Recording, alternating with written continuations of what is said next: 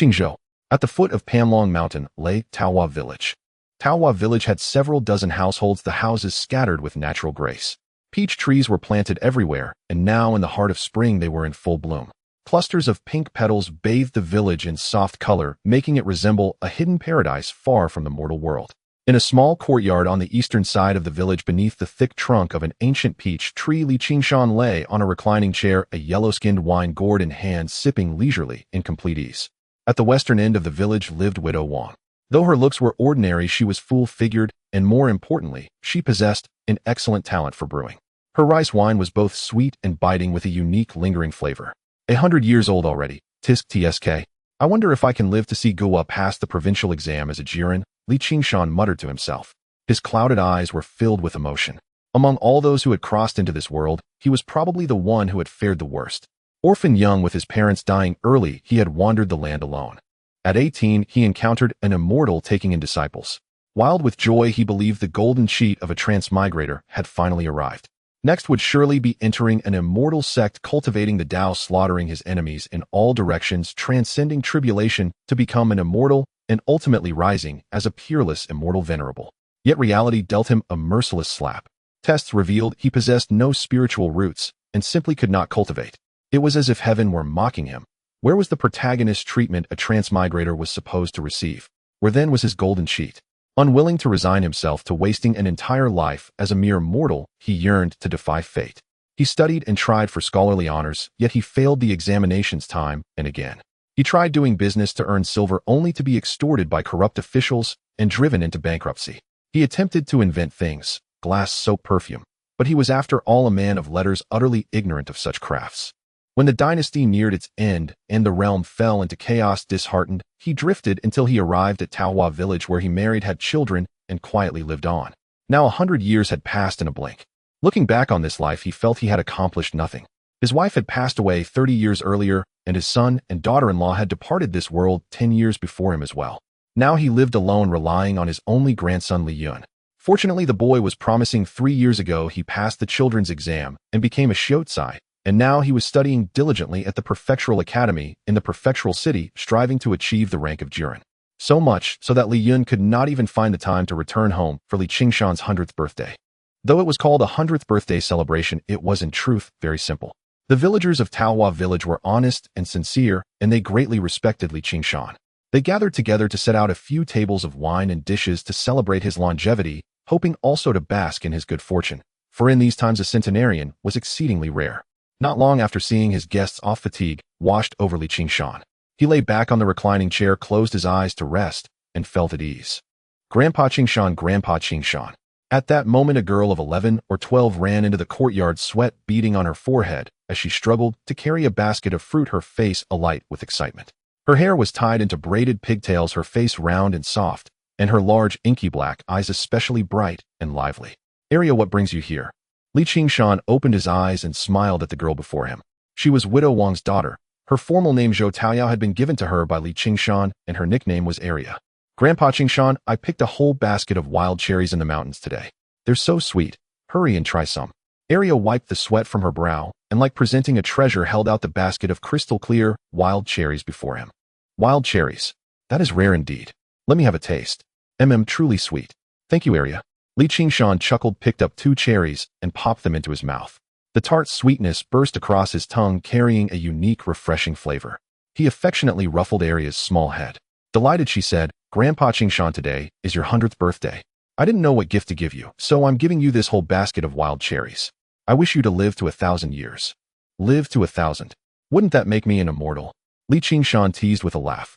"Grandpa Qingshan, aren't you already an immortal? You're exactly like the immortals in the storybooks.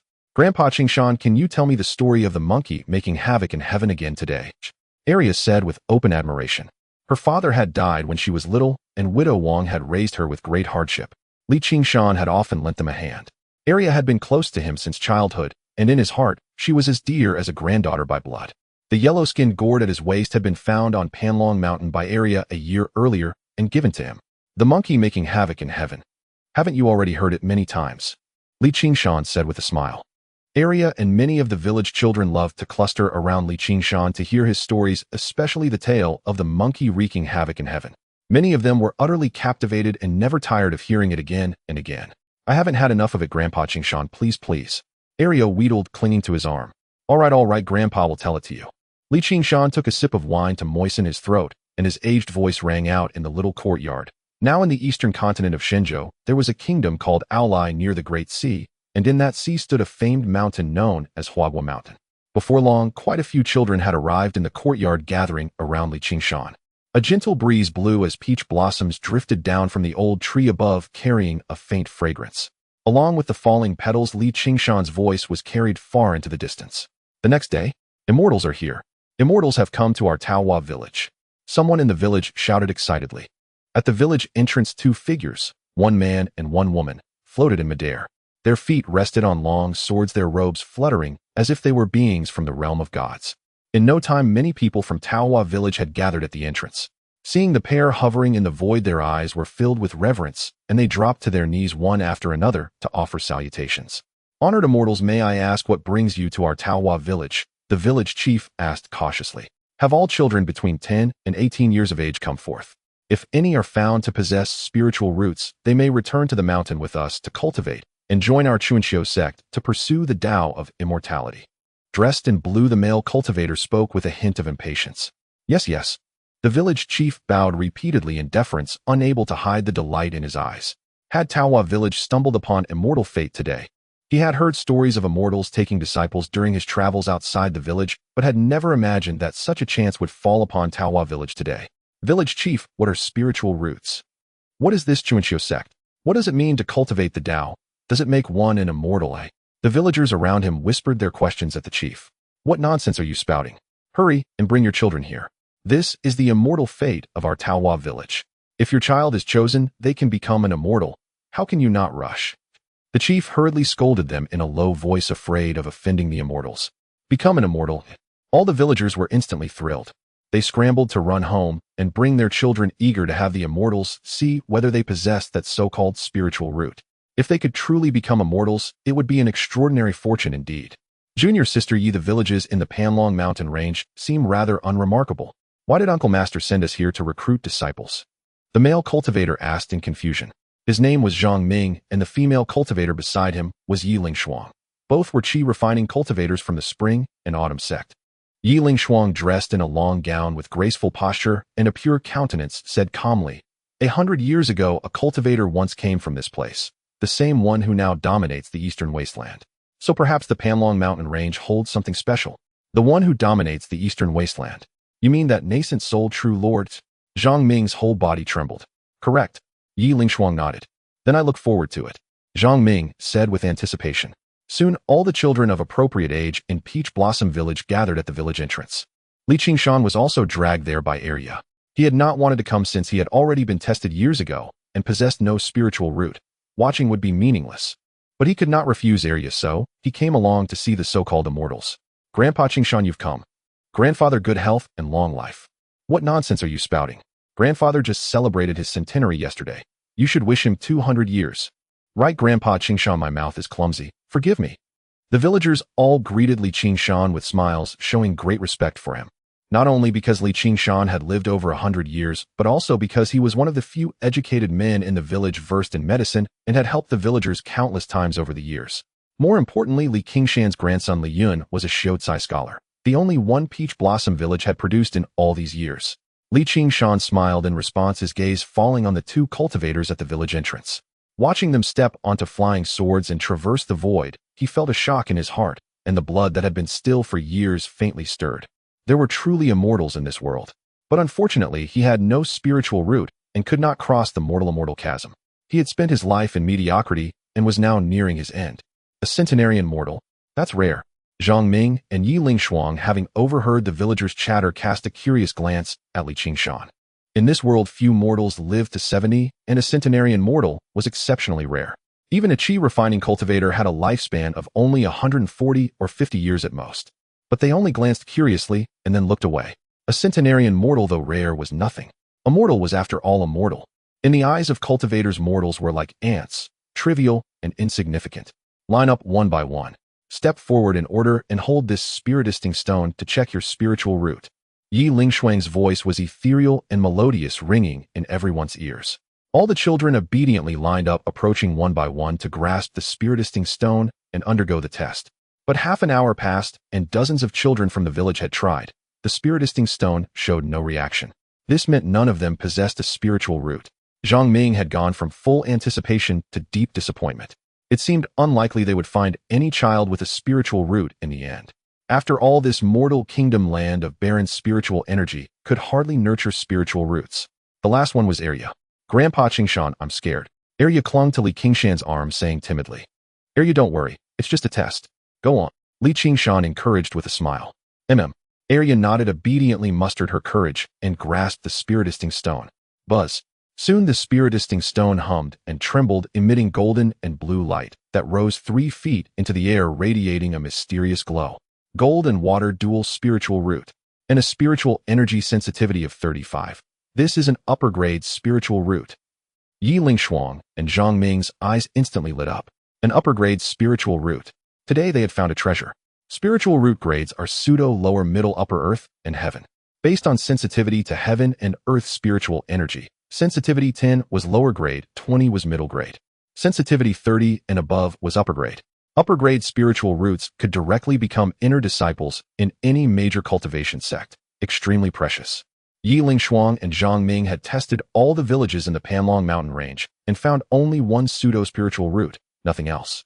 They never expected to discover a seedling with an upper-grade spiritual root in Peach Blossom Village today. Bringing her back to the sect would surely earn them rewards. Very good. What is your name? Yi Lingshuang descended from midair, landing before Arya, and asked gently. I am Arya. My formal name is Zhou Taoyao. Arya was still dazed, not knowing what was happening, and said softly, Zhou Taoyao. A wonderful name. You possess an upper-grade spiritual root. Come with me to the spring and autumn sect to cultivate the Tao. How about it? Yi Lingshuang said with a slight smile. Arya's eyes lit up. Cultivate the Tao. Is that becoming an immortal? Yi Lingshuang nodded. Though we cultivators are still far from immortals, you can think of it that way. Wonderful. Then I can become an immortal too. Arya cheered and leaped. Li Qingshan watched this scene, his heart filled with emotion. He recalled his own spiritual root test at 18 years old. He had no spiritual root at all. And now Arya possessed an upper-grade spiritual root and had obtained immortal destiny. As for the village chief and the villagers, they were all filled with intense excitement and envy. Their Peach Blossom village was about to produce an immortal. Arya glanced at Li Qingshan, then suddenly mustered courage. Fairy sister, may I ask one favor? What favor? Go ahead, Yi Lingshuang asked. Grandpa Qingshan definitely has a spiritual root too. Fairy sister, please test Grandpa Qingshan as well. I want him to come to the spring and autumn sect with me. Arya pleaded. Yi Lingshuang glanced at Li Qingshan, frowned, and said, he is already 100 years old, his lifespan nearly exhausted. And leaving aside that the spiritisting stone is inaccurate for those over 20, even if he had a spiritual root, it would be useless. A centenarian mortal with withered chi and blood would find it extremely difficult to even enter the chi refining stage, let alone further cultivation. It was nearly a death sentence. Fairy sister, please just test Grandpa Qingshan. Maybe his spiritual root is even better than mine. Arya persisted, unwilling to give up. Arya, is it? You don't understand. A centenarian mortal cannot possibly step onto the immortal path. His lifespan is nearly exhausted. Testing his spiritual root is meaningless. If not for Arya being an upper-grade spiritual root seedling, he would have scolded her already. A centenarian mortal wanting to cultivate. A fool's dream. But unable to withstand Arya's persistent pestering, Yi Lingshuang reluctantly agreed. Fine, let's fulfill this wish for you and test him. This. Li Qingshan, come and try. Yi Lingshuang's gaze fell on Li Qingshan as she spoke in different. Li Qingshan looked at the spirit stone that Yi Lingshuang handed over the smooth texture of the jade, feeling both strange and familiar. Memories of testing his spiritual root a century ago surged into his mind. A flicker of complexity flashed in his murky eyes, filled with nostalgia for the past, and a helpless sigh regarding his own fate. At 100 years old, testing once more was merely an addition of sorrow. He initially intended to decline, but looking at the pair of bright, pleading eyes of Arya, filled with anticipation, the words of refusal lodged in his throat. Well, let's just fulfill the child's wish. His aged, wrinkled hand, marked with spots of time, trembled slightly as he slowly grasped the spirit stone. At first there was no response. The spirit stone lay silent like a dead object, just as it had a century ago. Zhang Ming's lips curled into a contemptuous arc, and Yi Lingshuang slightly shook her head, preparing to reclaim the spirit stone. However, just as Yi Lingshuang's fingertip was about to touch the spirit stone, and Qingshan was ready to let go, a resounding hum far grander and clearer than during Ya's test suddenly erupted. The spirit stone trembled violently in Qingshan's hand, as if awakened like a star. Immediately after, a column of pure, indescribable azure light shot skyward. The light column was not a single color, but contained an all-encompassing Tao rhythm evolving with life reminiscent of the primal essence of the world at its inception. It lacked the sharpness and agility of gold and blue, but possessed a vast, majestic, and ceaseless power. The light column soared into the clouds, instantly reaching an astonishing height of 9 feet 9 inches. The entire Taowa village was enveloped in this pure and powerful azure light, and the countless peach blossom petals seemed to halt their descent, bathed in a layer of divine radiance. The villagers were left dumbfounded by this sudden miracle, kneeling on the ground and murmuring This. Zhang Ming's contempt froze on his face, his eyes nearly popping out as his mouth gaped wide enough to fit an egg, 9 feet 9 inches. Pure azure Tao rhythm. This is the legendary heavenly spirit root. And it's a wood attribute heavenly spirit root. Yi Lingshuang's cold features also showed signs of intense fluctuation for the first time, her beautiful eyes filled with disbelief and shock. Her voice trembled with restraint. It's truly a heavenly spirit root. Sensitivity. Sensitivity is at least 80 or above. How is this possible? In a 100-year-old mortal. The village entrance fell silent, leaving only the lingering hum of the spirit stone and the pure azure light, proclaiming a maddening truth. This Aboutity centenarian possessed a top-level talent in the realm of cultivation, 1 in a million, capable of driving any sect mad, a heavenly spirit root. Qingshan himself was stunned. He felt the warm and powerful energy emanating from the spirit stone in his hand, a sense of vitality, seemingly attempting to flow into his already exhausted body. However, this vitality collided with a thick, cracked, decaying wall, unable to penetrate, only able to linger and dissipate at the surface of his body. His heart was a mix of feelings, with shock and ecstasy, but more so an absurd bitterness. Heavenly spirit root. Qingshan murmured, his voice hoarse and dry as if chewing on a word that did not belong to him. Yes, heavenly spirit root. Old man, you possess a ancient millennium heavenly spirit root.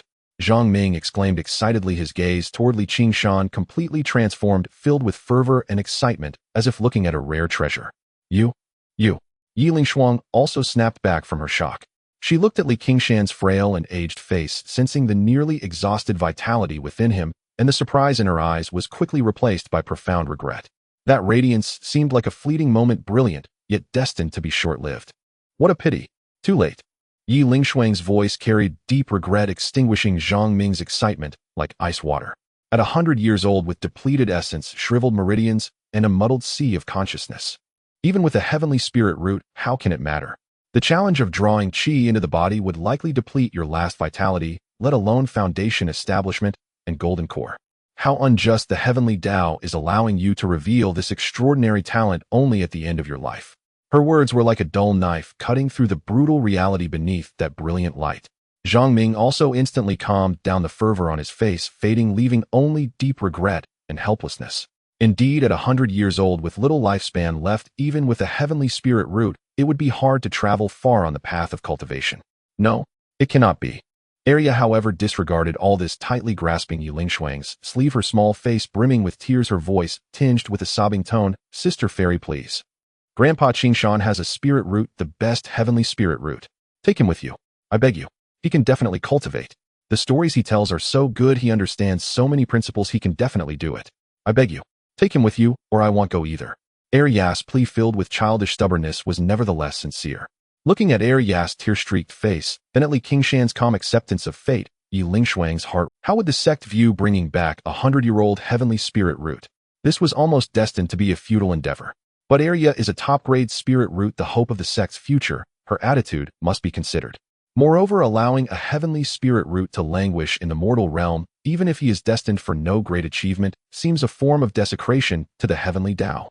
In the end, Yi Lingshuang sighed lightly. Well then, Qingshan, for Arya's sincere heart, and for your heavenly spirit root, I can take you back to the Chuanchi sect.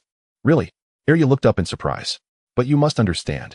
Yi Lingshuang looked at Qingshan seriously. The sect's resources are limited. We cannot invest too much in a person in their twilight years.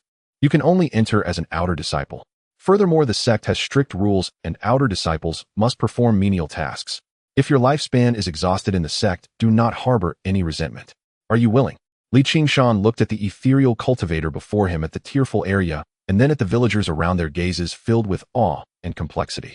A century wasted achieving nothing. He had thought his neck would be buried in the loam, yet at the end of his life, he saw a sliver of the heavenly gate he had long dreamed of opening, though the gap was narrow and fraught with thorns. A glimmer flickered in his murky eyes, soon returning to calm. He smiled slightly, the wrinkles on his face relaxing like dried orange peels, carrying a sense of openness shaped by the passage of time. An old man is willing. Thank you, fairy, for your grace. Arya, thank you too. Li Qingshan smiled as he patted Arya's little head. That's wonderful. Grandpa Qingshan, we can go cultivate together. Arya cheered and excitedly leaped into Li Qingshan's embrace. Go say goodbye to your mother. Li Qingshan sighed softly. Arya obediently nodded and ran to her mother, both of them in tears. The surrounding villagers felt a mix of emotions.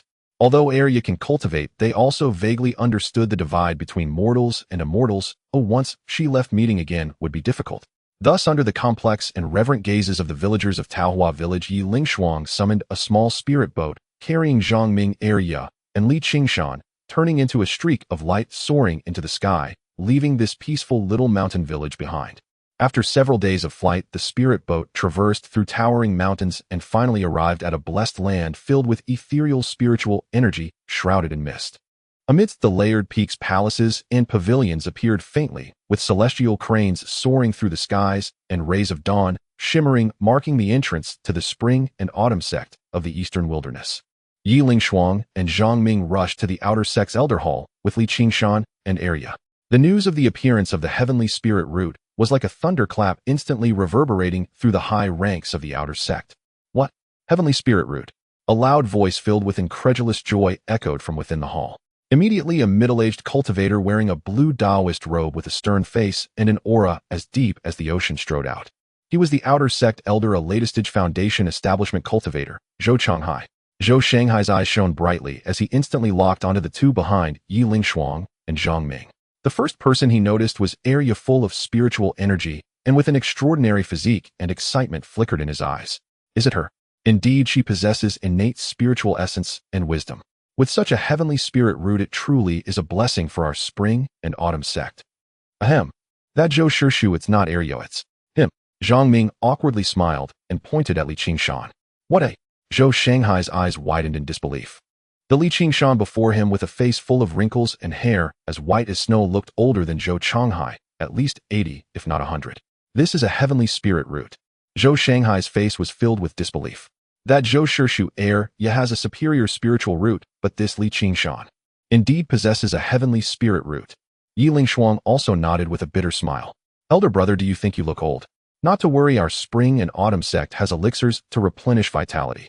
As long as you're under 60, it will not affect your cultivation. Well, I just happen to be 100 years old. Li Qingshan replied somewhat shyly. How old? 100 years. Zhou Shanghai shuddered all over, nearly blacking out before him. 100 years old, and possessing a heavenly spirit root. Are you kidding me? Zhou Shanghai's face turned ashen as he suddenly appeared in front of Li Qingshan, his powerful spiritual pressure making Li Qingshan feel a blockage in his breath. Zhou Shanghai grabbed Li Qingshan's wrist, sending pure spiritual power into him. The last glimmer of hope on his face turned into deep disappointment the moment the spiritual power entered Li Qingshan's body. 100 years. Vitality depleted. Meridians like decayed wood. Consciousness murky as a muddy pond. Zhou Shanghai's voice dropped from excited highs to the cold depths filled with endless disappointment and sorrow. The heavenly spirit root. Indeed, a heavenly spirit root. How cruelly the heavens toy with people. To let a pearl be covered in dust in the twilight of life. He released his hand, looking at Li Qingshan with a complex gaze filled with regret, sorrow, and even a hint of anger, as if questioning why the heavens played such a joke. Such talent, if discovered 80 years earlier. No, even 40 years earlier, our spring and autumn sect would exhaust all resources to cultivate a nascent soul true monarch, or even have hopes of transcending.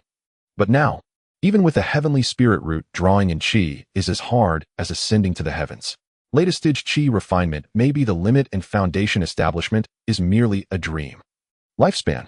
At most extend another 10 or 8 years. What use is that? The other elders in the hall gathered around, and upon learning the situation, all shook their heads and sighed, their gazes toward Li Qingshan shifting from initial shock to deep regret. Elder, how should we arrange this? Yi Lingshuang respectfully asked. Zhou Chonghai paced a few steps with his hands behind his back, ultimately stopping his tone, regaining the authority and indifference of an outer sect elder. Since he possesses a heavenly spirit root, let him stay in the outer sect as an ordinary servant disciple. To announce this would damage the sect's reputation and make our spring and autumn sect appear stingy. But allowing him to enjoy inner sect resources would be a waste and unfair to other disciples. He pondered for a moment, casting his gaze toward a corner deep in the mist behind the hall. Let it be this way. The abandoned treasure hall on the back mountain needs a caretaker. It is quiet there, and the spiritual energy barely suffices for drawing in qi. Let him go there, hold the title of an outer sect disciple, and be responsible for daily cleaning, guarding those junk inside the hall. If he has spare time, he may also attempt to draw in qi himself. The sect will not interfere, but there will be no extra resources provided. Whether he gains anything depends entirely on his fortune, and that little bit of pitiful lifespan. The abandoned treasure hall. Zhang Ming was taken aback. He had heard of that place where the sect stored various discarded artifacts, broken items, or those of unclear origins and unclear uses. It had been neglected for years, the spiritual energy pitifully thin, almost like a large garbage dump. To have a heavenly spirit root guard there. Yi Lingshuang also frowned slightly, but thought about Li Qingshan's situation, and this indeed seemed to be the most suitable arrangement. It provided him with an identity, a place to stay, while not wasting the sect's resources. We will abide by the elder's decree. Yi Lingshuang and Zhang Ming bowed in response. Soon an outer sect disciple took Li Qingshan away from the bustling elder hall along a secluded mountain path toward the back mountain. Area was taken away by Yi Lingshuang to handle the inner sect disciples' entry procedures. At parting, she looked back at Li Qingshan reluctantly, her eyes filled with worry. Li Qingshan simply smiled and waved his hand at her, signaling her to be at ease. The mountain path was rugged, and the further they went toward the back mountain, the thinner the spiritual energy grew and the environment became more desolate. Eventually, they stopped before a dilapidated grand hall hidden among withered grass and vines. A crooked, dust-covered plaque hung above the hall's entrance bearing 3 mottled ancient characters, Abandoned Treasure Hall. The hall door was half open, and a mix of dust, rust, decayed wood, and the smell of mildew assailed the senses. Inside the hall, the dim light revealed a vast space cluttered with all manner of bizarre items. Broken flying swords, rusted armor, cracked fragments of magical artifacts, dull ores, incomplete jade slips, and even some strange objects of unknown purpose covered in dust. They were haphazardly piled up, like the forgotten dust of history. Li Shidi. The guiding disciple looked at Li Qingshan's aged appearance, and the term Shidi felt somewhat awkward. This is the abandoned treasure hall. Your duty is to clean the dust inside daily. Organize. Actually, there's no need to organize much, just don't let the things collapse and hit someone. There is a small room behind the hall. You will live there. This is your identity jade token and the basic qi drawing technique, Changchunju. He handed Li Qingshan a low-quality jade token and a thin booklet, his tone carrying a hint of pity. The spiritual energy here is thin. You take care of yourself. Don't wander around. There are restrictions deep in the back mountain, very dangerous. After giving his instructions, he hurriedly left, as if escaping. Li Qingshan stood at the entrance of the abandoned treasure hall, gazing at this vast, junk-filled, desolate place. The decaying air around him seemed to reflect the 100-year journey of his life. He tightened the yellow wine gourd that Arya had given him, which had accompanied him for a year. Its surface was smooth, seemingly resonating ever so slightly with some of the silent objects in the hall. He stepped into the hall, his footsteps leaving shallow imprints on the dust-covered floor. Looking around, his gaze swept over the remnants, forgotten by time, finally landing on the similarly dilapidated small room behind the hall. On his aged face, there was no disappointment, no anger, only a serene calmness that came from enduring the vicissitudes of life. The abandoned treasure hall. It's rather quiet. Long life road cut off. 100 years passed buried in yellow earth. To catch a glimpse of the immortal gate is already an unexpected joy. Since the path ahead is set, then let it be as it may. He clutched the Changchunju booklet tightly and walked toward that small room. The yellow gourd under the dim light seemed to flash with a barely perceptible gleam. Time flowed slowly. Li Qingshan rose at dawn each day, grasping an old broom with worn bristles, sweeping away the seemingly endless dust within the hall. His movements were slow yet steady, sweeping over broken weapons, rusted armor, dull ores, and strange remnants of unknown origins. Dust danced in the dim light, then slowly settled down, covering everything. Occasionally, he would pause, gazing at the peculiar patterns left on some artifact or caressing a piece of jade that felt warm to the touch, yet was riddled with cracks, his expression calm, devoid of sorrow or joy. After finishing the cleaning, he returned to the small, humble stone room behind the hall. The room contained merely a bed, a table, and a stool, with a corner piled with some barely usable household items. His most important task was to study the thin book titled Changchunju. The pages were yellowed and the handwriting was antiquated. The Qingshan was divided into two parts. One part contained the rules of the spring and autumn sect, some basic knowledge of cultivation, including spirit pills, spiritual herbs, magical weapons, talismans, and formations. The other part detailed the cultivation methods of the Qingshan, which had 10 layers corresponding to the levels of qi refinement from 1 to 10. The realms of cultivation were divided into qi refinement, foundation, establishment, golden core, nascent soul, and god transformation. Although Qingshan held little hope for his own cultivation, he was unwilling to give up with the Qingshan in hand. After thoroughly understanding the common knowledge of cultivation, he began to practice the Qingshan.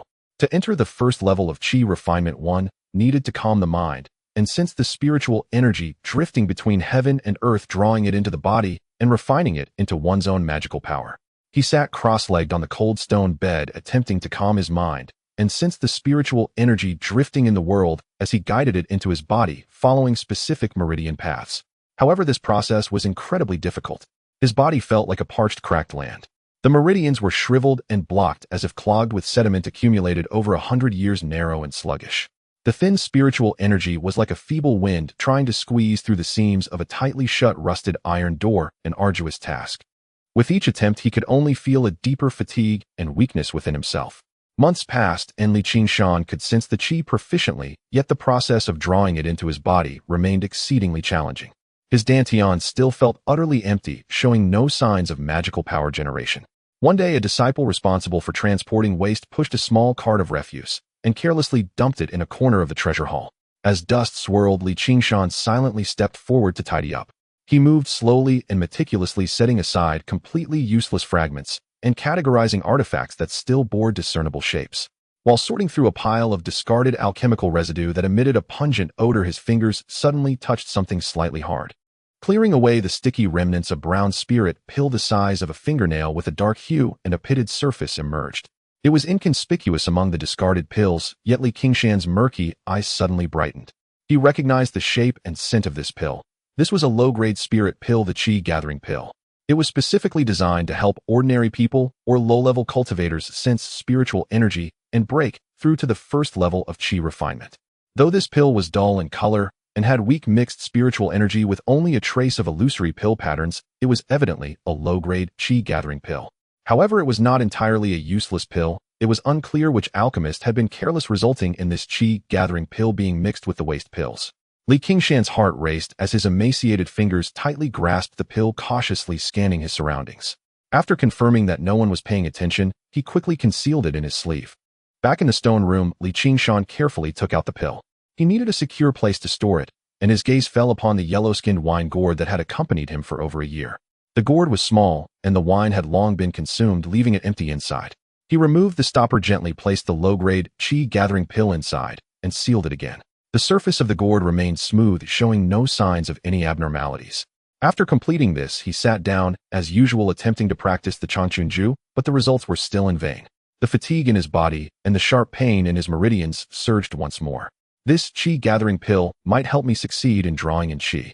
He'll wait a few more days, and if no one comes looking for it, I will take this Qi Gathering Pill. I must be cautiously, Qingshan thought to himself. Even a low-grade Qi Gathering Pill posed potential. What if someone comes looking for it? After living for over 100 years, Qingshan knew well how to live safely and for the long term. He sighed and lay down on the cold stone bed, falling into a deep sleep. The next morning, Qingshan awoke. Habitually, he picked up the yellow-skinned wine gourd to check if the pill was safe. When he removed the stopper, an unprecedented pure and rich herbal fragrance instantly filled the entire small stone room. Qingshan was stunned. He hurriedly turned the gourd upside down and gently tipped it. A round, plump pill, jade green in color, radiating a soft glow, with several mysterious natural pill patterns faintly visible, rolled into his emaciated palm. The pill emitted a pure spiritual energy, gentle, yet vast, far surpassing the dull low-grade pill from yesterday. 1, 2, 3, 4 pill patterns. This is a top-grade Qi Gathering Pill. Qingshan's hands trembled slightly as he stared in disbelief at the astonishing change in his palm. He abruptly raised his head to look at the seemingly ordinary yellow-skinned wine gourd. The gourd lay quietly to the side, its surface still smooth as if nothing had happened the night before. A shocking thought flashed through his mind. This gourd. Could it enhance the grade of pills? Otherwise, how could a low-grade spirit pill transform into a top-grade spirit pill overnight? A wave of immense joy surged through Qingshan's heart, but he quickly forced himself to calm down. This secret must not be known by anyone. He took a deep breath, feeling the vigorous life force emanating from the pill in his palm. Without any hesitation, he sat cross-legged and swallowed the top-grade Qi-gathering pill. The top-grade Qi-gathering pill must not be kept, otherwise it would lead to disaster. The best course of action was to consume it directly. The pill dissolved upon entering, and a vast yet exceptionally gentle pure flow instantly surged into his limbs and bones.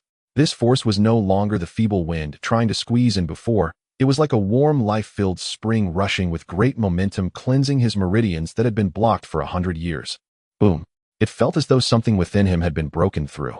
A violent sense of swelling pain surged, far stronger than the previous attempts to draw in qi, but this time it was no longer a futile sting, it carried a refreshing sensation. Qingshan could distinctly feel the pure flow of spiritual power forcefully penetrating the shriveled and blocked small meridians with unstoppable momentum. The accumulated impurities were being washed away, dissolved, and expelled from his body. The withered and shriveled meridians, nourished by this surge of vitality, greedily absorbed the moisture like parched branches in desperate need of water, beginning to recover their subtle elasticity. A large amount of gray-black foul muck began to seep from the surface of Qingshan's body. His bones emitted faint cracking sounds while his aging and stiff muscles twitched slightly. After an unknown period of time, the surging warm current finally began to calm down, ultimately settling in the dantian. There, a faint yet incredibly clear stream of azure energy brimming with life rotated slowly and existed stably like a newly sprouted seedling. What elemental magical power! Foundation establishment. Qingshan slowly opened his eyes. The stone room remained dim, but in his eyes it seemed to have become much brighter. He could sense the presence of the thin spiritual energy in the air, which was gradually and spontaneously converging towards his body. Although weak, it was undeniably real. The filthy muck on his body emitted a foul odor and was sticky and unbearable. However, he felt an unprecedented sense of ease. The heavy fatigue had mostly vanished, his blurry vision seemed to have cleared slightly, and the faint sounds in his ears had increased. Most importantly, a faint yet genuine vitality began to flow once more within this aging body, as if a withered tree had encountered spring and sprouted a few new buds. He looked down at his wrinkled hands, which were no longer as withered and lifeless as before, and glanced at the yellow-skinned wine gourd quietly lying on the stone bed. Deep within the treasure hall there was a profound silence. Only the occasional sound of wind from outside the window and the heartbeat of Qingshan's heart, which had been silent for 100 years, could be heard thumping vigorously with new life. This yellow-skinned gourd is undoubtedly a treasure. With this gourd, perhaps my path to immortality is hopeful. Qingshan grinned, his eyes shining brighter than ever. However, I still need to test what effects this yellow-skinned gourd has. If it can truly turn waste into treasure, I might be able to rapidly enhance my cultivation with the numerous discarded pills in this treasure hall. Qingshan thought to himself. Without any hesitation, he headed toward the treasure hall, suppressing his excitement as he began to carefully search through the corners. He specifically chose the piles of discarded pills. Many of the pills had completely turned to powder or stuck together in clumps, emitting a pungent odor. He patiently sifted through, searching for those discarded pills that, though dim, damaged, and weak in spiritual energy, still maintained some semblance of their original form. The treasure hall only had a year's worth of inventory because every year disciples would come to refine the discarded pills and broken magical tools into ashes. Moreover, most of the discarded pills were in clumps, and there were not many that had actually taken form. After spending most of the day, Qingshan managed to find over a dozen solid discarded pills. Among them, most were qi recovery pills, which could help cultivators in the early stages of foundation establishment restore their magical power. Additionally, there was a body refining pill with a surface covered in cracks, which could slightly strengthen one's physique. There was also a spirit focusing pill, which was twisted in shape and nearly unrecognizable, capable of aiding in meditation and resisting inner demons. These over a dozen pills had almost depleted their spiritual energy, with their patterns blurred or broken, rendering them entirely discarded. Qingshan carefully placed these over a dozen discarded pills into the yellow-skinned gourd. After pondering for a moment, he grabbed a small piece of the clumped discarded pills and stuffed it into the gourd as well. After sealing it, he kept the gourd close to him. Returning to the stone room, he sat cross-legged, attempting to meditate and practice the Qingshan technique, but his thoughts kept drifting towards the gourd in his arms. That night was exceptionally long. The next morning, Qingshan was among the first to take out the gourd. He took a deep breath, his eyes filled with anticipation, and then uncorked it. A complex aura mixed with the pure fragrance of medicine surged out. Did it succeed? Qingshan's eyes were filled with excitement.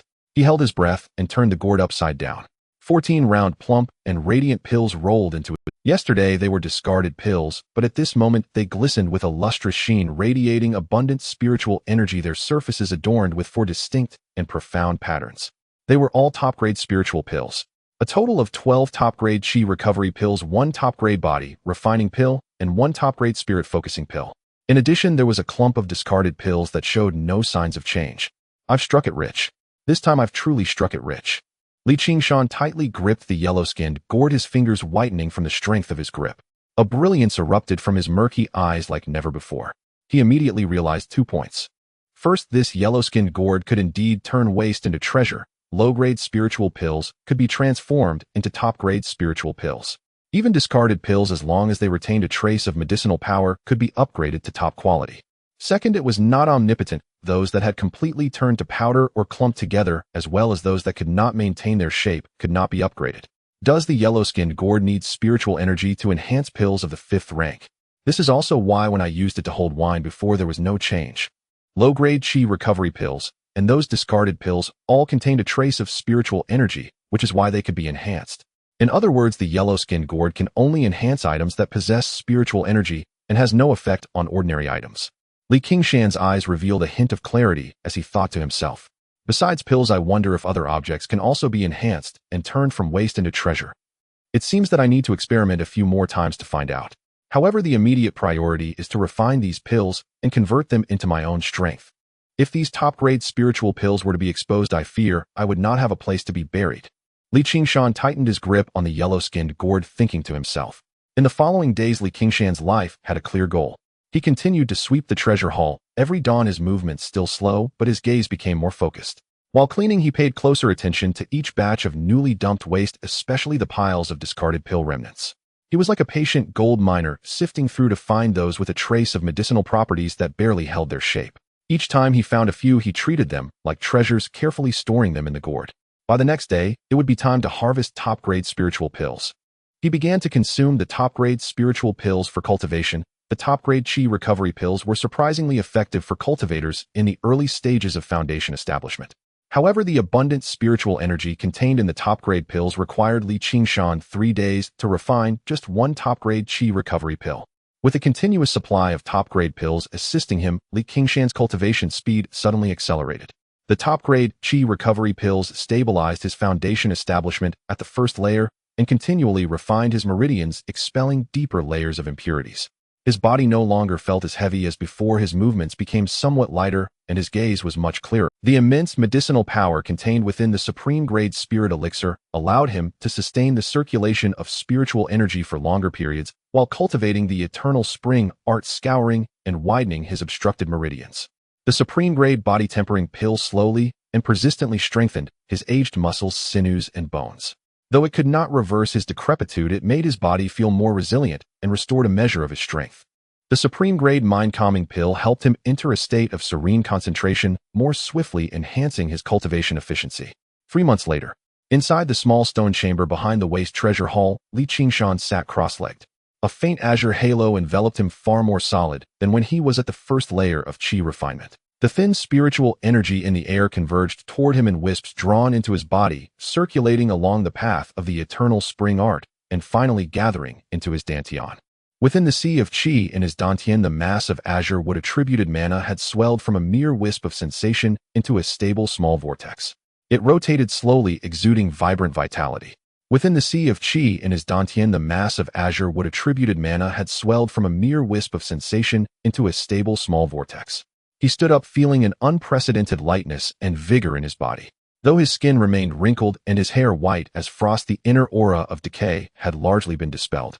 He walked outside and casually swung his fists a few times, producing a faint sound of wind. These supreme-grade elixirs are truly miraculous. 3 months, and I've reached the 3rd layer of Qi refinement. I've heard that even a heavenly spiritual root requires at least a year to reach the 3rd layer of Qi refinement. With the aid of supreme-grade elixirs, cultivation is indeed fast. But the supreme-grade elixirs are all used up and the waste pills are becoming fewer as well. Qingshan murmured to himself, his heart overflowing with gratitude for the yellow gourd. In just 3 short months, he had been reborn. 3rd layer of Qi refinement.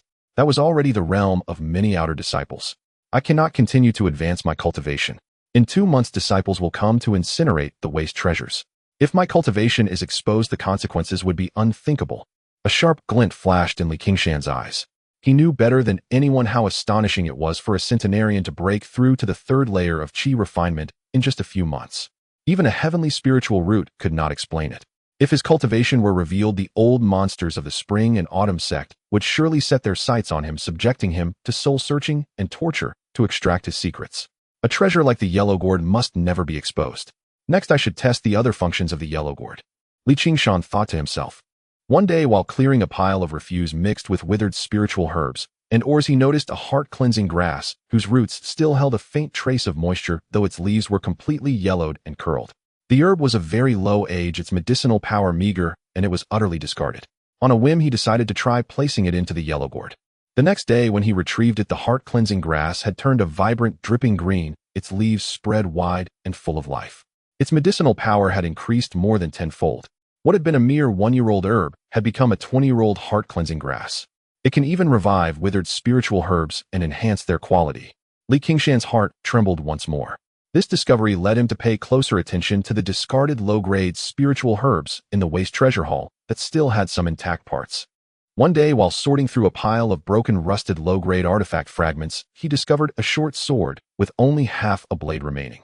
The hilt was still intact, and though the broken edge was heavily rusted, one could faintly see that the internal artifact patterns had not been completely destroyed.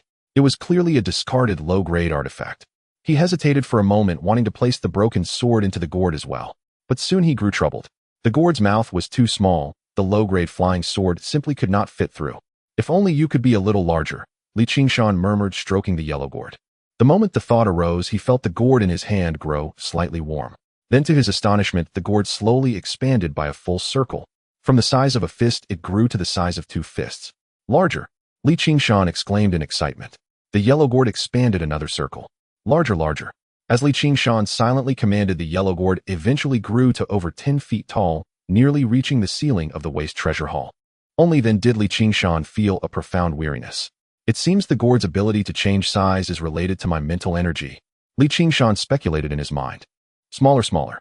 As Qingshan silently commanded, the yellow gourd eventually shrank to the size of a speck of dust. Had he not examined it closely, he would have been unable to detect its presence. This is perfect. When it's small, it's easy to hide. From now on, I'll call you the wish-fulfilling gourd, Qingshan thought to himself. The yellow gourd could change size at will, and according to his will turn waste into treasure. Was this not indeed a wish-fulfilling gourd? After playing with it for a while, he enlarged the wish-fulfilling gourd and placed the broken sword inside. The next day, when he retrieved it, Qingshan was stunned. The short sword in his hand now had a complete blade gleaming with cold light.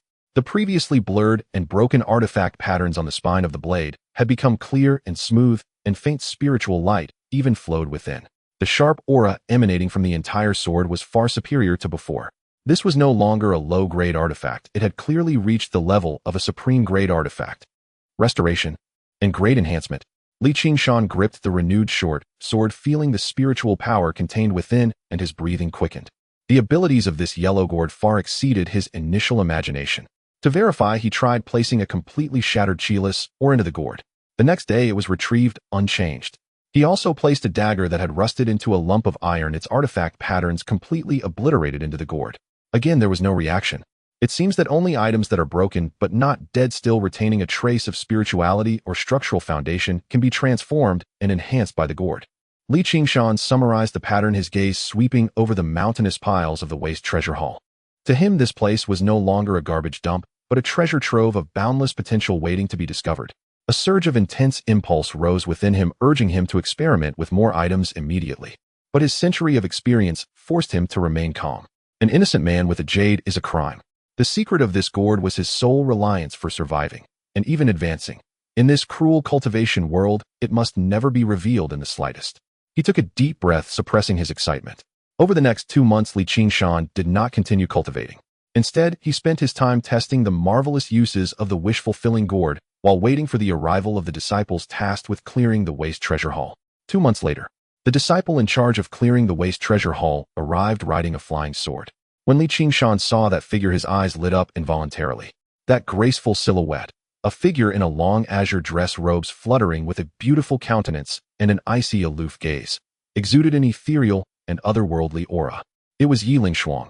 Yi Lingshuang still retained her cold and ethereal demeanor, though there seemed to be a hint of barely perceptible fatigue in her brow. She glanced over the relatively tidy open space outside the waste treasure hall, then turned her gaze toward Li Qingshan, who emerged from the stone house. Upon seeing Li Qingshan, a trace of barely noticeable surprise flickered in Yi Lingshuang's cold eyes. The elder before her, though still white-haired and deeply wrinkled, radiated a spirit and energy that was strikingly different from just months ago. The eyes that had once been murky and lifeless now subtly glimmered with a hint of clarity, and his posture appeared somewhat straighter. Although his steps were slow, they were steady, and the aura of impending decay surrounding him had considerably faded. Li Qingshan. Yi Lingshuang's voice remained cold, carrying a tone of confirmation. Li Qingshan, I greet Sister Yi. Li Qingshan bowed in accordance with the rules of the door. Yi Lingshuang nodded slightly, her gaze once again scrutinizing him. It seems that although this waste treasure hall is remote, and the spiritual energy is thin, it hasn't completely led to your despair. Your complexion looks much better than when you first arrived. From your appearance, could it be that you have made some progress in your cultivation? Thanks to Sister's blessings, I find this place rather peaceful. I sweep and tidy up every day, exercise my body, and additionally, I have been trying to cultivate the Changchunju in my spare time, and I have made some minor progress. Li Qingshan spoke calmly with just the right amount of excitement and nervousness. Oh, a clear wave finally flickered in Yi Lingshuang's eyes, no longer the indifference of before. You have successfully drawn in qi. She found it hard to believe. A centenarian in such a thin spiritual energy environment could actually draw qi into his body with just a basic cultivation technique. This was utterly against reason. I am of dull aptitude, and after months of hard cultivation, I have fortunately stepped into the first layer of qi drawing. Li Qingshan said, binding all his magical power within his dantian, cautiously releasing a trace of would attribute magical power. Yi Lingshuang glanced at it, sensing the weak would attribute magical power, and her initial surprise transformed into understanding, soon replaced by a deeper sense of regret. Indeed, it is the first layer of qi drawing. Would attribute magical power. She did not extend her divine sense to probe further, deeming it unnecessary. Although Li Qingshan had already reached 100 years of age, possessing a heavenly spiritual root allowed him to step into the first layer of qi drawing, which was not particularly astonishing. She sighed softly. It is truly not easy for you to successfully draw qi at such an age and in such an environment. It seems that your heavenly spiritual root does possess some extraordinary qualities, enabling you to forcefully break through the shackles of this declining physical shell. Her tone carried a hint of admiration, but more so a sense of regret. Unfortunately, your meridians are too severely obstructed, and your blood and qi foundation are nearly depleted. The first layer of qi drawing you have achieved is likely your limit. To advance further would be as difficult as ascending to the heavens. However, being able to draw qi into your body, purify some of the impurities from your flesh, strengthen your physique a bit, and extend your lifespan for a few years is indeed a blessing in disguise. Yi Lingshuang's words aligned perfectly with Li Qingshan's expectations. She indeed had not seen through his deliberately concealed cultivation of the third layer of qi drawing. Li Qingshan felt a sigh of relief in his heart. He believed his concealment was flawless, unaware that Yi Lingshuang had not probed with her divine sense. Otherwise, under Yi Lingshuang's divine sense, it would have been impossible for Li Qingshan's cultivation of the third layer of qi drawing to be concealed at all. I understand. To catch a glimpse of the immortal gates is already a stroke of luck, and I dare not hope for more. Thank you, sister, for your guidance that day. Li Qingshan bowed again, his tone sincere. Seeing him calmly accept reality, Yi Lingshuang's heart was also filled with regret. If only she could bring him to the spring and autumn sects sooner, how wonderful would that be? A prodigy with a heavenly spiritual root is a seed for the nascent soul in the future. She pondered for a moment, then took out a small white jade bottle from her storage bag. Though your path to immortality is bleak, drawing qi into your body may extend your lifespan slightly.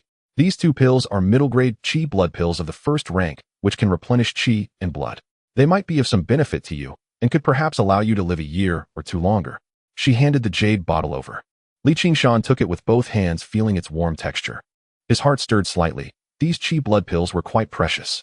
The ones he had previously consumed were all low-grade pills, while middle-grade pills were meant for cultivators at the mid-stage of qi drawing. Moreover, if the qi blood pills were enhanced by a rui gourd, their value would surely soar. Thank you, sister, for your generous gift. Li Qingshan bowed, earnestly filled with gratitude. He had not expected Yi Lingshuang to provide him with a middle-grade pill right off the bat. In the cultivation world, magical tools, talismans, pills, and formations were categorized into 5 ranks corresponding to the 5 major realms of cultivation. Each rank is further divided into low, middle, high, and top grades. A middle-grade pill of the first rank is typically reserved for those at the mid-stages of Qi drawing, making it quite valuable. Not to mention the Qi blood pill, which can not only enhance cultivation, but also replenish vitality and blood. No need for excessive courtesy. Yi Lingshuang waved her hand, her gaze shifting to the mountain of waste treasures in the hall. I have come this time to routinely clear out the waste treasure hall and use true fire to refine the residual malice and useless items within. The junior understands. Qingshan replied, then his face revealed just the right amount of hesitation and earnestness. Sister, I have one more request. I know my cultivation is lowly and the path to immortality is dim, but being in this remote place I cannot help but feel anxious. I wonder if sister could bestow upon me a few of the most basic defensive spells. I do not seek to defeat enemies, only to protect myself in case of encountering venomous insects or fierce beasts. Yi Lingshuang frowned slightly upon hearing this. This Qingshan seemed somewhat unaware of the gravity of the situation. Having just drawn in Qi, he already wished to cultivate spells. However, looking at Qingshan's aged and earnest face and recalling his mere cultivation at the first layer of Qi drawing and his frail body, it was indeed true that even the most ordinary beasts could pose a threat to him. Cultivating spells requires magical power to support them. Your magical power is weak and your meridians are fragile. Forcing spells may injure yourself, leading to more harm than good. She reminded him, her tone carrying a note of caution. Do not aim too high or seek too much too quickly. I will remember sister's teachings. What I seek are merely the most basic spells with minimal consumption for self-defense, while I would never dare to be greedy or reckless. Qingshan quickly assured, lowering his posture greatly. Yi Lingshuang saw his sincere attitude and thought of his precarious situation, ultimately nodding in agreement. She raised her delicate hand, and 3 differently colored jade slips, emitting faint spiritual light, floated before Qingshan. These 3 jade slips each record one of the most basic spells: fireball technique, feather flight technique, and breath concealment technique. She pointed out one by one. The fireball technique is an offensive spell that requires invoking fire's spiritual energy to condense a fireball to attack enemies. It has a relatively high consumption, so you must use it cautiously. The feather flight technique is a light body technique that can slightly enhance your speed for running and dodging. The breath concealment technique is an auxiliary spell that conceals your presence and minimizes your aura. It has the least consumption and may be the most practical for you. When Qingshan heard the words breath concealment technique, his heart leapt, and a wave of immense joy nearly broke through his composed expression. This was precisely the technique he had longed for. With it, his ability to conceal his cultivation would greatly. He forcefully suppressed his excitement, revealing a face filled with gratitude as he respectfully accepted the 3 jade slips. Qingshan, thank you, Sister Yi, for imparting the teachings. I will surely remember sister's instructions, practice cautiously, and never dare to misuse them. Yi Lingshuang nodded lightly, saying no more. She turned to face the hall of abandoned treasures, forming a hand seal as the spiritual power surged around her. A fierce and powerful aura spread out, and she gathered a ball of orangered true fire at her fingertips, throwing it deep into the hall with a wave of her hand. Instantly, the many utterly discarded and worthless remnants infused with chaotic energy were rapidly reduced to ashes under the burning of the true fire, leaving behind only some relatively stable materials or those with faint spiritual essence. The decayed aura within the hall was also burned away, and the air became clear.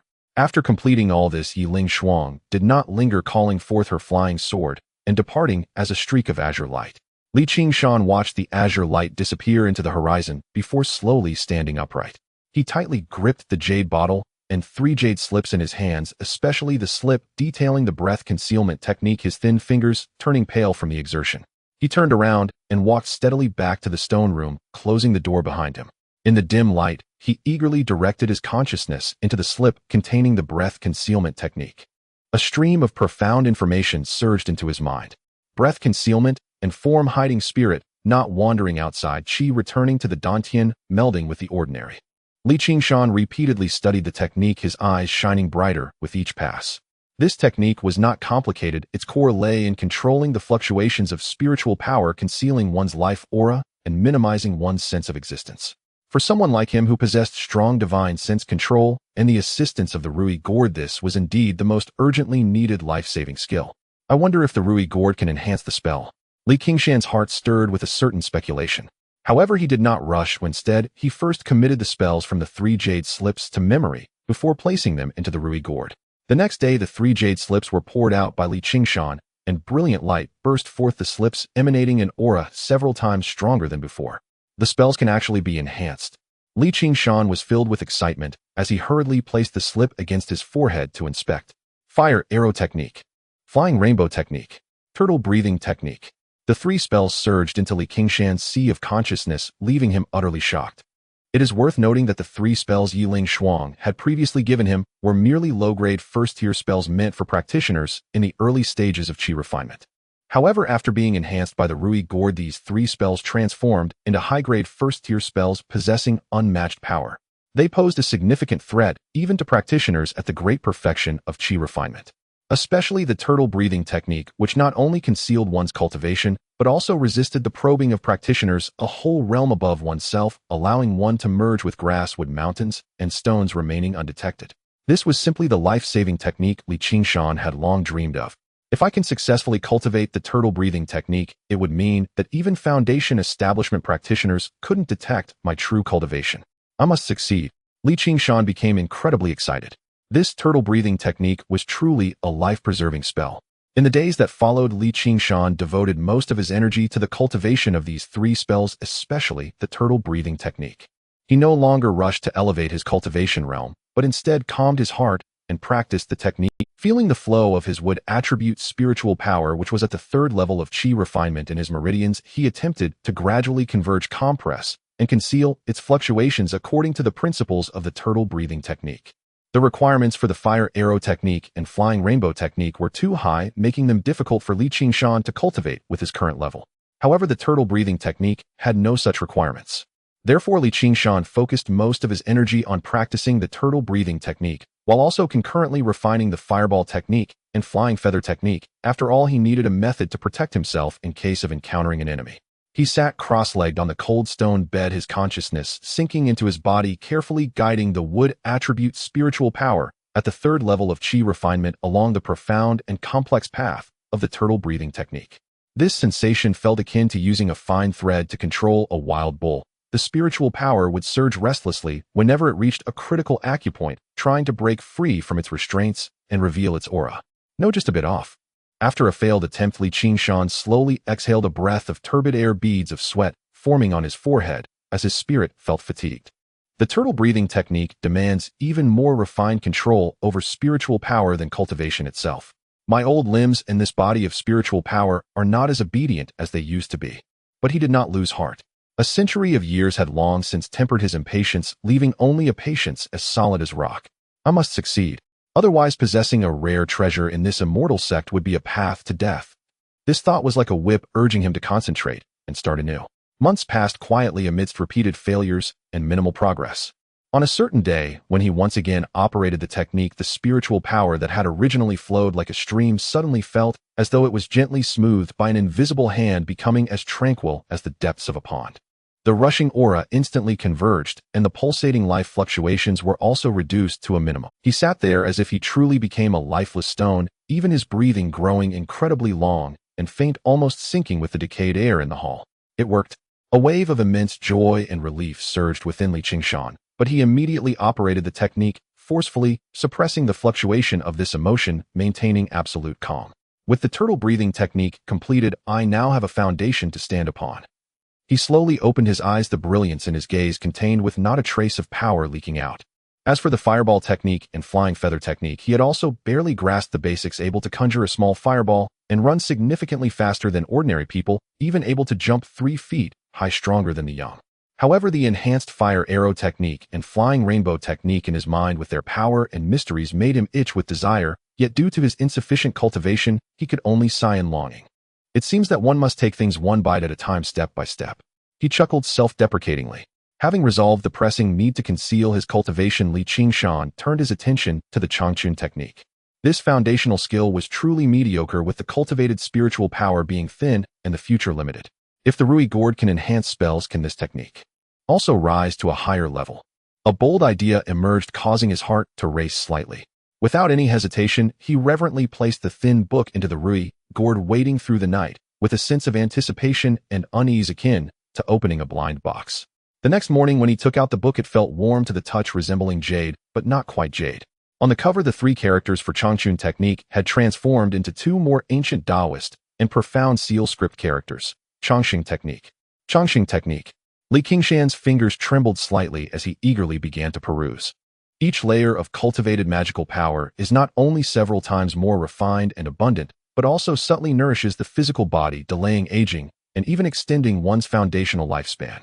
Just the Qi refinement stage alone can prolong life by a whole cycle of 60 years. So incredible. This Rui gourd is truly a treasure of creation, he exclaimed in his heart, nearly moved to tears. But after the ecstasy, a profound calm enveloped him. To possess such a treasure is a crime. To possess such a treasure is a crime. He repeatedly admonished himself, forcibly suppressing the surging emotions within. However, there was one matter that troubled Li Qingshan. That was that he had already cultivated the Changchun Ju, and the Changchun mana within him had reached the third level of Qi refinement. To cultivate the Changxing Ju, he must disperse his power and start anew. After all, Li Changsheng was already a centenarian, and dispersing his power to start over carried unimaginable risks. Changing cultivation methods was no easy task, especially since the Changxing Ju had a complex pathway and placed a heavy burden on the meridians. Yet he resolutely decided to disperse his power and start anew. One must risk losing a child to catch a wolf. With the path to the heavens ahead, how could one hesitate out of fear of difficulty? A resolute look shone in Li Qingshan's eyes. He immediately sat cross-legged in the stone chamber, beginning the process of dispersing his power and starting anew. The process of dispersing the third level of Qi refinement was excruciating, as if his meridians were being drained. But he gritted his teeth, relying on the techniques of the Changxing Ju and the foundation he had built before to draw Qi back into his body. The process was even more challenging than he had imagined. The Changxing Ju required an immense amount of spiritual energy, and the desolate waste treasure hall could barely meet that demand. Fortunately, he still had 2 Qi blood pills given by Yiling Shuang. A first-tier mid-grade pill should enhance my strength considerably, right? Li Qingshan thought with great anticipation as he tossed the Qi blood pills into the Rui gourd. The next day, 2 blood-red pills entwined with golden patterns and exuding astonishing vitality energy spilled out from the Rui gourd. This is a top-grade Qi blood pill. Li Qingshan gazed at the pill in his hand, which was wrapped in 4 golden patterns and had a dark golden hue, his eyes revealing immense excitement. He could feel the overwhelming medicinal power contained within the top-grade Qi blood pill, far surpassing that of the Qi boosting pill and Qi drawing pill. With the aid of this top-grade Qi blood pill, I will surely succeed in cultivating the Changxing Ju. Li Qingshan thought to himself. He directly swallowed 1 top-grade Qi blood pill. Boom. The surging medicinal power instantly erupted, flooding his withered meridians, nourishing his declining vitality and organs. His body, akin to the dry bark of an old tree, emitted faint sounds of joy under the rush of this newfound vitality. Supported by this powerful medicinal force, the operation of the Changxing Ju finally fell into place.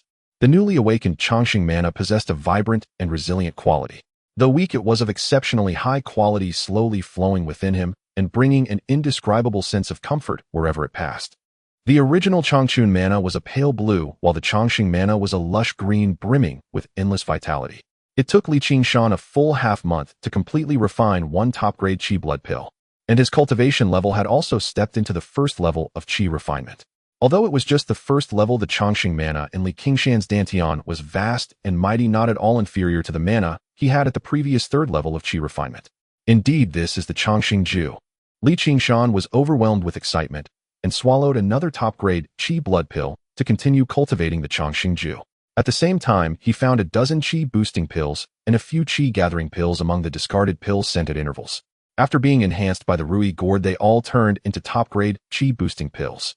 With a continuous supply of top-grade pills and the miraculous efficacy of the Changxing Ju, Li Qingshan's cultivation began to steadily ascend toward new heights. 3 months later, when his cultivation once again returned to the third level of Qi refinement, he distinctly felt that the verdant Changxing mana in his dantian was far purer and more abundant than before. What surprised him even more was that the white hair that had once filled his head now showed hints of gray at the roots, and the wrinkles seemed to have softened slightly as a long-lost sense of strength surged through his limbs. Good, good, good. Li Qingshan clapped and chuckled, feeling immensely pleased within. He continued his arduous training without pause. On this day, as the power of another top-grade Qi gathering pill was completely refined, the Changxing mana vortex within his dantian suddenly expanded, spinning faster and becoming denser and more substantial. A force far beyond the third level of Qi refinement erupted uncontrollably for an instant, but was immediately suppressed by his meticulously cultivated turtle-breathing technique, returning to tranquility. Fourth level of Qi refinement. Everything fell into place. At this moment, the mana within his dantian surged and flowed with a density that could rival an ordinary cultivator at the 6th level of Qi refinement. The might of the Qingshan Ju began to reveal itself. What astonished Qingshan even more was that upon reaching the 4th level of Qi refinement, his divine sense could now extend outward, clearly perceiving everything within a radius of 10 zhang, even with his eyes closed. Qingshan let out a long breath, feeling the surging power within him as a solid sense of control over his own destiny arose. After a century of setbacks, he finally caught a glimpse of the true dawn of longevity in this corner of the immortal gate. However, just as he was about to savor the wonders of the 4th level of Qi refinement and consolidate his cultivation, bang! The already precarious door of the waste treasure hall was violently kicked open by someone. The loud noise echoed in the silent hall, causing dust to fall from the beams above. A red figure rushed in with great momentum, exuding an unmistakable air of arrogance. It was a girl about 16 or 17 years old, dressed in a blazing red robe, the fabric exquisite and embroidered with intricate cloud patterns easily recognizable as expensive. Her beauty was striking, with willow-like brows and apricot-shaped eyes which would usually be charming, but at this moment her haughty expression made her appear willful. With her chin slightly raised, her gaze swept around the hall, as if she were inspecting her own backyard, filled with impatience and scrutiny. Her eyes skimmed over the mountains of trash, twisting her lips in disgust, even taking a few steps back, as if afraid of getting tainted. Finally, her gaze landed on Qingshan, who had walked out from the stone chamber looking bewildered, and with only a minimal, nearly imperceptible fluctuation of mana. Seeing an old servant with low cultivation and an aged appearance, the girl's impatience grew even more, as if looking at him for another second would dirty her eyes. "Hey, you old guy. Yes, you. What are you staring at?" The girl in red spoke in a crisp voice laced with a commanding arrogance as she ordered, "Come here. I have something to ask you." Qingshan was startled, immediately channeling the turtle breathing technique to its utmost, forcing a perfectly timed expression of fear and submissiveness onto his face. He hunched over and walked forward with quick small steps, his voice hoarse and humble. This senior sister, what do you wish to ask?" He could feel that the aura of the girl in red was immensely rich, seemingly having reached the late stage of Qi refinement. At the very least, she was at the 7th level of Qi refinement. Moreover, judging by her valuable magical artifacts, it was easy to tell that the girl in red had an extraordinary... The girl scrutinized him from head to toe with a critical eye and snorted, "You are the outer sect disciple guarding this shabby place. You are truly old and useless. Tell me, did anyone deliver a batch of discarded trial artifacts a few days ago? Was there a palm-sized, blood-red, bird-shaped jade pendant among them? I accidentally dropped that during my last training, and it must have been taken as scrap by those blind fools. So it was about retrieving an old item." Qingshan's heart steadied slightly, but his face remained fearful. "Our reporting to senior sister, this old man merely sweeps daily. The newly delivered odds and ends are all piled up in that corner, yet to be properly sorted.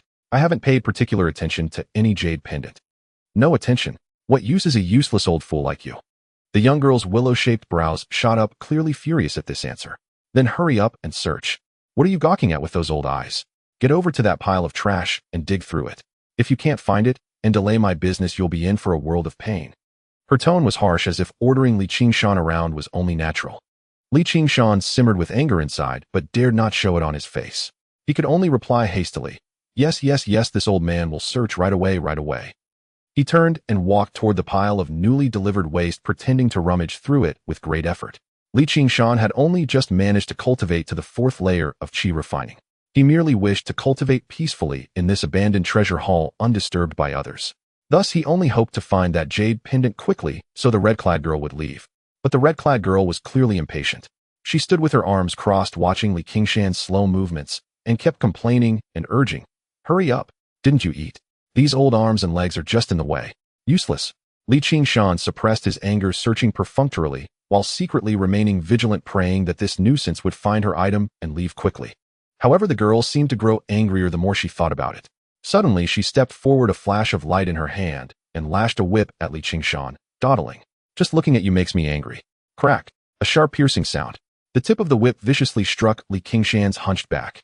His coarse linen clothes instantly tore open, revealing a bloody gash where the skin was split. A searing, fiery pain immediately coursed through his entire body, and blood quickly seeped out, staining the torn fabric. Qingshan grunted, staggering and nearly collapsing into the pile of waste in front of him. He clenched his teeth tightly, forcing back the cry of pain. In an instant, his forehead was covered in cold sweat, and his aged face twisted in agony. But deep in his eyes, a cold flame burned fiercely. humiliation, fury, murderous intent. All kinds of emotions surged within him.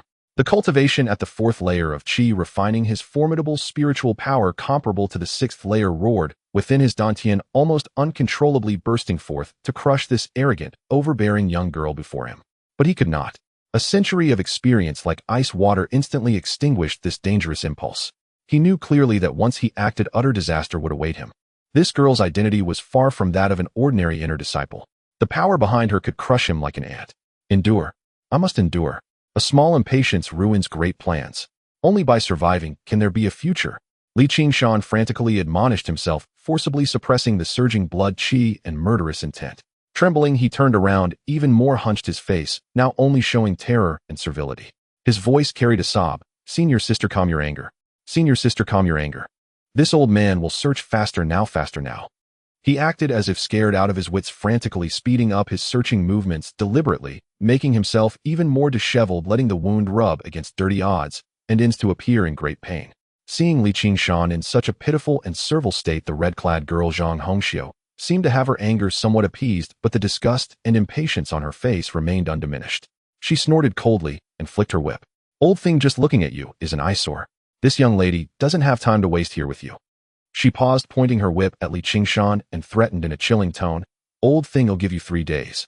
Turn this broken hall upside down if you must, but you must find that vermilion sparrow pendant. In 3 days I'll be back. If I don't see the pendant. A merciless glint flashed in her eyes. It'll break every bone in your old body and throw you to the spirit beasts in the back mountain. Do you hear me? Yes, yes. This old man understands. I will find it, I will find it. Qingshan nodded and bowed frantically, his body trembling with fear. Oomph.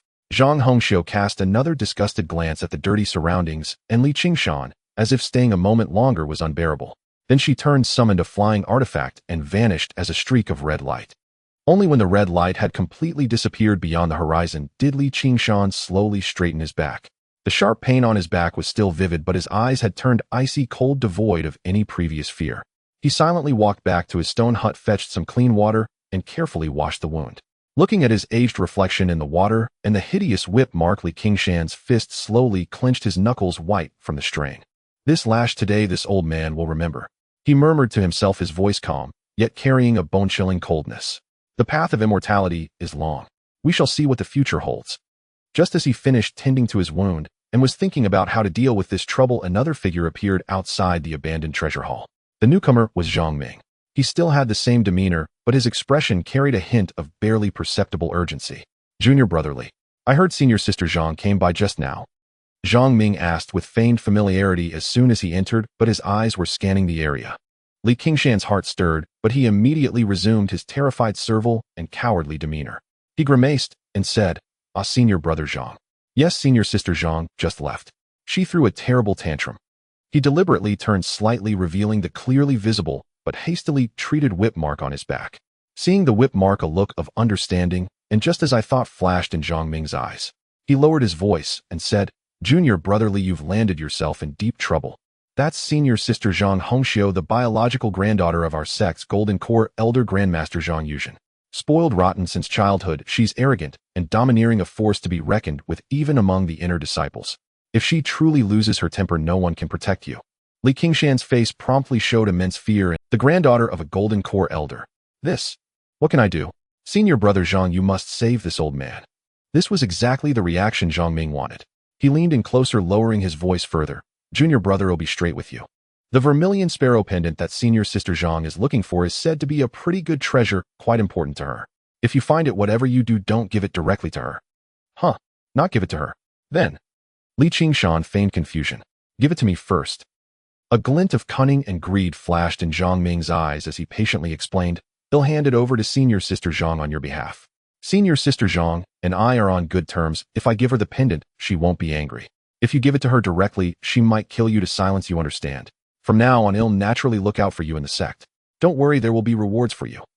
Qingshan scoffed coldly in his heart, realizing that Zhang Ming intended to cut in on this favor, to curry favor with Zhang Hongxiu.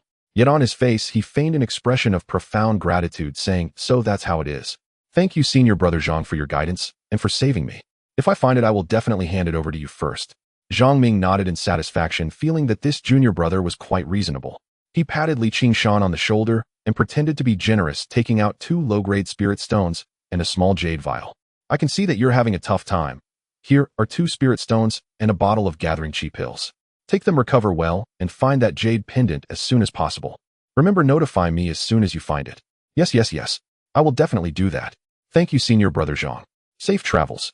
Li Qingshan expressed his gratitude profusely as he received the items respectfully, seeing Zhang Ming off. Watching Zhang Ming's disappearing figure, the humble gratitude on Li Qingshan's face vanished in an instant, replaced by a cold indifference. He returned to the stone house, gazing at the 2 low-grade spirit stones with thin spiritual energy and the bottle of gathering chi pills, which were at most of the first tier. A smirk of mockery crept onto his lips. They all want to use me as a stepping stone. Heh. Without hesitation, he tossed both low-grade spirit stones and the bottle of gathering chi pills into the Rui gourd. After one night, what poured out from the gourd were 2 mid-grade spirit stones suffused with spiritual energy and glistening with luster, as well as 3 gathering chi pills the size of dragon eyes, clearly marked with pill patterns and exuding a fragrant aroma. Just as I thought. A flash of brilliance ignited in Li Qingshan's eyes. The Rui gourd could enhance not only pills, but also magical tools. Spirit stones were naturally no exception. 1 mid-grade spirit stone is equivalent to 100 low-grade spirit stones. The value gap between low-grade and mid-grade is truly enormous. The resource issue was temporarily alleviated, but the biggest trouble still lay with that jade pendant. He took a deep breath, sitting cross-legged as the divine sense power of his 4th layer of chi refining slowly extended outward. Everything within a radius of 10 zhang was distinctly reflected in his mind, every detail clear. He manipulated his divine sense, weaving an invisible net that meticulously swept through every corner of the hall, especially over the pile of newly delivered waste. The contours of dust, the rust of metal, the grain of wood. Nothing could hide from him. This sensation of external probing with divine sense was incredibly profound, but also extremely taxing on the mind. Soon sweat began to bead on his forehead once more. Hard work does not betray the diligent. Just as he began to feel fatigued, his divine sense finally touched upon a hard object deep within the pile of waste, covered in mud and faintly radiating a unique and weak spiritual energy fluctuation. With a thought, the object was carefully pulled out from the debris by his divine sense and floated before him. After washing away the dirt with clean water, a palm-sized smooth jade pendant appeared in his hand. The jade pendant was crimson, carved in the shape of a soaring bird, exquisitely crafted with what seemed to be a small gem embedded in the bird's eye, sparkling with a faint light. However, when Li Qingshan attempted to infuse a trace of longevity mana into it, an unexpected change occurred. The red bird pattern on the pendant suddenly lit up, and a wave of oppressive force far beyond that of an ordinary magical tool flashed before vanishing. Though extremely faintly, Qingshan was certain that this was an aura that no chi refining stage magical tool could possess. Complex and profound runes began to surface on the surface of the jade pendant, vaguely revealing the phantom of a large crimson bird, only to disappear again. This is a talisman treasure. Li Qingshan's pupils contracted sharply and his heart raced. He had seen records about talisman treasures in the cultivation knowledge accompanying the Changchun Sutra. These are disposable treasures that can only be made by golden core stage cultivators capable of sealing a portion of their magical artifact's power into a specially crafted talisman or vessel, granting it to their juniors for self-defense. Its power far exceeds that of top-tier magical tools, enough to threaten or even kill foundation establishment stage cultivators. This is no ordinary decorative jade pendant, but an incredibly precious life-saving asset. No wonder Zhang Hongxiu was so anxious and aggressive. Holding this warm crimson bird jade pendant, feeling the terrifying power within, and recalling Zhang Hongxiu's domineering threats and Zhang Ming's schemes, Li Qingshan's gaze grew deep. A strong sense of possessiveness surged within him. Such a treasure, if handed over, would be a sheer waste. But if he did not hand it over, how could he cope in 3 days? As Zhang Ming said, if such a treasure were directly given to Zhang Hongxiu, she might very well kill him to silence. After all, Li Qingshan was merely an outer sect disciple guarding the Waste Pill Hall. With only the title of an outer sect disciple, his status was akin to that of a servant disciple with no cultivation resources. He looked at the jade pendant in his hand, then at the Rui gourd at his waist, and his thoughts whirled in his mind. A bold plan gradually took shape. Perhaps it's not necessary to hand it over to Zhang Hongxiu, he murmured to himself, a glint of sharp light flashing in his eyes.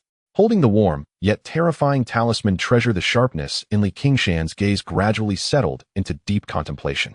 Zhang Hongxiu's arrogance and Zhang Ming's schemes were like 2 walls closing in on him, trapping him in the center.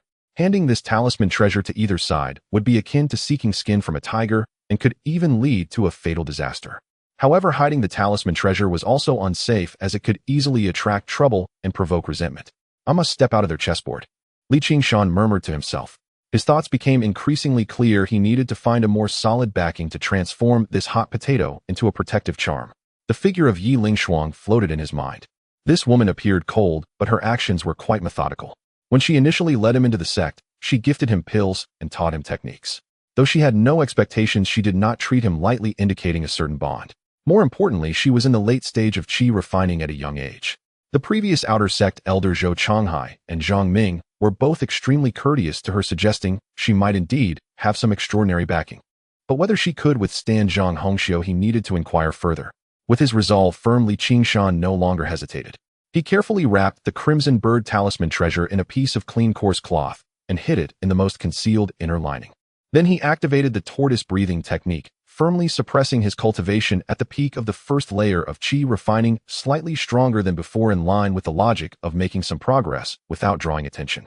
After that, he left the waste treasure hall and headed down the mountain. This was the first time he took the initiative to leave the confines of the waste treasure hall since arriving at the Qingshan sect. Walking down the rugged and remote mountain path, the surrounding spiritual energy gradually became denser and the number of people began to increase. Occasionally, outer sect disciples would sweep by on their magical tools or through body techniques. Seeing Qingshan, an elderly man dressed in ordinary clothing with a faint aura, most shot indifferent or disdainful glances at him, ignoring him entirely. After about half an hour of walking, a somewhat noisy area appeared at the foot of the mountain, where houses were clustered and figures flitted about, forming a small marketplace. This is a place where outer disciples and some miscellaneous workers conduct trades that cannot be compared to the true splendor of the immortal city, but it is well equipped with pills, talismans, and materials. Qingshan blended into the crowd, seemingly wandering aimlessly, but in reality, he was all ears, capturing every useful piece of information. He found a slightly larger grocery shop. The shopkeeper was a shrewd, plump cultivator appearing to be at the mid-stage of qi refinement. "Shopkeeper, I would like to exchange for spirit stones." Qingshan's voice was hoarse as he took out 2 mid-grade spirit stones. The plump shopkeeper's eyes lit up. Mid-grade spirit stones were quite rare. After careful inspection, he smiled and said, "Old man, according to the rules, 1 mid-grade spirit stone can be exchanged for 105 low-grade spirit stones. For your 2, that would be 210. How does that sound?" He attempted to lower the price. Qingshan shook his head slowly and replied, "The market rule is 1 for 101. Although he was new here, he had already inquired about the market conditions while wandering around. Seeing that he was well informed, the plump shopkeeper could only chuckle awkwardly and said, "Old man has good eyesight. We'll go with your price." He readily pointed out 220 low-grade spirit stones. Seeing that he was well informed, the plump shopkeeper could only chuckle awkwardly and said, "Old man has good eyesight. We'll go with your price." He readily pointed out 220 low-grade spirit stones. Did not seem too conspicuous. After all, the Qingshan sect is a major sect in the eastern wilderness with a nascent soul elder overseeing it. In recent years, they had seized quite a number of spirit stone mines, and the disciples within the sect were quite generous in their spending. "Shopkeeper, do you have any pills to enhance cultivation?" Qingshan wanted to purchase some pills. Relying solely on the useless pills from the waste pill hall was still insufficient. He needed better pills. "Of course. Old man, are these for your descendants' cultivation?" Not to brag, but the pills in this shop are all top-notch, crafted by the disciples of the pill hall, far superior to those sold by street vendors. The plump shopkeeper's eyes brightened as he eagerly promoted his wares, directly presenting 4 or 5 types of spiritual pills before Qingshan. "This is a low-grade gathering qi pill 5 for 1 spirit stone. This is a low-grade qi recovery pill 10 for 1 spirit stone. And here we have a mid-grade clear spirit pill 1 for 1 spirit stone, as well as a mid-grade Qinghua pill, a top-tier healing pill. If a mid-stage qi refinement cultivator suffers severe injuries, consuming 1 can restore them instantly, just 3 spirit stones for 1. The plump shopkeeper boasted extravagantly, praising his pills to the heavens. However, Qingshan could see at a glance that those spiritual pills were merely of low quality, with none being mid-grade, let alone top-tier. "Shopkeeper, do you have any top-tier spiritual pills with 4 pill patterns?" Qingshan's heart stirred, and he asked, "Top-tier spiritual pills? Old man, are you insane? There are hardly a few people in the entire Qingshan sect who can refine top-tier spiritual pills. Top-tier spiritual pills are flawless with no pill toxins and are extremely valuable. For example, if this gathering qi pill were perfect quality, 1 would cost at least 20 spirit stones. Who can afford that?" The plump shopkeeper said irritably. "I see. It seems I as an old man have been ignorant. Then let's do this. I'll take some of these pills, 1 bottle of Qinghua pills and 10 bottles each of gathering qi and clear spirit pills. All right. Rest assured, old man, the pills here are fair, and I guarantee your satisfaction. The plump shopkeeper's eyes lit up as he excitedly spoke. Shopkeeper, my junior has just entered the sect and knows little about the situation here.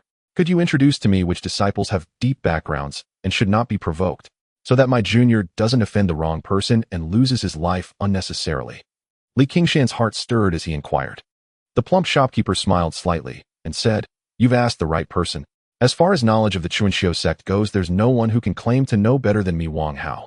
I have a comprehensive guide to cultivation. It's only 10 spirit stones. Are you interested, old brother?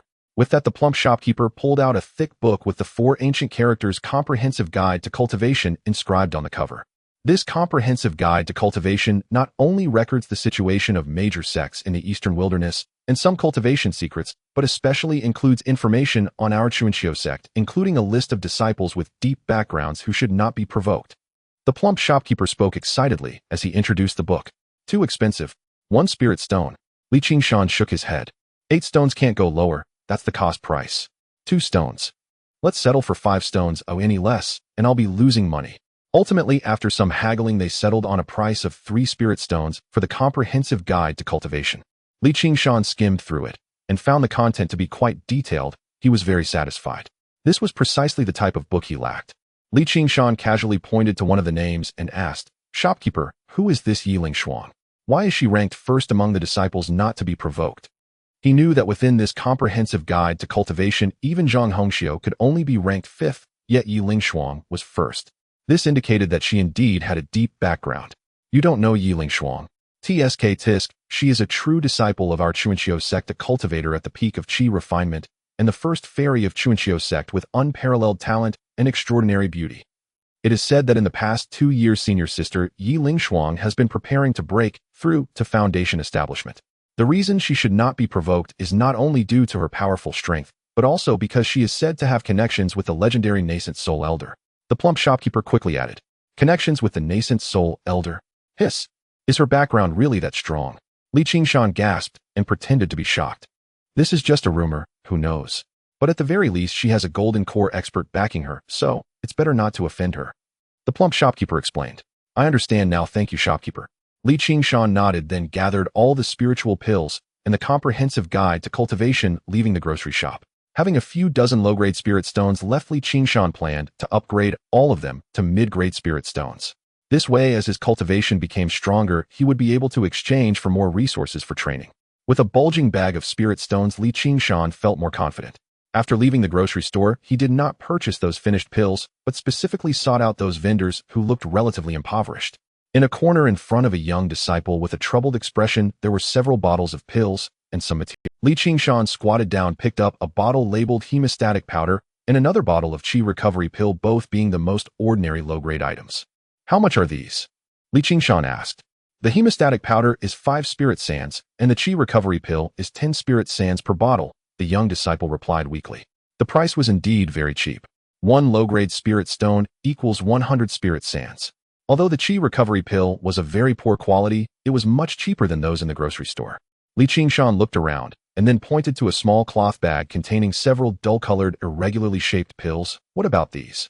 These are all failed pills from my refining, not useful at all. If you want them, just give me 1 spirit sand for the whole bag as a bonus. The young disciple waved his hand. Qingshan secretly rejoiced, but kept a straight face, saying, All right, seeing how hard it is for you, I'll take 2 bottles each of the hemostatic powder and Qi recovery pill, and he'll take these failed pills, 2 totaling 30 spirit sands for you. He gave a bit more spirit sands. The young disciple was instantly overwhelmed with gratitude and quickly wrapped everything up to hand to Qingshan. After the transaction was completed, Qingshan went to several disciples who were setting up stalls and purchased some low-quality spirit pills, spending only a few spirit stones to acquire over 100 pills. He did not continue buying. After all, his cultivation was only at the first layer of Qi refinement, and spending too many spirit stones would attract attention. Qingshan then bought some ordinary rations and clean water, and without lingering, he quickly left the market. Yet even so, Qingshan sensed several figures following behind him. He hurried forward, utilizing the feather flight technique and tortoise breathing technique, dodging a few times to hide atop a towering tree, disappearing without a trace. Where is he? Damn it, he got away. 3 figures clad in black robes pursued him, only to find they had lost the trail. They cursed a few words before turning to leave. I didn't expect to be targeted. No, this time I will go into seclusion and I won't come out until I break through to the later stage of Qi refinement. It's surprising how dangerous it is within the sect. Qingshan's expression changed as he thought to himself. After waiting for several hours as dusk settled and confirming that no one was following him, he quietly returned to the abandoned treasure hall. Upon returning to the stone room, he immediately tossed the newly purchased pills and all the discarded pills into the Rui gourd. There were over 100. If they all turned into top-grade spirit pills, it would be enough for him to cultivate for a year. The next day, all the more than 100 spirit pills had transformed into top-grade ones, leaving Qingshan exhilarated, almost wanting to enter seclusion immediately to cultivate. But he held back, preparing himself properly before taking a deep breath and walking towards the general direction of Yi Lingshuang's cave dwelling as remembered. The inner disciples area was heavily guarded, and as an outer disciple he naturally could not enter. He could only patiently wait at the entrance to that area, and this wait lasted for more than half a day. Finally, a familiar green sword light descended from the sky, landing nearby. It was Yi Lingshuang returning to her cave. Sister Yi. Qingshan hurried forward, performing a respectful bow. Yi Lingshuang, seeing Qingshan, showed a hint of surprise in her cold gaze. Qingshan, what are you doing here instead of at the abandoned treasure hall? She noticed that Qingshan's aura seemed slightly stronger than last time, though still weak, and did not think much of it. Qingshan's face revealed an expression of panic and earnestness as he quietly said, Sister Yi, I have an important matter to report, one of great significance. May I ask you to step aside so I can report it privately? Yi Lingshuang frowned slightly, sizing him up. Seeing that he did not appear to be pretending, she pondered for a moment and said, Follow me. She led Qingshan to a secluded pavilion nearby, waved her hand to set up a simple soundproof barrier. Speak, what is it? Qingshan no longer hesitated, cautiously taking out the coarse cloth package, unfolding it layer by layer to reveal the Qi talisman. This item was discovered by me while cleaning up the discarded items. It looks quite extraordinary, so I wanted to present it to you, sister. He intentionally spoke ambiguously, handing over the talisman while carefully observing Yi Lingshuang's reaction. Initially, Yi Lingshuang did not pay much attention, but when her gaze fell upon the jade pendant, sensing the unusual spiritual energy fluctuations even when restrained, and seeing the Qi form and faint runes, her expression suddenly changed. She snatched the jade pendant, examining it closely, and after a moment her eyes filled with shock and disbelief. Qi talisman. How is this possible? How could this item appear in the abandoned treasure hall? She suddenly looked up, her sharp gaze fixed on Qingshan. Where did you get this? Qingshan felt a sense of certainty in his heart. She indeed recognized it. He displayed just the right amount of fear and confusion, saying, It's like this. A few days ago, senior sister Zhang Hongxiu came to the abandoned treasure hall and asked me to help find a jade pendant.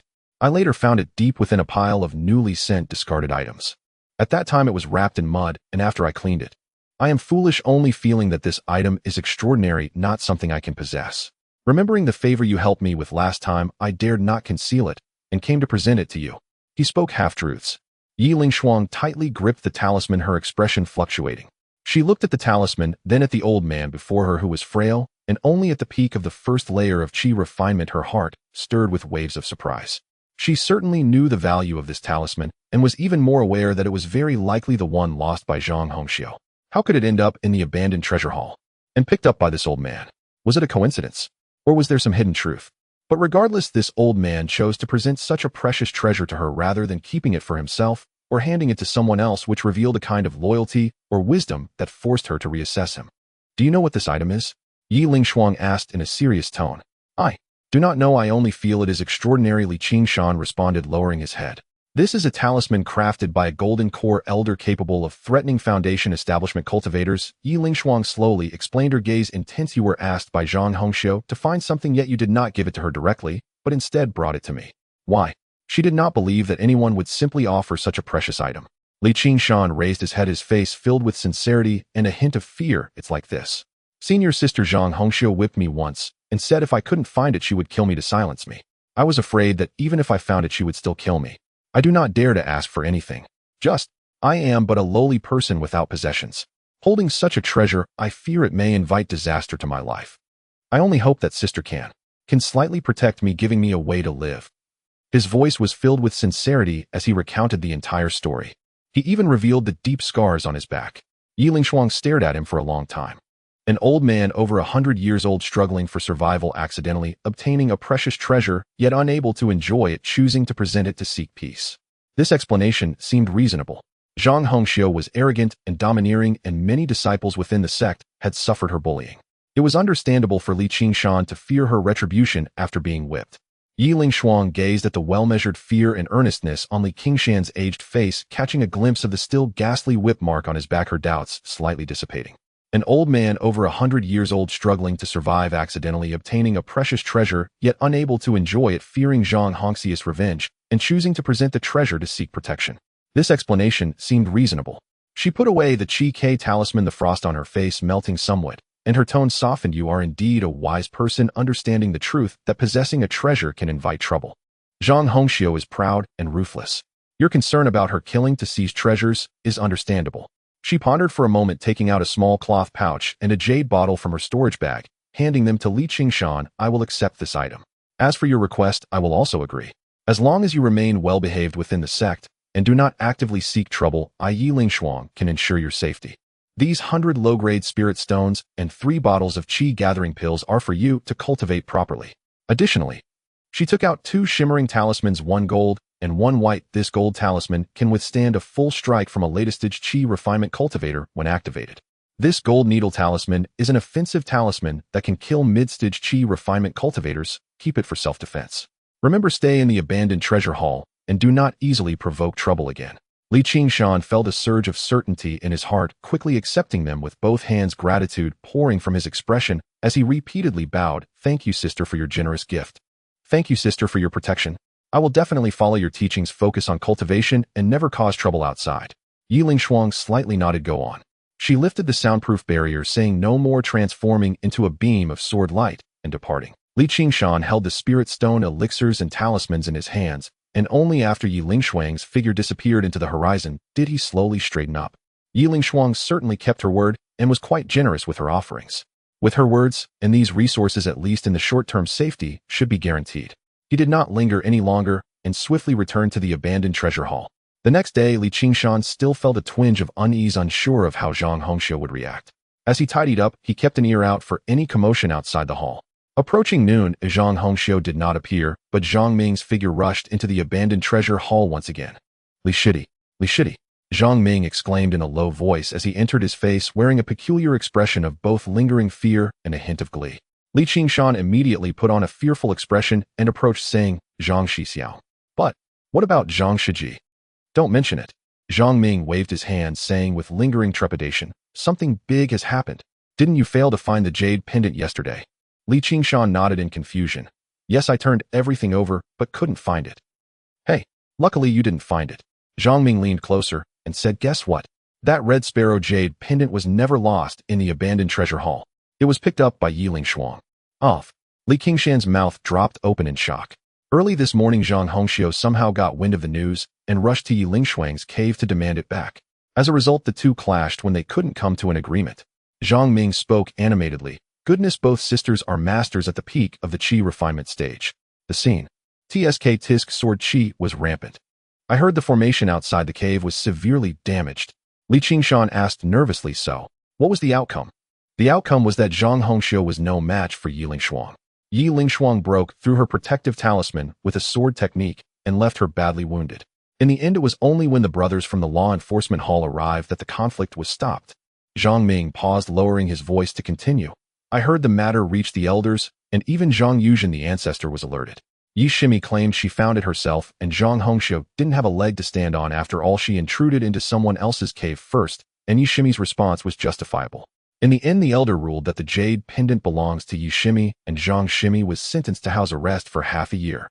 Li Qingshan felt a sense of relief wash over him, but at the same time a sense of vigilance arose. Yi Lingshuang indeed had a strong background, daring even to defy the face of a golden core elder, and her strength was formidable. This time he had made a wise bet. However, Zhang Hongxia's house arrest for half a year was only a temporary safety measure. This woman was known for her vengeful temperament, and in half a year, she would likely hold a grudge about this matter, which might eventually lead to trouble for him. Li Qingshan's face showed a mix of relief and fear. So that's how it is. Thank you, Zhang Shixiang, for informing me. That was truly perilous. If I had found it, I'm afraid. Consider yourself lucky. Zhang Ming felt somewhat disgruntled as his plan to curry favor with Zhang Hongxiu had fallen through. He exchanged a few perfunctory words with Li Qingshan before turning to leave. After seeing Zhang Ming off, Li Qingshan stood alone in the empty abandoned treasure hall, his gaze becoming resolutely steadfast. Half a year Yiling Shuang had bought him half a year's worth of safety.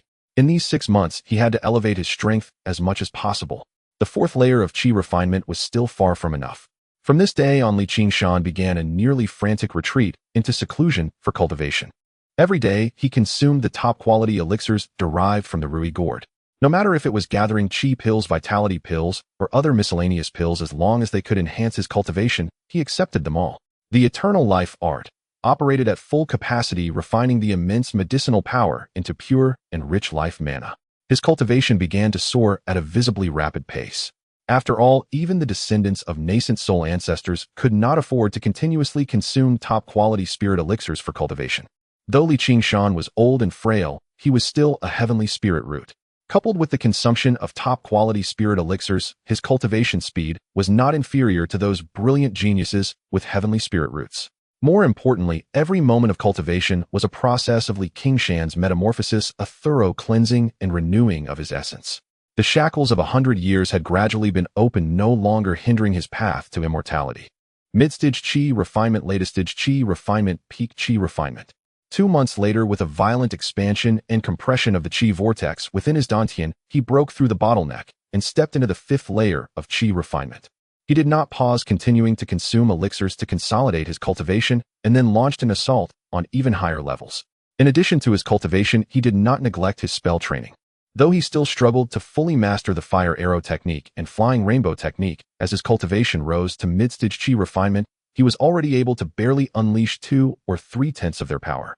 A barrage of crimson fire arrows shot out swift as lightning, capable of piercing through hard bluestone. The fire arrow technique had reached great mastery, enabling him to launch hundreds of fire arrows in a torrential downpour. Even latest-stage qi refinement practitioners would suffer greatly. Qingshan was now capable of simultaneously launching over a dozen fire arrows, posing a significant threat to mid-stage qi refinement practitioners. When casting the flying rainbow technique, his figure moved like lightning, leaving behind numerous afterimages in the abandoned treasure hall. He could even leap over 10 zhang high, climbing up rocky peaks light as a swallow. Furthermore, he had cultivated the turtle breathing technique to a more refined state. Now he could not only perfectly conceal his cultivation, but also simulate lower-level auras, making it difficult to distinguish between true and false. Additionally, he had taken the exquisite magical short sword named Red Dragon Sword, which had been restored and enhanced by the Rui gourd from the discarded items, and placed it into his dantian, starting to nourish and refine it daily with mana. Refining a magical artifact is a gradual process that requires embedding one's mana imprint deeply into the artifact, making it as intuitive as one's own fingers. This Red Dragon Sword was of high quality, a first-tier exquisite magical artifact sufficient to use until the great perfection of qi refinement. The refining process consumed quite a bit of mental energy and mana, but Qingshan relished it. With every bit of refinement, his connection with the Red Dragon Sword deepened, and the power he could unleash grew stronger. Time flew by as he immersed himself in hard training. The abandoned treasure hall seemed to have truly been forgotten by the world. Apart from the occasional arrival of miscellaneous disciples bringing in new discarded items, no one else disturbed him. Spring turned to autumn, and half a year passed in the blink of an eye. One day within the stone chamber, Qingshan's aura suddenly surged violently. The emerald green life mana vortex in his dantian spun wildly, its volume expanding again, becoming even more solid and heavy, with mana surging like rivers, emitting a faint howling sound. A powerful spiritual pressure instantly filled the entire stone chamber, but was quickly suppressed by him using the turtle breathing technique. Qingshan slowly opened his eyes, a glint of azure light flashing past his aura, as deep as the sea. He looked inward at his dantian, feeling the overwhelming mana that far exceeded before a smile of satisfaction appearing on his face. 7th layer of qi refinement. After 6 months of hard training with the vast supply of top-quality elixirs and the power of the eternal life art, he finally broke through to the late stage of qi refinement in one go. At this moment, the richness of the mana within his dantian was sufficient to rival an ordinary practitioner of the 9th layer of qi refinement, even reaching the great perfection of qi refinement. The miraculous nature of the eternal life art had become even more formidable. More importantly, he felt that his bodily functions had also improved significantly. The gray in his white hair had increased, the wrinkles had softened a bit, and he was filled with vitality. Half a year has passed. Zhang Hongxiu should be out by now, Qingshan murmured to himself, his gaze calm, yet carrying a hint of cold sharpness. Now, although he was still far from being a match for foundational establishment practitioners with the life mana of the 7th layer of qi refinement, numerous top-quality spells, talismans, and the Red Dragon Sword, which had been refined for the most part, he had the strength to fight against practitioners at the great perfection of qi refinement. Li Qingshan knew that he could not place all his hopes on Yi Lingshuang. He could only rely on himself. Li Qingshan stood within the dilapidated treasure waste hall, sensing the surging power of the seventh layer of qi refining within his body, yet his heart held little joy, overshadowed by a faint lingering unease. Though his strength had grown, the threat of Zhang Hongxiu remained unresolved. Once her 6-month confinement ended, given her vengeful nature, she would surely not let the matter rest. She might not dare to storm the treasure waste hall again so openly, but covert harassment, framed accusations, or leveraging her family's influence to apply pressure were defenses he could not always raise. Though he possessed the strength of the seventh layer of qi refining and many hidden cards once exposed, it would invite endless prying eyes and troubles. A centenarian rising from the first layer to the seventh layer of qi refining in just over 2 years. This was even more astonishing than a heavenly spirit root. At that point, even a golden core elder might personally intervene to dissect him for study. Openly clashing with Zhang Hongxiu was truly the worst possible strategy. I must temporarily leave this place of trouble, avoid her edge, and seek a more stable environment to cultivate and advance. Li Qingshan furrowed his brow, pondering an escape plan. Directly defecting from the sect was utterly unfeasible, leaving only the option of seeking an but as a mere first-layer qi refining keeper of the treasure waste hall, bearing the title of an outer disciple, yet in truth a menial servant, he likely had no connections even to apply for such a task. Just as he was racking his brains for a solution, light footsteps sounded outside the treasure waste hall, accompanied by a crisp, pleasant voice tinged with excitement. "Grandpa Qingshan. Grandpa Qingshan, are you there?" This voice. Li Qingshan was momentarily startled, then a hint of surprise gleamed in his eyes. It was Area Zhou Taoyao. He hurriedly restrained his aura, suppressing his cultivation to around the second layer of qi refining. This pace was barely passable for a centenarian with a heavenly spirit root, but scarce resources.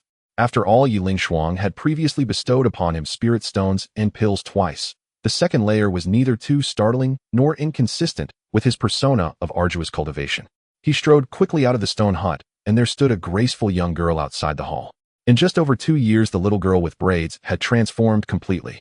She wore a water blue inner disciple robe, her figure slender, her face delicate and pretty, with a hint of childhood liveliness in her brows, yet an added ethereal aura of a cultivator, her cultivation having reached the third layer of qi refining. "Arya, is it really you?" A genuine smile spread across Li Qingshan's face, smoothing his wrinkles. "Grandpa Qingshan." Zhou Taoyao's eyes lit up at the sight of Li Qingshan. She hurried forward, scrutinizing him closely, and said joyfully, "Grandpa, your complexion is much better than last time. And you've broken through to qi refining." She could sense the faint but tangible fluctuations of spiritual power emanating from him, far stronger than 2 years ago. Li Qingshan nodded with a smile, sighing with emotion. "Yes, thanks to you, this old bones of mine haven't toiled in vain. Look at you, in 2 years you've grown into a young lady, and your cultivation has advanced so swiftly. Truly wonderful." Zhou Taoyao smiled somewhat shyly, then said excitedly, "Grandpa, I've taken a master. Elder Lu Yunyan of Danxia Peak, a latest-stage golden core cultivator. My master is very kind to me. I begged her for permission this time, just to come see you. A golden core elder. That's truly wonderful. Arya has a supporter now." Li Qingshan was genuinely delighted for her. "Grandpa, guess what I brought for you?" Zhou Taoyao said playfully. "What is it?" Li Qingshan was very curious. With that, Zhou Taoyao took out a brand new identity jade token, a small cloth pouch, and a jade bottle from her storage pouch, pressing them into Li Qingshan's hands, and said with immense joy, "Grandpa, this is a real outer disciple identity token. I asked my master to help arrange it. From now on, you're a registered outer disciple of Spring-Autumn sect, entitled to 5 low-grade spirit stones and a bottle of qi-enriching pills every month. And here are some spirit stones and pills I've saved. Use them first." Li Qingshan looked at the weighty pouch of spirit stones in his hand, at least 50 low-grade stones, and the fine bottle of qi-enriching pills, then caressed the cyan jade token, symbolizing his formal status. A long-lost warmth surged in his heart. This girl had grown up, and she was thoughtful. "Arya, Taoyao, thank you." Li Qingshan's voice was a little hoarse. He would remember this kindness like coal delivered in snow. Truly, Arya was Li Qingshan's benefactor. If not for her pleading with Yi Lingshuang, he would never have been tested for a heavenly spirit root at the age of 100, nor entered Spring-Autumn sect. More importantly, the wish-granting gourd in his hand was a gift from Arya. Li Qingshan was deeply moved. "Grandpa, there's no need to be so polite with me," Zhou Taoyao chided playfully. Then, looking at the dilapidated treasure waste hall, she added with a hint of melancholy, "It's a shame my cultivation is still too low to have much say before my master, otherwise I could have arranged a better place for you." Li Qingshan's heart stirred. This was a perfect opportunity. He put on a look of appropriate gratitude mixed with a trace of worry side, and said, Tao Yao, your thoughtfulness is enough for Grandpa. This treasure waste hall, though desolate, is quiet, and I feel at ease cultivating here. But I'm getting old, and sometimes I wish to go out see different sights. It might even benefit my cultivation. I wonder if the sect has any peaceful tasks requiring a disciple to be stationed outside for a while. Zhou Taoyao's eyes lit up at this stationed outside tasks. Yes. The External Affairs Hall should have them. Grandpa, do you want to go out and relax? He'll accompany you to the External Affairs Hall to have a look. Then Grandpa thanks you, Li Qingshan said with a smile. Yet inwardly he felt a pang of guilt. Arya was so good to him, and he was using her. But to save his life it was a necessity. Li Qingshan silently noted Arya's kindness, vowing to repay her in the future. The two arrived at the External Affairs Hall, within the Outer Disciple Affairs Hall. The duty disciple responsible for assigning tasks initially showed impatience at Li Qingshan's aged appearance and meager second-layer qi refining cultivation, but upon seeing Zhou Taoyao and her inner disciple attire, he immediately became exceedingly warm. Junior sister, what can I do for you? The duty disciple asked respectfully. Zhou Taoyao said directly, my grandfather wants to take a peaceful external stationing task, preferably for a longer period and farther from the mountain gate. Is there anything suitable? The duty disciple quickly flipped through the task jade slips and soon found one. Yes. Qingyang Market. It's 1300 li from the mountain gate, a medium-sized market jointly run by our sect and several nearby families. It needs a disciple stationed for 3 years to handle simple coordination and liaison work. Usually very quiet, though the spiritual energy environment might be inferior to the mountain gate. What do you think? Qingyang Market. 3 years. Li Qingshan was secretly overjoyed. This was exactly what he wanted. Far enough, long enough. Zhou Taoyao turned to Li Qingshan. Grandfather, what do you think? Is it too far? Li Qingshan nodded, looking thoroughly satisfied. Excellent. Quite near enough. This one will do. Tranquility is all I ask. An old man like me simply seeks peace and quiet. With Zhou Taoyao present, all formalities were expedited and the arrangements were swiftly completed. Li Qingshan collected his mission token and a rudimentary map, then departed alongside Zhou Taoyao. Taoyao, how fares senior sister Yi Lingshuang these days? I owe my entry into the sect to her kind recommendation. I have cherished that gratitude ever since, Li Qingshan inquired. Zhou Taoyao smiled and replied, you mean senior sister Yi? She is legendary among our disciples. Rumor has it she recently encountered a great fortuitous opportunity, and upon returning immediately entered seclusion to break through to foundation establishment. Yi Lingshuang has secluded herself to cultivate foundation establishment. Understanding dawned upon Li Qingshan. This only strengthened his resolve to depart for now. With his patron in seclusion, should Zhang Hongxiu emerge from her own cultivation and seek trouble, no one would be there to intervene in time. Zhou Taoyao offered Li Qingshan numerous parting admonitions on precautions for travel outside the sect, pressed several communication talismans into his hands, and finally departed with lingering reluctance. Without delay, Li Qingshan returned to the dilapidated treasure hall to gather his few belongings. There was little to take. His most treasured Rui gourd was secured close to his body, the Qilong sword was retracted into his dantian, and his Vajra talisman and golden needle talisman were placed within easy reach. He tidied the hall briefly, then holding his mission token stepped away from this place, where he had dwelled for over 2 years, a place that had granted him rebirth from ashes. Following the map's guidance, Li Qingshan exited the Spring-Autumn Sect's mountain gate and activated the sect-issued low-grade flying artifact, a modest one-leaf skiff, which wobbled unsteadily as it bore him toward Qingyang Market. He deliberately flew at a sluggish pace, maintaining the speed befitting a mere qi condensation second layer, some hundreds of li beyond the Spring-Autumn Sect's domain. As he traversed a desolate range of mountains, 3 streaks of light suddenly shot up from the forest below, forming a triangular formation to block his path. 3 fierce-looking rogue cultivators stood before him, the high-strength, a scar-faced man at qi condensation 5th layer, the other 2 both at 4th layer. Hey, old man, halt where you are. The scar-faced man snarled with cruel amusement. Hand over your spirit stones and anything valuable. If we're feeling generous, perhaps we'll spare your wretched life. So, it truly is lawless beyond the market's borders where marauders reign. Li Qingshan sneered, yet outwardly his face twisted in abject terror. Trembling, he steered the skiff with quivering hands. Gentlemen, this humble elder serves only on official sect business. Truly, I carry no wealth whatsoever. Enough talk. Disciples are always the fattest prey. Seize him. Impatient, the scar-faced man waved his hand. A demonic skull saber hurtled forward with a shrieking gale, cleaving straight toward Li Qingshan. The other 2 simultaneously launched a flying fork and a talismanic blast. Just as their attacks closed and the terror vanished from Qingshan's eyes, replaced by glacial stillness. With a single thought, the Qilong's sword, long nurtured in his dantian, emitted a soft, resonant hum and shot forth as a crimson lightning bolt, striking first despite its later launch. Clang! A flash of crimson light. Then the low-grade demonic skull saber snapped like rotten timber. Damn it, top-tier flying sword. How is that possible? The scar-faced man recoiled in horror, only now realizing Qingshan was no mere second-layer cultivator, but a latest-stage qi condensation master, concealing his true cultivation. Panic seized him. He spun to flee, but it was already too late. Unchecked, the Qilong sword's crimson light pierced his throat in an instant, freezing his final gaze in disbelief. Simultaneously, Qingshan activated the flying rainbow art. His figure flickered like a phantom, effortlessly evading the flying fork and talismanic blast. With another mental command, the Qilong sword blazed forth anew, piercing the foreheads of the remaining two marauders. All this unfolded in the blink of an eye. Three men who moments earlier had swaggered with brazen arrogance now lay as cooling corpses, their faces locked in expressions of stunned incredulity. Qingshan remained impassive, gesturing to recall the Qilong sword. Though this was his first kill, he felt no unease. After living a century, what sight had he not witnessed? Slaying marauders held no more emotional weight for him than slaying bandits had in his past life.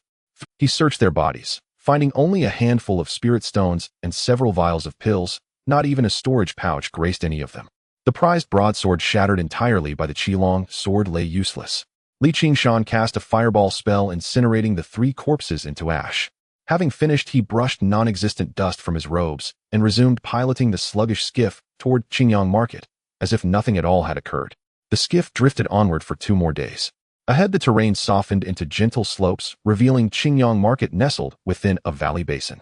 Qingshan Market was indeed modest, far less bustling than the market at the foot of the Spring-Autumn Sex Mountain. A low fence of spirit-infused wood formed its sole perimeter defense. Buildings stood haphazardly, none exceeding 3 stories. Cultivators moved along its lanes, mostly hovering around mid-stage qi condensation. The rare appearance of a latest-stage cultivator drew sidelong glances laced with awe and deference. At the entrance stood a stone stele inscribed with the characters Qingshan Market, beside which bore the Spring-Autumn Sect's insignia, marking its jurisdiction. Qingshan descended his skiff and walked calmly into the market. Following his mission directive, he soon located the administrative hall at its center, a modest 2-story building slightly more refined than its neighbors. He was received by Zhao Kuan, the local supervisor, a middle-aged man at qi condensation 8th layer, his dark complexion etched with the weariness and impatience of one long burdened by mundane affairs. Zhao Kuan inspected Qingshan's mission token and identity jade tablet, his brows imperceptibly furrowing. Qingshan, the one who guards the dilapidated treasure hall. Zhao Kuan appraised Qingshan up and down, sensing only the faint aura of a second-layer cultivator and noting his aged visage. His tone, flat and faintly dismissive, carried quiet condescension. Given your age and cultivation level, very well. There's a yard east of the market, used for storing odds and ends and refuse. From now on, it's under your charge. Your duties are simple. First, collect daily waste. Discarded talisman papers, slag from artifact forging, herbal residues. From every shop in the market, transport it to the eastern yard and incinerate it cleanly. No lingering odors, no complaints. Second, manage the daily provisions and lodging for 5 outer sect disciples stationed here. Purchase rice, vegetables, and fruits. Ensure they do not starve. Third, receive ordinary sect missives and deliver them to me promptly. Understood. Zhao Kuan spoke rapidly, laying out each duty with crisp efficiency, clearly expecting nothing remarkable from Qingshan. Understood, elder brother. I shall perform my duties diligently.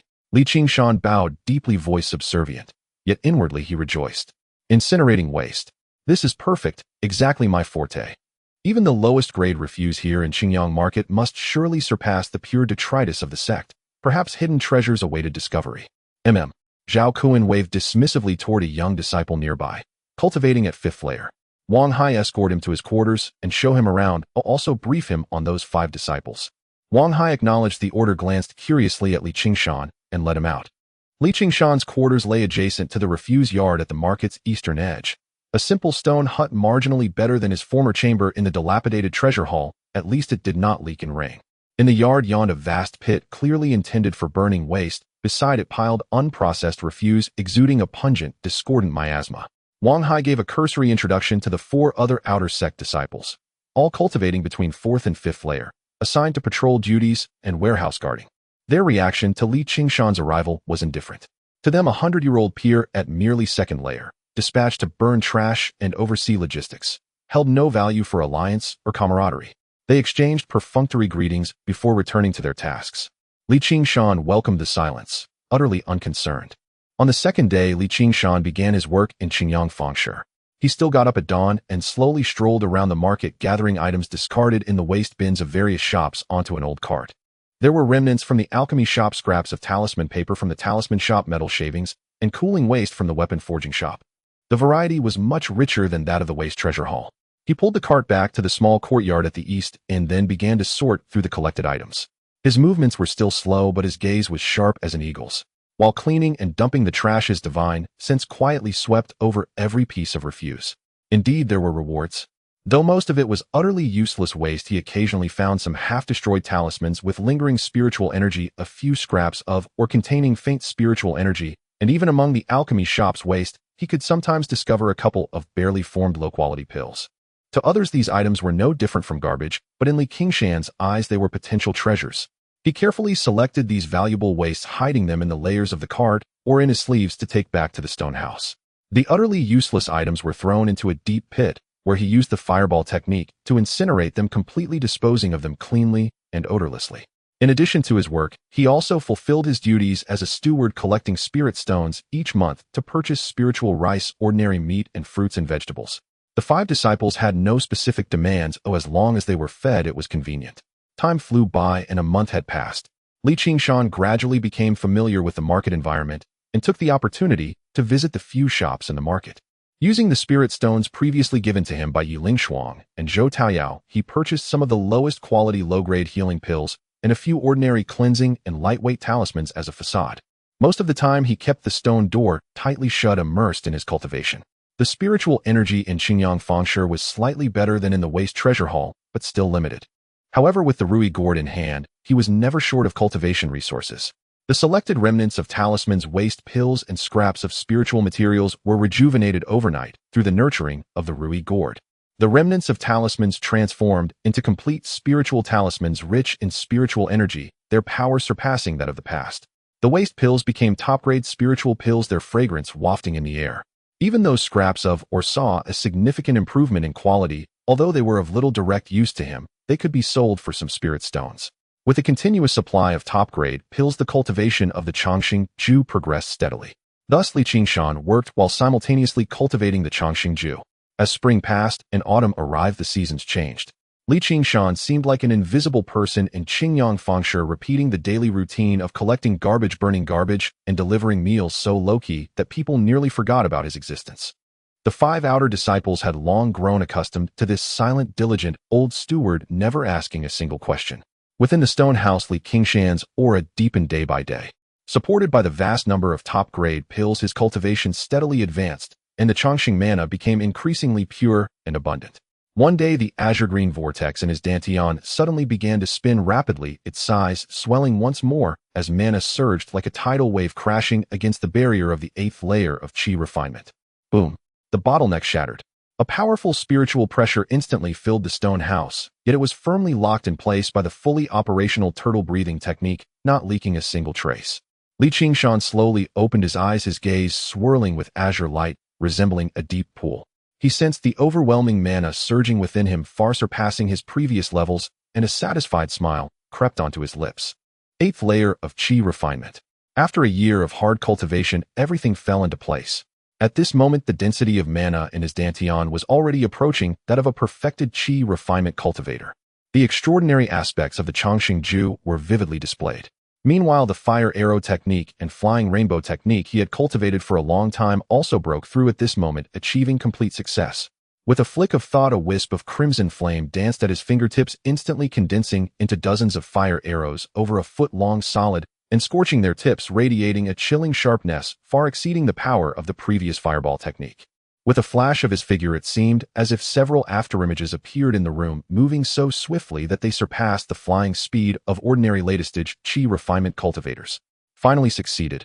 Qingshan murmured to himself, feeling the powerful force within him. An unprecedented confidence surged forth. More importantly, it was the vitality flowing within him. Before he began cultivating, Qingshan vaguely sensed that he had only a few years of lifespan left. Now, however, a surge of vitality coursed through him, making him appear like a young man in his 20s or 30s. Though he deliberately concealed it, still maintaining his head of white hair, his skin was incredibly tight, muscles prominent, and his entire being exuded a powerful sense of strength.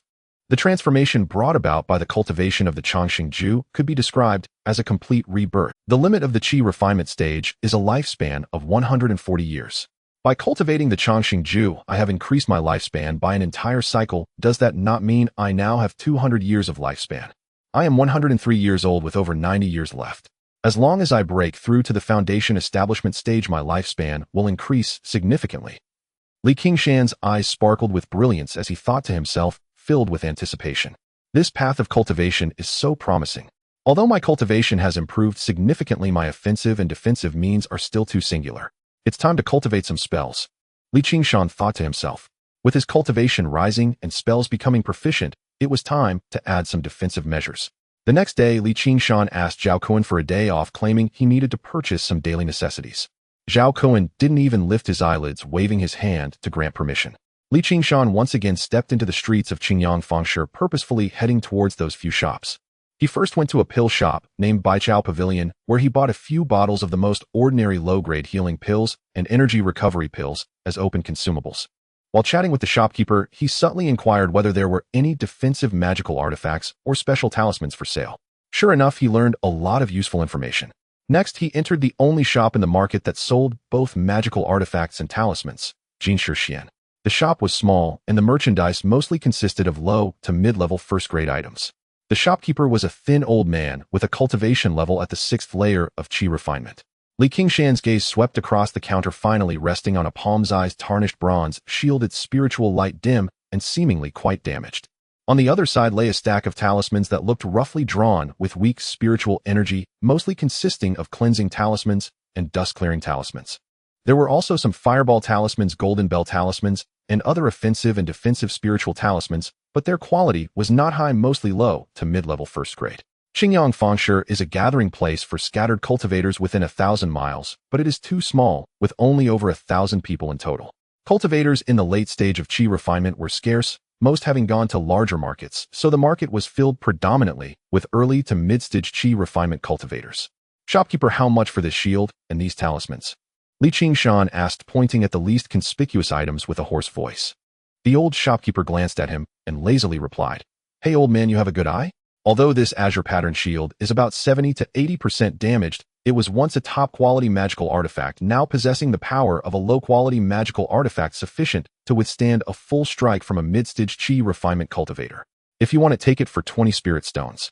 As for these spiritual talismans, the low-grade first-tier ones are 1 spirit stone each, and the mid-grade first-tier ones are 3 spirit stones each. Then I want them all."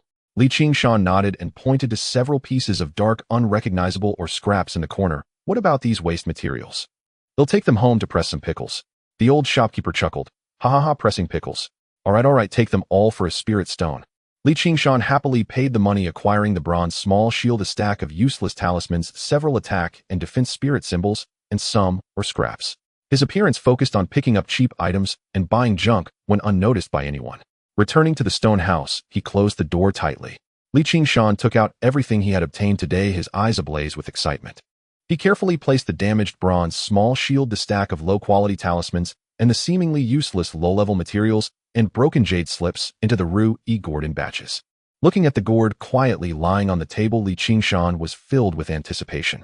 Tomorrow the truth will be revealed. He sat cross-legged, suppressing his excitement, and began his daily cultivation, waiting for the dawn to arrive. The next day, just as the horizon began to lighten, Qingshan suddenly opened his eyes, ending his cultivation. He had not slept much the whole night, his thoughts mostly fixated on the seemingly simple yellow gourd on the table. At this moment, he took a deep breath, calming his slightly quickened heartbeat, like an appraiser about to unveil a rare treasure, solemn, yet unable to hide his anticipation as he extended his hand. His fingertips touched the warm surface of the gourd, and he cautiously pulled out the cork. No earth-shattering phenomenon occurred, but a mix of exceptionally pure and powerful spiritual energy, like a long-sealed fine wine suddenly uncorked instantly, filled the entire small stone house. The aroma of medicine, the essence of gold and stone, the fresh scent of plants, and an indescribable rhythm of laws intertwined. Each breath invigorated him, and his magical power seemed to awaken. Qingshan held his breath, tilting the gourd upside down and subtly focused his spiritual sense. Splash! A series of items fell onto the prepared soft cotton cloth, producing crisp and muffled sounds, and the spiritual light instantly illuminated the dim stone chamber in a riot of colors. The first thing to catch his eye was the originally rusted bronze small shield. At this moment it had undergone a tremendous transformation.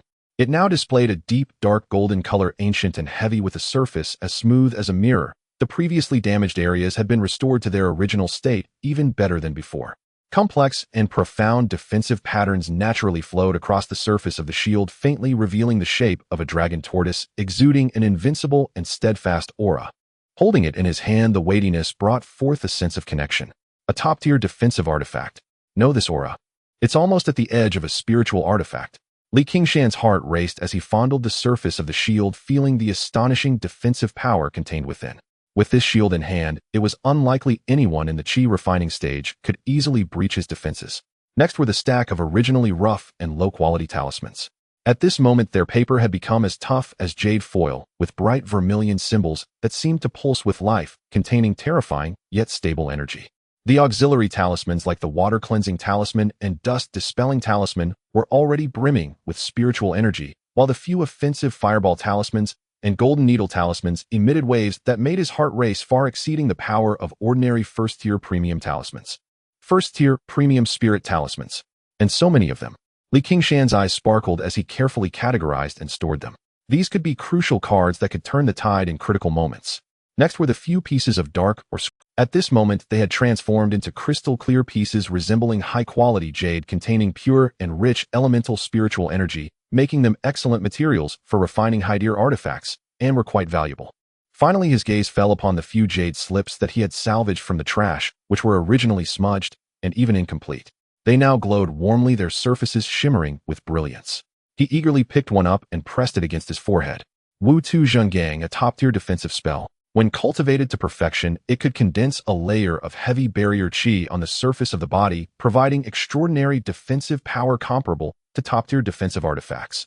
He picked up another one. Fun Guang Hua Ing Sword Technique, a top-tier offensive spell. It was not a technique for physical flying swords, but rather one that condensed sword qi with pure magical power. When cultivated to a profound level, it could split sword light, creating an intermingling of reality and illusion, making it extremely difficult to defend against with immense power and incredible flexibility. There was also one that recorded a secret technique called Ran Shui Dan, which, although it had significant side effects, could burn essence blood in critical moments to greatly increase speed. A perfect escape technique. I've struck it rich. This time I've really hit the jackpot. Even with Qingshan's century-long composure, he couldn't help but tremble with excitement, his face beaming with uncontrollable joy and satisfaction.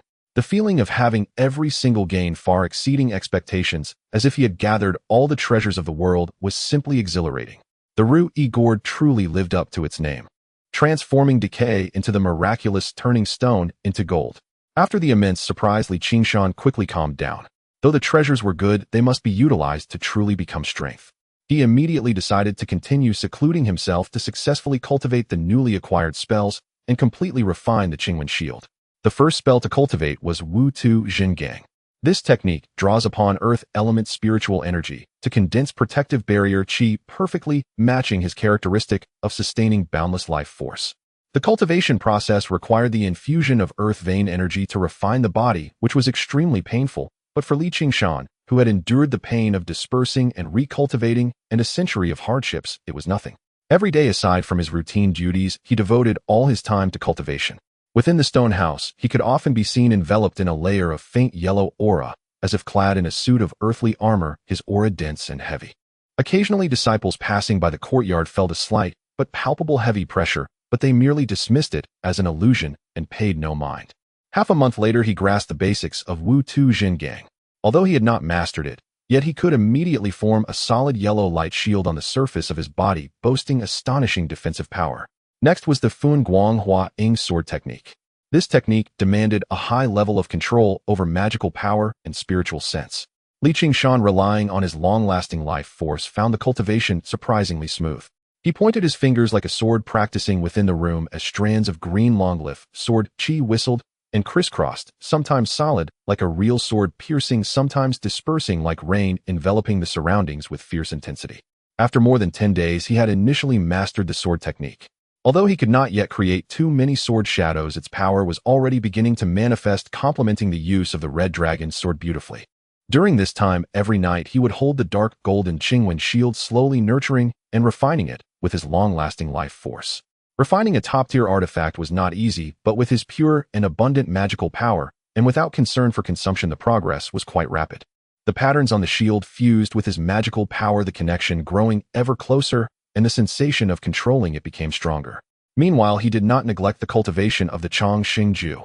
With a wealth of top-tier pills supporting him, his cultivation steadily advanced from the 8th layer of Qi refining toward the 9th layer.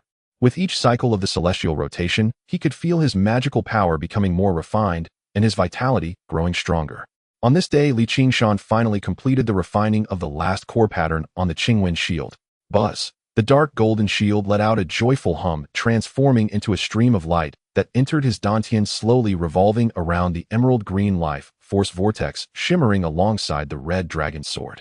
With a thought, the shield could instantly appear, adjusting its size at will, protecting his entire body. Thus, he possessed the red dragon sword, the Fengguang Hua Ing sword technique, the fireball technique, numerous top-tier offensive talismans for attack. Defensively, he had the Qingshan shield and the Wu Tu Zhen Gang, escape techniques like the Fei Hong technique and the Ran Shui Dun, and stealth with the Gui Shi technique. Qingshan slowly opened his eyes, feeling the connection with two top-tier artifacts in his dantian, the many powerful spells in his mind, and the surging magical power within him comparable to the peak of completeness. An unprecedented sense of strength and security filled his heart. After a century of setbacks, he was finally on the rise. The hidden dragon in the abyss would eventually soar into the sky. Now he had absolute confidence that even when facing a fully realized Qi refining cultivator, he could fight and win. With all his trump cards, escaping from a foundation establishment stage cultivator was not beyond the realm of possibility. Zhang Hongxiu, Chuanxiu sect. Qingshan gazed through the stone wall, looking into the distance, his eyes deep and calm. Once I advance further, it will be time to return. He collected his thoughts and once again immersed himself in cultivation. Time flew by, and 2 more years had passed. On this day, Qingshan slowly concluded his practice, the surging aura around him receding into his body like tides transformed through the tortoise breathing technique, revealing only a faint fluctuation corresponding to the 3rd level of Qi refinement. He opened his eyes, a divine light hidden within, akin to an ancient well, unfathomable. So I have already turned 105 years old. Qingshan muttered to himself. Today marks his 105th birthday. No one congratulated him, nor was there any wine or feast. Only he remembered this miraculous milestone for an ordinary person, while for a cultivator, it was merely a starting number. Through 2 years of arduous cultivation, thanks to the endless supply of top-grade elixirs from the Rui Gourd and the might of the longevity technique, his cultivation had quietly broken through to the 9th level of Qi refinement. The longevity magic power within his dantian was vast as a lake, pure and refined, its grandeur rivaling that of an ordinary cultivator in the early stages of foundation establishment. He merely needed to consolidate his strength further before attempting to break into the realm of great perfection in Qi refinement. In another 2 months, it will be time to return to the sect upon the completion of my mission. Qingshan whispered to himself, unconsciously tapping his fingers on his knees. Zhang Hongxiu. I wonder what her cultivation is like now. Has she reached foundation establishment? Whether this return brings fortune or disaster, it must ultimately come to a conclusion. He already had several strategies in mind to either leverage the situation, escape, or retaliate with thunderous might. All must await the opportunity to act upon returning to the sect. Just as he was deep in thought, hurried footsteps and panicked shouts suddenly broke the tranquility of the courtyard. Manager Li, it's bad. Something terrible has happened. It was the young disciple Wang Hai, his voice trembling with evident fear. Qingshan furrowed his brows, quickly suppressing the calm demeanor of a strong cultivator, donning the slightly bewildered and submissive expression of an old man, and pushed open the stone door. Junior brother Wang, what has you so alarmed? He rasped, looking out into the courtyard. Wang Hai's face was ashen, panting heavily, pointing towards the market outside, incoherently muttering, Beast tide. So many demonic beasts. They've surrounded the market. The formation can barely hold. Qingshan's heart suddenly tightened. A beast tide. Qingyang Market is located in a relatively safe area, although occasionally disturbed by demonic beasts, an assault of tidal proportions was indeed rare. He immediately followed Wang Hai, hastening towards the barricade at the market entrance. By this time, many people had gathered on the wall, including the steward Zhao Kun and 4 outer disciples, as well as some wandering cultivators who had been summoned, all with serious expressions bracing for battle. Li Qingshan raised his eyes to look outside, and even with his century of composure, he couldn't help but gasp in shock. Outside the market, a dense mass gathered composed of thousands of low-tier demonic beasts. Green wolves, demonic foxes, iron-skinned wild boars, venomous pythons. Ranging from low-tier first grade to high-tier first grade, their eyes glowed red, restless, emitting deafening roars and screams as they violently slammed against the thin spiritual light barrier of the market. The barrier flickered violently, its light dimming and brightening, emitting a strained, buzzing sound clearly at its limit. How could there suddenly be so many demonic beasts? Li Qingshan squeezed next to Zhao Kun, feigning panic as he asked. Zhao Kun's face was pale, his eyes fixed on the beast horde, gritting his teeth. I don't know. There were no signs. It's as if something is driving or attracting them. Moreover, look at their attack formation. Oh, amidst the chaos, it seems to have some order, which is not typical behavior for a mere beast horde. He paused, his voice heavy, as if dripping with water. There must be a second-tier demonic beast controlling them from behind. Otherwise, it would be impossible to form such a scale of a beast tide. A second-tier demonic beast? Several disciples nearby turned pale at his words, their eyes filled with despair. First-tier demonic beasts correspond to the Qi refinement stage, while second-tier demonic beasts have strength comparable to cultivators in the foundation establishment stage. For those of them who were at most at the 8th level of Qi refinement, and among the disciples in the mid-Qi refinement stage, the foundation establishment stage was an insurmountable chasm. A distress signal has already been sent to the sect. Zhao Kun forced himself to calm down, shouting, but when the reinforcements will arrive, it remains uncertain. Everyone follow orders, hold the formation, channel your magic power, hold on for as long as possible. Await rescue. Upon hearing this, the crowd gritted their teeth and rushed towards various formation points, pouring their magic power into the array beneath their feet without reservation.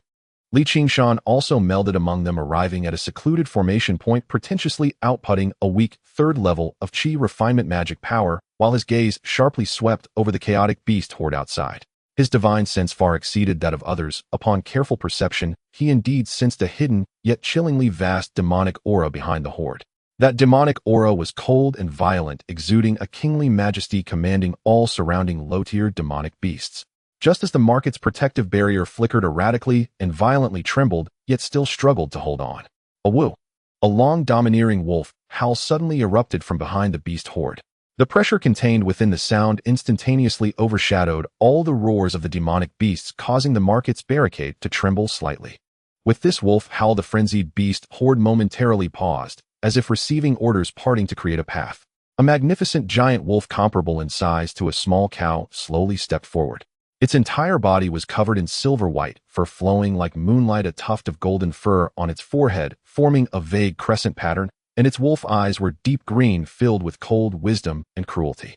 The waves of demonic power emanating from it were as imposing as mountains, revealing it to be a low-tier, 2nd-grade demonic beast. It was none other than the king of this horde of demonic beasts, the Howling Moon Wolf King. Beside it, more than 10 slightly smaller, yet equally fierce first-tier elite Howling Moon Wolves accompanied it. The Howling Moon Wolf King's green pupils coldly scanned the trembling barrier of the market, a hint of human-like disdain flashing across its gaze. It slightly raised its front paw, casually waving towards the spiritual light barrier. A crescent-shaped, exceptionally condensed silver demonic power blade instantly tore through the air, with a sharp whistle accurately striking the weakest point of the barrier. Crack, boom. Just like shattered glass, the already precarious protective array of the market emitted a mournful cry under the demonic power blade, equivalent to the full strength of a foundation establishment cultivator, instantly exploding into countless light points that scattered. It's over. The formation has been breached. A 2nd-tier demonic beast. We are doomed. Despairing exclamations and wails suddenly erupted from within the market, the faces of all filled with fear and hopelessness. Having lost the protection of the formation, facing thousands of frenzied demonic beasts and a 2nd-tier wolf king, they were like lambs to the slaughter. Zhao Kun's face was also pale, but he still forced himself to summon his magical artifact, shouting hoarsely, "Form the array. Defend. Fight these beasts to the end." After a brief silence, the beast horde erupted with even more frenzied roars, surging towards the unprotected Qingshan market like a flood breaching a dam. A stench of blood filled the air, and the aura of death instantly enveloped the entire market.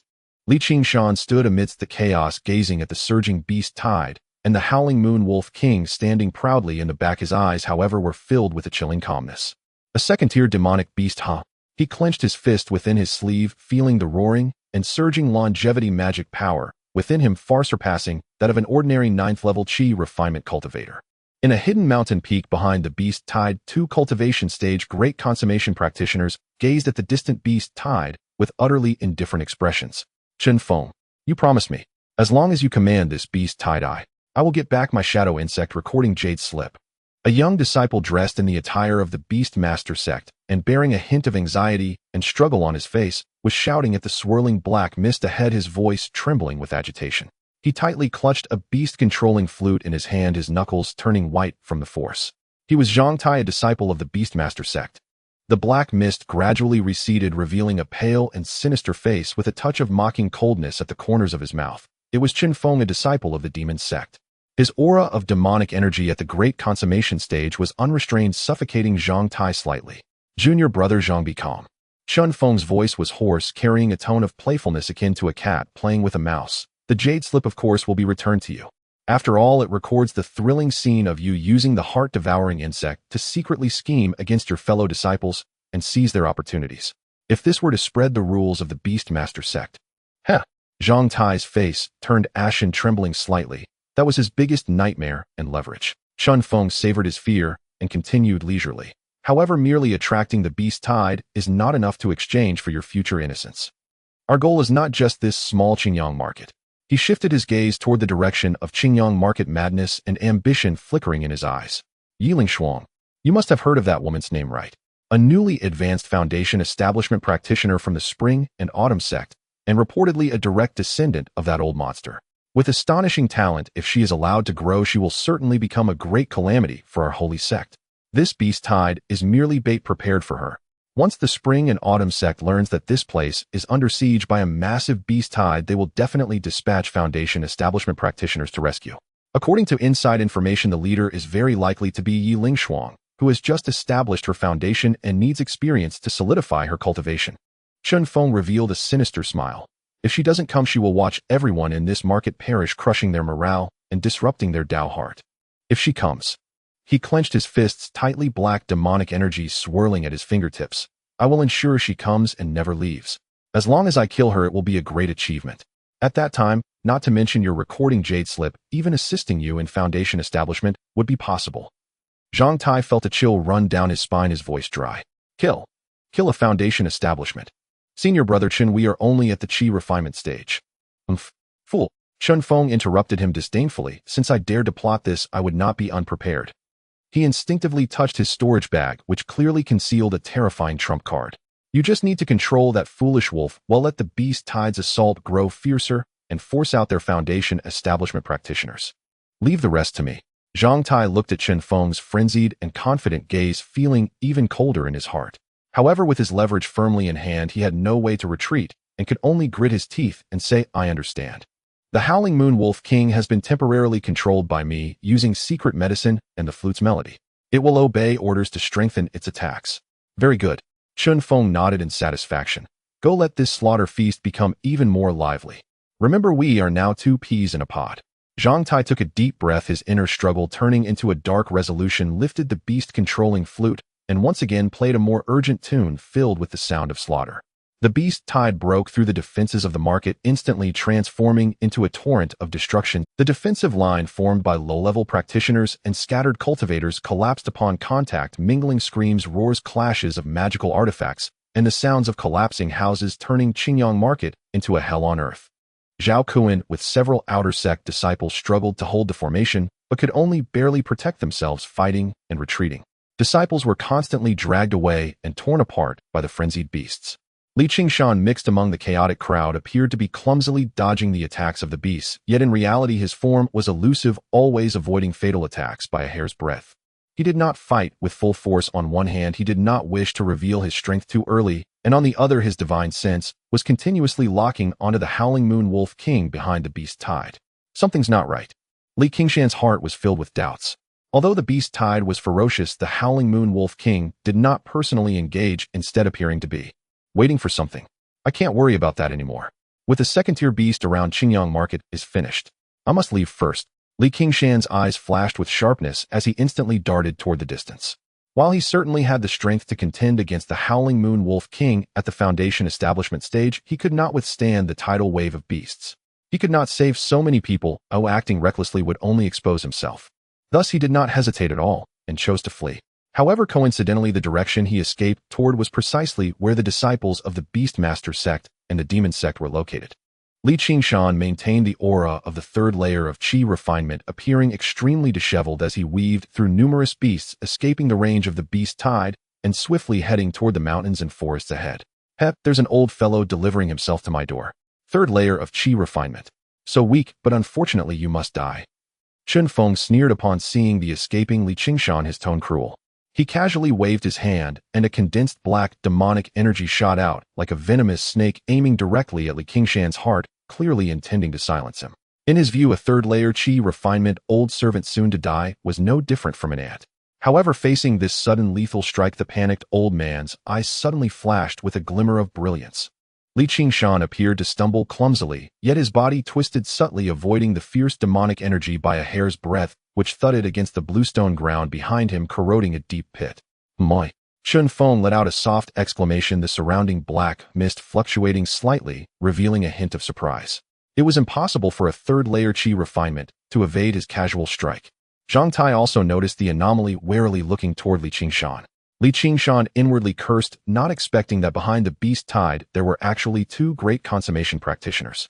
In an instant he realized that the beast tide was surely connected to these two people. Furthermore, the opponent was so alert and ruthless, intending to silence him casually. It seems I have no choice but to act. A cold light flashed in Qingshan's eyes as he immediately sought to summon the red dragon sword to slay these two. But just at that moment a crisp and cold shout echoed from the sky. Bold demon, how dare you invade the territory of my spring and autumn sect? A blazing blue sword light descended from the sky, like a meteor, precisely slashing toward Chen Feng. Before the sword light arrived, the unmatched sword intent had already caused Chen Feng's demonic energy to surge violently. Following closely, another more imposing foundation establishment spiritual pressure descended, and a middle-aged practitioner clad in the attire of a spring and autumn sect steward emerged, shouting in anger. I wondered why there was a beast tide in Qingyang Market. It was you who instigated it. Demon cult scoundrels died. He raised his hand, unleashing a powerful golden light magical seal enveloping both Chen Feng and Zhang Tai. Facing the attacks of two foundation establishment cultivators, Chen Feng showed no fear. Instead, a sickly ecstasy surged across his face. Ha ha ha, this is perfect. Yiling Shuang, you truly came just as I awaited you. His laughter was laced with the arrogance of a scheme coming to fruition. Then he cast a glance at another foundation establishment cultivator, sneering, and there's a buy one get one free along with an old ghost of foundation establishment. Perfectly resolved together. As the words left his mouth, he suddenly slapped his storage bag. A black talisman radiating terrifying pressure soared into the sky. The talisman was pitch black, adorned with the shadowy figure of a three-headed, six-armed demon lord. In an instant, the colors of heaven and earth changed.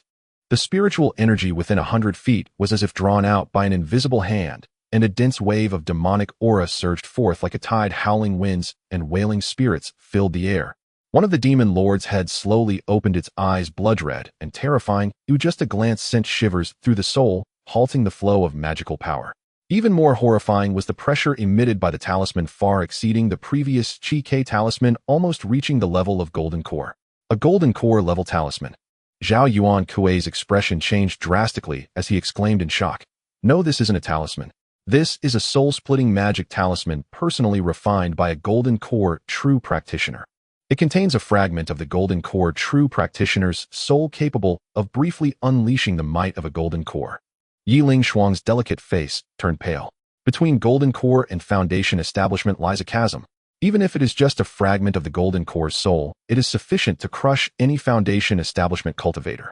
You are merely a Qi refinement cultivator. How could you possess such a thing? Ha ha, to kill you, Yiling Shuang, the sacred sect has spared no expense.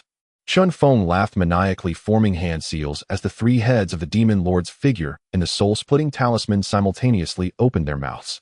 3 chains of demonic light, black as ink and solid as substance, shot forth. One went straight for Zhao Yuan Kuei, while 2 wrapped around Yiling Shuang. Zhao Yuan Kuei let out a wild roar, unleashing all his mid-foundation establishment magical power without reservation. A golden seal and a shield artifact were summoned simultaneously in an attempt to defend. However, crack. The golden seal was pierced by the demonic light chain in a single blow, shattering like paper, and the shield artifact followed suit, being penetrated. The unabated force of the demonic light chain instantly ensnared Zhao Yuan Kuei, tightening violently. Ah! Zhao Yuan Kuei barely had time to let out a cry before his physical body was crushed by the demonic light chain, turning into a mist of blood. A mid-foundation establishment cultivator killed in an instant. Meanwhile, the other two demonic light chains had already approached Yiling Shuang. Her face turned pale, her eyes filled with urgency and gravity. At this life-and-death juncture, she held nothing back. She slapped her palm against her chest, forcing out a mouthful of vital blood, while simultaneously 3 beams of spiritual light shot forth from her storage bag. The first was a bird-shaped jade pendant carved entirely from crimson flame spirit jade. The Qi talisman was summoned again, and its spirit, the Qi, emitted a clear and high-pitched phoenix cry, transforming into a flaming bird with a wingspan of over 10 feet, colliding fiercely with the leading demonic light chain. The second was a small sword, crystal clear and crafted entirely from millennia-old cold jade. As the small sword appeared, the surrounding temperature plummeted and countless ice crystals formed in the air. The ice soul cold jade sword, a protective treasure personally refined for her by the Yi family's nascent soul ancestor. Though it is not a nascent soul treasure, it contains a fragment of the nascent soul practitioner's life essence, its power surpassing that of talismans. The cold jade small sword transformed into an ice blue shooting star carrying the chilling aura capable of freezing space and shattered the second demonic light chain. The third was a jade talisman inscribed with spatial runes. The escape talisman, a third-tier spiritual talisman capable of tearing through space in dire situations, instantly transporting one several dozen miles away. This was the last trump card left to her by the Yi family's ancestor for the most dangerous moments, extremely precious. Yet at this moment, facing the golden core level, soul-splitting magic talisman, she had no choice but to use all 3 trump cards simultaneously. Boom. The Qi true fire collided with the demonic light chain, erupting with a sound that shook the heavens. Flames surged into the sky and demonic energy churned. The shadow of the Qi let out a mournful cry, shattering inch by inch. As the talisman was destroyed, Yiling Shuang was heavily injured, spitting out a mouthful of fresh blood due to their soul connection. But she could not afford to care about her injuries. She gripped the ice soul cold jade sword tightly, frantically pouring the little magical power she had left into it. The cold jade small sword emitted a blinding ice blue light, once again slashing toward the shadow of the soul-splitting demon lord. What? A nascent soul treasure. Chen Feng's expression changed for the first time. He had not expected Yiling Shuang to possess a treasure personally refined by a nascent soul ancestor. The ice soul cold jade sword collided violently with the shadow of the soul-splitting demon lord. The life essence and demonic energy eroded each other, producing an excruciating sizzling sound. At the same time, Yiling Shuang's escape talisman had already activated. A silver-white spatial light enveloped her. You think you can escape, eh? Chen Feng's eyes flashed with madness, and he suddenly spat out a mouthful of vital blood, unwilling to hesitate to burn his own essence. The shadow of the soul-splitting demon lord, nourished by the vital blood, surged with power, once again opening its bloody maw wide and swallowing the ice soul-cold jade sword whole. At the same time, a thicker demonic light chain tore through the air, striking fiercely at the about to teleport Yiling Shuang. The silver spatial light barrier around Yiling Shuang trembled violently, nearly shattering under the assault of the demonic light. She once again spat fresh blood, but was forcibly held in place. The transmission of the escape talisman was interrupted, but the remaining spatial power still sent her flying far away like a withered leaf, falling heavily onto a distant hill. She crashed heavily into a pile of ruins, struggling a few times, but finding she lacked the strength to stand. The talisman she had refined with her spirit was destroyed, and she suffered a powerful backlash, instantly gravely injured. There was exactly where Li Qingshan had hidden. Cough, cough. Ha ha. Chen Feng coughed violently, forcing his vital blood to surge. His aura had fallen from the peak of Qi refinement to about the 7th layer of Qi refinement, severely injured. Chen Feng wiped the black blood from the corner of his mouth, looking at the fallen Yiling Shuang in the distance, letting out a triumphant hoarse laugh. Yiling Shuang. No matter how talented you are, even with the protection of a nascent soul treasure, you will still die at my hands. He struggled to stand, his eyes boiling with killing intent as he walked step by step toward the fallen Yiling Shuang. Though he was gravely injured, the temptation and glory of personally slaying a foundation establishment genius from the spring and autumn sect filled him with exhilaration.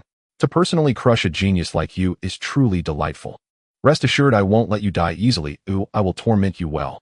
Chen Feng sneered, gathering a dim, yet still deadly black magic blade in his palm, raising it slowly toward Yiling Shuang's heart. At this moment, he was entirely immersed in the thrill of completing his task, and the pleasure of slaughtering a genius, lowering his defenses to the minimum, completely oblivious to Qingshan, who had been huddled in the corner of the ruins, seemingly stunned. At this critical moment, Qingshan, who had remained motionless like a rock, his aura almost extinguished. There was no earth-shattering burst of energy, no surging light of spiritual power, only extreme precision and speed. He still bore that aged appearance, but his eyes suddenly sharpened like those of a hawk. His body emerged like a specter from the shadows, moving with such speed that it left only a faint afterimage. The target aimed directly at Chen Feng's unguarded back. Clutched in Qingshan's hand was the Crimson Dragon Sword, a Tier 1 supreme artifact, unassuming in appearance, yet peerlessly sharp, enhanced by the Rui gourd. He aimed for a single decisive strike, silent, swift, and lethal. Yet Chen Feng, an elite disciple of the demon sect, surely carried life-saving treasures upon his person. At the very instant the Crimson Dragon Sword neared the center of Chen Feng's back, a concealed protective jade talisman at his waist flared to life spontaneously. A low hum resonated through the air as a pitch-black dome shimmered into existence, its surface etched with eerie arcane sigils, just in time to intercept the fatal thrust. A muffled thud followed. The sword's tip pierced half an inch into the barrier, then halted, unable to advance further. The supreme artifact's razor-edged might ground violently against the demon-light barrier, emitting a grating, spine-chilling screech. What? Chen Feng's soul recoiled in terror. The icy aura of death and the sudden assault jolted him instantly from his blood-fueled frenzy. He had never imagined, never even considered, that the attack would come from behind, launched by that wizened, decrepit old man he'd dismissed as utterly insignificant. Though the jade talisman had saved his life, the hastily activated barrier could not fully absorb the concentrated force of that ambush, a blow infused with the peak power of a 9th-stage Qi condensation cultivator. An immense, refined surge of energy slammed into his back through the barrier. Ugh! His vision darkened, his internal organs twisted violently within him. Another torrent of black blood erupted from his mouth, thick with fragments of viscera, as his body flew forward like a discarded sack, crashing heavily beside Yiling Shuang. His injuries worsened catastrophically. Even lifting himself became agonizingly impossible. With great effort he turned his head, and beheld the old man slowly rising to his full height, a figure holding a broken sword that pulsed with eerie light, his gaze calm, cold, and utterly still. Qingshan. Who are you? Shock, disbelief, and a flicker of raw fear contorted Chen Feng's features. How could a mere 3rd-stage Qi condensation cultivator unleash such terrifying speed and power? How could he wield a supreme artifact capable of nearly shattering a demon-light barrier? But there was no time for contemplation. The crisis demanded immediate action. He himself lay gravely wounded, teetering on the edge of death, while this hidden elder's true depth remained utterly unfathomable. His eyes snapped toward Zhang Tai, who stood frozen nearby, stunned into paralysis by the cascade of shocking events. With his last reserves of strength, Chen Feng screamed hoarsely, "Zhang Tai, you fool! What are you waiting for? Kill Yiling Shuang now? Kill her, and I'll return the jade slip to you. All my treasures shall be yours. Hurry, act." His sole remaining objective was mission completion. Yiling Shuang must die. Zhang Tai jolted awake at the scream. His gaze darted between the grievously injured Chen Feng, the suddenly inscrutable elder, and finally settled upon the dying Yiling Shuang. Greed, terror, and inner conflict warring across his face. In the end, his desperate yearning for Foundation establishment and his dread of Chen Feng overrode all reason. "Ah, die!" he roared, summoning his flying dagger and charging wildly toward Yiling Shuang, determined to seize victory first. Yet Qingshan, having already drawn his blade, would never permit such a thing. The moment Chen Feng's shriek tore through the air, Qingshan moved again. This time he concealed nothing. Unleashing the flying rainbow art at full power, his form blurred, vanishing and reappearing midair, intercepting Zhang Tai before he could take another step. Simultaneously, the Crimson Dragon Sword transformed into a near-invisible streak of frost-laced light, striking with impossible precision, aimed directly at Zhang Tai's throat. Zhang Tai's vision swam, a suffocating wave of killing intent engulfed him. Frantically, he tried to recall his flying dagger, but the gulf in speed was absolute. "No!" Terror choked his plea. A wet, sharp shink echoed. The dagger pierced his hastily raised spirit-light barrier without resistance, severing his throat cleanly. Zhang Tai's forward momentum froze abruptly. Hands clamped over his spurting neck, eyes wide with shock and primal fear. Then his body slumped lifelessly to the ground, breath extinguished. A flawless execution, annihilating a Qi condensation grand perfection cultivator in a single stroke. Now only 3 remained: the dying Chen Feng, the barely breathing Yiling Shuang, and Qingshan, standing motionless, sword in hand, his expression serene and detached. Chen Feng watched Zhang Tai fall, His final sliver of hope shattered, replaced by glacial dread. Gazing at Qingshan, he forced down his shock and agony, his voice rasping urgently, "Senior, who precisely are you? Such profound concealment suggests you are no ordinary disciple of the Chunqiu sect. I am an inner sect disciple of the sacred sect, and my master is a golden core elder. Should you cease hostilities now, I swear upon my Tao heart that today's events will be erased from memory. I offer my entire fortune, and shall personally recommend you for induction into the sacred sect, where you may receive direct guidance from a golden core patriarch. Would that not surpass languishing among vermin in the Chunqiu sect 1,000-fold? Why provoke eternal enmity with our sacred sect over a woman already on death's threshold?" Having witnessed Qingshan's instantaneous slaughter of Zhang, Tai Chen-feng concluded, without hesitation, that this elder was a concealed foundation establishment cultivator. Only such a cultivator could possess such overwhelming strength. His tone shifted accordingly, blending enticement with veiled threat, while secretly preparing to unleash a hidden treasure for a treacherous counterstrike. Qingshan turned slowly, wiping crimson droplets from the crimson dragon sword, his gaze settling upon Chen-feng, calm, placid, utterly devoid of emotion, as if observing a corpse already laid to rest. "Have you finished speaking?" he asked, voice quiet and indifferent. Chen-feng's heart sank. The utter lack of reaction confirmed his worst fear. Qingshan granted him no further reprieve. Demon sect disciples were masters of deception. Leaving one alive would invite endless calamity. Qingshan moved once more, a phantom blur of motion, the crimson dragon sword arcing straight toward Chen-feng's skull. Despair and madness flashed in Chen-feng's eyes as he strained to activate some forbidden art, but his broken body could never match the lightning speed of Qingshan's final strike. A sharp shink. The crimson dragon sword buried itself deep into his forehead, obliterating his nascent soul.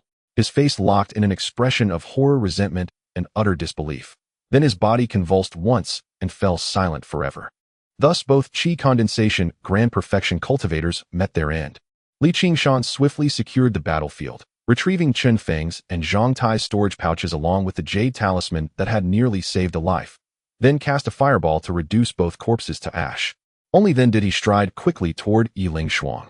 Yiling Shuang had witnessed the entire sequence, a lightning-fast chain of reversals. Especially Qingshan's hidden mastery, his ruthless precision, and his decisive lethality, an experience so profoundly shattering it left her awestruck beyond words. She looked up at Qingshan kneeling beside her, her beautiful eyes brimming with layered, turbulent emotions, the dazed relief of survival, the world-depending shock of revelation, deep bewilderment, a fragile, unspoken gratitude, and beneath it all a quiet, instinctive wariness. Her lips parted weakly, her voice a faint, trembling whisper heavy with disbelief. Qingshan, is it truly you? You slew cultivators at the peak of Qi condensation. Your cultivation realm. What is... Qingshan gazed upon her pale, yet still exquisite face, and let out a soft, resigned sigh. He knew in that moment that full concealment was no longer possible. "Senior Sister Yi," he said, his voice low and steady, "this tale stretches long. This place is unsafe. We must depart immediately." Qingshan picked up Yiling Shuang and used the flying rainbow technique, weaving through the forest, quickly covering over 100 miles before stopping in a secluded spot. At this moment, Yiling Shuang had already fallen unconscious. Her injuries were severe, her breath weak like a flickering candle in the wind, and immediate treatment was essential. Qingshan thought to himself, the power of my longevity art seems capable of saving her, but the longevity art is of great significance and must not be exposed. His gaze swept over several medicine bottles he had just searched from Chen-feng's storage bag, and he quickly recalled the forbidden top-grade spirit pills from his rui, gored, his mind racing. Am I really going to watch her die? Qingshan hesitated. If Yiling Shuang died, it would arguably be the best outcome, as it would help conceal his secret. No, not to mention that she once brought me into the immortal sect and has helped me against Zhang Hongxiu. More importantly, she has a nascent soul elder behind her. Who knows what abilities that elder possesses? I cannot take that risk. Yiling Shuang must be saved. Qingshan looked at Yiling Shuang lying before him, his thoughts churning.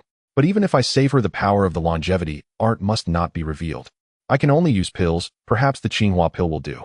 He made a swift decision, pretending to search in his bosom while actually retrieving a Qinghua pill from his rui gourd. The first-tier mid-grade Qinghua pill had transformed into a first-tier top-grade Qinghua pill after being placed into the rui gourd. Even if it is only a first-tier pill, top-grade spirit pills are extremely precious and rare, possessing a remarkable healing effect, even for foundation establishment cultivators.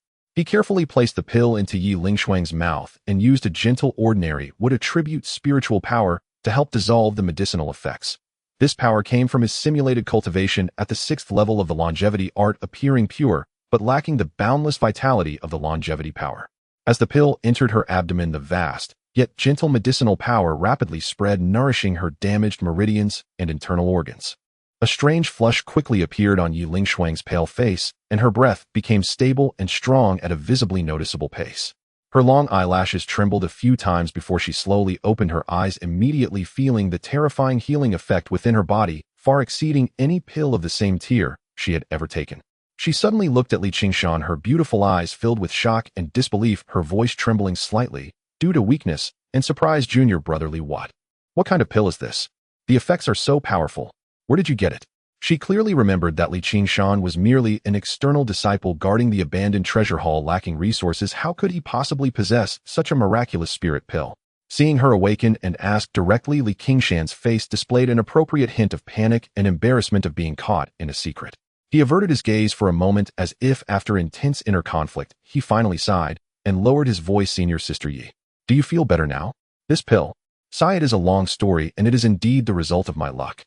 He deliberately paused, appearing hesitant and uneasy, and continued. About half a year ago, while cleaning the deepest part of the abandoned treasure hall, I inadvertently triggered a hidden mechanism and discovered a forgotten cave.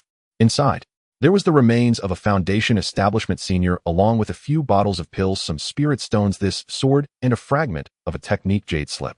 As he spoke, he summoned the red dragon sword, the spiritual light of the top-grade artifact swirling in the cave, its sharp aura causing Yi Lingshuang's eyes to widen again. I also relied on the legacy left by the senior to fortuitously break through to the 6th level of Qi refining. He stabilized his cultivation fluctuations at the 6th level of Qi, refining his face, showing a hint of anxiety and unease after sudden wealth. The pill I just gave you is one of the best healing pills. I am shallow in experience and do not know its specific name. I just felt its extraordinary power, and in a moment of urgency, I used it on you. Please do not blame me, senior sister. His words were half true and half false, with a sincere tone perfectly portraying the psychology of a small character who unexpectedly gained wealth, both delighted and fearful. Yi Lingshuang listened quietly, her gaze moving away from the red dragon's sword and landing back on Qingshan's wrinkled face, which was now filled with unease. Her divine sense had been damaged, making it impossible to accurately probe Qingshan's background. Even if she tried with the existence of the turtle-breathing technique, she could not discern Qingshan's true cultivation. However, the aura of a 6th-level Qi refining cultivator was unmistakable, that top-grade flying sword was also undeniable, and that astonishingly effective pill was certainly real. The remains of a foundation establishment cultivator's cave. This explanation, while shocking, was not entirely impossible. Such fortuitous encounters were rare in the cultivation world, yet there were still rumors of them. Her shock and doubt slightly diminished, replaced by a complex emotion. She looked at Qingshan and softly said, I see. This is your immortal fate. Why should I blame you? If it weren't for your pill, I might have. She paused, then solemnly said, Thank you, Qingshan. You have saved me once again. Qingshan quickly waved his hand, his attitude still respectful. Senior sister, you exaggerate. If it weren't for you bringing me into the sect and helping me multiple times, I would have long since turned to dust. It is my duty to help you today. He shifted the topic, revealing a sincere, if slightly pleading expression, leaning slightly forward. However, senior sister, I am of advanced age, lacking talent, and having gained this opportunity, I am already anxious, fearing that possessing such a treasure will bring about disaster. Regarding this cave's legacy and my current meager cultivation, might I ask you to keep it a secret? I have no other requests, only hoping to live a few more peaceful years without causing you any trouble. His earnest words vividly expressed an elderly man's desire for a stable old age and his fear of potential dangers. Yi Lingshuang looked at the pleading expression on his aged face, recalling how he had stumbled upon this opportunity. After a century of hardships, it truly was not easy, and she couldn't help but feel a sense of sympathy and understanding. Moreover, he had helped her several times, and his character seemed reliable.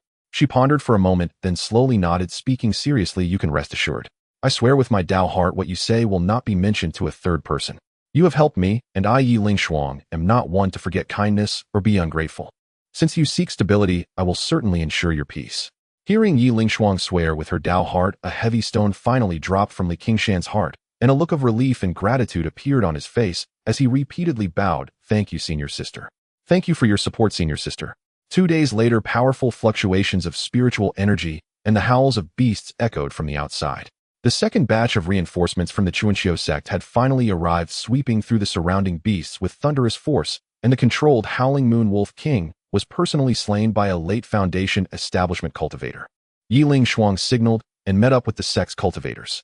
Her explanation to the outside world was that the Foundation establishment uncle had perished under the treacherous talismans of the demonic cult while trying to save her. She had managed to severely injure the enemy thanks to a life-saving item bestowed by her master, and then hid away to heal. As for Qingshan, she only mentioned that he had cleverly helped her hide without elaborating on his strength or the specific details of the battle. Although everyone felt the process was perilous upon seeing Yiling Shuang's severe injuries and the gravity of the demonic cult's talismans, they did not delve further into the details. The Qingyang market had suffered heavy losses and needed reconstruction. Qingshan's guarding duty was thus cut short, and he returned to the Chuanxiu sect with Yiling Shuang and others. Upon returning to the sect, Qingshan subtly inquired about Zhang Hongxia's news. Yiling Shuang, aware of Qingshan's worries, smiled slightly and said there's no need to worry. Zhang Hongxiu had recently entered seclusion to prepare for her Foundation establishment. It wouldn't be easy for her to come out in just a few months. As for you, he may have already forgotten, so he shouldn't cause you any trouble. If he really does trouble, you just leave everything to me. Thank you, Senior Sister Yi. Qingshan said gratefully. He felt a sigh of relief, but immediately became vigilant again. She has entered seclusion. That's good, at least it's safe for now, but I must remain cautious. I can't place all my hopes on Yiling Shuang. If she successfully establishes her foundation and comes out, what if she truly seeks trouble with me? How can I contend against that? I must find a way to increase my strength even. Establish my foundation. The Foundation establishment is the first great divide between mortals and immortals. It requires Foundation establishment pills to significantly improve the success rate. However, Foundation establishment pills are extremely precious, strictly controlled by the sect, primarily allocated to elite disciples and those with significant backgrounds. As a mere outer disciple with only 6 levels of Qi refinement and over 100 years of age, it was nearly impossible for him to obtain them through normal channels. After much contemplation, Qingshan sought Yiling Shuang's assistance once again. You want to go to the Alchemy Hall? Yiling Shuang looked at him in surprise. Although the Alchemy Hall is an important department, ordinary disciples usually engage in menial tasks such as handling herbs or guarding alchemical furnaces. Yes, Senior Sister. Qingshan said respectfully, I am of advanced age and the path of cultivation is difficult.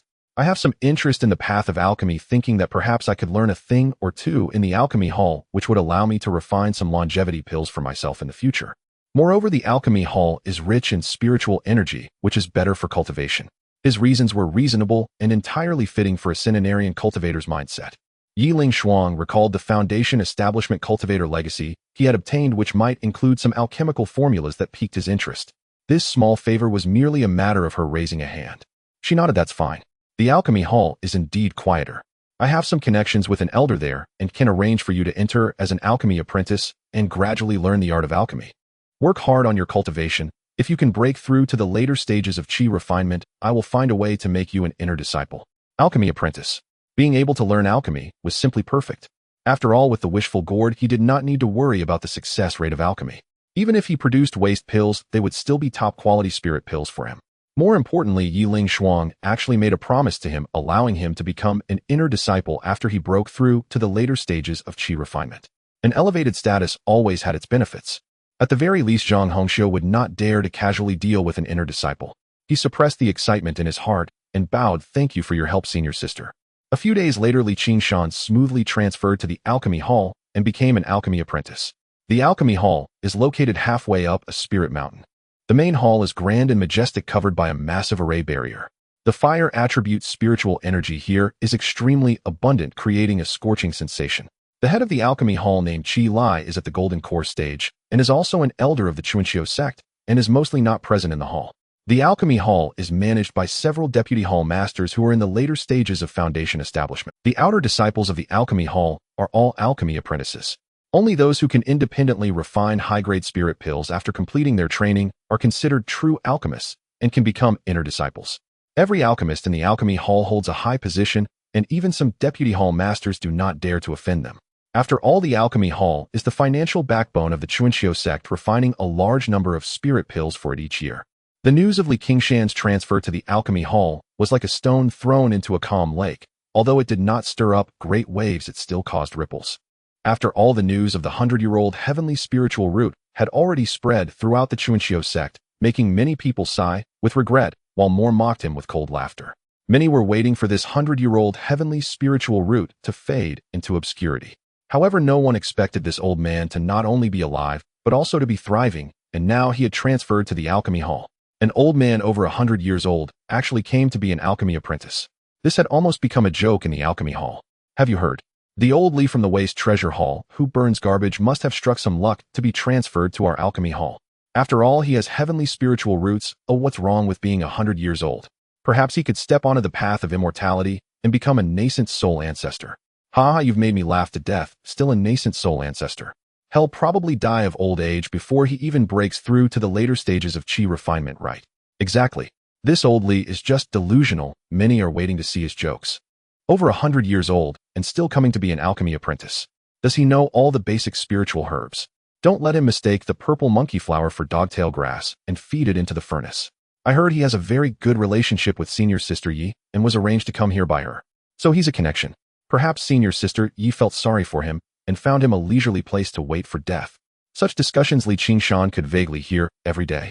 He maintained a calm demeanor, as if those whispered conversations and the disdainful glances were of no concern to him, merely arriving punctually at the assigned remote courtyard and affiliated alchemical room, each day, quietly, doing the allocated menial tasks. Cleaning the residue from the alchemical furnaces, sorting and processing basic herbs, and transporting fuel. His mindset was as steady as a rock. After a century of worldly experience, his temper had long been tempered away, and these gossip and rumors seemed like a gentle breeze compared to the trials he had endured. However, the reality was that no alchemist was willing to take him in as an apprentice at such an advanced age. Alchemy requires keen spiritual perception, precise control of spiritual power, and a great deal of time for practice and trial and error. No one believed that a 100-year-old man still had any potential. After all, there were hundreds of alchemy apprentices in the alchemy hall, and those who could be accepted as apprentices under alchemists were the lucky ones. Most could only do menial work. Li Qingshan was undeterred, completing his tasks step by step while diligently cultivating. He was already at the 9th level of chi refinement, just one step away from breaking through to the great perfection of chi refinement. This step was crucial, and he was very patient. Just when Li Qingshan thought he would silently do menial work here for a year before seeking another way, a turning point appeared. On this day, Master Yanming, a renowned alchemist known for his peculiar temperament and stringent demands, happened to pass by the medicinal herb processing area. While the other apprentices were laughing and slacking off, only Li Qingshan was meticulously sorting through a pile of freshly delivered herbs, carefully distinguishing between the dried qianxi vine and withered blood whiskers as recorded in the illustrated compendium of herbs. These two types of herbs looked extremely similar, yet their medicinal properties were entirely opposite. A mistake could ruin an entire batch of elixirs. Li Qingshan worked slowly but with remarkable precision, not misplacing a single one. Is that Master Yan? Could it be that Master Yan is here to select alchemy apprentices? Everyone perk up. We might be chosen by Master Yan. That's Master Yan. Many foundation establishment stage alchemists are said to have been personally trained by him. Master Yan is one of the few in our alchemy hall who can refine foundation establishment pills. If it weren't for Master Yan injuring his foundation in his youth, he would have long since broken through to the foundation establishment stage and not wasted so many years in the great perfection of chi refining, nearing a lifespan of over 100. As soon as the many alchemy apprentices saw Master Yan, they all trembled with excitement, filled with thrill and anticipation. They hoped to be chosen by Master Yan. If chosen, it would be a meteoric rise. Master Yan paused for a moment, ignoring everyone else. His murky, yet sharp gaze lingered on Li Qingshan's steady, calloused hands for a brief moment before sweeping over his calm and unruffled face. What is your name? Master Yan's voice was hoarse and cold, like the sound of metal scraping against stone. Li Qingshan, upon hearing this, set down the herbs in his hands and respectfully bowed, saying, "Reporting to Master, I am Li Qingshan." Li Qingshan. Master Yan seemed to recall the recent rumors, his brows slightly furrowing. Over 100 years old. You wish to learn alchemy? Yes, although I am old, my heart yearns for the way of elixirs, and I am willing to give my all to try. Li Qingshan replied, neither humbly nor arrogantly. Master Yan stared at him for a long while before suddenly snorting, humph, yearning for the way of elixirs. You must be at your wits' end, looking to just pass the time. Alchemy is no joke. It requires talent, and even more so perseverance. How many years do you have left to live? Though the words were harsh, Li Qingshan sensed a hint of scrutiny different from pure disdain and mockery. He calmly replied, I know I am dull and have little time left. It is precisely for this reason that I cherish time and dare not be the slightest bit negligent. I only hope to have no regrets in my heart. Master Yan fell silent for a moment before finally tossing out a sentence. Come to the alchemy room. No. Within a year, if you cannot recite the 10,000 medicines primer perfectly and identify 1,000 common spiritual herbs and their properties you can leave on your own, you don't waste my time. After saying this, he waved his sleeve and left. Qingshan watched Master Yan's hunched yet upright figure and deeply bowed, saying, "Thank you, Master." He knew this seemingly cold-hearted yet warm-hearted master had given him an opportunity. What a... Master Yan actually chose Qingshan. Old Li has hit the jackpot. Why not me? What does he have that I lack? This old Li's luck is truly enviable. The numerous alchemy apprentices were utterly shocked, filled with jealousy, as they looked at Qingshan, completely not expecting that Master Yan had actually set his sights on Qingshan. However, Qingshan remained calm, continuing to complete his herb sorting task at a steady pace before turning to leave. The next day, he went to report to Master Yan, officially becoming Master Yan's alchemy apprentice. From then on, Qingshan's life revolved around a straight line between Alchemy Room No. 7 and his small room. Master Yan was indeed extremely strict. Besides having him handle more complex herbs, he also threw thick volumes of herb manuals at him, demanding that he memorize them within a specified time. Any mistake would lead to a harsh reprimand. Qingshan. The harvesting time and processing method for this 3-leaf green fungus are clearly written in the book. Are your old eyes dim, or have you simply not memorized it? Timing. How many times have I told you that refining stone essence liquid requires gentle heat for 12 hours, a minute too much, and it burns a minute too little and impurities remain? What kind of fire are you controlling? Are you burning the stove? Master Yan spat as he reprimanded without holding back. Qingshan silently endured all the scolding, committing every word to memory. His powerful spiritual sense played a tremendous role at this moment, allowing him to remember everything at a glance and comprehend beyond measure. Though Master Yan scolded fiercely, he realized that this old apprentice often grasped the concepts immediately and could even extrapolate, showing an astonishing rate of improvement. However, this old fellow had low spiritual power, and his fire control technique was shockingly crude, making him quite difficult to utilize. Master Yan secretly lamented in his heart. Both comprehension and temperament are excellent, but alas, he is too old, his foundation is too weak, and his spiritual power control is a major flaw otherwise. Sigh, what a pity. During the day, Qingshan diligently studied the knowledge of alchemy, and at night, he would return to his small room, set up a simple barrier, and immerse himself in cultivation. Gradually, when Master Yan refined elixirs, he would let Qingshan assist nearby, which provided Qingshan with a rare opportunity. He thirsted for knowledge and learned everything about alchemy. Although 100 years old made his path to immortality incredibly arduous, it also granted him an extraordinary mindset. Master Yan would inevitably encounter failures while refining elixirs. Those failed elixirs that Master Yan casually discarded or gifted to Qingshan to clean up became Qingshan's greatest treasure. He carefully collected these failed elixirs, selecting some each night to place into his wishful gourd. The next day, the elixirs he poured out would be perfect, plump, with clear patterns and a fragrant aroma. If Master Yan were to know that his apprentice, whom he deemed low in spiritual power and crude in fire control, was treating the failed elixirs he had refined like candy, he would surely be astounded. With the support of a vast amount of exquisite elixirs and the power of the longevity art, Qingshan's cultivation was steadily advancing at a terrifying speed. Within his dantian, the power of longevity continuously accumulated, becoming ever more vast and majestic. To outsiders, however, he still appeared as the old apprentice struggling at the 6th layer of qi refining. A year passed in an instant.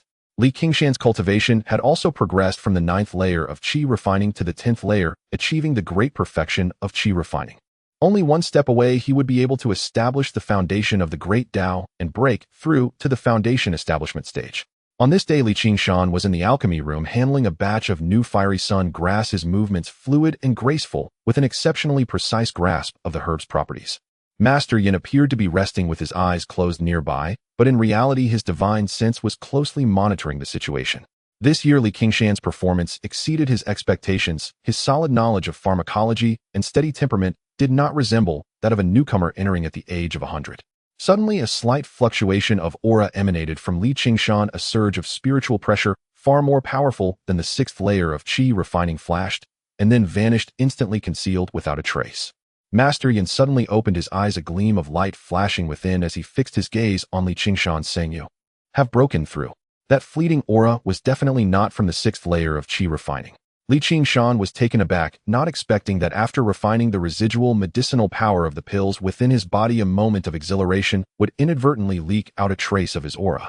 He quickly bowed, his face displaying just the right amount of excitement and unease. Master disciple, I have recently felt the bottleneck loosening, and by sheer luck. Just by luck I have broken through to the 7th level of Qi refinement. He revealed his cultivation level at the 7th level of Qi refinement. 7th level of Qi refinement. Master Yanming's gaze was sharp as he scrutinized Qingshan, as if trying to see through him. At 100 years of age, breaking through from the 6th level to the 7th level in just 1 year. Even with a celestial root, this speed is still quite astonishing. Could it be that he had hidden his cultivation before? Or does he truly possess an innate talent for alchemy, allowing his mind and spirit to drive his cultivation? Master Yan ultimately did not ask further, merely snorted coldly. Humph, it seems you still have some use, not wasting my breath. Since you've broken through, try to help control the fire and start learning from the beginning. Yes, thank you, Master. Qingshan respectfully responded, feeling a sigh of relief in his heart. The 7th level of Qi refinement, while still remarkable, is much easier to explain than the 9th level or even the Great Perfection. As Qingshan gradually began to engage with actual fire control secretly, using his powerful divine sense and longevity mana to quietly compensate for the roughness in spiritual power control, a piece of news quietly spread among the higher-ups of the Dan Hall, also reaching Qingshan's ears. Master Yanming is preparing to open the furnace to refine the foundation establishment pill, not for himself, but for a core inner disciple of the sect. Upon hearing this news, the entire Dan Hall was shaken.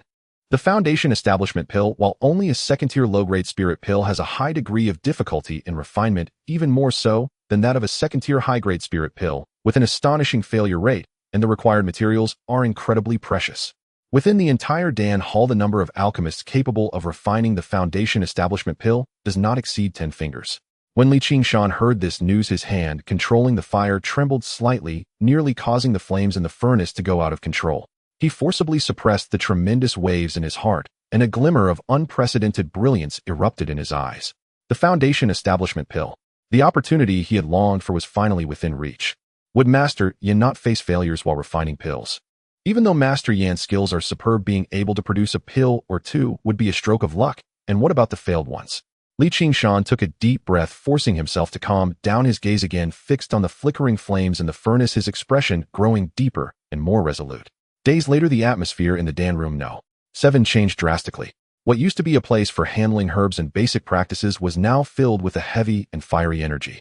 In the center of the Dan Room, the earth fire bronze cauldron, which had rarely been used and was inscribed with intricate arrays, had been fully activated, with the earth fire burning fiercely, causing the cauldron to glow faintly red, radiating waves of heat.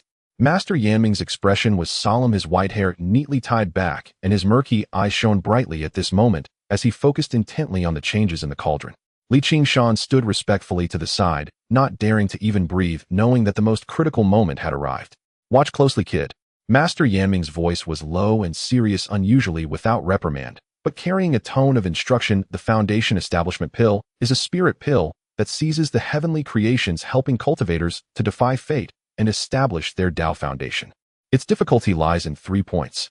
As he carefully introduced a flower emitting a purple aura with 9 crystalline leaves into the cauldron, he explained, first, the main ingredient is hard to find. The 3 main herbs, the 900-year-old Eng 9-leaf flower, the seed of the earth heart fire lotus, and the essence refined from 1,000-year-old stone milk.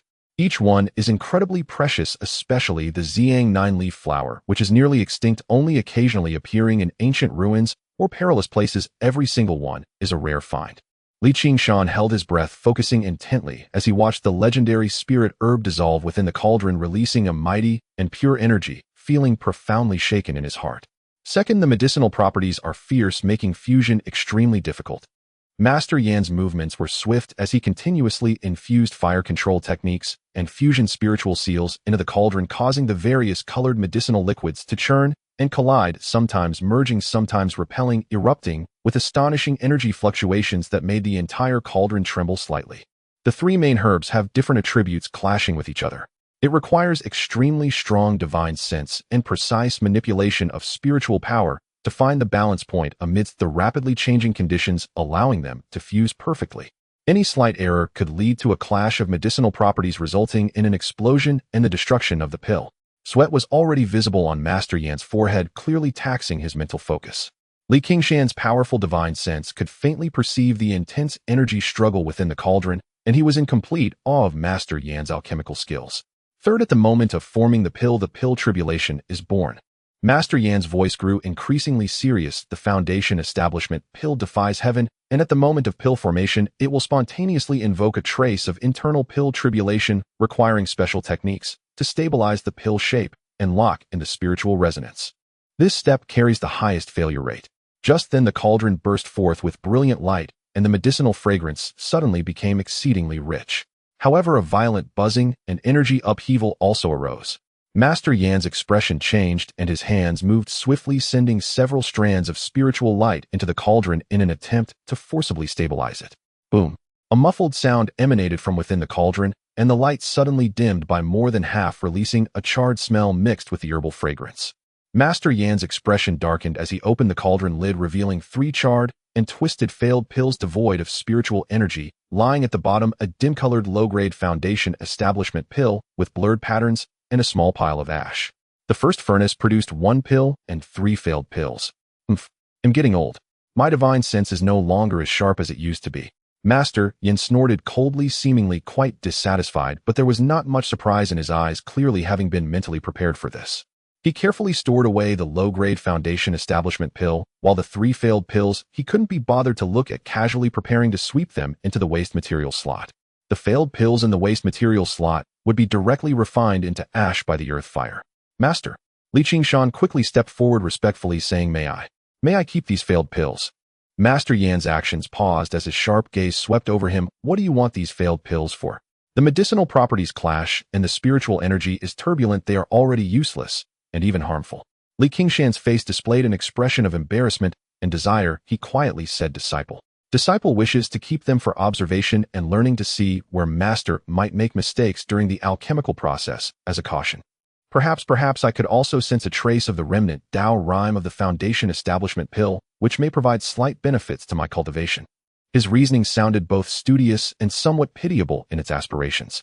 Master Yan stared at him for a few seconds, seemingly seeing through his little thoughts, yet he was too lazy to expose them, ultimately waving his hand impatiently. Suit yourself. Just a pile of trash, don't let it clutter the Dan room. Thank you, Master. Qingshan suppressed his excitement and carefully placed the 3 still warm failed pills into a prepared jade box. After a day's rest, Master Yan began the second round of alchemy. With the experience from the first attempt, his techniques were more steady and practiced. Qingshan observed intently throughout the process, not daring to miss any detail. His powerful divine sense silently recorded every technique and fluctuation of spiritual power from Master Yan, constantly simulating them in his mind. This time the process went much smoother. 3 pills were successfully refined. Although they were still of low quality, their colors and patterns had improved significantly. There were even 6 waste pills. Qingshan shamelessly asked for more, and Master Yan merely glanced at him with a huff, which was an In the third round, Master Yan seemed to be in peak condition, his techniques flowing like water, mastering the integration of fire and medicinal properties with exquisite precision. In the end, 6 pills were successfully refined, with 4 waste pills.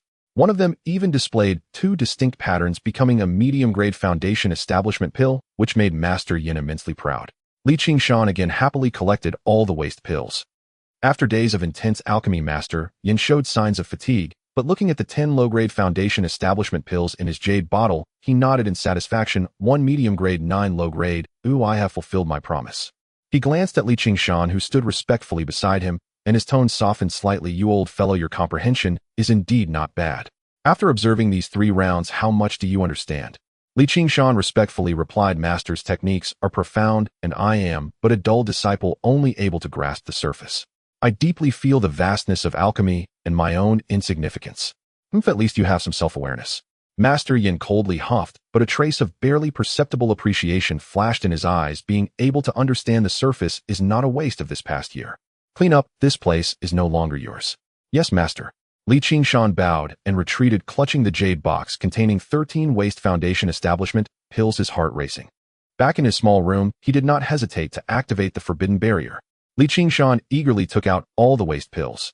Most of these pills were twisted in shape, dull in color, and some even charred, their surfaces chaotic and emanating an unstable aura. But in Qingshan's eyes, they were priceless treasures. 13. That's more than enough. His eyes burned with excitement as he carefully placed them in batches into his rui gourd. Next came the moment of waiting for miracles. The next day, he would harvest 13 top-grade foundation establishment pills. Meanwhile, a more practical question surfaced in his mind. Even with the top-grade foundation establishment pills, where should I establish my foundation? Qingshan fell into deep thought. Within the sect, the commotion would undoubtedly be significant. The foundation establishment phenomenon of the longevity technique would probably be hard to completely conceal. How would he explain a 100-year-old servant disciple suddenly establishing his foundation? It would definitely bring tremendous trouble. He must leave the sect and find an absolutely safe and hidden place. The mountains near the sect. No, it would be easy for patrolling disciples to discover. A remote area. But there might be powerful beasts. Qingshan frowned, his fingers unconsciously tapping on the table. Perhaps I could go to that place. A thought suddenly flashed through his mind. When he was brought to the Qingshan sect from Taohua village, he had passed through a desolate mountain range where the spiritual energy was exceptionally chaotic and violent. It was said to be a relic of an ancient battlefield with unstable space and frequent strange occurrences, making ordinary cultivators dare not venture deep. That place's chaotic spiritual energy would perfectly conceal the foundation establishment phenomenon. Moreover, it is rarely visited by people, making it an excellent place for seclusion. With the location determined, the next question followed. What about after establishing the foundation? With a sudden surge in cultivation, how would I conceal it? Although the turtle breathing technique was marvelous, whether it could perfectly mask the fluctuations of foundation establishment power remained uncertain. I must find a more powerful concealment technique, or a treasure that can mask one's aura. Qingshan's eyes sparkled as his thoughts raced. Outer sect disciples are qualified to select 3 spells from the scripture pavilion. I can first go to the scripture pavilion for a look. Additionally, there should be many good items in the sect's market. I can also take a look there. Qingshan thought to himself. The next day, the fragrance of pills wafted from the Rui gourd. 13 foundation establishment pills, ancient and primitive, looked like purple pearls, brilliant and flawless, with 4 distinct patterns visible on them. Even though Qingshan had anticipated this, seeing this scene still shook him to the core with excitement. He quickly stored all 13 top-grade foundation establishment pills into the Rui gourd, his heart pounding.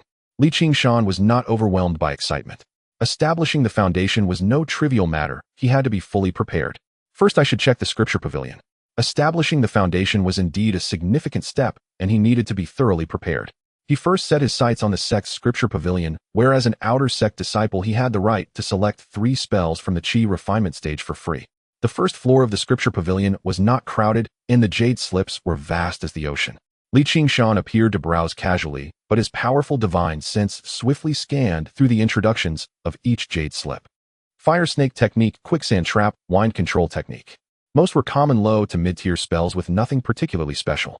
He strolled to a remote corner where many neglected, incomplete, or extremely difficult to practice spell jade slips were piled up.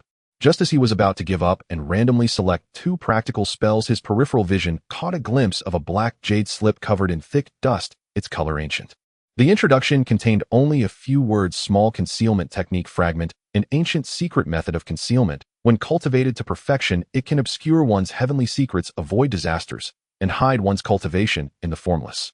However, cultivation was extremely difficult, requiring a high level of divine sense talent, and it was incomplete, so choose carefully.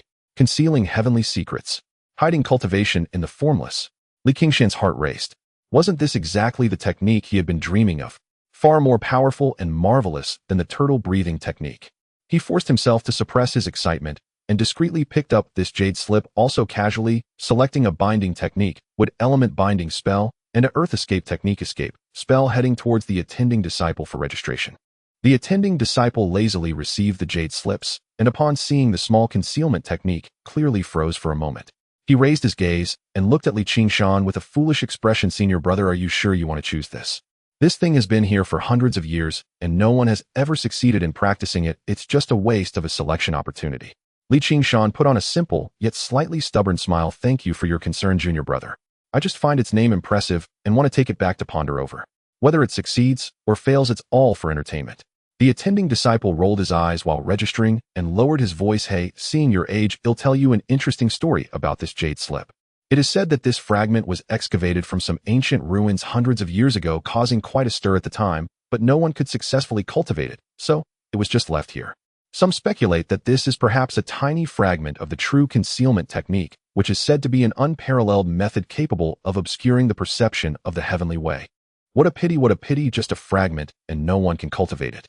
Qingshan's heart was stirred by turbulent waves, yet his face remained calm as he nodded repeatedly. So there is such a background. Thank you for informing me, junior brother. After completing the registration and leaving the scripture pavilion, he held the black jade slip in his palm, feeling a slight warmth. He knew he had stumbled upon a treasure this time. Is cultivation difficult? He has plenty of time and patience. Is it incomplete? With the Rui gourd it can definitely be perfected. Not far from the scripture pavilion, he encountered two inner disciples engaged in a low conversation. Have you heard? Elder Zhang Yuzhen's precious granddaughter senior sister Zhang Hongxiu failed her foundation establishment attempt a few days ago. She failed. How could that be? She prepared so thoroughly. Shoo, lower your voice. It is said that in the critical moment her inner demon backfired, nearly injuring her Dao foundation. She is currently recuperating in her cave abode, and Elder Yuzhen is furious, bestowing numerous spirit medicines, seemingly preparing for her second attempt at foundation establishment once she recovers. A second foundation establishment. The cost is not small, but with Zhang Shishu's resources it will definitely be no problem. Their conversation gradually faded away. Qingshan stood still, his expression calm, yet he let out a long sigh of relief in his heart. Zhang Hongxiu's failure in foundation establishment undoubtedly bought him precious time, but at the same time it made him more vigilant. Elder Zhang Yuzhen would undoubtedly spare no effort to assist her in her second attempt at foundation establishment. Once successful, the Zhang Hongxiu that emerged from seclusion would likely be even more formidable. I must establish my foundation as soon as possible. Qingshan's gaze was resolute as he turned and headed towards the sex market. The market was still bustling. With a clear goal in mind, Qingshan first used spirit stones to purchase a large quantity of high-quality pills and water talismans, enough to sustain him for years of seclusion. Next, he began to wander among the various stalls, paying particular attention to those selling magical artifacts, especially protective and stealth items. He set his sights on a dark gray cloak that looked rather worn and had some frayed edges. The stall owner boasted that it was an ancient treasure, only slightly damaged, but fully functional. Qingshan examined it carefully and discovered that the cloak indeed possessed some unusual qualities. Its special material could weakly interfere with divine sense, probing, though its effectiveness was only slightly better than ordinary clothing, and its spiritual light was dim, at best a subpar magical artifact. The stall owner was clearly trying to deceive him. Boss, how much for this cloak? Qingshan asked with feigned interest. Friend, you have a good eye? This is an ancient, extraordinary treasure. The stall owner immediately perked up. Qingshan interrupted him, directly pointing at the frayed edges and dim spiritual light of the cloak. Boss, let's be straightforward.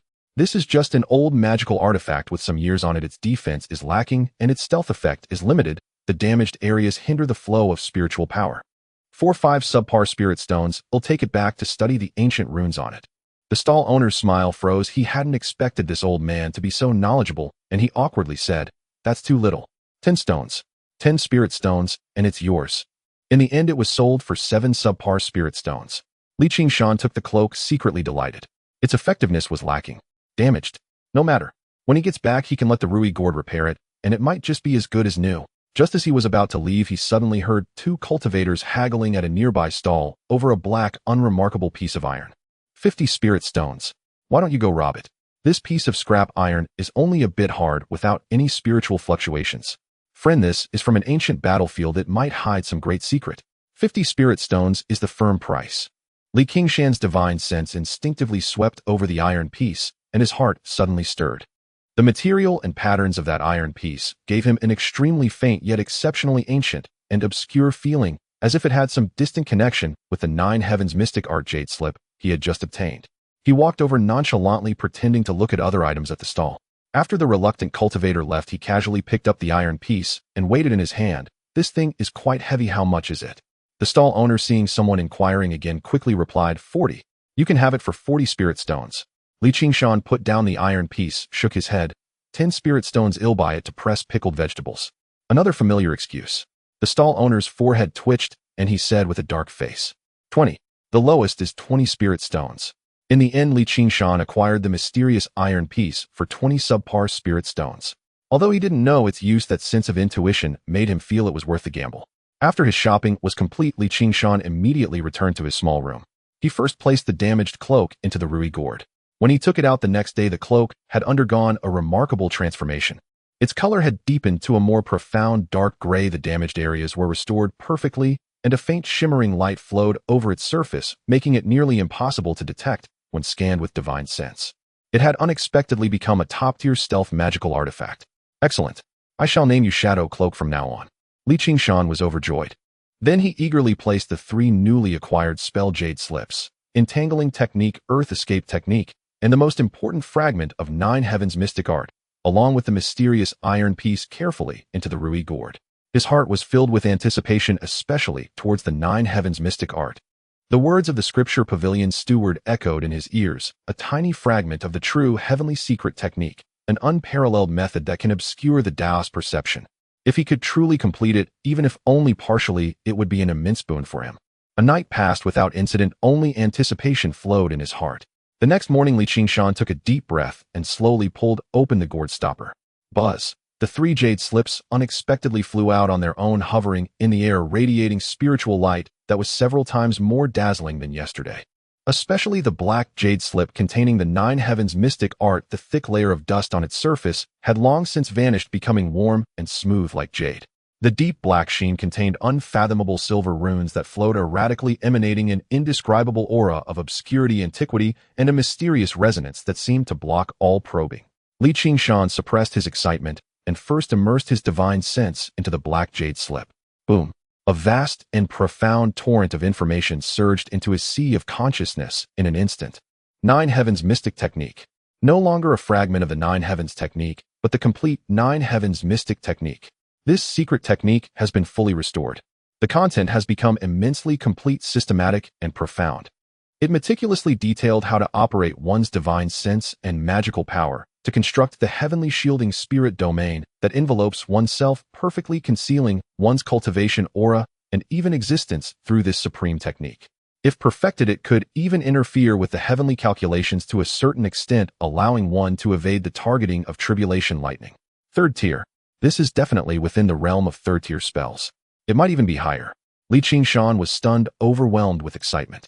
The Rui gourd can indeed complete this fragmented text to such an extent. He suppressed his excitement and turned his gaze to the other 2 jade slips. The jade slip for the binding technique glimmered with spiritual light, transforming into the ethereal binding technique. Though still a first-tier masterpiece, its power has become incomparable. When cast, it can instantly summon incredibly resilient spiritual wood chains adorned with barbed symbols, capable of not only binding the enemy's physical body, but also entangling and draining their spiritual energy, making it exceedingly difficult to deal with even for Foundation establishment cultivators. The Earth Escape Technique Jade Slip has transformed into the 5 Elements Escape Technique Earth Edition. It has similarly been upgraded to a first-tier masterpiece, yet its essence far exceeds that of ordinary Earth Escape. Not only is the escape speed faster, deeper, and more concealed, but it also contains a hint of the marvelous transformation of the 5 elements, allowing for subtle adjustments of one's aura during Earth Escape, merging with the Earth, making it extremely difficult to track or detect. Good, good, good. Qingshan clapped and laughed, his eyes sparkling brilliantly. With these 3 great spells at his disposal, his ability to survive and remain concealed would reach a whole new level. He immediately began to study the secret technique of the little covering sky without rest.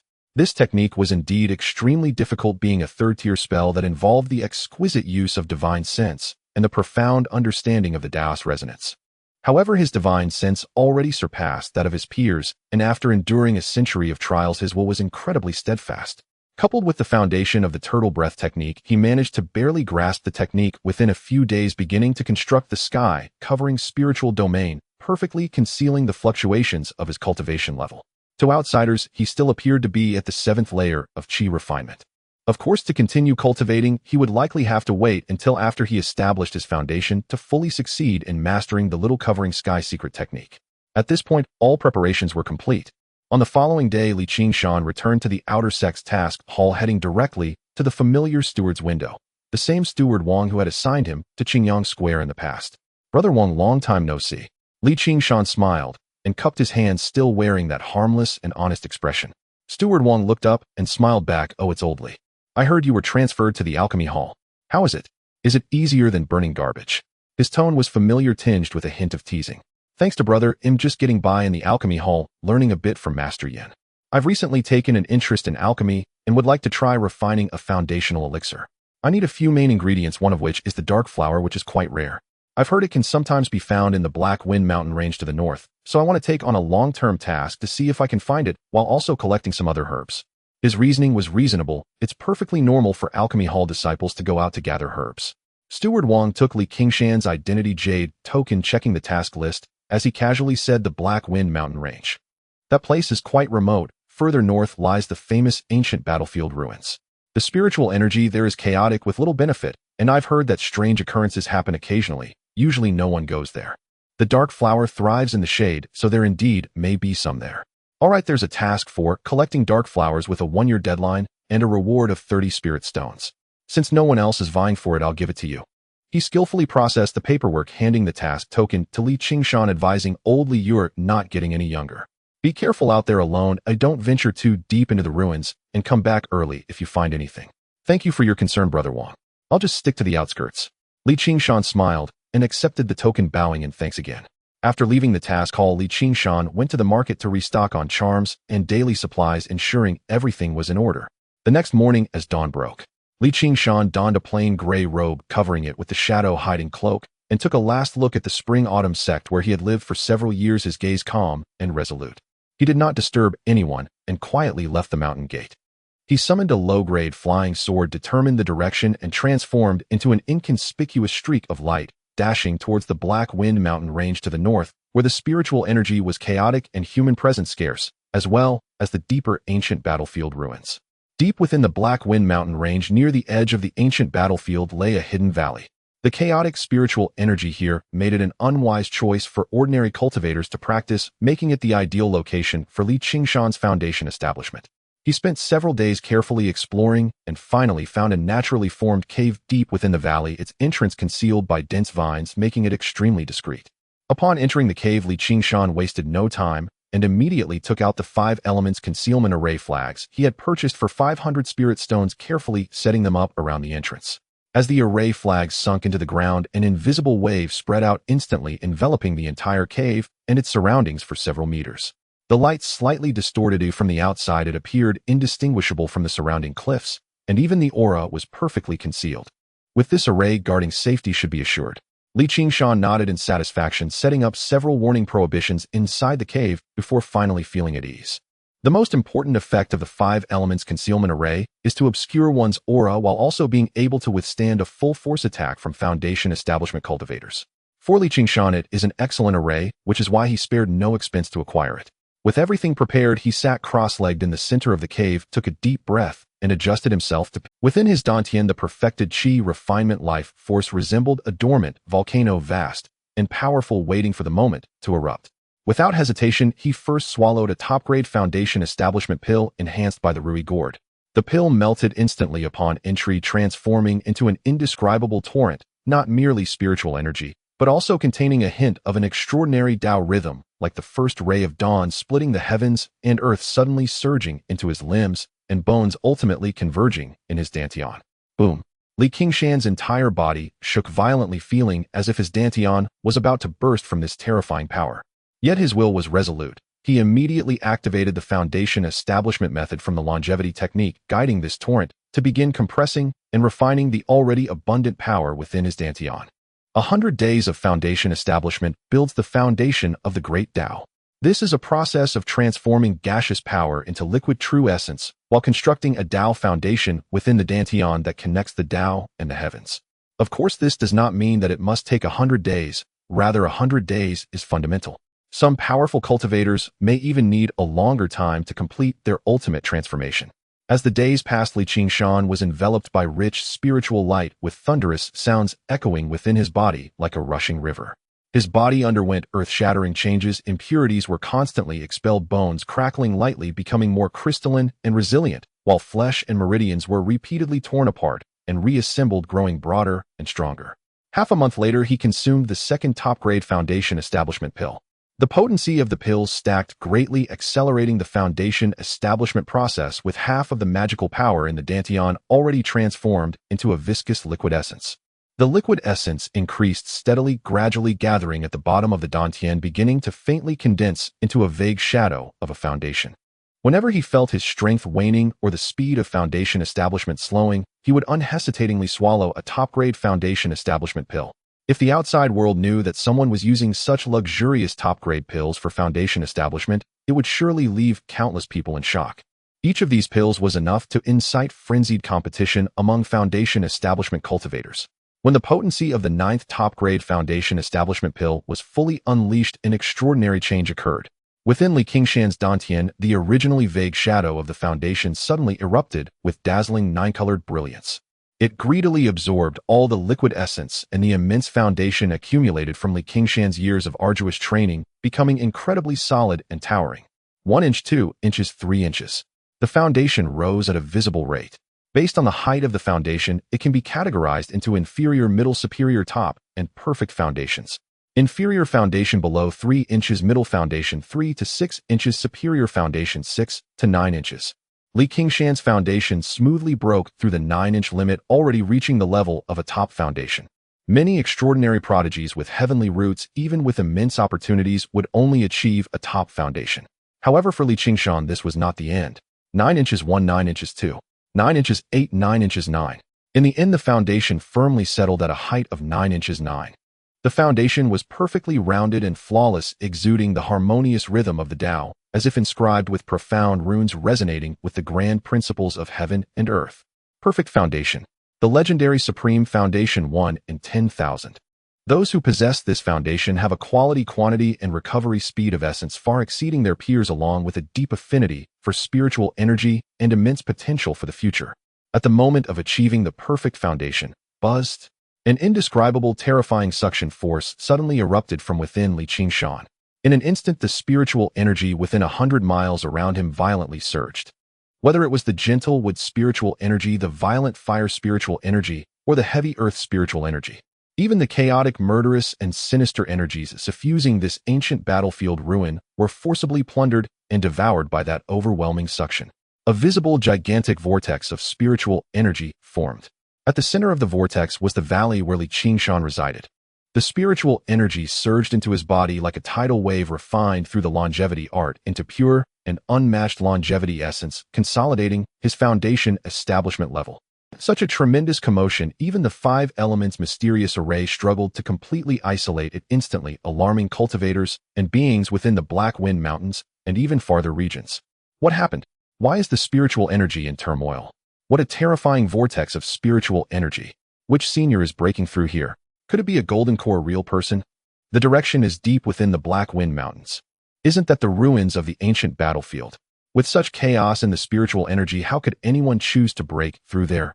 The speed and range of this energy absorption. It's too terrifying. There's never been such might in foundation establishment.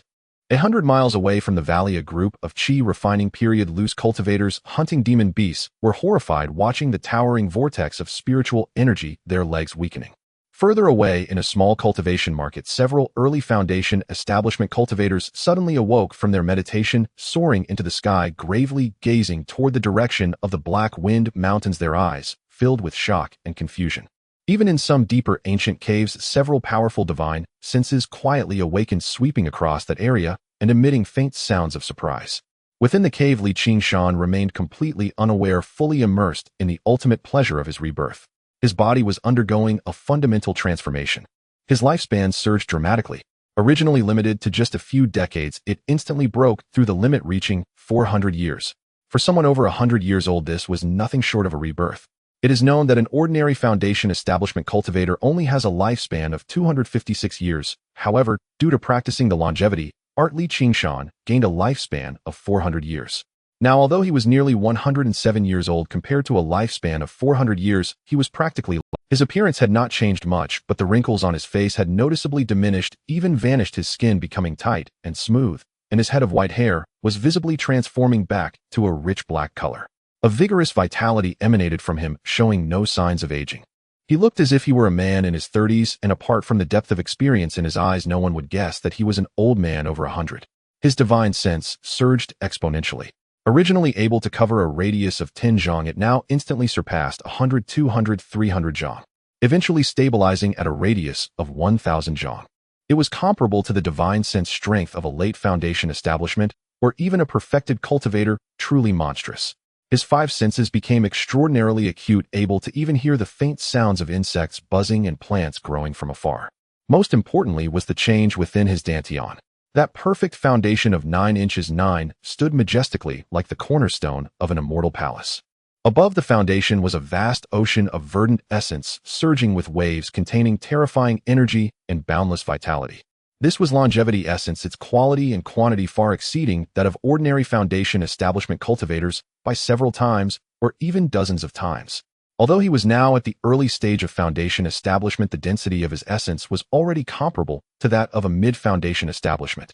If he were to utilize the divine abilities and top-grade magical instruments that came with the longevity art, he could certainly contend with late foundation establishment cultivators.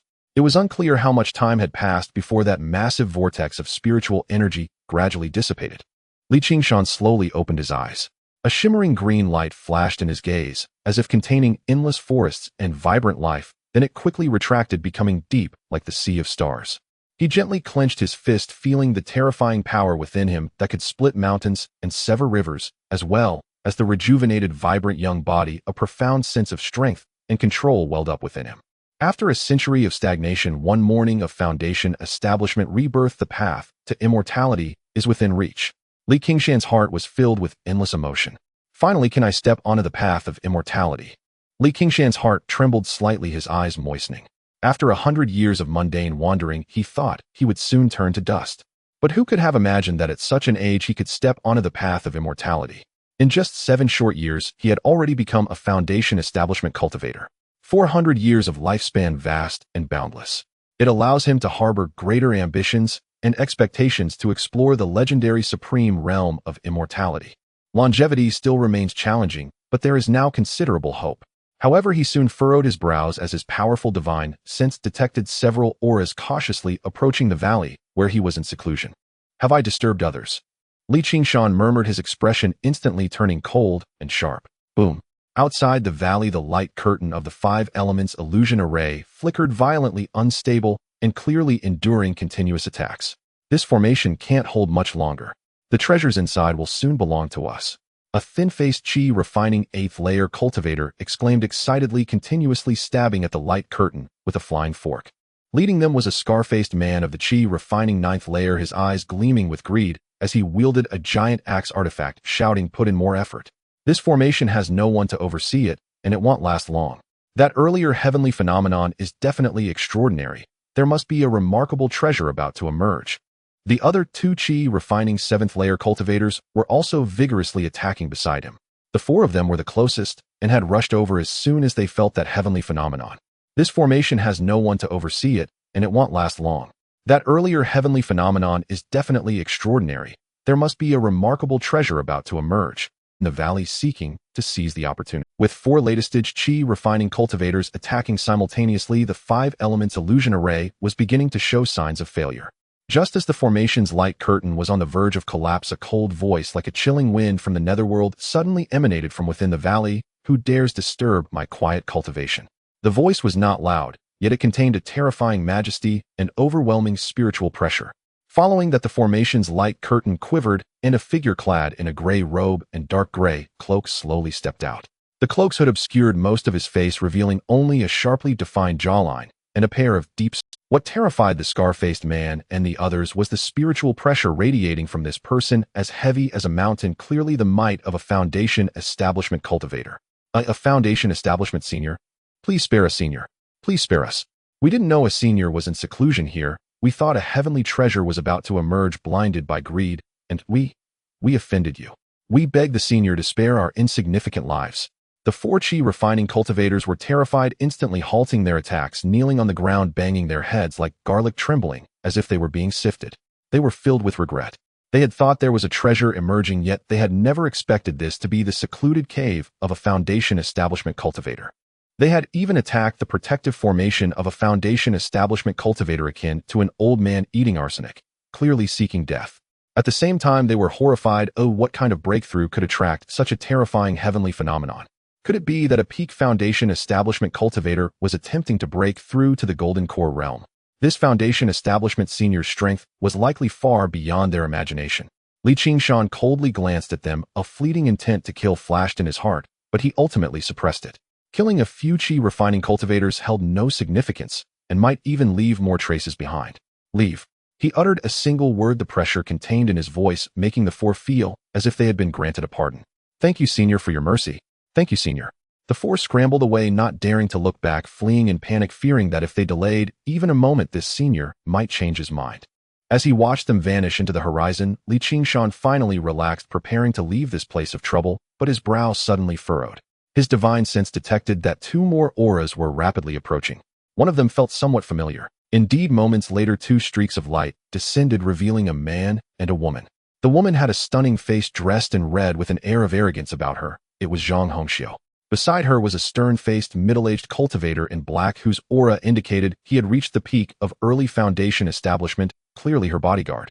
A glint of cold light flashed in Qingshan's eyes. He had not expected to encounter Zhang Hongxiu here.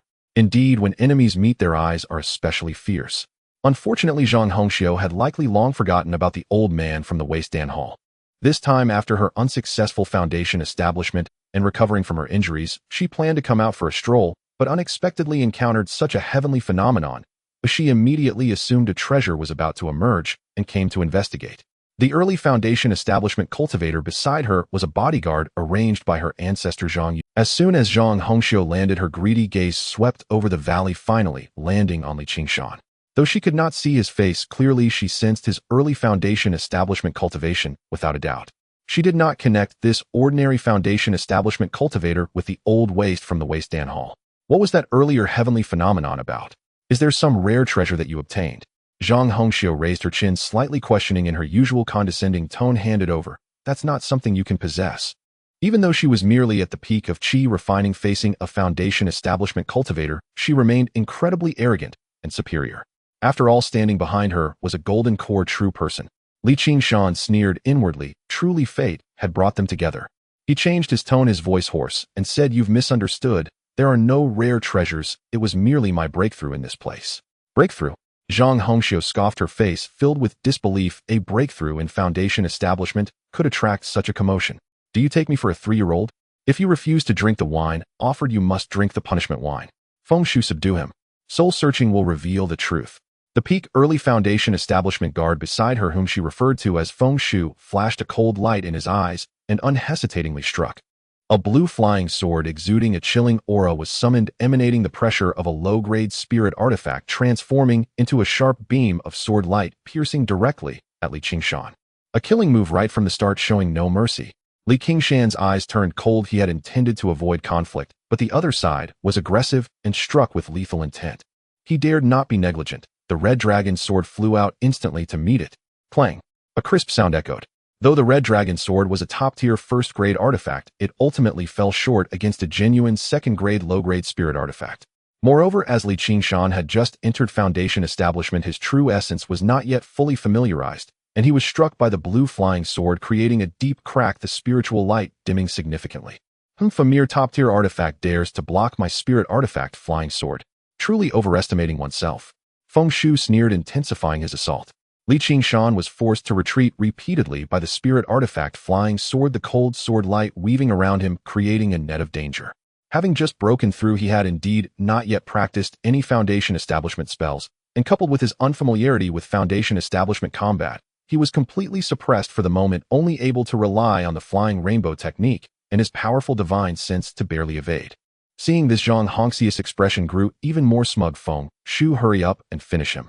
She regarded Qingshan as a lucky rogue foundation establishment cultivator, completely dismissing him.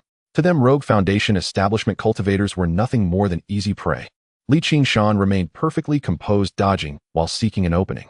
He noticed that this Uncle Feng seemed somewhat complacent, not fully on guard. Perhaps this is my chance. A sharp glint flashed in Qingshan's eyes. Now. He abruptly activated the flying rainbow art, his form twisting like a phantom to narrowly evade a lethal sword strike, instantly closing the distance to Uncle Feng. Uncle Feng, clearly caught off guard by the bizarre footwork, hesitated for a split second.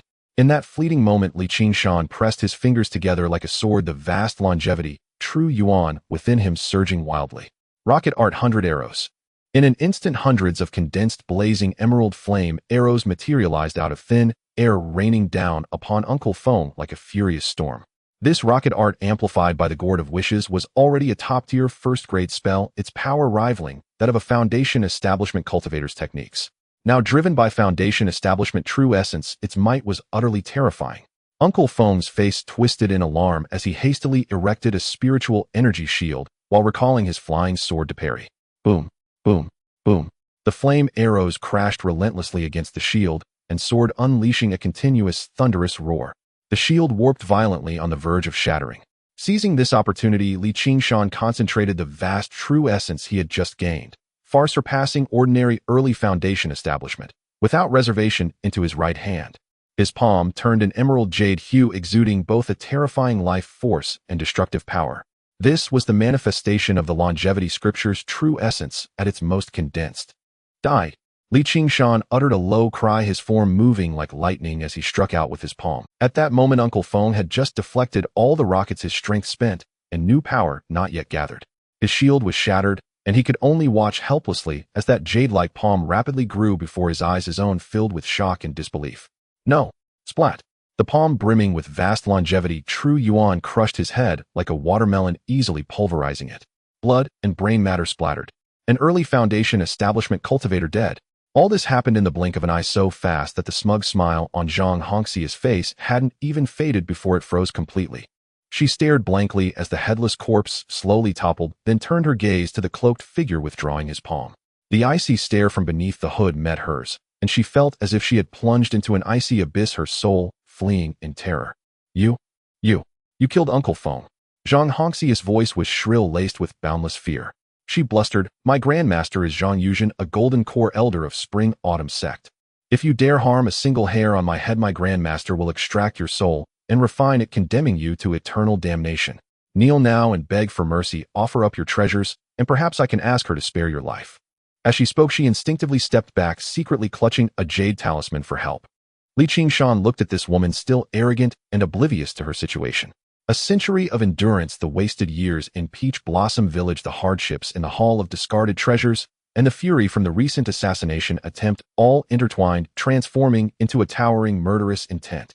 He knew he could not let her escape, or the consequences would be endless. Without a word, Qingshan moved again. "You dare!" Zhang Hongxiu in sheer terror crushed the jade talisman and summoned a small shield artifact. But against absolute power and killing intent, it was all futile. Though damaged, the Crimson Dragon sword was still sharp. A flash of crimson lightning streaked past, precisely bypassing the shield and piercing through Zhang Hongxia's throat. Her scream was cut short. Her beautiful eyes bulged wide, filled with disbelief and resentment, as if she never imagined he would truly kill her. Her body slumped softly to the ground, lifeless. Expressionless, Qingshan swiftly collected their storage pouches and the low-grade spirit artifact flying sword. He flicked a fireball, reducing the two corpses to ashes, and meticulously erased all traces at the scene. Having done this, he dared not linger a moment longer. His form turned into a faint gray shadow as he executed the 5 elements escape art earth chapter, instantly sinking into the ground and racing away from Spring-Autumn sect. Deep within the mist-shrouded immortal mountains of Spring-Autumn sect, in a cave dwelling rich with spiritual energy, Golden Core Elder Zhang Yuzhen sat with closed eyes, concentrating her body, surrounded by hazy spiritual light, her aura as deep as the ocean. Suddenly, a blood-colored jade pendant at her waist, inscribed with the character Xiao, and long-nurtured, cracked with a crisp sound, instantly covered in fissures before turning completely dull and shattering. My! Zhang Yuzhen's eyes snapped open, a sharp light bursting forth.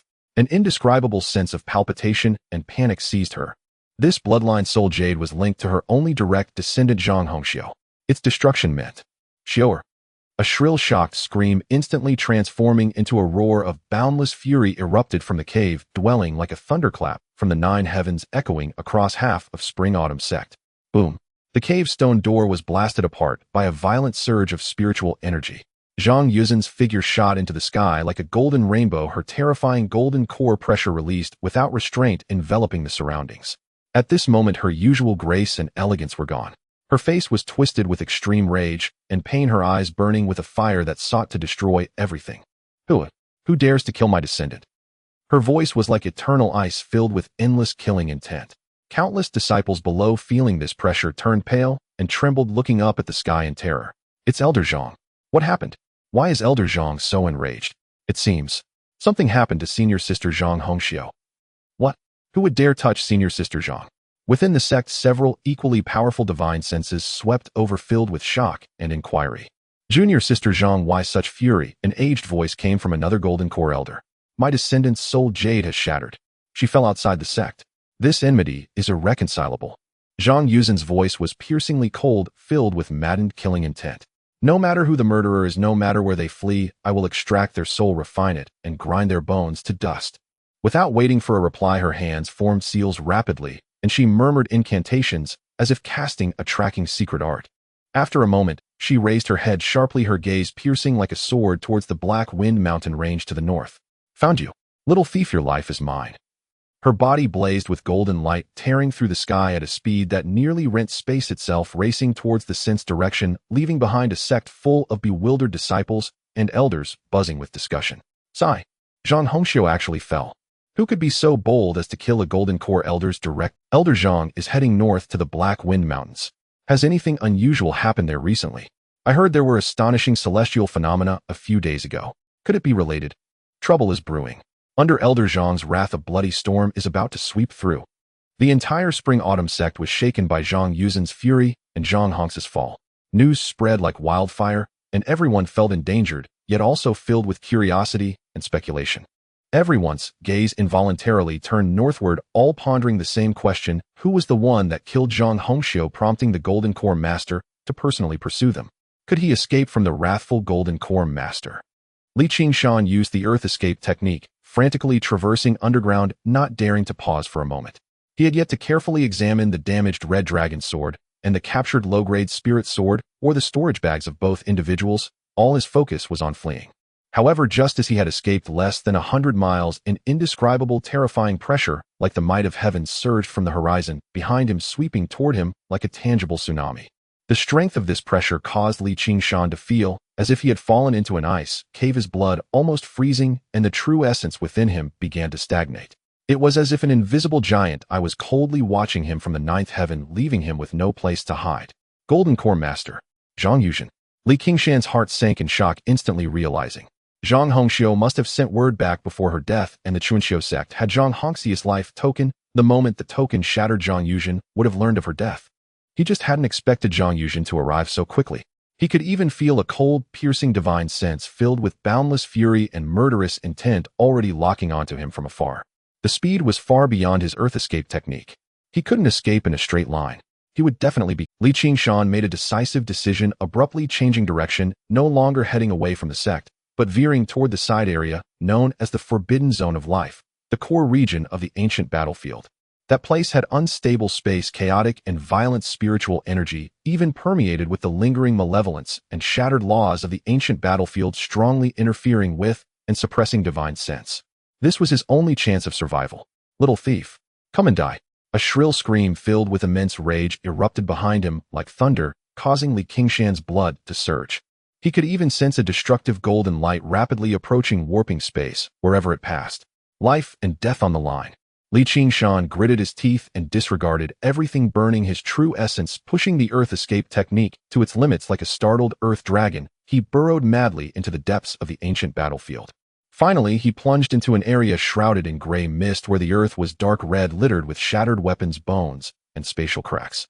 Upon entering, the terrifying divine sense that had locked onto him indeed hesitated slightly, becoming much hazier, yet still pursued him relentlessly like a maggot clinging to a bone. Determined, Qingshan continued to flee deeper into the more chaotic areas. Only when he felt the oppressive sensation of that divine sense weaken to its limits did he suddenly stop beneath a gigantic unknown beast bone. He immediately activated the small covering heaven secret art, with all his might circulating his true essence in a mysterious way, constructing an extremely faint covering heaven spirit domain on his body capable of distorting perception and blocking prying eyes. At the same time, the shadow concealing cloak was pushed to its utmost limits. Under the dual concealment, his aura instantly became almost indistinguishable, merging with the surrounding soil and malevolence. He held his breath, his heartbeat nearly stopping, reducing his state to the minimum, like a true stubborn stone deeply hiding dozens of feet underground. In the next moment, that terrifying golden rainbow light descended upon the ancient battlefield. As the rainbow light dispersed, it revealed a middle-aged beauty dressed in luxurious palace attire, her face beautiful, yet twisted by extreme anger. It was none other than the Golden Core Master Zhang Yuzhen. She hovered in midair, her powerful Golden Core divine sense sweeping downward, like a storm scanning every inch of the desolate, lifeless ground below. Rocks, bones, broken weapons, distorted space. Not a single anomaly was overlooked. "Come out!" Zhang Yuzhen shouted harshly, her voice laced with Golden Core pressure that made the earth tremble slightly. Whoever killed my descendant, no matter how far you flee, I will drag you out, extract your soul, and refine your spirit, lighting the heaven lantern for 10,000 years. Her powerful divine sense swept over the area where Qingshan was hiding again and again. Qingshan's heart leaped to his throat. He could clearly feel that terrifying divine sense sweeping overhead, like a searchlight. The concealment field formed by the small covering heaven secret art, and the shadow concealing cloak fluctuating violently, as if it could be torn apart at any moment. He gritted his teeth, suppressing all his fear, fully maintaining his hidden state, not daring to make the slightest movement. His true essence was being consumed at an unprecedented rate. Time seemed to stretch infinitely. Zhang Yuzhen's divine sense swept back and forth dozens of times, even personally descending with escape light, casting powerful spells at several suspicious locations, blasting the ground into deep pits, yet finding nothing. Impossible. That figure clearly vanished in this area. Zhang Yuzhen's face turned ashen, her eyes filled with unwillingness and rage. It must have used some secret treasure or technique to hide. She searched tirelessly for a long time, even daring to probe her divine sense into several spatial cracks, but still found nothing. Finally, she let out an extremely unwilling shriek, shaking the entire ancient battlefield. Little thief. Don't think you can hide forever. I have memorized your aura. As long as you appear, I will definitely find you. With that, she transformed into a golden rainbow and departed in frustration. Feeling that terrifying pressure gradually recede until it disappeared, Qingshan dared not relax. Sure enough, just 2 days later, that powerful and concealed divine sense returned, quietly sweeping through the area again, more meticulously and patiently than before. Qingshan felt cold sweat pouring down his back, inwardly lamenting his luck. Indeed, the older the ginger, the spicier it is. If he hadn't been cautious enough, he would have surely been caught by now. He continued to remain as still as a fossil, unmoving as a mountain. In the following month, Zhang Yuzhen's divine sense suddenly descended 3 more times like a ghost. Each time was utterly unpredictable, and her searches became more meticulous, even accompanied by the fluctuations of some probing treasure. But relying on the marvel of the small covering heaven secret art, and the efficacy of the shadow concealing cloak, as well as the chaotic environment of the ancient battlefield, Qingshan managed to evade each time, narrowly escaping danger. A month later, that golden core divine sense finally vanished completely, not to be seen again. Presumably, Zhang Yuzhen could no longer afford to search for such a long time outside, or truly believe the culprit had fled far away. Yet Qingshan still did not move. He knew well the terrors and patience of a golden core master. He remained buried underground for 2 more months. During these 3 months, he relied solely on the pill of avoiding grains and the true essence within him to sustain himself, his mind constantly tense, not daring to relax for a moment. Until one day, 3 months later, he confirmed that Zhang Yuzhen had truly left. He cautiously began to dig deeper into the earth at a very slow pace, creating a small stone chamber barely large enough to accommodate him. After setting up a few simple warning restrictions, Qingshan finally let out a long breath, an indescribable sense of exhaustion washing over him. But soon he suppressed this fatigue, a determined light flashing in his eyes. The crisis was not over. Zhang Yuzhen would never let this go. He had to rapidly increase his strength. He did not regret killing Zhang Hongxiu. Though he acted cautiously, he was also clear about grievances. After killing Zhang Hongxiu, his thoughts became clear, and even the operation of his magical power became smoother. In the following year, Qingshan prepared to enter closed-door cultivation in this dark, lightless stone chamber underground. He did not know the means of the Golden Core Master, so he could only be as cautious as possible. He first placed the low-grade spirit sword of the Feng surname cultivator into the Rui gourd. The next day, after enhancement by the Rui gourd, that low-grade spirit sword surprisingly transformed into a top-grade spirit sword. Top-grade spirit sword, the ice-cold sword. What a treasure! The Rui gourd indeed did not disappoint me. Qingshan was extremely excited. Once he refined this ice-cold sword, his strength would surely skyrocket. Then he used his divine sense to erase the storage bags of Zhang Hongxiu and the Feng surname cultivator, discovering numerous pills, talismans, and jade slips within. Among them, the 3 spiritual artifacts were what he valued the most. In Zhang Hongxiu's storage bag, there was a low-grade spiritual artifact, the Xian Yuan shield, and a low-grade spiritual artifact, the soul-destroying needle, which should have been given by Zhang Yuzhen for her use after Foundation establishment, and now they had fallen into Qingshan's hands. In the storage bag of the Feng surname cultivator, there was a low-grade spiritual artifact, the array platform capable of setting up a formation known as the Xian Huang Dragon Vein Array. What surprised Qingshan even more was that he had unexpectedly obtained the complete text of the Changchun Ju from Zhang Hongxiu's storage bag. The Changchun True Essence Technique. A complete cultivation method that allows direct cultivation to the nascent soul stage, and it is also the sect's signature technique of the Chunqiu sect. This is truly a windfall. Qingshan was immensely excited in his heart, secretly thinking to himself. The Changchun True Essence technique was the method he had long desired. After breaking through to the foundation establishment stage, the Changxingju would no longer be useful as there was no subsequent method. However, the Changchun True Essence technique was the supreme gateway directly leading to the nascent soul stage. Moreover, it might also be enhanced by the Rui Gourd. Qingshan's heart was filled with tremendous excitement, and he was overwhelmed with anticipation. Without the slightest hesitation, he placed the Changchun True Essence technique along with the 4 spiritual artifacts and all the spirit pills and talismans into the Rui Gourd. His heart brimmed with hope and unease. He hoped that the Rui Gourd would remain as powerful as ever. In the underground stone chamber, Qingshan held his breath, staring intently at the seemingly unadorned Rui Gourd on the table. This investment far surpassed any before, not only concerning his future cultivation methods, but also directly related to the enhancement of his combat power to come. He took a deep breath filled with immense anticipation, and a hint of unease slowly pulled out the cork from the buzz. There was no earth-shattering explosion, but an indescribable, overwhelming aura mixed with various precious lights surged forth from the gourd's opening, illuminating the entire dim stone chamber, with a dazzling brilliance intertwining the sense of medicine, the essence of artifacts, and the radiance of Tao patterns so rich that it was almost intoxicating. Qingshan's heart raced uncontrollably. He suppressed his excitement and carefully turned the gourd upside down. The first thing to roll out was the jade slip containing the Changchun True Essence technique. At this moment, the jade slip had already undergone a significant transformation, presenting a warm and lustrous azure golden color, its surface no longer inscribed with characters, but instead covered with countless naturally generated, continuously flowing and evolving profound Tao patterns, exuding an everlasting and vibrant Tao rhythm. He eagerly immersed his divine sense within. Changxing True Art. 4 ancient and imposing characters seemingly embodying the ultimate truths of heaven and earth first imprinted themselves in his sea of consciousness.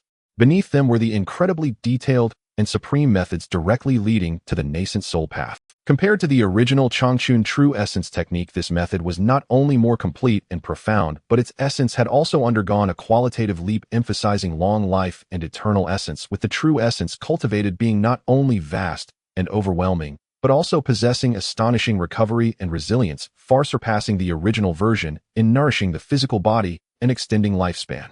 This was already a top-tier nascent soul technique that could serve as a signature treasure for a large sect. Just the effect of extending lifespan once exposed would likely cause a storm of bloodshed. During the Qi refining stage, it increased lifespan by 60 years. In the foundation establishment stage, it increased lifespan by 120 years. During the golden core stage, it increased lifespan by 240 years. In the nascent soul stage, it increased lifespan by 480 years. Good. What a Changxing True Art. The Rui Gourd truly defies the heavens. Qingshan was overwhelmed with excitement. With this method, his path to Tao was illuminated. Next, 3 brilliant lights of spiritual power flew out in succession. The first was the top-grade spiritual artifact, the Xian Yuan Shield. The originally unadorned shield now radiated with dazzling colors, its surface revealing the illusory images of tortoise and snake entwined with thick yellowish runes moving as if they were alive, emanating a powerful defensive aura that was as unyielding as the earth. The second was the top-grade spiritual artifact, the soul-destroying needle. This object had become nearly transparent, as fine as a hair, elusive and mysterious, with terrifying waves that targeted the soul swirling around it, exceptionally malicious and virtually impossible to defend against. The third was the Xian Huang array platform. The originally rough array platform had transformed into an ancient and imposing item, with the engraved array patterns becoming several times more complex, faintly forming the illusory image of a microcosmic Xian Huang dragon vein flowing within. Information surged into Qingshan's mind. This array was now named the Xian Huang dragon vein locking array. Once deployed, it could greatly enhance the extraction of earth vein spiritual energy to strengthen defenses, as well as trap enemies, and even temporarily gather earth vein power for counterattacks, far surpassing before and capable of withstanding attacks from golden core real people. It was immensely powerful. With the previous ice sword, that's 4 top-grade spiritual artifacts. Qingshan's breath became hurried. Such wealth, perhaps many foundation establishment great perfection cultivators might not even possess. With attack, defense, hidden weapons, and formations all present, his overall combat power had received an unimaginable boost. Following that were the pills and talismans. Bottles of pills poured out, and the originally varied quality of pills now all appeared round and full with pill halos flowing, all transforming into top-grade spirit pills. Healing, recovering true essence, and advancing cultivation were all available sufficient for him to use. Stacks of talismans also appeared brand new, exuding spiritual energy with clear and profound patterns, their power far surpassing, before mostly becoming second-tier top-grade talismans, among which even a few emitted fluctuations that made Qingshan's heart race, clearly reaching the precious talisman level of third-tier low-grade existence. Heaven helps me. Truly heaven helps me. Even with Qingshan's century-old composure, he couldn't help but clap and laugh, feeling incredibly elated. This harvest was simply too immense. It was enough to cause a revolutionary change in his strength. After the excitement, Qingshan quickly calmed down. He understood better than anyone the principle of having a treasure brings trouble. The most important thing now was to quickly convert these gains into tangible combat power. He first began to refine the 4 top-grade spiritual artifacts. The Ice Sword was unmatched in sharpness, the Xianyuan Shield was as heavy as a mountain, the Soul-Destroying Needle was strange and malicious, and the Xianhuang Array Platform had endless uses. Each refining process consumed an immense amount of mental energy and time, but Qingshan found it immensely enjoyable. With each bit, he refined his bond with the spiritual artifacts, tightened, and the power he could unleash grew stronger. At the same time, he revised the Chongqing True Art. In fact, it wasn't really a revision, since the Chongqing Ju was the Qi refining stage method of the Chongqing True Art, stemming from the same source. The true essence in his dantian began to transform towards a more refined, more abundant, and more vital direction, significantly enhancing the efficiency of circulating around his body, while his cultivation steadily increased, and his foundation became increasingly solid. He did not neglect his spell cultivation either. Using the Yi-Mu entwining technique, the summoned vines were no longer ordinary, but rather a giant spirit wood python cast, as if from bronze, and covered in profound runes capable of not only binding and trapping, but also actively biting and attacking with astonishing power. The 5 elements escape technique Earth chapter became increasingly exquisite. He moved underground, as if a fish in water, silently and swiftly, and could even merge with the Earth's pulsations, achieving great stealth. Most importantly, he devoted considerable energy to the little covering heaven secret technique. This method was incredibly profound, and progress in cultivation was slow, but with each insight his ability to conceal his aura and the secrets of heaven strengthened. Time slipped away quietly amid this frenzied cultivation. A year passed in the blink of an eye. When Qingshan opened his eyes again in the underground stone chamber, his aura had grown increasingly profound. The 4 top-grade spiritual artifacts had been preliminarily refined, and with a thought, he could manipulate them with ease. The Chongqing True Art had already been mastered, and the true essence had completed its transformation, firmly stabilizing his cultivation at the early foundation establishment stage. Many spells had also advanced to a higher level, especially the little covering heaven secret technique, which, though not yet fully mastered, could be maintained for a longer duration with excellent concealment effects. At this moment, he possessed top-tier techniques, held multiple top-grade spiritual artifacts, was skilled in spells, and had numerous trump cards. Although his cultivation had not significantly increased, his strength had undergone a fundamental transformation. At this moment, if he faced that Feng surname cultivator again, Qingshan could easily achieve a one-hit kill. It's time to leave this place. Qingshan stood tall, his eyes gleaming with light. He tidied up everything and quietly merged into the earth and stone, burrowing towards the surface. Qingshan silently emerged from beneath the earth, drawing in the air that was tinged with the scent of blood. He immediately activated the minor veiling heaven art to its fullest, suppressing and disguising his cultivation base to the 7th layer of Qi refining, making his aura utterly ordinary and inconspicuous among the crowd. Moreover, he now appeared to be in his 30s, a stark contrast to his previous Qi refining appearance, so even those who once knew him well would likely fail to recognize him. First, inquire about Zhang Yuzin's whereabouts. Though the minor veiling heaven art is supremely mystical and should keep my identity concealed, who knows what divine abilities a golden core cultivator possesses? Qingshan pondered inwardly. He hesitated over whether to return to the spring and autumn sect. If his identity were exposed, going back would be walking into a trap. Yet he was reluctant to abandon the refuge the spring and autumn sect provided, where he could cultivate in peace and access many precious resources. What wandering cultivator enjoyed the comfort of a sect disciple? However, upon arriving at the ancient battlefield, the sight before him sent a chill through his heart. The once desolate ancient battlefield was now a cacophony of voices. Streaks of light darted back and forth as countless cultivators gathered, ranging from Qi refining to foundation establishment, and even faintly palpable were the immense spiritual pressures of several golden core cultivators lurking within the high clouds. The air was thick with a tense, excited, and dangerous atmosphere. Excuse me, fellow Taoist, what has transpired here? Why are so many gathered? Li Qingshan stopped a hurried Qi refining wandering cultivator feigning curiosity. The cultivator glanced at him, saw a fellow Qi refiner, and quickly replied, "Have you just emerged from seclusion? The profound heaven secret realm has opened early. Aeonsine millennium great fortune. It's said to contain ancient sect treasures, spirit herb gardens, and even opportunities for core formation and nascent soul. The 8 major powers joined forces to barely open the entrance now, allowing all eligible cultivators to enter. I won't say more. If you're late, you'll miss even the scraps." With that, he hurriedly pushed toward the crowd center. The profound heaven secret realm. Li Qingshan's heart shook violently. He had glimpsed fragments of records and sect text legends of a trial ground created by an ancient giant sect called the Profound Heaven Sect. Destroyed and concealed after a great war, it appeared roughly once every millennium, indeed harboring countless fortunes, but also immense danger, each opening stirring a storm of bloodshed. Li Qingshan's mind raced. This is a colossal opportunity.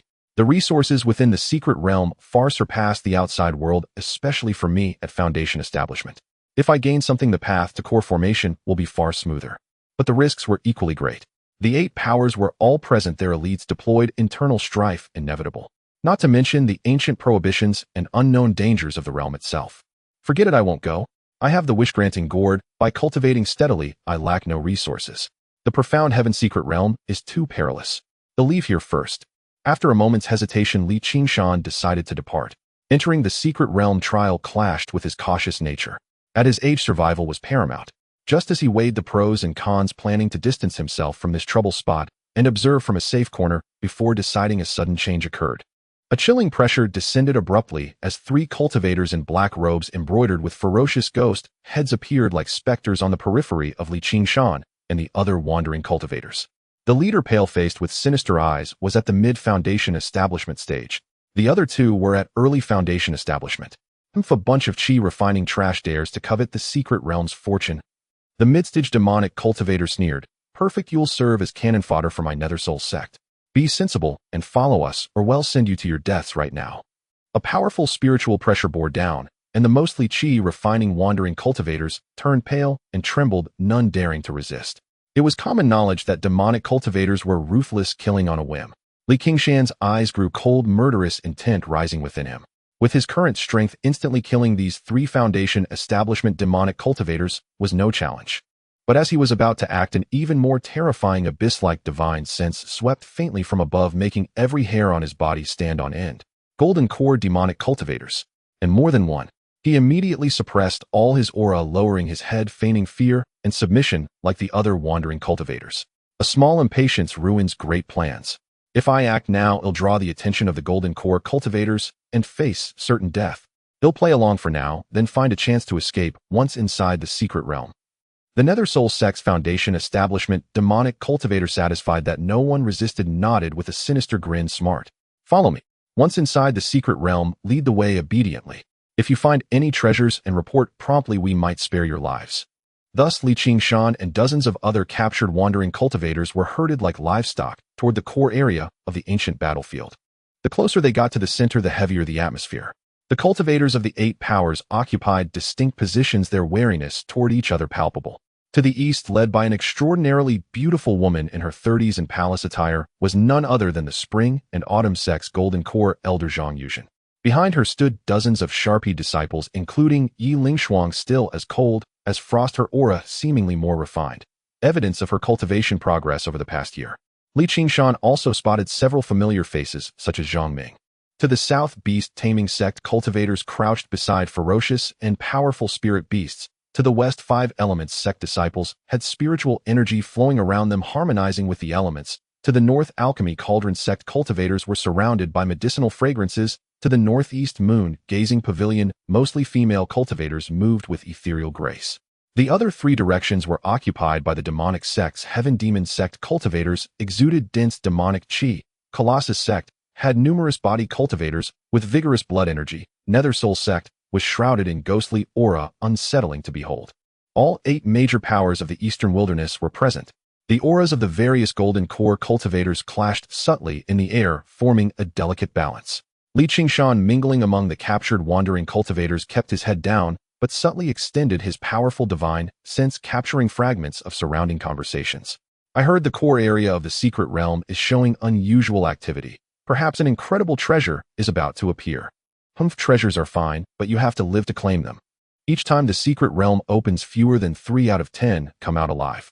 The 8 major sects have an agreement: golden core cultivators may not enter, disciples compete on their own merit. What agreement? It's clearly because the profound heaven secret realm restricts golden core cultivators from entering, or else those golden core cultivators would have stormed in long ago. It said the prohibitions inside are formidable, many places need lives to fill. The Nether Soul sect is rounding up cannon fodder again. How despicable. Which sect doesn't do the same? They're just less blatant. All this information flowed into Qingshan's mind, sharpening his understanding of the situation. Just then a massive distorted light gate ahead erupted with dazzling brilliance, and spatial fluctuations grew violent. The secret realm entrance has stabilized. Someone shouted. Disciples of all sects, prepare to enter. Zhang Yuzhen commanded, her voice carrying across the area. Cannon fodder, it's your turn. Charge in. The Nether Soul sect's foundation establishment, demonic cultivator, sneered, casting spells to force Qingshan and the other wandering cultivators to rush toward the dazzling entrance. Qingshan amidst the crowd remained utterly calm. Opportunity and danger coexisted. Though he had not intended to enter since he was here, he would see if he could see some fortune. In the moment he charged toward the light gate, he cast one last glance at the spring and autumn sect's position, seeing Yiling Shuang and the others transform into streaks of light, following closely into the secret realm. The next instant, a dizzying sensation of spatial shift enveloped him, and Qingshan found himself in an unfamiliar world. After the intense spatial disorientation of teleportation faded, Qingshan's feet landed upon solid, yet unfamiliar ground. A surge of spiritual energy far richer and purer than the outside world assailed him, mingled with an ancient, desolate aura and a faint metallic tang of blood. Before his eyes stretched an endless primordial forest with towering ancient trees and tangled vines. In the distance, undulating mountains were shrouded in mist and clouds, and deeper, within the faint colossal outline of a palace, seemed to appear and disappear. However, before this group of expendable cultivators could even survey their surroundings, deafening bestial roars erupted from all directions. Dozens of demonic beasts of various forms with bloodthirsty glints in their eyes lunged ferociously from the forest. These demonic beasts were not of high rank, mostly equivalent to the mid or late Qi refining stage. Yet they were numerous and seemingly agitated by the spatial fluctuations of the secret realm's entrance, were exceptionally frenzied. Wretches, hold the line. Kill these beasts, a foundation establishment midstage cultivator from the Luo sect barked. He and his 2 early-stage companions stepped back, watching coldly with no intention of intervening. The driven rogue cultivators immediately fell into chaos. Most were of meager cultivation and poor equipment, instantly plunged into a bitter struggle against the ferocious beasts. Screams, roars, and the explosive sounds of spells filled the air. Rogue cultivators were constantly torn apart or bitten to death by the beasts, their blood staining the mossy ground and the roots of ancient trees. Qingshan, mingling with the crowd, had an icy look in his eyes. He deliberately suppressed his strength, wielding a hastily drawn low-grade magical sword. He executed a barely passable wood-vine entanglement technique and crude swordsmanship, appearing to struggle against the wolf-like beasts charging at him. His spell control was exquisite. He always managed to dodge fatal attacks at just the right moment, or as if by luck strike a beast's vital point. He looked beleaguered, but was actually unscathed. He even had the leisure to observe the 3 Luo sect foundation establishment cultivators and the surrounding environment from the corner of his eye. Move it. Stop dawdling. Once this area is cleared, we need to press on. The midstage foundation establishment cultivator from the Luo sect urged impatiently, casually, sending a palm strike of Qingshan energy to blast away a beast that tried to approach them. After about the time it takes an incense stick to burn, and at the cost of nearly 10 rogue cultivators' lives, the low-level beasts were finally wiped out. The survivors were all injured, their faces etched with fear and exhaustion, the air thick with the stench of blood. Qingshan also deliberately cut a shallow gash on his arm, feigning a disordered aura. A useless bunch, dying in droves from just these few beasts. He drove the remaining 20-odd rogue cultivators forward at a fast pace towards a specific direction. Qingshan followed in the group, his lowered eyes. He drove the remaining 20-odd rogue cultivators forward at a fast pace towards a specific direction. Qingshan followed in the group, his lowered eyes flashing with cold light. He was calculating the distance and timing, preparing to find a suitable spot to erupt, slay the 3, and then flee far away. These 3 demonic cultivators should be carrying quite a few valuable items. Yet just as he was about to make his move, the low conversation of the 2 early-stage foundation establishment demonic cultivators ahead drifted faintly to his ears on the wind. Li Qingshan's divine sense was powerful, comparable to the late Foundation establishment stage.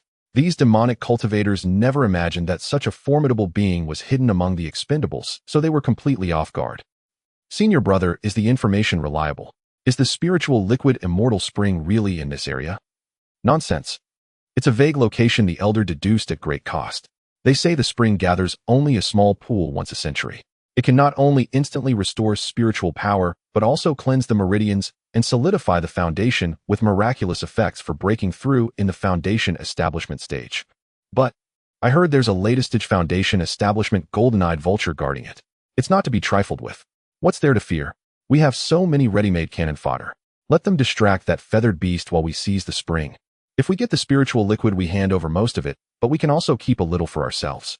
Maybe we can even break through our bottleneck. Spiritual liquid immortal spring. A latest foundation establishment demonic beast. Li Qingshan's heart stirred, and he instantly changed his mind. A spiritual liquid immortal spring that can instantly restore spiritual power, cleanse the meridians, and solidify the foundation. This was an immense temptation for him as well, especially the aspect of solidifying the foundation, which was crucial for his cultivation of the true longevity art. Killing these 3 foundation establishment demonic cultivators would be easy, but afterwards searching for such a specific heavenly treasure in this vast secret realm would be like looking for a needle in a haystack. It was better to endure for now and let them lead the way. All right, I'll let you live a little longer. Find the immortal spring for me first. Li Qingshan suppressed his killing intent, maintaining his silence and following the group like a frightened quail. The group traveled through the primeval forest for about half an hour, encountering several more beast attacks along the way and losing a few more rogue cultivators until they finally arrived at a relatively open valley. Deep within the valley, a thin silver waterfall was faintly visible, cascading down the cliff face and stirring up a misty vapor in the pool below. Before they even drew close, they could feel an extremely pure spiritual energy and a refreshing fragrance emanating from the pool. However, on a massive rock by the pool, a majestic golden vulture stood proudly. This golden vulture was enormous, its wingspan likely exceeding 15 meters. Its feathers seemed forged from gold, gleaming brilliantly in the sunlight. Only its eyes were a sharp, piercing emerald green, flashing with intense light as they opened and closed, emitting the awe-inspiring demonic aura of a latest foundation establishment peak beast. It clearly noticed these uninvited guests and let out a warning, piercing cry. The sound waves spread out like a physical force, causing everyone's eardrums to ache. This is it, the golden-eyed vulture. The Midstage Foundation establishment cultivator from the Luo sect had a flicker of greed and fear in his eyes. He stopped abruptly and barked at the remaining dozen or so rogue cultivators behind him. Listen up, you wastes. See that vulture? The spiritual spring is right next to its nest. Now all of you charge over there. Shout loudly, find a way to anger it, and lead it away. Anyone who dares to retreat, it'll kill you right now. He released a chilling, murderous intent, firmly locking onto the Qi refining rogue cultivators. Just lead it away for a moment. Once we take the spring, you'll be rewarded. If any of you are lucky enough to survive, it'll reward you with 100 spirit stones and let you join the Luo sect as disciples. Despair filled the rogue cultivators' faces. Lure a latest foundation establishment peak demonic beast. It was a suicide mission with no chance of survival. But under the death threat of the 3 foundation establishment demonic cultivators, they could only let out desperate shouts and in a chaotic mess charge towards the golden-eyed vulture, trying to draw its attention. Li Qingshan, mingling in the crowd, had an exceptionally calm gaze. His eyes rapidly swept over the pool, the vulture, and the 3 Luo sect cultivators who were quietly spreading out, ready to make their move. The desperate cries echoed through the valley as a dozen surviving loose cultivators, like moths drawn to a flame, frantically charged at the green-eyed golden eagle, brandishing their magical artifacts and unleashing feeble spells in an attempt to attract the attention of this fearsome beast.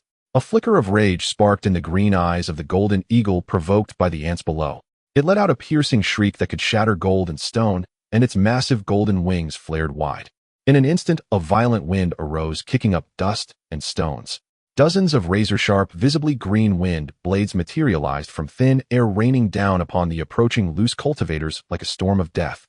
No! Help! The cries abruptly ceased. The Qi refining stage cultivators stood no chance against the furious strike of this peak foundation establishment beast. Wherever the wind blades passed, blood and flesh flew, severed limbs scattered, and within moments 7 or 8 loose cultivators were completely torn apart. The few remaining ones were terrified beyond belief, turning to flee. But the speed of the green-eyed golden eagle was even faster. It transformed into a bolt of golden lightning with its claws as sharp as hooks and each dive accurately snatched up a loose cultivator, effortlessly tearing them in half or crushing them into a mist of blood. A slaughter. This was a merciless massacre. Qingshan, blending into the crowd, was struck by a wind blade in an instant, letting out a cry as he fell to the ground, cleverly using a corpse to cover most of his body.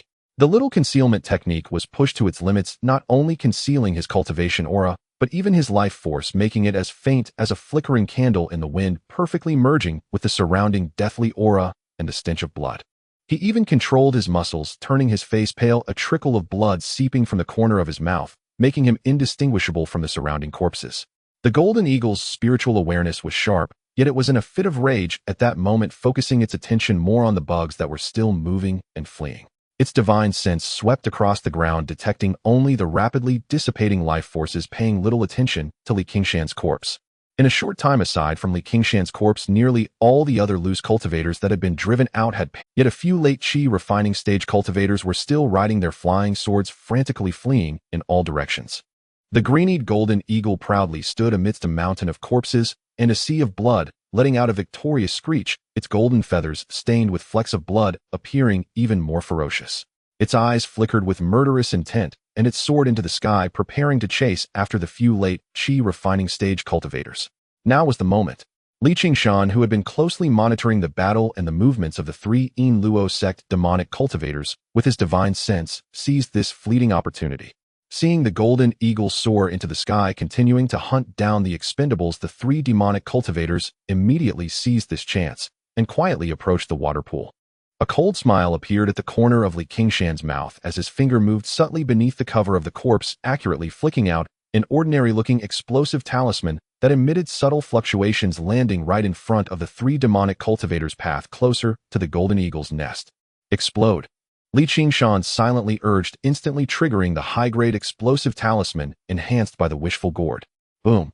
A deafening explosion far surpassing that of a regular explosive talisman erupted. The violent fire attribute spiritual power surged forth like a volcanic eruption, and the scorching shockwave instantly spread, obliterating all the vegetation and rocks in that area, even causing the entire valley to tremble slightly. The commotion was immense.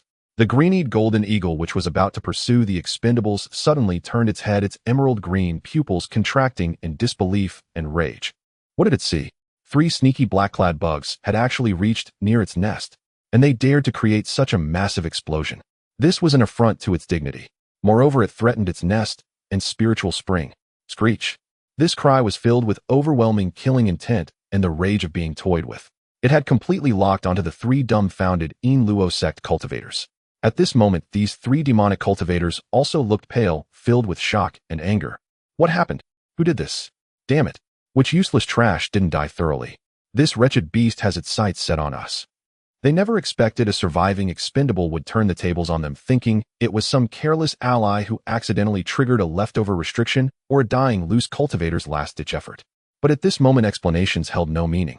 The enraged, green-eyed Golden Eagle had transformed into a destructive golden light, charging forward with a terrifying momentum that could tear everything apart. Form a formation. Block it quickly. The Mid-Foundation Establishment senior brothers shouted in horror, and the three hurriedly summoned their magical artifacts, casting their spells in a desperate attempt to fight back. A fierce battle erupted instantly between the Peak Foundation Establishment beast and the three Foundation Establishment stage demonic cultivators. The green-eyed Golden Eagle was as fast as lightning, its claws and beak comparable to spiritual artifacts, and the wind blades howled as its wings flapped, displaying immense power. The three demonic cultivators unleashed all their means, with the Yin Soul banner billowing with black mist and a skeletal shield blocking attacks, various sinister spells raining down upon the Golden Eagle. The sounds of rumbling explosions, the Golden Eagle's shrieks, and the demonic cultivators' roars reverberated throughout the valley. Qingshan remained motionless, playing the role of a corpse, watching coldly. He noticed that the three demonic cultivators were coordinated and ruthless in their methods, indeed possessing some skill, but under the absolute disparity in strength, they quickly fell into a disadvantage, barely managing to hold on amidst the peril. The green-eyed Golden Eagle was extremely ferocious, possessing not only incredible speed and claws comparable to spiritual artifacts, but its pair of green eyes could even unleash thunder, causing the three demonic cultivators to cry out in pain, soon sustaining serious injuries. Damn it, this wretched beast. The Mid-Foundation Establishment senior brother gritted his teeth, a look of immense pain on his face, as he suddenly produced a black talisman inscribed with the image of a fearsome ghost head. A talisman treasure.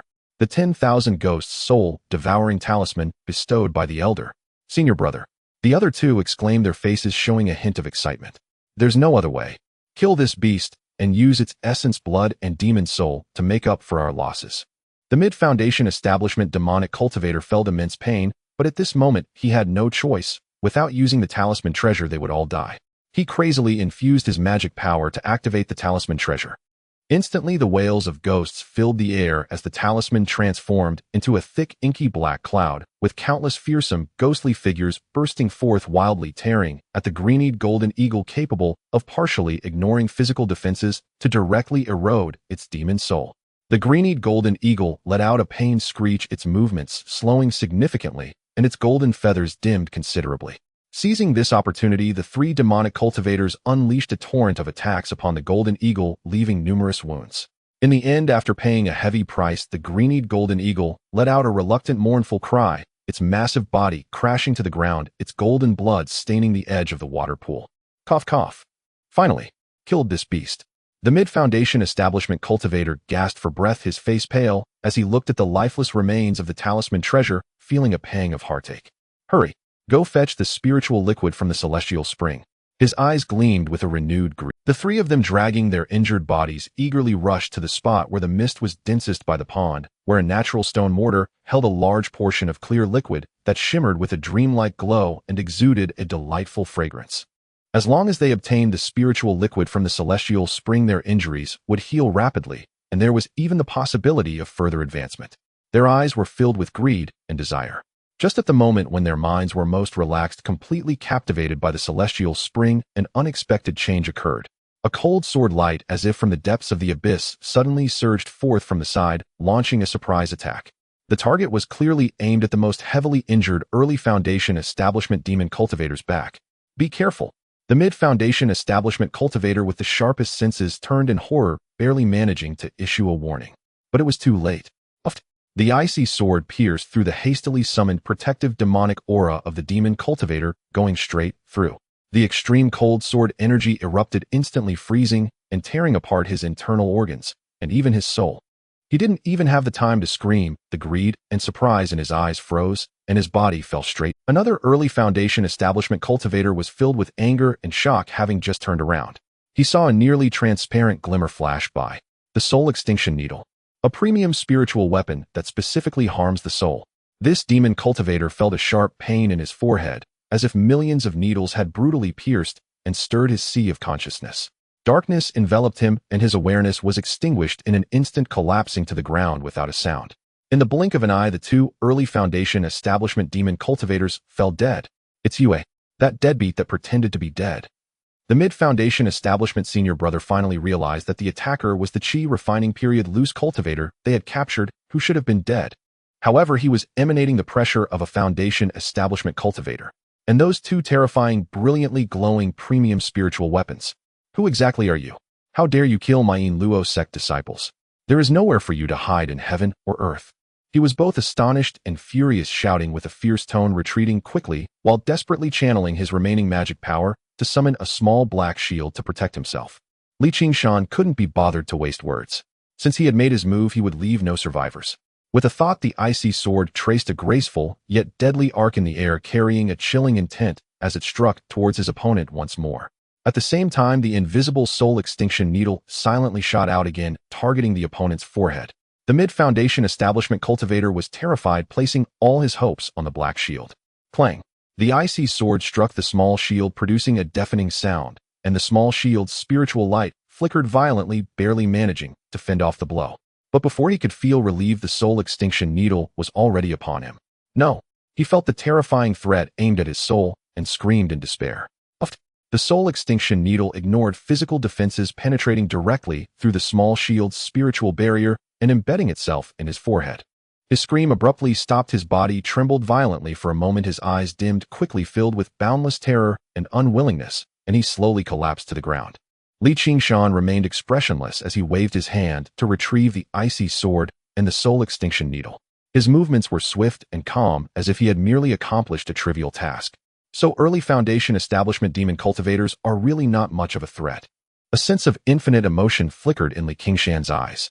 Once upon a time, the Foundation establishment cultivators who seemed unattainable in his eyes could now be killed with a mere gesture. Unconsciously, he had grown powerful to such an extent. This place is not suitable for lingering, Qingshan thought to himself. He quickly collected the storage bags from the 3 demon cultivators' corpses, as well as the valuable items from the emerald-dyed golden eagle, and then unhesitatingly approached the celestial spring. Qingshan took out a wishful gourd and carefully collected every drop of the shimmering spiritual liquid from the stone mortar. Is this the spiritual liquid from the celestial spring? Truly extraordinary. Qingshan felt an overwhelming excitement within. As he held the spiritual liquid, an indescribable pure energy and vitality flowed through the jade bottle, invigorating him. Having completed all this, he dared not linger for a moment. With a flash of his figure, he employed the earth escape technique, instantly burrowing underground and fleeing from this place of strife. Having distanced himself from the valley of the celestial spring, Qingshan emerged from the ground only after traveling a sufficient distance below. He maintained the little concealment secret technique, but adjusted his exposed cultivation to early Foundation establishment. He noticed that most Qi refining cultivators wandered around the outskirts while the core area was predominantly occupied by Foundation establishment cultivators. Pretending to be a Qi refining cultivator would stand out.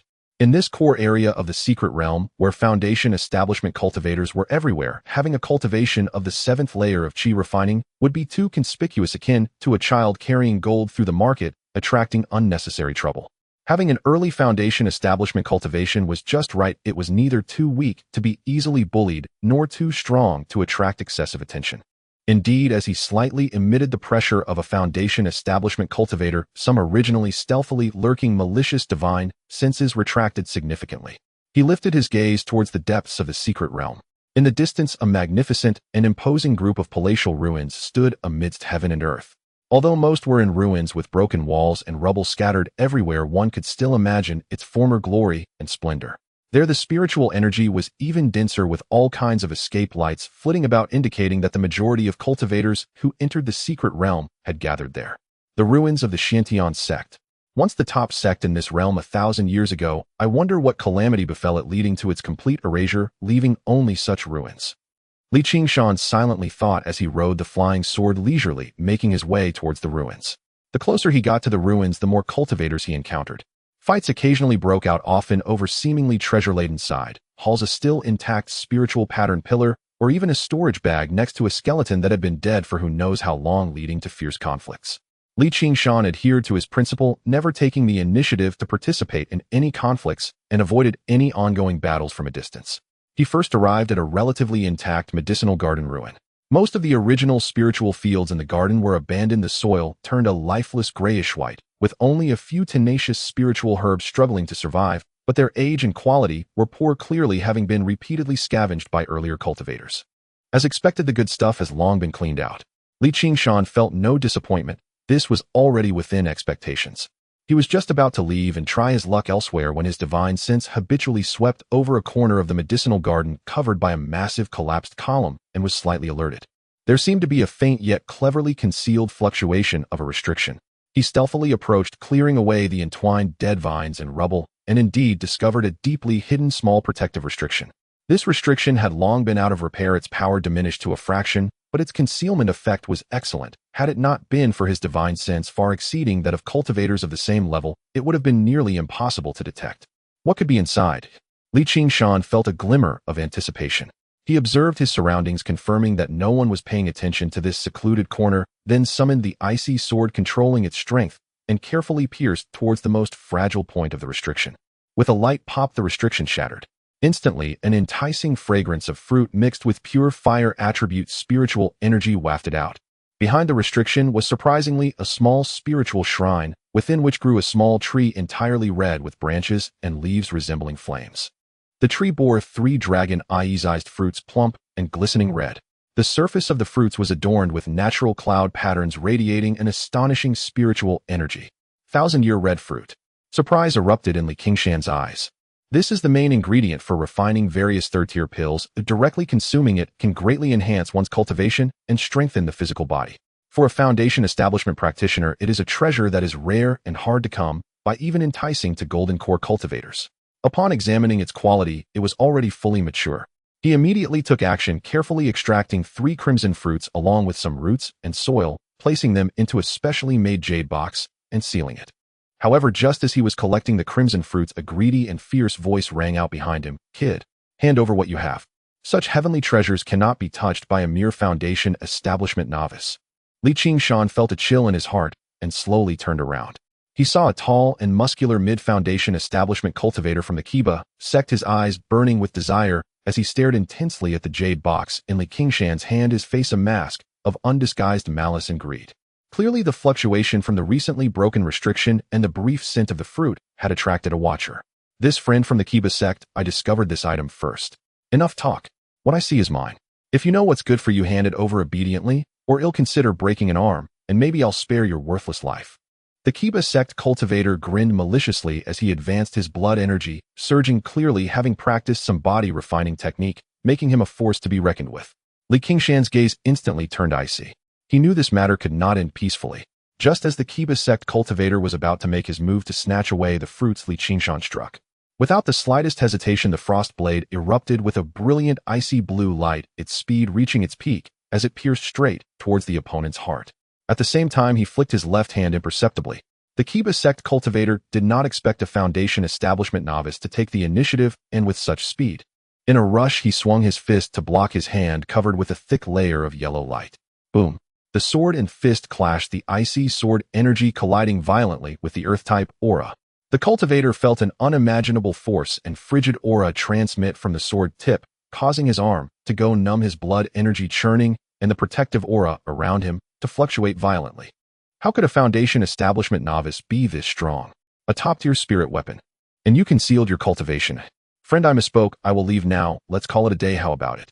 He cried out in horror, his eyes filled with fear, realizing he had encountered a formidable opponent, and immediately sought to turn and flee. But before he could finish speaking, an invisible spike had silently pierced into his brow. Soul-extinguishing needle. Ugh! The Kiba sect cultivator's body suddenly stiffened, the horror and greed in his eyes freezing instantaneously as his consciousness rapidly dissipated, his massive body crashing to the ground breathless.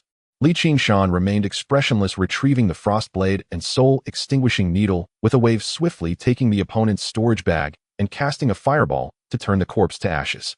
The entire process was clean and swift, taking only a moment. He dared not linger and quickly turned to leave this place of trouble. However, just as he turned, he caught a glimpse out of the corner of his eye of a cool figure standing by the broken wall at the entrance of the medicinal garden.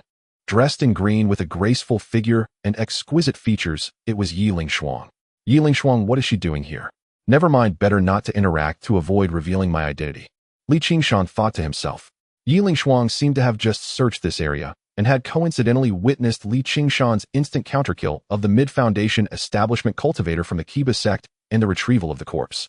Her gaze fell on Qingshan's back and profile, her delicate brows furrowing slightly as a trace of faint suspicion flashed in her eyes. This person, his figure and decisiveness in action, seemed somewhat familiar. But this thought passed quickly as she shook her head. Impossible. That person was merely at the chi refinement stage and much older. There is no way he could possess such strength and this youthful appearance. It must be an illusion. She did not speak, but gazed deeply at Qingshan for a moment before turning and transforming into a green rainbow, sweeping deeper into the medicinal garden. Qingshan felt a slight chill in his heart, knowing he had probably been seen by Qingshan. Although she seemed not to have recognized him, he could not stay here any longer. He immediately activated his escaping light, swiftly leaving the abandoned medicinal garden. Just as he flew out, preparing to find a secluded place to digest his gains, a dark figure suddenly appeared like a ghost, silently blocking his path. The newcomer was dressed in black, her face covered with a thin black veil. Though her full appearance was unclear, her revealing eyes were like cold autumn water and stars, deep and icy, her figure graceful, radiating an extraordinary and mysterious aura carrying a hint of danger. What startled Qingshan even more was that the spiritual pressure emanating from this woman was remarkably at the peak of foundation establishment. "What guidance do you have, esteemed one?" Qingshan halted his escape, watching the opponent warily as his internal energy subtly circulated. From her attire, she appeared to be a member of the Tianma sect. The black-veiled woman did not respond immediately, instead using her seemingly penetrating gaze to scrutinize Qingshan. Her voice was cold and pleasant, yet held an undeniable tone. "You were the one who killed the Kiba sect disciple and took the crimson fruits in the medicinal garden just now." She made a statement, not a question. Qingshan felt a sinking feeling in his heart but maintained a calm expression. What do you mean, friend? I don't understand. No need to deny it. The black-veiled woman smiled lightly. Even through the veil one could feel her charm. I happened to pass by and saw the entire process. A foundation establishment novice like you instantly counter-killed a mid-foundation establishment body cultivator. Your methods decisive and ruthless, and your concealment skills are exceptional, certainly not an ordinary rogue cultivator. She paused, her tone carrying a hint of temptation. I have no interest in the crimson fruits. I seek you to propose a partnership. Partnership? Qingshan frowned. Exactly. The black-veiled woman pointed towards a relatively intact, yet heavily restricted dark ancient hall in the center of the ruins. That inheritance ancient hall is believed to be the place where core disciples of the Qingshan sect receive their inheritance, likely containing Qingshan sect's techniques, divine abilities, jade slips, and even ancient treasures. However, its outer restrictions are powerful and require special methods to unlock. I cannot succeed alone. I have observed you for a long time. Your thoughts are meticulous and your methods extraordinary. You seem to have some understanding of restrictions. If we cooperate, we can break the restriction together, and I can offer you 30 of what we obtained from the hall. Although her tone was calm, the spiritual pressure of her peak foundation establishment seemed to subtly envelop Qingshan, carrying a hint of veiled threat. Qingshan quickly weighed in his heart. Refuse. The opponent's cultivation is far superior to his own, undoubtedly of the Tianma sect's true inheritor level, with methods that must be unfathomable. Refusing outright could lead to dire consequences. Agree. Collaborating with a tiger is extremely risky. This woman is deeply scheming, and the so-called partnership and profit-sharing are likely just a facade, and she may very well eliminate him after using him. Yet the current situation is stronger than the individual. Qingshan revealed a hint of struggle and temptation on his face, ultimately appearing to make a decision, cupping his hands and saying, I am honored by your esteem, and I am willing to lend you a helping hand, esteemed friend. I hope you will keep your promise, friend. A glint of satisfaction flashed in the black-veiled woman's eyes as she slightly nodded. Very well, those who know the times are wise of follow me. After saying this, she turned and flew towards the dark ancient hall, with Qingshan following behind, his gaze deep as he thought. Very well, I will feign compliance for now and see what secrets this ancient hall holds. If anything goes wrong, I will immediately use the earth escape technique and all my trump cards to escape. A pitch-black ancient hall stood lonely amid the ruins, hewn from an unknown black stone whose surface was mottled with the scars of ages and blurred archaic runes. A heavy, oppressive aura seeped from the hall, as if a primeval beast lay sleeping within. The gate remained tightly shut, its surface flickering with flowing light, plainly enveloped by an immensely powerful restriction. The woman in black veils, the holy maiden of Tianma sect Lung Weiyue, arrived with Qingshan and halted their escape light 100 zhang from the ancient hall. Her expression grave, she produced a compass-like treasure whose needle spun wildly, emitting a dim black gleam. Stay close to me, one misstep, and the killing array will trigger. Even a golden Qingshan might not save you. Her voice was cold and final. Yes. Qingshan answered respectfully.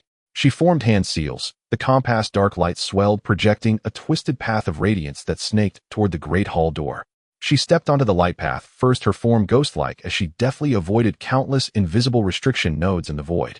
Qingshan followed, closely unfurling his spiritual sense and carefully placing every footfall into Lung Weiyu's prints. He could distinctly feel the terrifying energy fluctuations in the surrounding space, latent but capable of shredding him to pieces in an instant, and a fine cold sweat prickled his brow. The outer restrictions were far more intricate and ferocious than he had imagined. After tense caution, the two reached the massive hall door without mishap. Up close, the gate's weight and antiquity were even more palpable. Its face was carved with images of sun, moon, stars, and creatures, though most of the patterns had long since blurred. Lung Weiyue withdrew the compass, her mien growing sterner. She extended a slender jade-like hand, drew several drops of blood from her fingertip, traced a complex, sanguine rune in the air, and pressed it to the door's center. A low hum ran through the gate. The surface light flared, rippling like water, and 3 clear nested curtains of light manifested, 3 concentric barrier screens. Each curtain bore its own runes and emanated distinct auras, scorching, glacial, or heavy as a mountain. Indeed, it is guarded by the threefold Shao Sanyuan Jin. Lung Weiyu's tone carried a hint of fatigue. The secret arts she had just used had evidently exact. She turned to Qingshan and pointed at the outermost curtain, which shimmered with an earth-yellow light and exuded the heaviest aura. This first layer is the Ho-Tu Jin thick earth barrier. It is primarily defensive and must be broken by overwhelming force or a specific earth-type treasure. Leave it to me. She then indicated the middle curtain, crackling with blue arcs. The second is the Gui Shui Inlei Jin In water thunder barrier. It is venomous to both spirit and flesh, while I possess a secret treasure to counter it. Finally, her gaze rested on the innermost, seemingly unremarkable transparent curtain that nonetheless radiated warped spatial fluctuations. This third is the Qingshan Little Void Barrier. It appears fragile but excels at reflecting attacks and distorting techniques, making it the most difficult to strike. It required exquisitely precise spiritual perception to find its ever-shifting nodes and counter it with subtle force. Fellow cultivator, I entrust this barrier to you. Her words were calm, yet her eyes fixed on Qingshan with a sharp appraising look that brooked no refusal. I know you have held back. Now is no time for concealment. If you cannot breach it, we shall both return empty-handed. Qingshan cursed inwardly at her craftiness. She had clearly planned this in advance. She was prepared for the first two barriers and had deliberately foisted the most difficult, most skill-dependent, and most dangerous third one upon him. It was both a test and an exploitation. But with matters at this stage, retreat was impossible. To refuse outright would likely make the black-veiled woman turn hostile on the spot. Qingshan bowed his head solemnly and nodded. I will try my utmost. He stepped forward, closed his eyes, sank his entire mind into spiritual sense, and cautiously probed the transparent Qingshan. The barrier proved bafflingly subtle. Its structure was not fixed, but shifted in minute twists and turns, its nodes wandering like fish in water, rendering them elusive. Even ordinary cultivators with strong spiritual sense would struggle to seize and calculate those fleeting flaws in time. But Qingshan's spiritual sense, tempered repeatedly by the Chongqing Gong and the Rui Hulu, had long since surpassed his peers. His finesse and delicate control was astonishing. Moments passed and cold sweat reappeared on his brow, yet his concentration reached a new intensity. At last, amid the ceaseless change, he discerned a faint pattern. Now, he snapped, his eyes open and finger poised like a sword, sent forth an exquisitely condensed teal finger wind imbued with a strand of his Chongqing true essence, silently striking at a tiny, nearly dissipating twist in the transparent curtain. A light PSSH sounded like a needle pricking a balloon. The seemingly resilient Qingshan shuddered violently, and then, as if melting, dissipated swiftly into nothingness. Immediately, Lung Weiyue snapped, sharply manifesting a large seal that glowed earth yellow, and slammed it into the Ho Tu Jin, while casting a silver net toward the Gui Shui Inlei Jin to absorb the flashing thunder light. A pair of booming, crackling detonations rang almost at once. The first two barriers were broken, and the heavy black gate emitted a dull creak and opened a narrow slit just wide enough for a single person. From within came an older, bleaker scent, dust, and the faded breath of ancient tomes. Inside, a trace of joy flashed in Lung Weiyu's eyes, and she slipped through without hesitation. Qingshan hesitated only briefly before following her into the hall. The interior space was far more expansive than the exterior suggested, as if space expansion techniques had been employed. Yet the scene that met them was somewhat disappointing. It was a vast circular chamber. The shelves that should have held rows of jade slips of cultivation techniques were now mostly toppled and empty. Fragments of broken jade slips and decayed wood chips littered the floor, giving the place a chaotic, ruined appearance. It was obvious this place had been visited before, perhaps many times. As I thought. The core inheritance has long since been taken by those who came before. Lung Weiyue snorted. She had anticipated this, yet could not wholly conceal her disappointment. She moved with purpose, her spiritual sense sweeping the hall. With a wave, she gathered the few remaining intact jade slips scattered on the floor and stored them in a pouch, without so much as a glance. Qingshan imitated her, cautiously searching the chamber and picking up several seemingly intact jade slips. As his spiritual sense meticulously scanned every corner, he suddenly detected in the narrow crevice between a collapsed shelf and the wall a dust-covered, dull, unremarkable black jade slip. The slip's material was unusual. When his spiritual sense passed over it, there was a faint sense of resistance. It was hidden with great craft. Were it not for his exceptional perception, it would have gone unnoticed. Seizing the moment while Lung Weiyue was occupied gathering jade slips on the other side, he slid silently forward. With a subtle flick of his sleeve and a deft, practiced motion, he stole the black jade slip into his sleeve, silent, swift as lightning. Lung Weiyue seemed unaware, quickly collecting all the valuable remnants within the grand hall, her expression not particularly pleasant. Clearly the harvest was far below expectations. It seems our luck is not great. This place has already been looted multiple times. Lung Weiyue turned to Qingshan, her tone inscrutable. According to our agreement, these jade slips will be divided with you, receiving 30%. She truly took out more than 10 jade slips of varying quality and pushed them before Qingshan. Qingshan accepted them without hesitation, thanking her with cupped hands. Thank you, fellow Taoist. He secretly remained vigilant. Her adherence to the agreement made him even more uneasy. Lung Weiyue scrutinized him and suddenly asked, I still do not know how to address you. Li Qingshan's mind raced, keeping a calm facade. I am Zhou Yun, a wandering cultivator. Zhou Yun. Lung Weiyue repeated the name, the corner of her mouth beneath the black veil, seeming to curl into a meaningful arc. Good fellow Taoist, Zhou, may our cooperation today be pleasant. I hope we will meet again in the future. Saying this, she surprisingly made no further delay, her figure flickering as she transformed into a shadow, swiftly vanishing into the horizon without any intention of fighting. Li Qingshan stood in place, momentarily stunned. She left just like that. So decisively. All the backup plans he had prepared had gone unused. This woman is deep and unpredictable, certainly not an easy person to deal with. She either looks down on this meager harvest, or she has left some mark on me, or that black jade slip has something peculiar about it. Li Qingshan was filled with doubts as he carefully checked himself, but found no abnormalities. In any case, it was not wise to linger here. He immediately left the ancient Hall of Inheritance, heading towards the general direction of the secret realm's entrance. After this series of events, especially his encounter with a dangerous individual like Lung Weiyue, his desire to retreat grew stronger. The secret realm may be good, but it is fraught with peril. I have already obtained the spirit liquid, the 1,000-year-old red fruit, and these jade slips, which is enough to digest for a long time. It would be better to leave while ahead, avoiding getting caught up in greater conflicts. However, just as he resolved to seek an exit from this contentious place, boom. In the center of the secret realm, atop the highest peak, a brilliant pillar of light erupted, piercing. Within the pillar, countless runes flowed, ethereal celestial sounds resonated, and a more magnificent and sacred phantom of a white jade palace, shrouded in endless rosy light, slowly emerged, exuding an awe-inspiring and maddening Tao rhythm. An irresistible sense of summons instantly struck the hearts of all cultivators within the secret realm. The Qingshan Palace. The Qingshan main palace has appeared. Heavens! The legendary Qingshan main palace. Inside there must be the true core legacy and treasures of the Qingshan sect. Hurry! If we're late, we might not even get a drop. The entire secret realm instantly erupted in chaos. All cultivators, regardless of where they were or what they were doing before, were now acting as if possessed, transforming into streaks of escape light, recklessly rushing towards the peak where the pillar of light stood.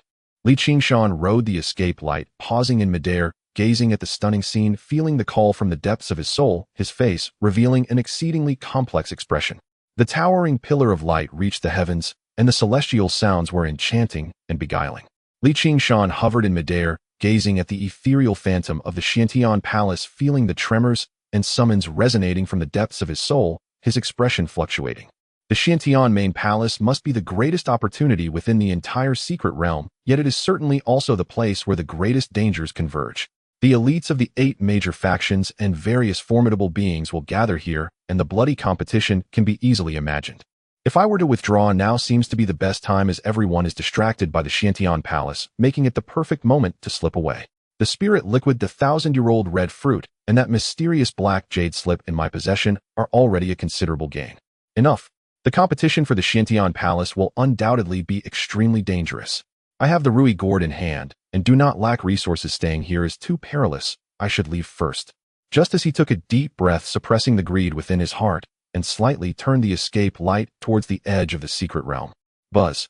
Within his dantian, the Rui gourd, which had been quietly nurturing, suddenly trembled slightly, without any warning. At the same time, an extremely faint yet exceptionally ancient and familiar feeling of resonance came from the depths of the distant Qingshan Palace, creating an indescribable harmony with the Rui gourd's tremble. What? Li Qingshan's heart shook violently, disbelief showing in his eyes. The Rui gourd's origins were mysterious. It was his greatest reliance and secret. It actually reacted to the Qingshan Palace. What is inside the palace that attracts it? Or rather, what connection does it have with the ancient Qingshan sect? At this moment, all caution and desire to retreat were shaken by this sudden change. The Rui gourd's unusual movement is definitely not ordinary. Li Qingshan's thoughts raced, his gaze once more falling upon that dazzling palace, his eyes becoming exceedingly profound. The risks are indeed great, but being involved in the secrets of the Rui gourd is worth. Li Qingshan's thoughts raced, his gaze once more falling upon that dazzling palace, his eyes becoming exceedingly profound. The risks are indeed great, but being involved in the secrets of the Rui gourd is worth taking a chance. Enough. I shall venture forth once more.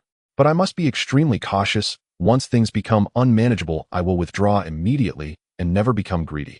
The escape light turned again as he concealed all his aura, blending into the rushing tide of escape lights soaring towards the Qingshan Palace. The closer he got to the main peak, the more cultivators there were, and the atmosphere grew increasingly tense and murderous. Various escape lights streaked across the sky, maintaining a wary distance from one another. Upon arriving at the summit of the main peak, he saw the majestic and grand Qingshan Palace entirely constructed from a certain spirit jade firmly protected within a massive semi-transparent multicolored light shield. Runes flowed across the surface of the shield, emitting an aura of despair-inducing solidity. At this moment, no less than hundreds of Foundation establishment cultivators had gathered outside the shield, nearly half of them being disciples from the 8 major factions. They had temporarily set aside their grievances, and under the command of the leading disciples from each faction unleashed various magical artifacts and spells, frantically attacking the multicolored shield. Boom. Crackle. Countless streams of spiritual light burst forth, the deafening sounds of explosions echoing, and the powerful shockwaves of energy continued to spread, creating a grand and chaotic scene. However, the multicolored shield merely rippled slightly, absorbing and dissipating all the attacks, standing as solid as a mountain. At this rate, it would likely take several days to forcibly break through. Qingshan blended into the outer edges of the crowd, watching coldly without intervening. He was pleased to let others exert their efforts while he preserved his own strength.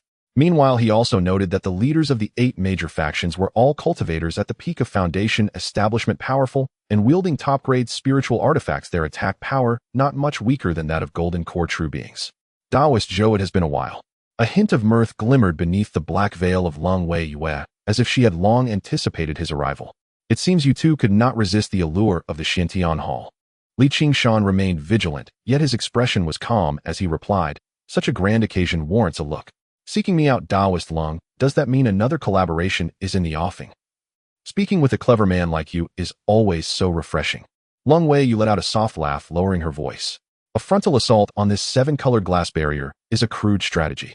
Even if we could break through, it would take days and exhaust everyone's spiritual power, far outweighing any gain.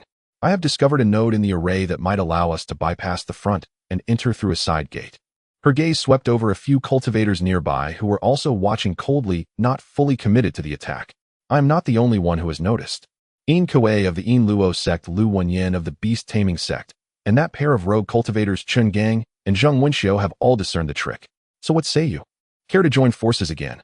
Entering through the side gate might not lead to the main hall, but it will certainly give us a head start and spare us this pointless waste of energy." Qingshan followed her gaze.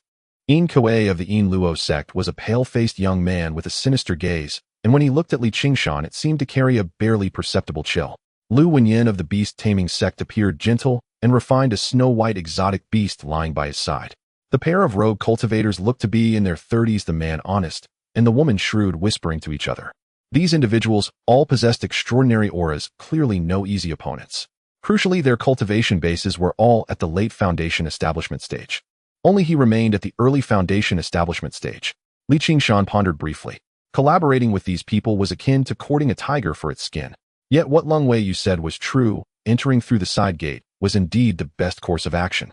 More importantly, Qingshan was confident that even facing so many late Foundation establishment cultivators, he possessed the means to protect himself. "Very well." He nodded. "I am willing to collaborate with you once more." Long Wei Yu smiled in satisfaction and immediately sent a voice transmission to the others. Moments later, the group seemed to reach an agreement. They silently retreated, separating from the main force and darting toward a secluded cliff at the side and rear of the main hall. At the base of the cliff, hidden beneath a tangle of vines, there was indeed an inconspicuous stone wall. The array patterns etched upon it were far dimmer and sparser than the barrier at the main entrance, yet still complex. "This is the place." Long Wei Yu pointed to a dozen faintly glowing points on the stone wall.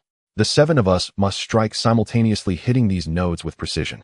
Our force and timing must be flawless to briefly open a gap. Everyone prepare yourselves." The group nodded in unison, each beginning to condense their spiritual power. Qingshan understood that this was not only a collaboration, but also a mutual test and a display of dominance. He discreetly channeled his longevity true essence, controlling it to the level of the mid-Foundation establishment stage, neither too outstanding nor too weak. Now, with Long Wei Yu's low command, 7 beams of light, each of a different color, yet equally condensed, shot forth simultaneously, striking the nodes with unerring accuracy. The array patterns on the stone wall flickered violently, emitting a strained hum before silently splitting open a blurred light gate just large enough for one person to pass through. "Go!" Long Wei Yu was the first to enter, followed by the others in quick succession. Qingshan brought up the rear. The moment he stepped through the light gate, he sensed Yin Kuei of the Yin Luo sect casting a deliberate icy glance his way. After traversing a brief, dim passage, the group emerged into a space that opened up before them. They were now inside the Qingshan Hall. The hall was vast with carved beams and jade pillars reaching toward the ceiling.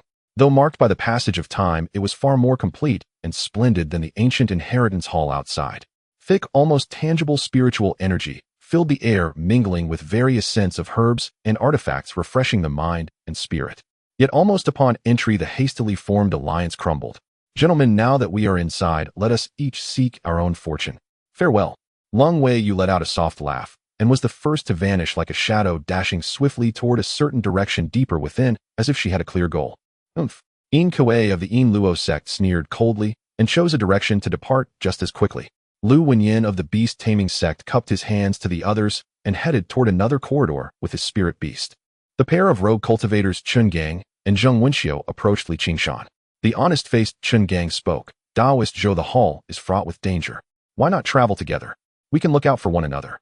Li Qingshan could clearly feel the shrewd gaze of Zheng Wenxiu, sizing him up with scrutiny. He smiled faintly, cupping his hands in polite refusal. "Thank you both for your kindness, but I am accustomed to walking alone. I would not want to burden you." The couple exchanged a glance, seeming slightly regretful, but did not insist, and quickly departed. After everyone had left, Li Qingshan remained where he was, not rushing to act. He concentrated his senses once more. Within his dantian, the vibration of the wishful gourd had grown clearer, a faint beckoning sensation guiding him toward a remote corridor on the right side of the great hall. At the same time, his keen spiritual sense detected that Yin Kuei of the Yin Luo sect, who had just departed, had not gone far. Instead, his aura seemed to be deliberately lingering and hiding nearby, a hint of extremely subtle killing intent locking onto him. Couldn't hold back after all. A flash of cold light flickered in Li Qingshan's eyes. Feigning ignorance, he followed the pull of the wishful gourd and ambled unhurriedly toward the corridor on the right. That path led to the side hall area of the Qingshan Hall. Compared to the main hall, the side halls were deeper, more secluded, with winding corridors and dim lighting. Li Qingshan followed the increasingly clear guidance of the wishful gourd carefully, making his way deeper. As he ventured further, a peculiar medicinal fragrance began to permeate the air. It was not a single scent, but a rich, mellow elixir essence formed from the fusion and sedimentation of countless spirit herbs. The mere whiff invigorated the spirit, and the longevity true essence within him seemed to stir with renewed vitality. Eventually, he arrived before a half-open stone door. The fragrance of the elixir was emanating from within. Cautiously probing with his spiritual sense and confirming there were no obvious restrictions or signs of life, he slowly pushed the door open. Inside was a spacious alchemy chamber. At its center stood a three-legged alchemy cauldron half the height of it. The cauldron was ancient in design, its body a dark gold engraved with dragon and phoenix runes and patterns of the sun, moon, and stars. Though covered in dust, it could not conceal its extraordinary aura with inner spiritual light and a self-contained Tao resonance. It was unmistakably a top-grade alchemy cauldron. This is no second-grade spirit tool, but a third-grade magical artifact, and a top-grade third-grade artifact at that. Trembling violently, Li Qingshan's eyes blazed with intense fervor. What stirred him even more was the enticing fragrance of the elixir seeping out in wisps from the cauldron's vents. Clearly a pill was being nurtured within, having been tempered for who knew how many years. A top-grade cauldron, with a spirit pill inside. This adventure was worth it. A look of ecstatic surprise burst forth in Li Qingshan's eyes. Such a treasure was an once-in-a-lifetime opportunity for any cultivator, especially the nurtured spirit pill, which had likely been maturing for thousands or even tens of thousands of years. Even a third-grade spirit pill might have evolved into a fourth-grade one by now. A fourth-grade spirit pill, a treasure worthy of a nascent soul-old monster. What kind of pill could have been nurtured for so long? Suppressing his excitement, he stepped forward, ready to examine how to claim the cauldron. Just as his focus was slightly drawn to it, a sudden change occurred. A sinister, lightning-fast streak of black light shot out without warning from the shadow of a massive stone pillar behind him, aiming straight for his temple. The timing of the ambush was flawless, striking at the very moment his mind was most at ease. Simultaneously, a powerful force of confinement descended, attempting to lock the space around him. "I've been waiting for you, you little bastard, Doc." The cold, sinister voice of Yin Kuei echoed, filled with murderous intent and greed. He not only wanted Li Qingshan's life, but also coveted that exquisite Dan furnace and the unknown pills within it. However, while Li Qingshan appeared relaxed, the Xiao Zhetian's secret art never ceased its operation, and his divine sense remained alert to the surroundings. At the moment the dark light appeared, he had already sensed it. Xian Yuan shield appear. With a thought, the top-tier spiritual weapon, the Xian Yuan shield, which was in a semi-activated state, instantly flew out from his body, transforming into a heavy light shield engraved with a tortoise and snake pattern accurately blocking the dark light. Clang! A piercing sound of metal clashing rang out, and the dark light was forcefully repelled. It turned out to be a black bone spike emanating a foul odor. Moreover, the spatial confinement power was easily countered by the spiritual light emitted from the Qian Yuan shield. Qingshan's figure floated forward, suddenly turning around, his expression cold as he looked at the stunned Kuei emerging from the shadows. Dao, what is the meaning of this? We have no enmity. Why the sudden attack? Qingshan asked in a deep voice, the true essence of longevity surging within him like a river, while the ice sword and soul-destroying needle were ready to strike. He needed to understand why the other party was so fixated on him. Kuei's astonishment quickly transformed into a more intense murderous intent and greed, no enmity. Kid, you carry the aura of my Luo sect's unique Sha, though extremely faint, it cannot escape my perception. You killed my Luo sect's people. How dare you pretend to be confused here? His eyes glinted with excitement and cruelty. I originally just wanted to kill you to clear the way, but unexpectedly, there is an unexpected gain. This Dan furnace and the pills inside should belong to me. A mere foundation establishment initial stage relying on a decent shield dares to be arrogant. Break for me. He shouted loudly, forming hand seals with both hands, demonic energy surging around him. A pale bone knife flew out from his crown, expanding in the wind, accompanied by a mournful ghostly howl, fiercely slashing towards the Qian Yuan shield. This bone knife was extraordinarily powerful and was also a top-tier spiritual weapon. Coupled with Kuei's foundation establishment late-stage demonic techniques, its might was astonishing. Boom. The Qian Yuan shield trembled violently, its earthy yellow spiritual light rippling. Although it was not damaged, its brilliance dimmed slightly from the strike. Qingshan was also shaken, causing his blood to surge slightly. Indeed, there's some skill here.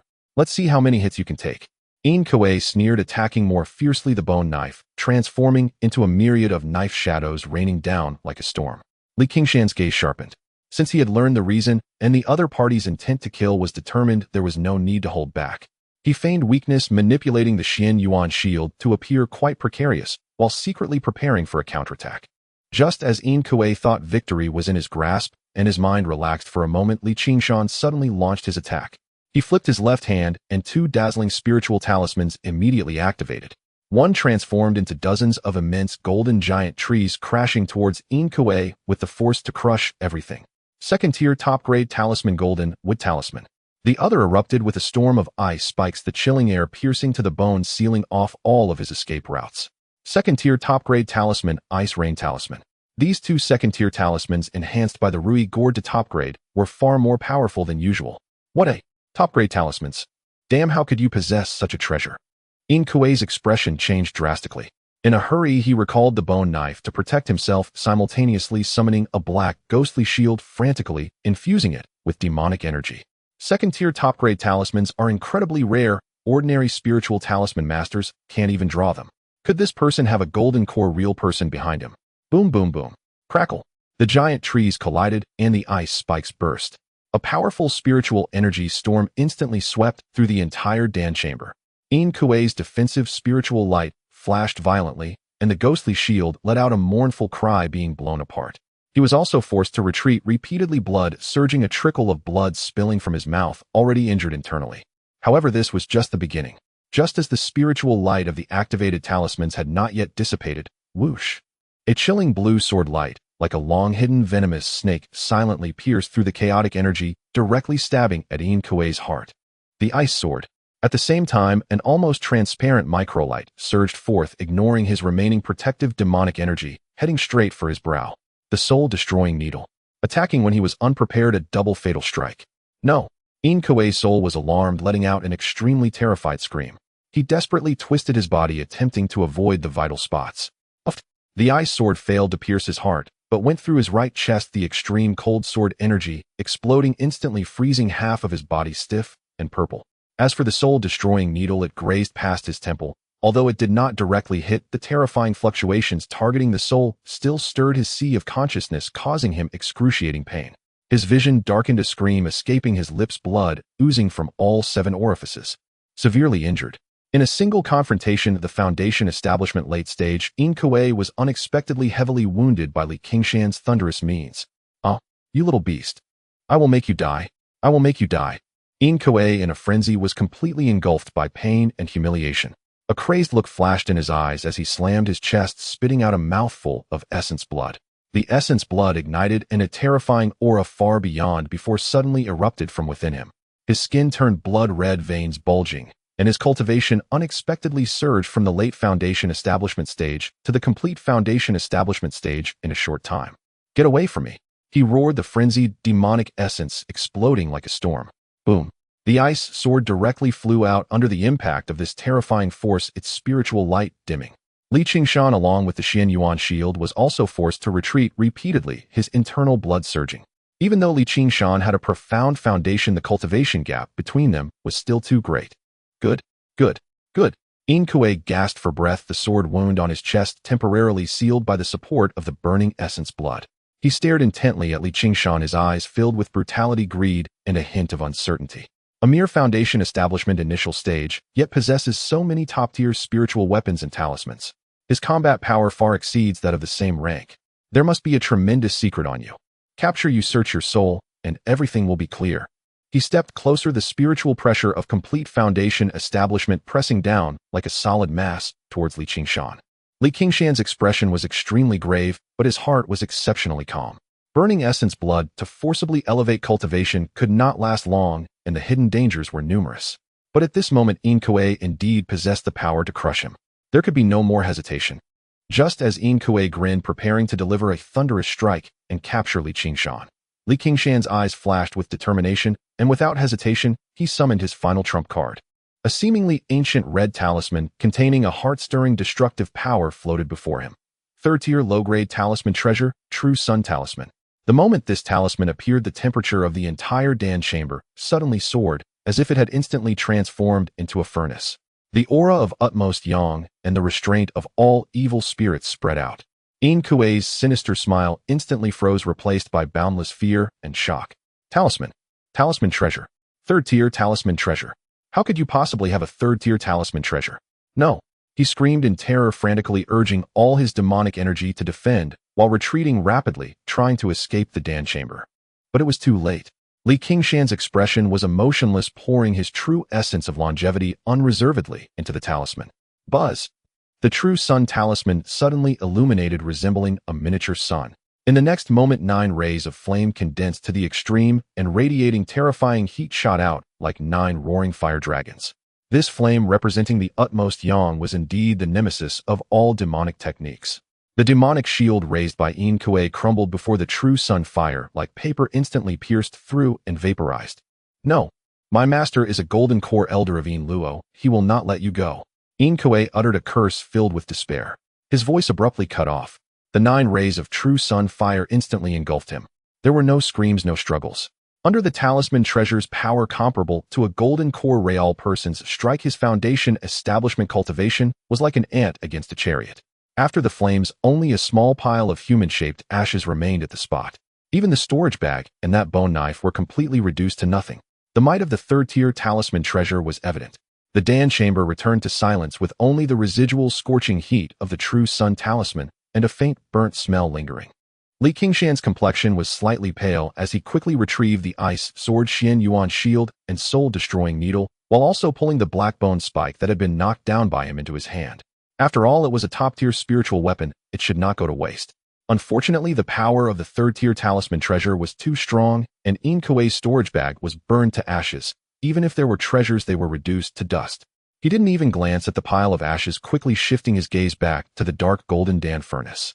In the pill chamber, Qingshan swiftly consumed a healing spirit pill, calming the blood and chi that had surged slightly from activating the talisman treasure, and soon his breath returned to its peak state.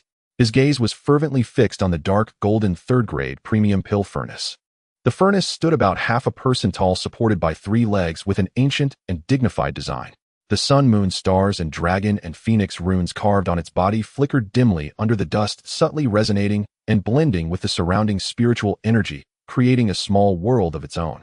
The overwhelming spiritual pressure and profound Tao rhythm it emitted were far beyond what any spirit tool could compare to. It was truly a magical treasure. Moreover, it was a top-tier magical treasure coveted even by golden core realms. Qingshan approached, attempting to communicate with and collect the furnace using his divine sense, but he found it as heavy as a mountain.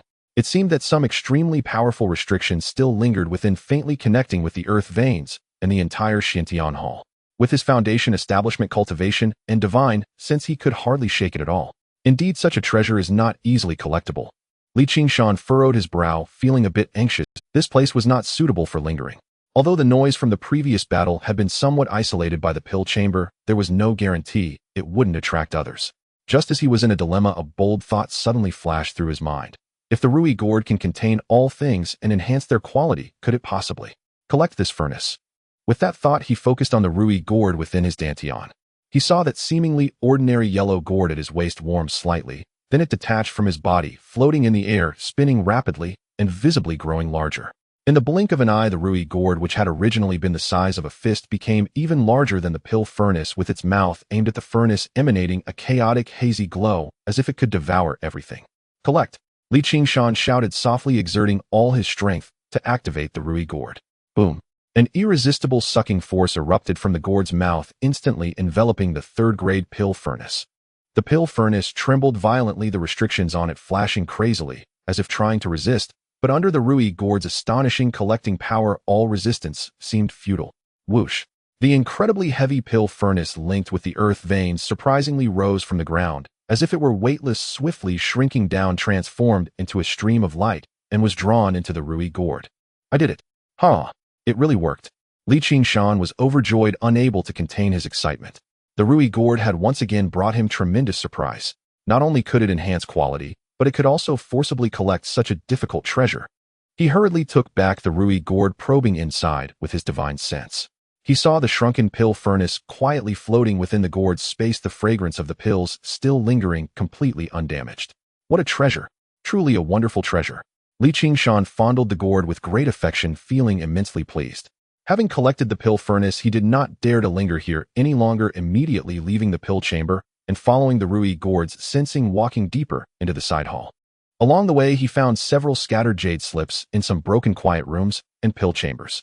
Judging by their material and residual fluctuations, they seemed to record not ordinary cultivation methods, but he had no time to examine them closely and collected them all. Eventually, he arrived at the deepest part of the side hall.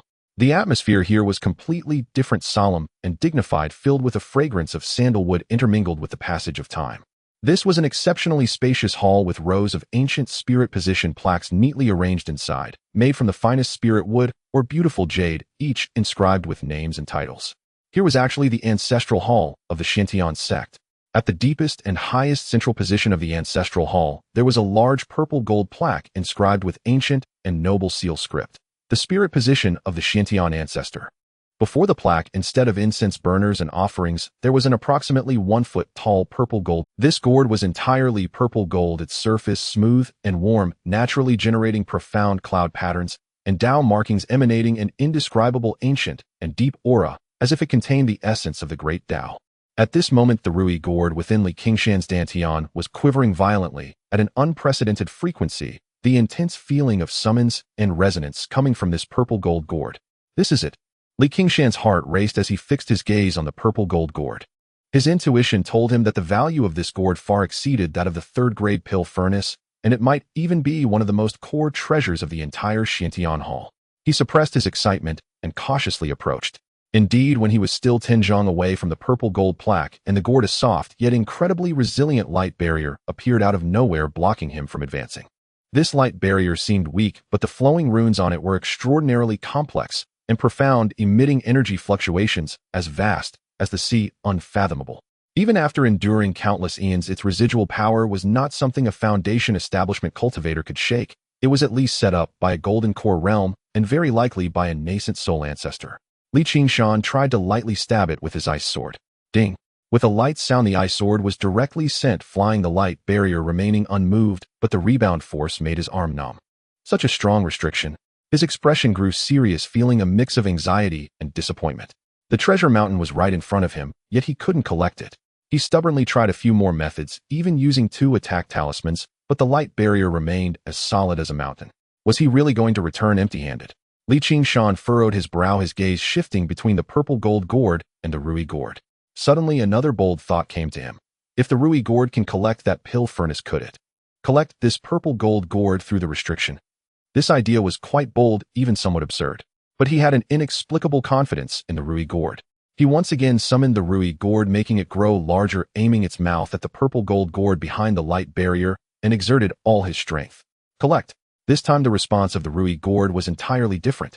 It emitted a hazy, chaotic light, the glow from its mouth no longer a sucking force, but rather emanating a peculiar pull that seemed capable of penetrating all obstacles.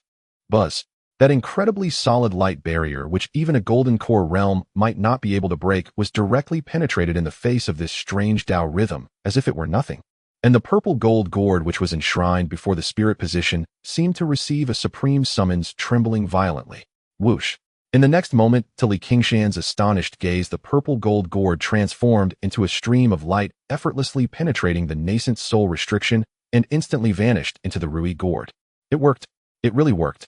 Qingshan was overjoyed, nearly cheering aloud. The wonders of the Rui gourd had once again exceeded his imagination.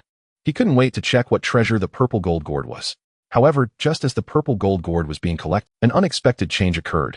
The Qingshan ancestor spirit position, which had originally enshrined the purple gold gourd, suddenly erupted with blinding light, and then emitted a sound of cracking under pressure, splitting open a gap. It was as if a pivotal force suppressing the ages had been suddenly withdrawn. The entire ancestral hall, the entire Qingshan hall, began to shake violently.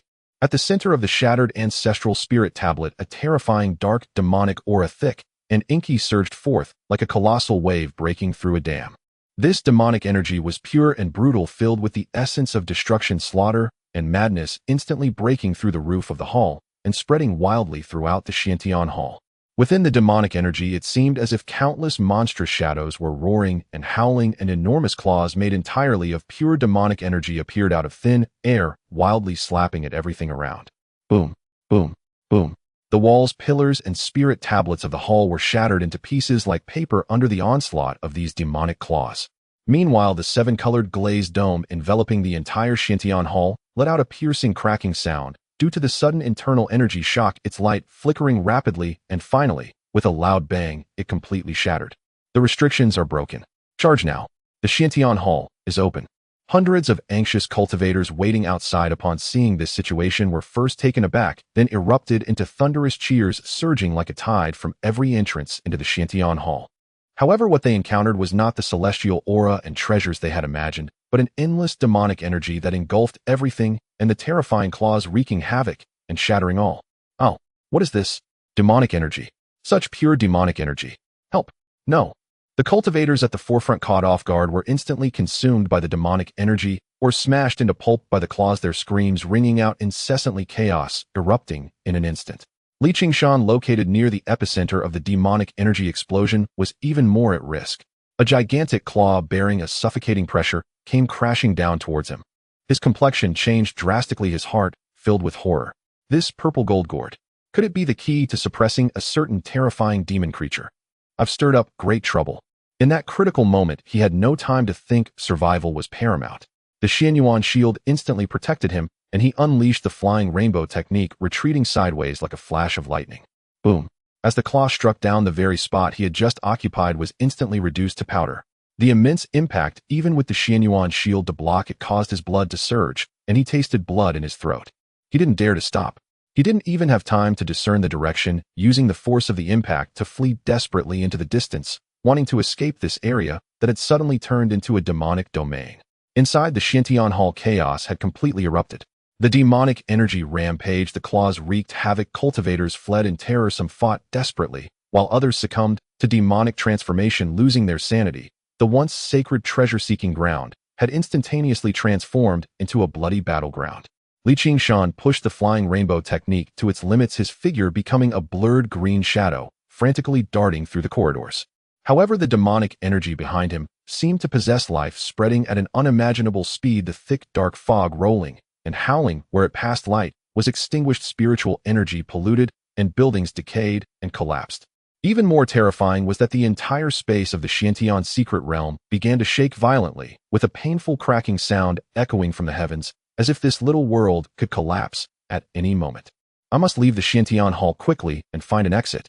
Qingshan was in a state of panic, but the path to the main hall's exit had long been blocked by the raging demonic energy and chaotic cultivators, and at times enormous claws would tear through walls above him. He could only rely on his exceptional divine sense and the exquisite earth chapter of the 5 elements escape technique, navigating through the ruins with great difficulty, perilously avoiding danger. After narrowly dodging a strike from a claw, he collided into the ruins of a side hall. He seemed to step on something beneath him, which emitted a faint mechanical sound.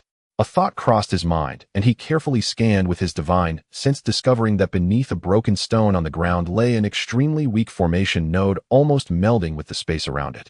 This node was not an exit, but it seemed to connect to an area cleverly concealed by a powerful spatial formation. Something's odd. In this dire situation, any anomaly could be a glimmer of hope. Without hesitation, Qingshan unleashed his ice sword, with all his might stabbing fiercely at that node. With a tearing sound, the space was ripped open like fabric, revealing not a real wall behind it, but a profound darkness. A long-sealed, yet still pure spiritual energy wafted out from within. He had no time to think further. His figure shrank, and he lunged in. Just as he entered, the spatial crack behind him quickly sealed up, isolating most of the rampaging demonic energy and terrifying howls from the outside. Qingshan stumbled to the ground, rapidly surveying his surroundings. This appeared to be a massive enclosed stone hall, but it was already in ruins. Originally, there should have been countless shelves and jade platforms, but now most were empty and tilted, with some shattered containers and decayed material remnants scattered on the ground. The walls were covered in scars from sword cuts and spell impacts, a scene of utter devastation. The air was filled with a light dust and an indescribable sense of desolation and death. Here, could this be the former secret treasure vault of the Qingshan sect? Qingshan speculated in his heart that based on the scale of this place and the residual traces of formations, countless rare treasures must have been stored here in the past, but unfortunately it had long been looted during an unknown distant battle, leaving only this ruin. Though empty, the residual formations here were surprisingly sturdy, blocking most of the terrifying demonic energy outside, with only thin threads, like black smoke, slowly seeping in from the weakest points of the spatial barrier. Temporarily safe. Just as he breathed a sigh of relief and prepared to adjust his breathing, he suddenly sensed 2 powerful auras deep within this ruined treasure vault. Instantly on high alert, he held the ice sword before him and focused his gaze. Behind a broken giant stone pillar, he saw 2 slender figures looking curiously in his direction. One was clad in azure like water, ethereal and exquisite. It was Yi Lingshuang. The other, shrouded in a black veil with a graceful figure, was the holy maiden of the heavenly demon sect Lung Weiyue. The 2 seemed to have also discovered this hidden node and had rushed in ahead of him. At this moment, both were slightly disheveled, clearly having gone through a thrilling experience outside. The 3 exchanged glances, all filled with surprise, vigilance, and a hint of awkwardness. None had expected to meet again under such circumstances. Taoist Zhou, how did you find this place? What happened outside with the rampaging demonic energy? Lung Weiyu's eyes flashed with a glint of brilliance as she approached Qingshan, feigning familiarity as she asked. I don't know either. While exploring the hall, I discovered the explosive demonic energy and intended to escape the Qingshan hall. I did not expect to accidentally find this formation node and rushed in. Qingshan forced a wry smile. His expression remained calm. Even Lung Weiyue could not fathom the connection between the demonic energy explosion and him. So that's how it is. I've long heard rumors that the Qingshan sect was the foremost sect in this realm, and its downfall seems to be related to the purported demon clan. Now it appears to be true. Inside the Qingshan hall, it is highly likely that a terrifying demon creature is being suppressed. Cold Weiyu said gravely. Qingshan's expression changed. The legendary demon clan is said to feed on the human race, and in ancient times they waged war against humans. Could the surging demonic energy within the Qingshan hall be related to the demon clan? Qingshan immediately thought of the purple golden gourd. It now seems that the gourd might be a treasure used to suppress the demon creature. After he took it away, the demonic energy erupted, and the demon creature was released. Although the situation arose because of him, Qingshan had no regrets. Fairy Yi, shall we set aside our grudges for the time being? The demonic energy is erupting, we might not escape. Cold Weiyu said to Yi Lingshuang with a calm smile. All right, Yi Lingshuang replied indifferently. She looked at Qingshan with some wariness and confusion, feeling an oddly familiar aura from him. However, she seemed to have never met him before. After speaking, the 3 of them tacitly occupied their respective corners, forming a defensive triangle, while keeping a mutual watch on the slowly seeping demonic energy. At this moment, the overwhelming demonic threat from the outside was the greatest danger, and personal grudges were temporarily set aside. The treasury fell into an eerie silence, only interrupted by the distant rumbling and demonic howls from outside, along with the faint hissing sound of the black demonic energy seeping in. However, the terror of this demonic energy far exceeded their imagination. Although the infiltrating demonic energy was thin, it was extremely pure, seemingly capable of bypassing physical defenses and directly eroding the cultivator's divine mind and consciousness. It carried a terrifying power that could entice the heart and amplify all negative emotions. The three of them nearly simultaneously changed their expressions, quickly sitting cross-legged and operating their techniques to protect their spiritual platforms and resist the demonic energy. Qingshan felt illusions swirling in his mind, the regrets of a century's worth of wasted time, the longing for the path of immortality, the fear of bearing precious treasures, the resentment after slaughter. All the inner demons that had been buried deep were triggered and magnified, impacting his Tao heart. He hurriedly operated the Qingshan true art, the verdant true essence of longevity, flowing through his body with vibrant life, attempting to dispel the demonic energy while swallowing a top-grade spirit pill that calmed the heart and focused the mind. However, his cultivation level was only at the early stage of foundation establishment. Facing this seemingly ancient, terrifying demonic energy, even with top-tier techniques and pills, he found it extremely strenuous. His complexion quickly turned pale, veins bulging on his forehead, his body slightly trembling, and blood seeping from the corner of his mouth, clearly suffering internal injuries from the dual effects of the backlash from his inner demons and the erosion of the demonic energy. On the other side, Qingshan and Cold Wei Yu were somewhat better off. Their profound cultivation and solid foundation helped them, but they were not faring well either. Qingshan was surrounded by a cold sword aura trying to slay her inner demons. Yet her brows furrowed tightly and a struggling expression emerged on her frost-like face, as if she were battling some intense emotion within her aura, fluctuating erratically. Cold Wei Yu's heavenly demon technique seemed to have some adaptability to this demonic energy, yet it instead triggered deeper inner demons. She trembled slightly, an abnormal flush appearing on her cheeks beneath the black veil, her breath becoming somewhat rapid.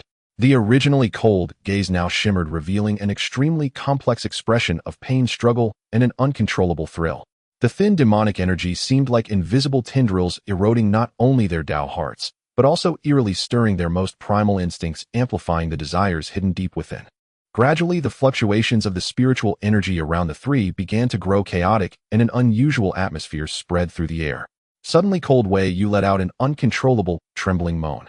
She abruptly opened her eyes, her gaze now misty and lost, devoid of the previous coldness and rationality. Instinctively, she looked towards Qingshan, who was closest to her, and also struggling to resist. At almost the same moment, Qingshan also opened her eyes. The coldness in her gaze had vanished, replaced by an unprecedented panic and confusion.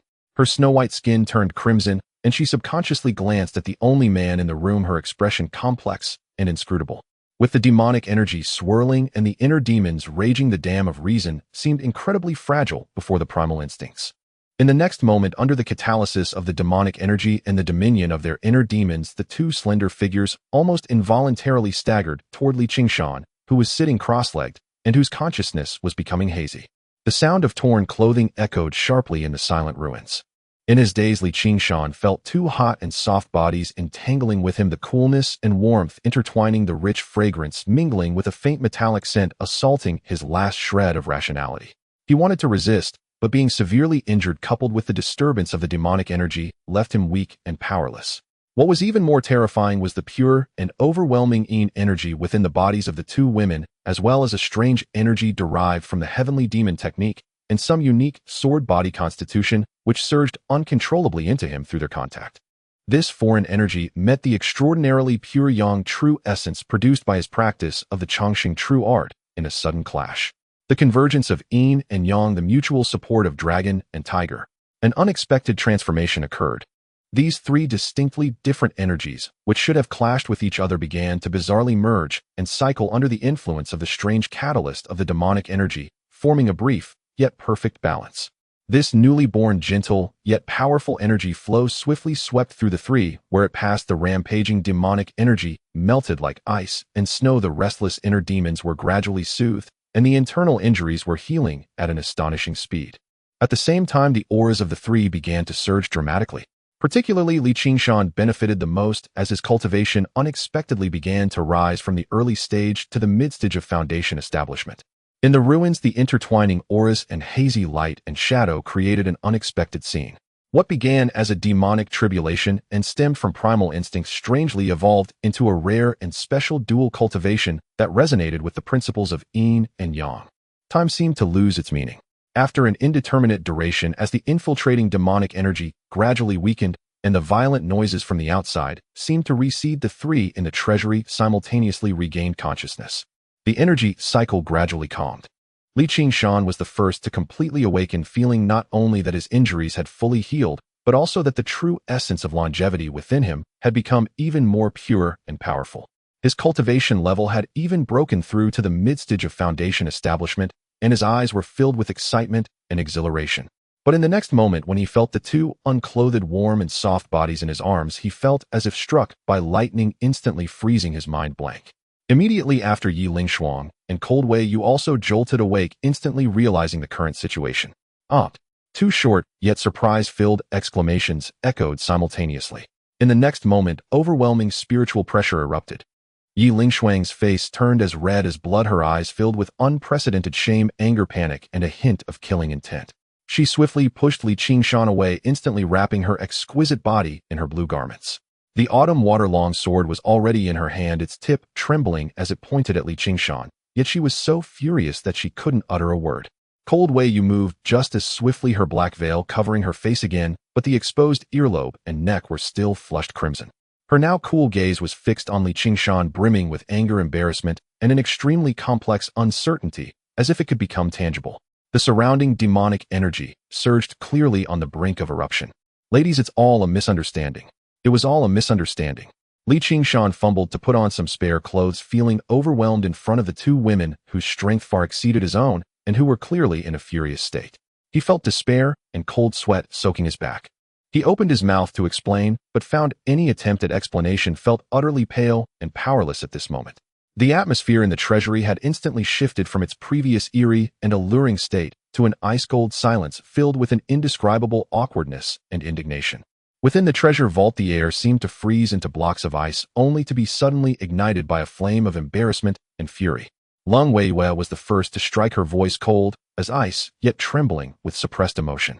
A faint aura of demonic energy swirled around her, revealing her inner turmoil. If a single word of today's events escapes, no matter where you flee, be it to the highest heavens or the deepest earth, I, Lung Weiwei, will ensure that you are ground to dust in the name of the holy maiden of the heavenly demonic cult. Her words still carried a threat, but compared to her earlier decisiveness, they now seemed to lack some conviction, tinged with an inexplicable sense of shame. Yi Lingshuang followed closely behind, her beautiful face like frost, with the Qiushui sword still pointed at Qingshan, its tip quivering imperceptibly. She took a deep breath, striving to maintain her usual composure, but the blush creeping up her ears betrayed her. This matter was caused by demonic energy. It was an accident. You had better forget it immediately. If I hear any rumors outside, do not blame me for being ruthless with my sword. Her voice was even calmer than Lung Weiyu's, yet beneath that calm lay the simmering tension of a volcano ready to erupt. Qingshan felt his scalp tingle and quickly clasped his hands in a low bow, his tone earnest, yet filled with innocence. Both fairies, please see clearly. This matter was purely accidental. I was also caught unawares, and I had no intention of disrespect. Everything that happened today, once I leave this door, I shall bury it in my heart and never mention it to a third party. Should I break this vow, may heaven strike me with lightning, and may my path be utterly destroyed. He secretly raised his eyes to observe the expressions of both women, contemplating that having gained tremendous benefits and breaking through in cultivation, feigning humility and submitting was the only correct choice. Yi Lingshuang fixed her beautiful eyes upon him as if trying to find a flaw in his expression, coldly inquiring, "Who exactly are you? State your name." She felt this person seemed somewhat familiar, yet in her current flurry of thoughts, it was difficult to think clearly. Qingshan's mind raced. He knew he absolutely could not reveal his true name. He immediately bowed and replied, "In response to Fairy Yi, I am a wandering cultivator named Zhou Yun." He still chose to use this alias. Zhou Yun. Yi Lingshuang murmured the name, skeptical, but with no time to investigate further. She snorted coldly, sheathed her long sword, turned away, and no longer looked at him, although the slight rising and falling of her shoulders betrayed her inner restlessness. Lung Weiwei also cast a deep glance at Qingshan, as if trying to imprint his appearance in her memory. Then she turned her head, adjusting her slightly disheveled attire, the atmosphere thick with awkward tension. At that moment, the earth-shattering roars and demonic howls from outside gradually subsided, and the infiltrating demonic energy almost dissipated entirely. The three exchanged glances, each seeing wariness and lingering fear reflected in the other's eyes. Yi Lingshuang was the first to head towards the exit of the vault, coldly stating, "The demonic energy seems to have weakened. Let's go out and take a look, but be extremely cautious. Lung Weiwei said nothing, but followed suit. Qingshan naturally dared not lag behind, and cautiously trailed at the end. The three concealed their presence, silently exiting the ruins, and the sight before them made them gasp in shock. What they saw was the already ruined Xintian secret realm now in even worse disarray. The ground torn apart, mountains collapsed, and the air thick with the remnants of colliding demonic energy and spiritual energy. What was most shocking was the immense, indescribable, terrifying shadow of a demonic creature slowly dissipating in the heavens above, yet its lingering pressure remained, striking fear into their hearts. Evidently, it had just undergone a cataclysmic battle. In the distant sky, several figures exuding an aura that could manipulate the forces of heaven and earth flickered in and out of sight. These were the nascent soul ancestors from various sects. Their surrounding spiritual light appeared dim, clearly having expended great energy to repel or even injure that demonic creature. Nascent soul, old monsters. Qingshan's gaze sharpened, feeling the formidable presence of those unmatched figures in the void, his heart filled with astonishment. These were the pinnacle combatants of the major sects, the stabilizers of the realm. As powerful as that ancient demonic creature was, it was no match for the nascent soul elders having been repelled. The nascent soul ancestors have personally taken action. Yi Lingshuang murmured, her eyes filled with awe. That demonic creature seems to have been severely injured and fled. Lung Weiyu's tone was grave. As a practitioner of the demonic path, her perception of that creature's terror was even more profound. Severely injured and fled. Qingshan's heart grew wary. He knew that he had taken the purple gold gourd which had released that demonic creature. Was there a connection between that demonic creature and the purple gold gourd? He had to be cautious from now on. Just then, a violent spatial disturbance transmitted from the direction of the secret realm's entrance as a massive light gate was forcibly stabilized and opened. Several powerful divine senses swept across the various parts of the secret realm like searchlights. The entrance to the secret realm has been forcibly opened. The elders from each sect have come in to assist and investigate. Qingshan spoke quietly, feeling a sudden tightening in his chest. Indeed, soon several beams of escape light flew in. Leading the way were several golden core cultivators, among them one particularly hot and angry divine sense stood out. It was Zhang Yuzhen from the Qingshan sect. Qingshan immediately activated the Zizishan secret technique to its fullest, perfectly concealing his own aura fluctuations in cultivation and even the faint trace of special energy acquired from the earlier accident, blending in with the remaining crowd of wandering cultivators, keeping his head down, feeling anxious. Zhang Yuzhen's divine sense swept over the survivors like a comb, lingering particularly longer on the male cultivators, evidently searching for the murderer of Zhang Hongxiu and any suspicious individuals. Her gaze was sharp as a blade, carrying an unhidden murderous intent. When her divine sense swept past Qingshan, it paused slightly. Qingshan's heart leapt to his throat, but the Zizishan secret technique was indeed extraordinary. Coupled with his cultivation having reached the mid-foundation establishment stage, the concealment effect was even stronger. Zhang Yuzhen did not sense anything amiss. She merely felt that the aura of this initial foundation establishment wandering cultivator was exceptionally calm, but thought nothing of it, her divine sense quickly moving on. At the same time, Yi Lingshuang and Lung Weiyue also sensed Zhang Yuzhen's investigation. Instinctively, the two women subtly shifted their positions, slightly blocking the direction where Qingshan stood. Although they themselves might not have realized this minute action, it undoubtedly interfered with Zhang Yuzhen's perception to some extent. A close call. Qingshan broke out in a cold sweat behind his back, quietly exhaling a sigh of relief. Under the organization of the sect elders, the surviving cultivators began to withdraw from the Xintian secret realm in an orderly manner. Qingshan blended into the crowd, keeping his head down, and finally stepped through that light gate, returning once more to the ancient battlefield ruins.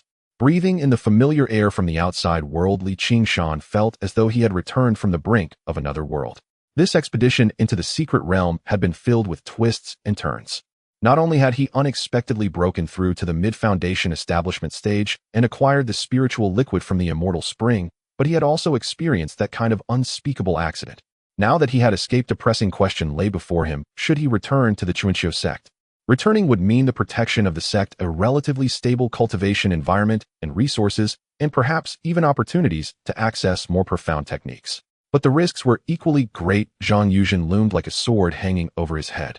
Although he had managed to slip by this time, over time it was hard to guarantee that he wouldn't expose himself.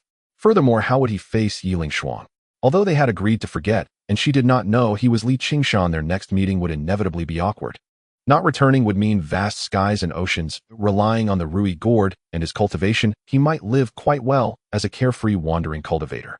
Yet the path of a wandering cultivator is fraught with difficulties. Resources are hard to obtain, and one is easily subjected to robbery.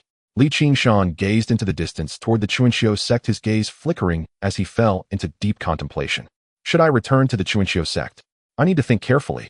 However, it has been 8 years since I left Taohua village. Taking this opportunity, I shall go back and see how that brat Li Yun is doing. Qingshan thought to himself, his eyes filled with anticipation. Leaving the ancient battlefield, the only attachment he had to the mortal world became clearer in his heart. This place is only 1,000 miles from Taohua village, stirring the longing and concern in his heart. He activated the Xiao Zhetian secret technique, maintaining his appearance at around 30 years old, resembling an ordinary wandering scholar. He concealed his cultivation completely and set off in the direction of his memories, riding an inconspicuous light of escape towards Qingzhou, Taohua village. Years pass in the blink of an eye for cultivators, but for mortals it can bring about great changes. Taohua village seemed to have become more prosperous, with a few more houses, and the old peach tree at the village entrance remained lush. Qingshan did not disturb anyone, moving like a true passerby along the village paths. He subtly activated his divine sense, clearly hearing the villagers' casual chatter. Speaking of our Taohua village, our ancestral grave must be emitting green smoke. Who would have thought that that girl Arya would actually become a fairy? Indeed, I heard that Arya returned a couple of years ago and gifted Widow Wang many miraculous elixirs. After taking them, Widow Wang has become much younger and even more vibrant. Such envy. Who let us have children without spiritual roots? Not just Arya, but the old man Qingshan, who is over 100 years old, and now his grandson Li Yun, the great Li, is even more remarkable. Yes. I heard he has become a high official in the capital. He passed the imperial examination and was personally appointed by the emperor. Not only that, he married the prime minister's daughter, and in just a few years he has already become the deputy minister of justice. He truly is a star descended from the heavens. The old Li family must have accumulated great virtue. Listening to these discussions filled with envy and pride, a hint of comfort appeared in the weathered eyes of Qingshan. That brat has truly become successful. He did not enter the village, and with a flicker of his figure he disappeared from the spot, heading towards the capital. The capital is bustling far beyond the reach of the prefectural city. The streets are filled with carriages and people, the atmosphere rich with the scent of the mortal world. Qingshan effortlessly found the grand residence of the deputy minister of justice. He did not rush in, but chose to sit in a nearby tea house. His divine sense quietly enveloped the entire residence like Mercury, focusing on that young deputy minister. During the day, Li Yun was busy with official duties, receiving visitors and handling documents, his every move exuding authority, a stark contrast to the boy who once studied diligently in the cold. However, as Qingshan's divine sense probed carefully, his brow gradually furrowed. He sensed an extremely faint yet extraordinarily cold, demonic aura emanating from Li Yun. This demonic energy lingered in his sea of consciousness, though it had not completely eroded his intellect. It subtly influenced his nature, causing him to occasionally reveal an imperceptible anxiety and hostility. Li Yun is just a mortal. How could he be tainted by demonic energy? What is going on here? Qingshan's heart sank. As night fell, Li Yun was still reviewing documents in his study, the candlelight flickering. That demonic energy seemed to become more active when his spirit was weary. Qingshan no longer hesitated, his figure melded into the night, like blue smoke, silently appearing in the study, waving his hand to set up a simple soundproof barrier. Li Yun, who was rubbing his tired brow, suddenly startled, raising his head to see a person who had appeared in the room unbeknownst to him. Just as he was about to scold sharply, once he recognized the familiar, yet much younger face, he felt as though struck by lightning, standing up abruptly, knocking over the teacup beside him without even noticing. You are. Li Yun's voice trembled with disbelief, his eyes widening. Qingshan looked at him, his eyes revealing kindness and emotion, slowly speaking in the aged tone etched deep in Li Yun's memory. Dagwa, do you not recognize your grandfather? Grandfather, it really is you. Li Yun rushed around the desk, taking a few steps closer, examining Qingshan's face. Though he seemed much younger, that gaze and tone could never be mistaken. He was so excited that his voice changed. You. How have you become so young? Have you truly become an immortal? Joy, excitement, and disbelief filled his heart. 8 years ago, Li Yun heard that his grandfather had entered the Chuanxiu sect to pursue the path of immortality, filling his heart with endless worry and reluctance. He even thought it would be difficult to see his grandfather again. Little did he expect that 8 years later he would see Qingshan again, and he was so young. Qingshan smiled slightly, patting his shoulder. The path to immortality is elusive. Grandfather has merely stumbled upon a threshold by chance, allowing for longevity and youthful appearance. I returned this time to see you only to find that you are afflicted with demonic energy which hinders your lifespan and easily affects your nature. Saying this, he pointed at Li Yun's brow with his finger as sharp as a sword. Pure and immense true essence surged in, carrying abundant vitality and the power to dispel evil. That thread of chilling demonic energy let out a faint hiss as it was instantly purified and dispelled like ice and snow meeting the sun. Li Yun felt his mind clear suddenly. The anxiety and restlessness that had built up over the years swept away, making him feel refreshed and his thoughts much more agile. He then realized how vast that momentary warm power was, and he felt even more reverent towards his Thank you, grandfather. Li Yun excitedly prepared to bow. Li Qingshan supported him, his tone becoming serious. We are grandfather and grandson. There is no need for that. I ask you, have you recently come into contact with any special individuals or visited any unusual places? This demonic energy is by no means a common ailment. Upon hearing this, Li Yun's expression also became serious as he recalled carefully, as a government official, I interact with many people. If we speak of the special, in the past 6 months, I have been in contact with several disciples under the National Master. The Emperor has relied heavily on the National Master in recent years, and we court officials inevitably have some interactions with him. The National Master. Li Qingshan's brow tightened. The National Master of the Yin Kingdom should be someone sent by the Qingshan sect who practices the orthodox path. How could his disciples carry such an aura? He deliberately obscured the term demonic aura. Li Yun lowered his voice. Grandfather is unaware that the current National Master was personally invited by the Emperor 3 years ago and was not sent by the Qingshan sect. It is said that he possesses great supernatural powers capable of calling the wind and summoning the rain, refining elixirs, and has gained the Emperor's trust. His disciples are also extraordinary, but I occasionally feel that after spending time with them, I become easily irritable, initially thinking it was due to the pressures of my official duties. Now that I think about it, Li Qingshan's heart rang alarm bells. The Yin Kingdom is the traditional sphere of influence of the Qingshan sect, and the position of National Master in the Mortal Dynasty has always been held by disciples appointed by the sect as a form of protection and oversight. How is it that now it is controlled by a National Master of unknown origin, whose disciples carry demonic? What is the background of this state preceptor? What is his name? Li Qingshan asked in a low voice. The state preceptor's town name is Xuanming, came the reply. He is exceedingly mysterious. As for his origins, no one knows. He seemed to have arisen from nowhere. His Majesty heeds his counsel unquestioningly, and now even major state affairs are often consulted with the state preceptor's mansion. Li Yun's words carried a trace of worry. Xianming, demonic qi. Li Qingshan's gaze sharpened. The waters of the Yin capital run far deeper than he had imagined. This suddenly emerged state preceptor and his link to demonic qi must conceal a vast conspiracy. He pondered briefly, withdrew several jade bottles, 2 jade slips, and a small pouch of spirit stones from his storage satchel, and handed them to Li Yun. Go, keep these safe. The jade bottles contained pills to consolidate the root and fortify the yuan, restoratives to strengthen the body and extend life. Among the 2 jade slips, one contained a rudimentary health preservation method that could be self-cultivated. It would not grant immortality, but it would assure you remain free from illness and calamity. The other slip held an immortal cultivation technique. If a descendant of the Li family ever set foot on the path to immortality, it could be used for their training. Store the spirit stones carefully. They may prove useful in time. Remember, do not mention today's events to anyone, including your wife. Regarding the state preceptor, play along for now, but do not probe. Leave everything to me. Li Qingshan sighed inwardly. The moment he had touched Li Yun, he had tested him. Li Yun possessed no spiritual root. Otherwise, being his only grandson, he would certainly have given him a boost onto the immortal path. Li Yun received the items, solemnly sensing the extraordinary energy within his heart was stirred yet heavy. Your grandson understands. Grandfather, please be careful. I know my limits. Li Qingshan interrupted, his gaze deep as he looked toward the state preceptor's mansion. You need only perform your duties as an attendant official, worry not about the rest.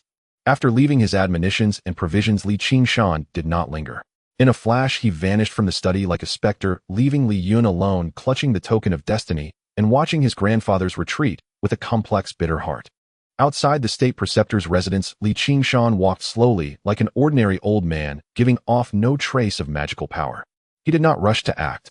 Patient as a hunter, he concealed himself around the mansion's perimeter, employing the Shao Zhitian's secret technique and his potent spiritual sense to observe silently for days. Originally, even if the state preceptor were suspect, he would not have intervened. But daring to lay a hand on his only grandson struck Li Qingshan's most sensitive spot, stirring a flash of murderous intent within him. In any case, the hidden danger had to be eliminated completely. The formation arrays within the mansion shimmered, but they were not especially profound to his eyes. a mid-stage foundation establishment cultivator, there were many flaws. After days of observation, he finally discerned the true state of the mansion's principal figures. The reclusive Qingshan state preceptor gave off a cold, obscure aura, yet his real cultivation was shockingly only qi refinement, great perfection. His 3 disciples were even weaker, hovering only between early and mid-qi refinement. Qi refinement, great perfection. He dares seize the state preceptor's seat, beguile the emperor, and meddle in court affairs. Doubts multiplied in Qingshan's mind. And what of the Qingshan sect disciples who were stationed here before? Were they transferred, or met with misfortune? This strange arrangement reeked of conspiracy. What audacity and capability could a qi refinement cultivator possibly have to replace the Qingshan sect's garrison? Where did the demonic qi surrounding him come from? One must remember that although many mortal dynasties lay within the Qingshan sect's domain, a garrison cultivator needed at least late qi refinement, even foundation establishment level strength. The Yin Kingdom's station disciples were by no means weak. They should have been of foundation establishment. Yet now the foundation establishment disciples were gone, replaced by a demonic cultivator of qi refinement, great perfection, occupying the state preceptor's position.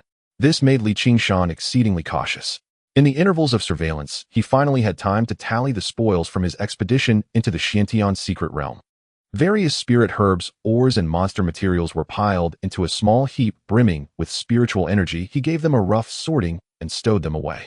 The supreme alchemical furnace obtained from the ancestral hall gleamed with inner spirit and intricate Tao runes. Alas, with his current cultivation and spiritual sense, he could scarcely perform even a preliminary refinement, let alone open the furnace and inspect its pills, so he could only sigh and tuck it away carefully. What he prized most were the dozens of jade slips recording cultivation techniques and secret arts.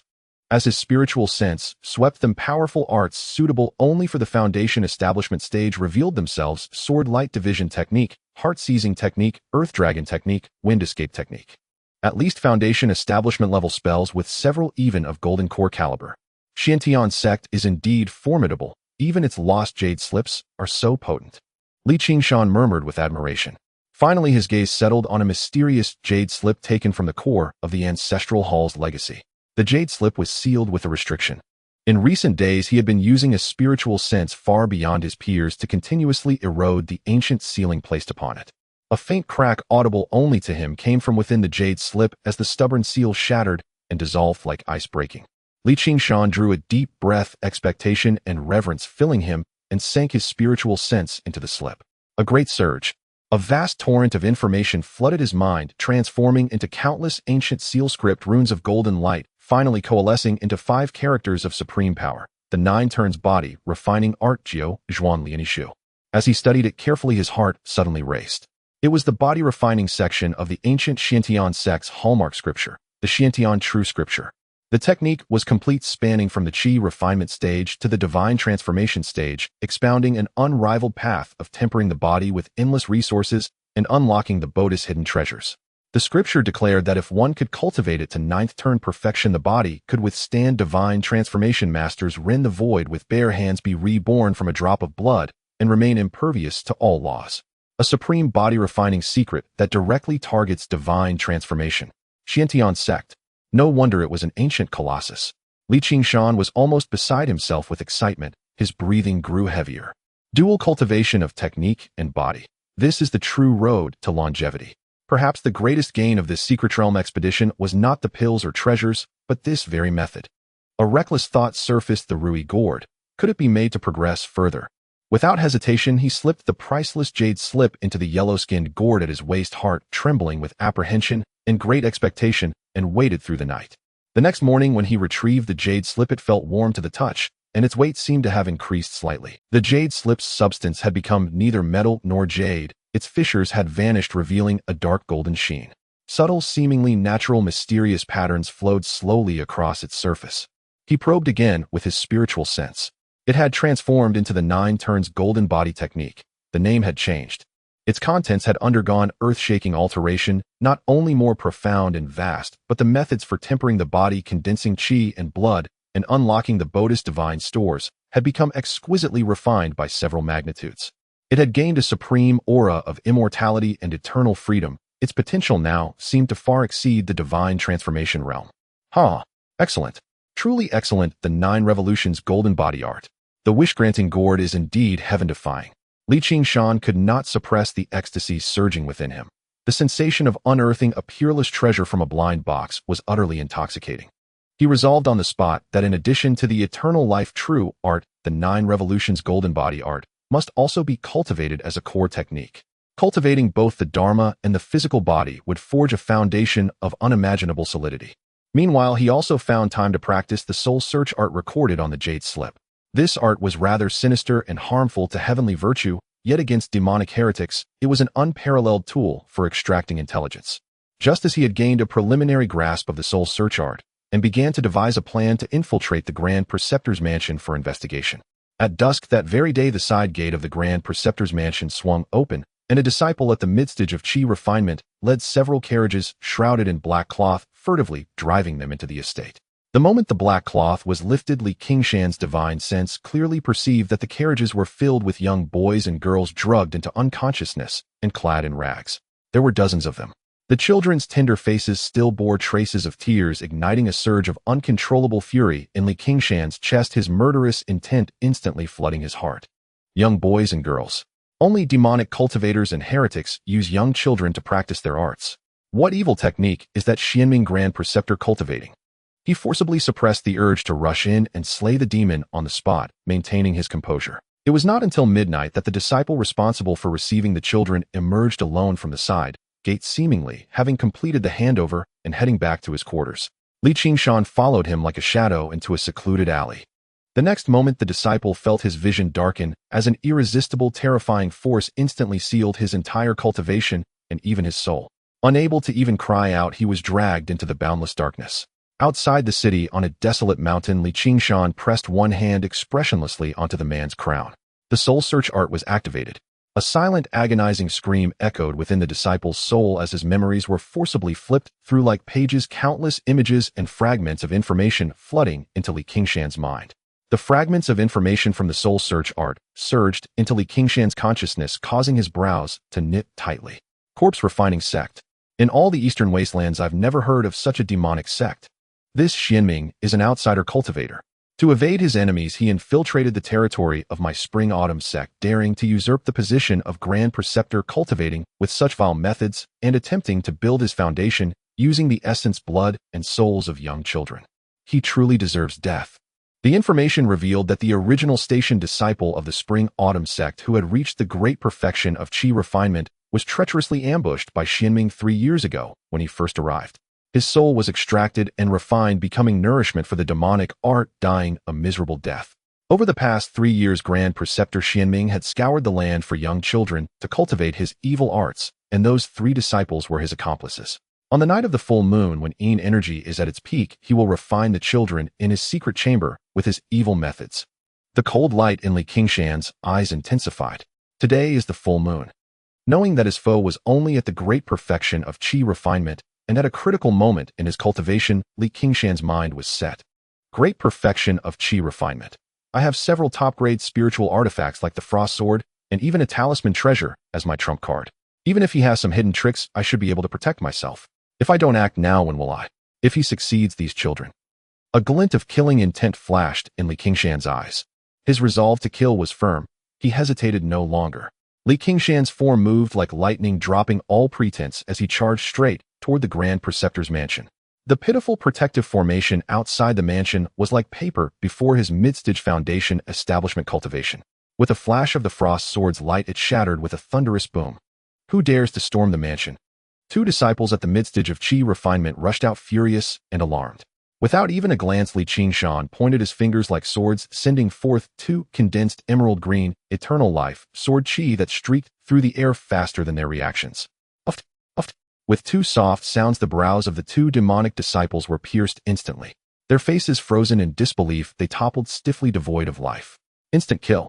Qingshan swept his divine sense, immediately locking onto a secret chamber deep within the mansion where Yin and demonic energy were thickest.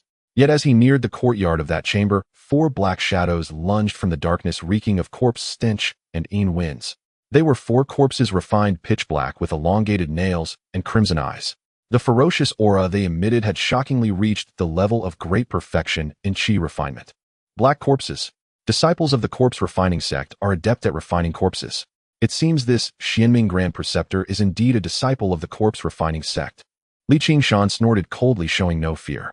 Had he been at the Qi refinement stage, dealing with 4 corpses of the same level would have required some effort. But now he was at the mid-stage of Foundation establishment, wielding the top-grade frost sword.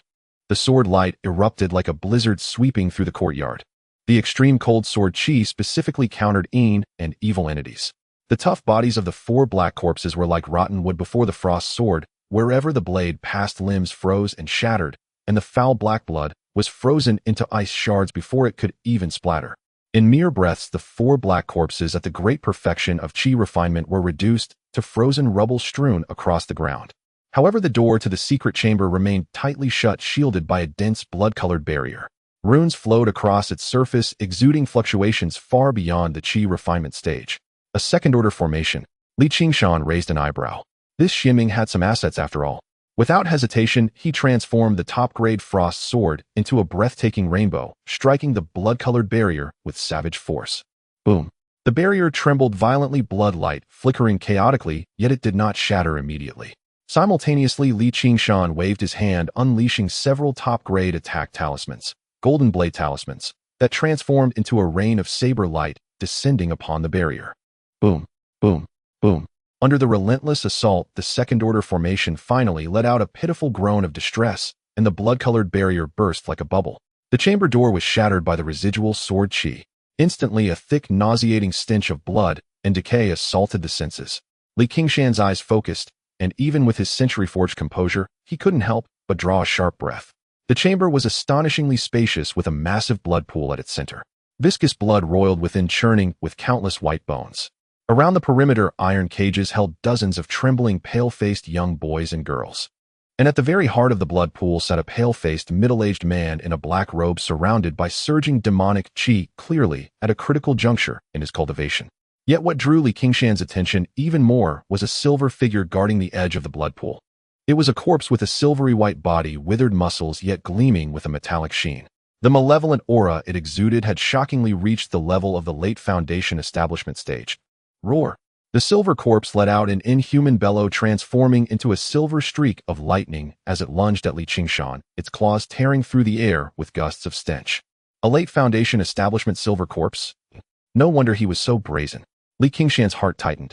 He dared not be careless and immediately engaged it with the frost sword. Clashes of sword and claw rang out like metal striking metal. This silver corpse was incredibly hard, possessed immense strength, felt no pain, and was extremely difficult to deal with. Although Li Qingshan could hold his own against it with his techniques and spiritual artifacts, he could not overcome it in a short time and was instead tightly entangled.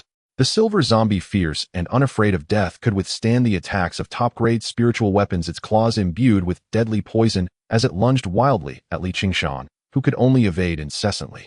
It seemed that killing it would not be easy in a short time. Meanwhile, the Xianming in the blood pool appeared disturbed, furrowing his brows as the demonic energy around him fluctuated, becoming somewhat unstable, yet he did not wake immediately. I cannot delay. If he completes his cultivation or gains better control over the silver zombie, things will become troublesome. Li Qingshan's mind raced, a glint of determination flashing in his eyes. He suddenly forced the silver zombie back a step and slapped his storage bag. A clear dragon roar echoed through the secret chamber. A golden symbol of a dragon, radiant and containing endless majesty and the power to dispel evil, shot into the sky, instantly transforming into a vivid golden dragon with scales and claws radiating a yang energy that burned away malevolence and directly pounced toward the silver zombie. The golden dragon symbol. This was one of his trump cards, obtained from a secret realm enhanced by the Rui gourd. The pure yang overcomes the yin and evil. The golden dragon is the absolute nemesis of such zombies. The silver zombie seemed to sense a fatal threat and let out a terrified roar, attempting to retreat, but was instantly ensnared by the golden dragon. Boom! The golden dragon's flames erupted, completely engulfing the silver zombie. The power of pure yang was crazily purifying the evil corpse energy within it. The silver zombie let out a heart-wrenching howl. Its body began to melt and char like wax, and within a few breaths it was reduced to a pile of charred remains, utterly still. At the same time the golden dragon symbol was wreaking havoc, Li Qingshan did not pause. His ice sword transformed into a streak of brilliant light, directly piercing toward the Xuanming, who was cultivating in the blood pool. At that moment, Xianming was thoroughly disturbed by the violent energy fluctuations from the outside, and the silver zombie's wretched howls, spitting out a mouthful of black blood as he violently opened his eyes, abruptly breaking from his cultivation state. Those were eyes filled with rage, resentment, and horror.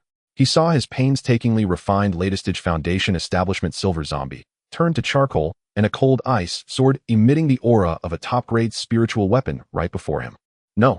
He let out a reluctant roar, a pitch-black bone shield suddenly rising around him in a bid to but in such a hasty moment, how could he withstand Qingshan's long-prepared full-force strike? Crack! The bone shield was instantly pierced and shattered by the ice sword. Although the sword light was significantly weakened, it still fiercely plunged into Xuanming's chest. Qianming spat out another mouthful of fresh blood, his body flying backward, crashing heavily against the edge of the blood pool, his breath instantly weakening, a massive blood hole in his chest continuously oozing black blood covered by a layer of frost. Qingshan stood with his sword coldly looking at him. You evil heretic harming living beings, today is your day of reckoning. Qianming struggled to raise his head, his face filled with twisted resentment and disbelief. You. Who exactly? I know all of Spring and Autumn Sect's foundation establishment cultivators. You are not one of them. Why ruin my good plans? Damn it, I am a fully realized foundation establishment cultivator. If not for those old bastards of the Danding sect, how could you act so recklessly? Qianming was filled with shock and regret, intending to search for young boys and girls to cultivate demonic arts in this mundane world. Who would have expected to encounter a foundation establishment cultivator? He thought Qingshan was a foundation establishment cultivator from the Spring and Autumn sect coming to seek revenge, but he had handled everything so perfectly that logically the Spring and Autumn sect shouldn't have discovered it. Where did the mistake occur? Qingshan was also suddenly alarmed. Fully realized foundation establishment. The information from the soul search was incorrect. Or rather, Qianming was too deeply hidden. He was not a chi refining, but a fully realized foundation establishment demonic cultivator who was heavily injured and had fallen in rank. Danding sect. Qingshan's thoughts raced. The Danding sect, a major sect in the eastern wilderness renowned for alchemy, why would they pursue a demonic cultivator from the corpse refining sect? Here formation. Danding sect. Qingshan's thoughts raced. The Danding sect, a major sect in the eastern wilderness renowned for alchemy, why would they pursue a demonic cultivator from the corpse refining sect? But this was not the time to dig deeper. Take advantage of his illness to claim his life. Qingshan's killing intent surged, not giving the opponent a chance to breathe or delay. The ice sword erupted with dazzling blue light, once again ready to deliver a fatal blow. Seeing this, Xuanming's eyes flashed with despair and madness as he slammed his hand on the blood pool beneath him, roaring, "You have forced my hand. Let's die together." Instantly, the blood pool began to boil. A highly unstable wave filled with destructive energy suddenly erupted. Seeing Qianming go mad, the blood pool boiling beneath him, a wave of destructive energy rapidly surged, as if he truly intended to self-destruct the formation and perish with everyone. Qingshan's heart raced as alarm bells rang in his mind, instinctively retreating while raising the Xianyuan shield to protect himself, preparing to withstand the impending shock. However, just as he retreated, a cunning glint flashed in Xuanming's eyes. "I will remember you, kid. Once I restore my cultivation, you will undoubtedly die." He roared, and the boiling energy from the blood pool did not explode outward, but was instead drawn into his body through some bizarre, demonic technique. His withered aura surged explosively, forcibly breaking through the bottleneck, temporarily restoring him to the level of fully realized foundation establishment. Although this state was clearly unsustainable and fraught with future troubles, it granted him a glimmer of life. Seizing the opportunity created by Qingshan's instinctive retreat in response to the self-detonation ruse, Qianming suddenly slapped his waist, instantly activating an ancient talisman inscribed with complex spatial patterns. Void-breaking talisman. Buzz! A silver spatial wave enveloped him instantly, as it seemed he was about to be teleported away. Want to escape? Qingshan, though startled, remained composed. His experience in combat was perhaps not the richest, but 100 years of life had granted him strong insight and a cautious mindset. He had long anticipated the other party's desperate measures and left himself an escape route. Just as Xuanming's figure began to blur, a look of ecstatic survival on his face, a nearly transparent microlight faster than the limits of divine sense to capture, disregarding the disturbances of the spatial fluctuation, surged forth instantly, embedding itself into Xuanming's brow. The soul-destroying needle. A top-grade spiritual weapon specifically targeting the soul. A heart-rending scream, not sounding human, erupted from Xuanming's mouth as he was about to be teleported away. The silver light of the void-breaking talisman flickered violently, becoming extremely unstable. His soul felt as if it were being pierced and stirred by thousands of steel needles, the gathered magical power instantly collapsing, the teleportation process forcefully interrupted.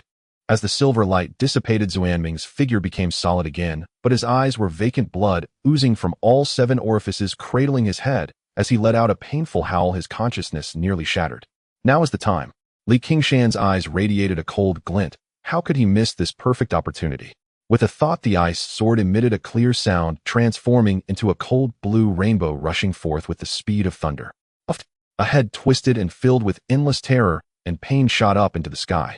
Black blood splattered out, and before it could hit the ground, it was frozen into icy shards by the extreme cold on the sword.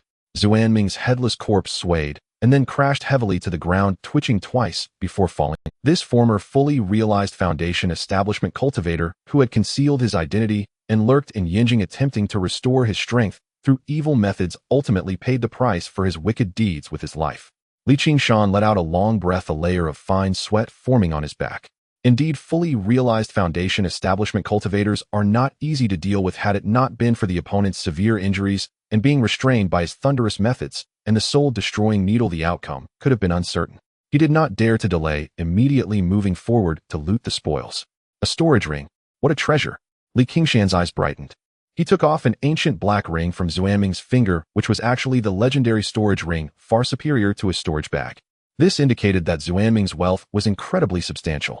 He then quickly swept through the secret chamber, collecting all valuable items, including the storage bags from the corpses of several disciples, and any refining materials that might be left among the remnants of the silver zombies. After finishing all this, he waved his hand to break all the cages gently, saying to the stunned children, "Children, do not be afraid. The bad guy has been killed by me. You can quickly leave through the back door and go home." The children seemed to awaken from a dream, crying and stumbling toward the exit.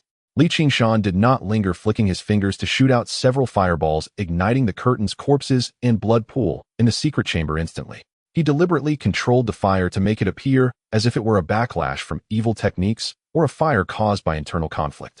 Before leaving the Xuanming's residence, he pointed his fingers like a sword, carving a line of fierce characters on the most conspicuous blackened wall. Evil cultivator, Xuanming, harming innocent children, practicing demonic arts, cannot be tolerated by heaven and earth. Today he has been slain as a warning to others.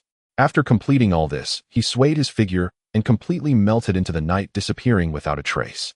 He did not visit the minister's residence to meet Li Yun again. With the destruction of the National Master's residence, chaos was inevitable in the capital, and the Qingshan sect would surely send experts to investigate. Any contact with Li Yun at this moment could bring him catastrophic disaster. After distancing himself from the capital, Qingshan raced southward without pause. He was well aware that this matter was no small affair. A former Foundation establishment, great perfection demon cultivator, had died at his hands, and there might be grudges involving the corpse refinement sect, or even the Danding sect behind it, which was certainly not trivial. Returning to the Qingshan sect was absolutely out of the question for the time being. After flying thousands of miles continuously, he reached the border between the territories of the Qingshan sect and the Danding sect, where the mountains stretched endlessly and the population was sparse, making the sect's jurisdiction relatively weak. He selected a desolate mountain with scant spiritual energy and carved out a simple cave dwelling within it, unhesitatingly summoning the Qianhuang array platform to set up the Qianhuang Earth Vein Locking Spirit Array. This was a second-tier top-grade array, capable not only of concealing his aura, but also of drawing from the earth veins, creating its own space, making it a formidable defense and offense. Even a golden core cultivator would find it difficult to breach.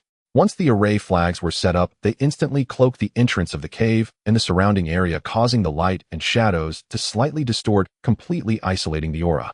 To the outside world, it appeared indistinguishable from the surrounding mountains. Phew. Finally safe for the time being. It was only at this moment that Qingshan truly relaxed. He sat cross-legged, his gaze first falling upon the storage ring obtained from Xuanming. A collection from a Foundation establishment, great perfection demon cultivator. I hope it won't disappoint me. A hint of anticipation flashed in his eyes as he began to erase the residual divine sense imprint on the ring. Meanwhile, the raging fire and the inscriptions on the walls of the National Master's residence in Yinjing had already caused a sensation throughout the city. The news was spreading at an astonishing speed in all directions, and a storm might soon be upon them. But for the time being, none of this concerned Qingshan. Inside the cave, he held his breath and focused cautiously, probing his divine sense into the storage ring obtained from Xuanming. He had expected that a former Foundation establishment, great perfection cultivator, would likely have a considerable fortune, but the outcome left him greatly disappointed. The space within the ring was not large, and the items inside were few. There were 3 spiritual weapons, all of which were of low to medium quality. One offensive black banner emanated a dull demonic aura, a bone shield was covered in cracks, and a pair of cloud-stepping boots increased speed. They all seemed like discarded or backup items from Xuanming with little value. There were about 400 to 500 low-grade spirit stones, and only 2 to 3 dozen medium-grade spirit stones, which were quite meager for a Foundation establishment cultivator. Several bottles of pills exuded a chilling or bloody aura, clearly demonic pills that Qingshan did not dare to consume. Only one bottle of Qingshan pill appeared somewhat normal, but its quality was merely medium grade of limited effect to him. Aside from that, there were only some corpse refining materials, a few sets of changeable clothing, and some mundane gold and silver. It seems this person has exhausted all his resources for healing and creating that silver corpse truly destitute. Qingshan shook his head, helplessly categorizing these odds and ends while placing the demonic items separately, preparing to find an opportunity to destroy or dispose of them later. The true gains were those 3 jade slips and a jade box protected by heavy restrictions. He first examined the jade slips corpse refining technique, the core technique of the corpse refinement sect capable of cultivation up to the golden core stage. The content was sinister and malicious, requiring living souls, essence, blood, and the coldness of lands to sacrifice for refining corpses, intertwining with one's own life. Qingshan frowned after a few glances and directly classified it as absolutely forbidden to touch. Blood sacrifice of all spirits technique was precisely the evil technique used by Xianming to harm young boys and girls, rapidly enhancing cultivation or healing by devouring the essence, blood, and souls of living beings, with significant side effects and the wrath of heaven and man. A hint of disgust flashed in Qingshan's eyes as he directly classified it for destruction. Controlling all spirits and insects technique fragment. It seemed to be a secret technique associated with the corpse refinement sect, but it was severely incomplete, only recording some rudimentary methods for controlling and breeding insects, and it seemed it could only cultivate to second-tier Foundation establishment stage spiritual insects. Its value was negligible, but he decided to keep it for now. With the enhancement from the Rui gourd, it might have some use. Finally, his gaze settled on the jade box, which bore the strongest restrictions. Something that Xianming valued so highly to the extent that it could lead to him being hunted by the Danding sect must be extraordinary. He spent several days carefully erasing the restrictions on the jade box with his powerful divine sense combined with the true essence of longevity. As the lid opened, there was no dazzling brilliance, only a white jade slip warm to the touch and emitting a faint medicinal fragrance lying quietly within. His divine sense sank in. Danding True Canon lower volume. It did not contain any cultivation methods, but rather recorded hundreds of precious alchemical formulas along with detailed refining techniques, tips, and mastery of fire control. From the commonly used True Essence pill and Purple Mansion pill in the Foundation establishment stage to the coveted Golden Core pill and infant condensing pill alternatives in the Golden Core stage, as well as various spiritual pills for the nascent soul stage, there were even records of several long-lost ancient spiritual pills. This was truly an unparalleled treasure that every alchemist dreamed of. Its value was beyond measure with spirit stones. No wonder the Danding sect would pursue him relentlessly to the death. He actually stole someone else's sect's alchemical canon. Qingshan suddenly realized, feeling an overwhelming excitement in his heart. This Danding True Classics Volume 2 was of great significance to him. He possessed a wishful gourd and lacked nothing in terms of pill quality, but he was severely deficient in high-level alchemical formulas and systematic alchemical knowledge. With it, along with the supreme treasure pill furnace that he could not yet use, his achievements in the path of alchemy in the future would be boundless. After the joy came deep contemplation. Xianming is dead, but the Danding sect's death order may not be revoked. With this item in my possession, if it leaks, it would spell disaster. I cannot return to the Chuanqiu sect for now, as Zhang Yuzhen is a troublemaker, and the sect may not be able to withstand the pressure from the Danding sect to protect me. Perhaps the territory of the Danding sect could instead become my refuge. A bold thought emerged. The most dangerous place is often the safest. The Danding sect would never suspect that the lost alchemical canon would be in the hands of a rogue cultivator, and that I would dare to go to their territory. Most importantly, as long as Qingshan memorizes this Danding True Classics thoroughly, and then completely destroys it, the Danding sect would never discover that the sect's scripture would fall into his hands. It was still impossible to return it. Such a precious treasure, if heaven gives it, must not be rejected. However, this matter requires careful planning. The most important thing right now is to increase my strength. With this resolution, Qingshan completely settled his mind and began a long period of closed-door cultivation. He held vast resources, not only having various spiritual pills, but also spiritual liquid and celestial springs to assist in cultivation, simultaneously operating longevity true art, and 9 transformations golden body technique, achieving both physical and spiritual cultivation. The supreme pills produced by the wishful gourd were like candy beans, providing ample supply for consumption. The cultivation of the first 3 transformations of the 9 turns golden body technique is not difficult. As long as there is enough spiritual energy and spirit pills, one can continuously temper their physical body, making it stronger and stronger. Upon reaching the 3rd transformation, one will possess a physical body comparable to the late foundation establishment stage, capable of withstanding attacks from spiritual artifacts, making the body immensely strong. However, after the 3rd transformation, various rare materials and even the essence of heaven and earth are required to successfully cultivate. Within the cave, the atmosphere grew increasingly profound as his cultivation steadily improved, and the strength of his body surged day by day, with a dragon-like vitality and a faint golden sheen appearing on his bones. As spring passed and autumn arrived, the seasons changed. Outside the desolate mountain, the world may have been tumultuous, but within the cave, Qingshan remained focused. 10 years passed in the blink of an eye. On this day, Qingshan slowly opened his eyes, a brilliant light shining in his gaze, and his aura was as deep as the ocean, far stronger than before his seclusion. Late foundation establishment. After consuming nearly all his pills and most of the spiritual liquid from the celestial spring, he finally succeeded in breaking through to the late foundation establishment stage. The 9 turns golden body technique also successfully entered the 3rd transformation with a physical strength comparable to a high-grade spiritual artifact. After 10 years of arduous cultivation, I finally reaped the rewards. He felt the surging power within him and nodded in satisfaction. However, upon checking his storage ring and gourd, he couldn't help but reveal a wry smile. The pills were completely exhausted, only a few spirit stones remained, and there was barely any spiritual liquid left.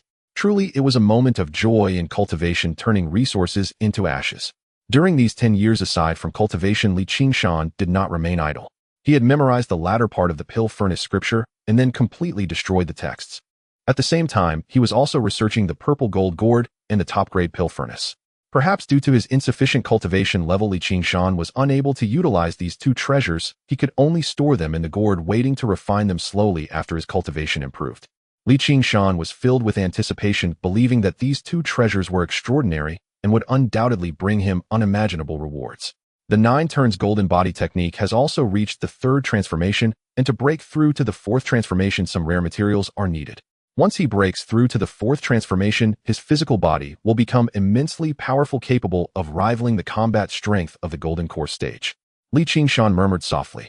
This 9 turns golden body technique is immensely powerful. If successfully cultivated to the final turn, with just his physical strength, he could traverse the void, rip apart the heavens and earth, and effortlessly crush a powerful being in the transformation stage with a single punch. However, while the first 3 transformations are easy to cultivate, the difficulty increases significantly from the 4th transformation onwards.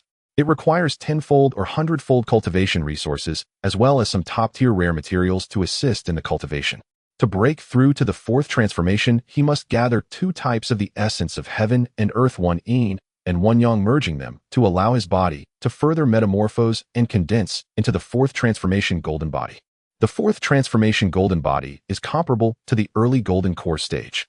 With the 4th transformation golden body, even with just foundation establishment cultivation, Qingshan would have the confidence to face a golden core real person.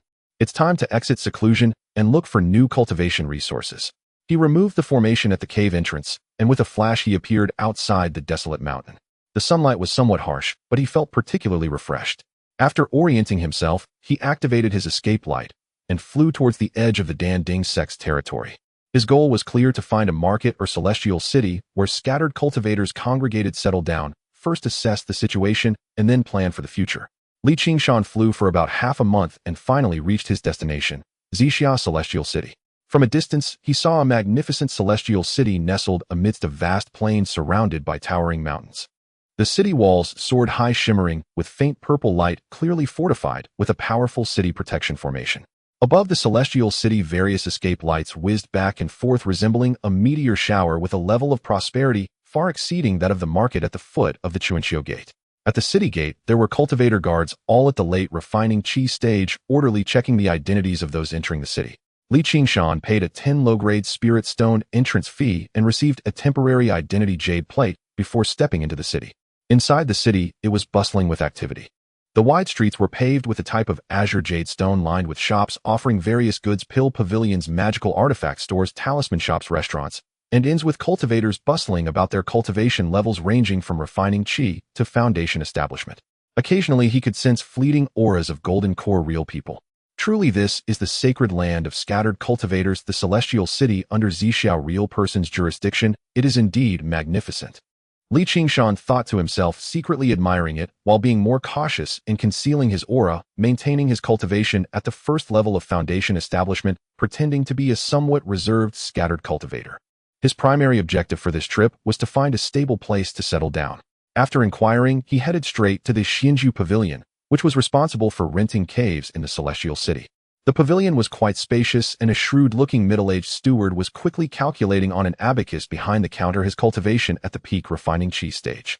Upon seeing Qingshan enter and sensing his foundation establishment's spiritual pressure, the steward immediately set down his abacus, donned a warm, yet measured smile, and clasped his hands, saying, "Esteemed senior, are you here to rent a cave?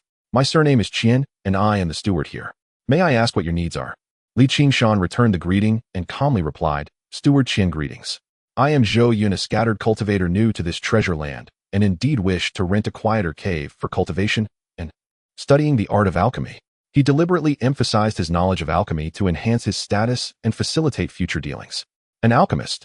Steward Qian's eyes brightened instantly, and his attitude became even more enthusiastic. "So it's alchemist Zhou. My apologies. Our Zixiao Celestial City is indeed the best place for alchemists to settle. Not only are there earth fire rooms for rent in the city, but many caves also possess good quality earth vein fire, and the prices are reasonable." As he spoke, he swiftly took out a jade slip, activated his spiritual power, and projected a miniature map of the surrounding celestial city, with blinking lights marking the locations and descriptions of various caves available for rent. "Alchemist Zhou, take a look here," Steward Qian enthusiastically introduced. "This cave in the southern area labeled A has the most abundant spiritual energy and is close to the city lord's mansion, ensuring safety. Of course, the price is also a bit higher, requiring 800 low-grade spirit stones for a year. The cave in the western area labeled C has slightly less spiritual energy, but is secluded and includes a small herb garden, costing 500 spirit stones for a year. The cave in the western area labeled C has slightly less spiritual energy, but is secluded and includes a small herb garden, costing 5. That location was relatively remote, with the spiritual energy concentration marked as low-grade, but noted as includes a stable low-grade earth fire opening. "Steward Qian, what is the price for the D7 cave?" Qingshan asked hesitantly, pretending to be short on funds. There was a flicker of understanding in Qian Guanxi's eyes, yet his smile remained unchanged. "Master Zhou, your insight is commendable. Although Dingzi no. 7 is somewhat off the beaten path, and the spiritual energy is average, the geothermic vent is remarkably stable, making it ideal for a Dan Master's daily alchemy needs. Moreover, the price is quite reasonable, only 280 low-grade spirit stones per year. If rented long-term, the price can be further negotiated." This price was no burden for Qingshan, but he still pondered for a moment before nodding. "Well, as a newcomer, I will choose this place. Let's rent it for a year." With that, he pointed out 280 spirit stones. "Great." Qian Guanshi swiftly accepted the spirit stones, took out a token that controlled the cave's array, and handed it to Qingshan, his attitude still warm. "Master Zhou, this is the token for controlling the cave's array. With it you can come and go freely. The cave is equipped with basic facilities. Should there be any damage, compensation must be made at market price. By the way, as you're new here, do you know of a few important trading spots in the city?" Qingshan took the token and casually asked, "I would like to consult you, Qian Guanshi." Qian Guanshi, clearly eager to provide guidance to a potential Dan Master, lowered his voice slightly. "The largest trading venue in the city is the Central Zixiao Pavilion, operated by the City Lord's Manor. It has the widest range of goods, but is also the most expensive, and you need an identity verification. Next is the Baibao Street in the Eastern Market, where a mix of people can be found. It has everything, but you must discern the genuine from the counterfeit, and you might occasionally find good deals. The Western Market has the Scattered Cultivator Plaza, where most vendors set up stalls. Prices are cheap, but quality items are few." He paused briefly before continuing. "If Master Zhou needs to sell pills or purchase herbs, you can go to the Danding Alley in the southern city. That's where Dan Masters gather, and there are many herb shops and stores that buy pills with relatively fair prices. However, the Danxiang Pavilion, run by the Danding sect, has the greatest influence and lowest prices, but they also have a substantial supply. Other shops run by scattered cultivators might be more suitable for someone like you, Master Zhou." "Thank you, Qian Guanshi, for your guidance. It has saved me a lot of effort." Qingshan sincerely expressed his gratitude with a cupped fist, as this information was crucial for him. "You're too kind, Master Zhou. If you ever need to purchase a better cave or have any requests, feel free to come find me," Qian Guanshi said with a smile. Leaving the Xinju Pavilion, Li Qingshan followed the token's guidance and arrived at the Dingxi district in the northwest corner of Xian City. The density of caves was noticeably lower here, and the spiritual energy was relatively thin, but it was indeed quiet. Using the token, he unlocked the restrictions of Dingxi No. 7, revealing a simple, yet fully functional small cave before him. The cave was not large, divided into 3 rooms: a quiet room for meditation with a small gathering array, a living room furnished with a stone bed and stone table, and the room that pleased Li Qingshan the most was the alchemy room. In the center of the alchemy room, there was a square hole about a foot wide connected to the earth's veins where a faint yellow geothermic flame burned quietly. Its power was stable. Although it was only low-grade geothermic fire, it was more than enough for refining second-tier low-grade pills and below. Li Qingshan's alchemy skills were not high at present, and he needed to study carefully to improve. There was also a simple fire control array and a stone platform beside it. Though rudimentary and with thin spiritual energy, at least I have a stable place to settle down.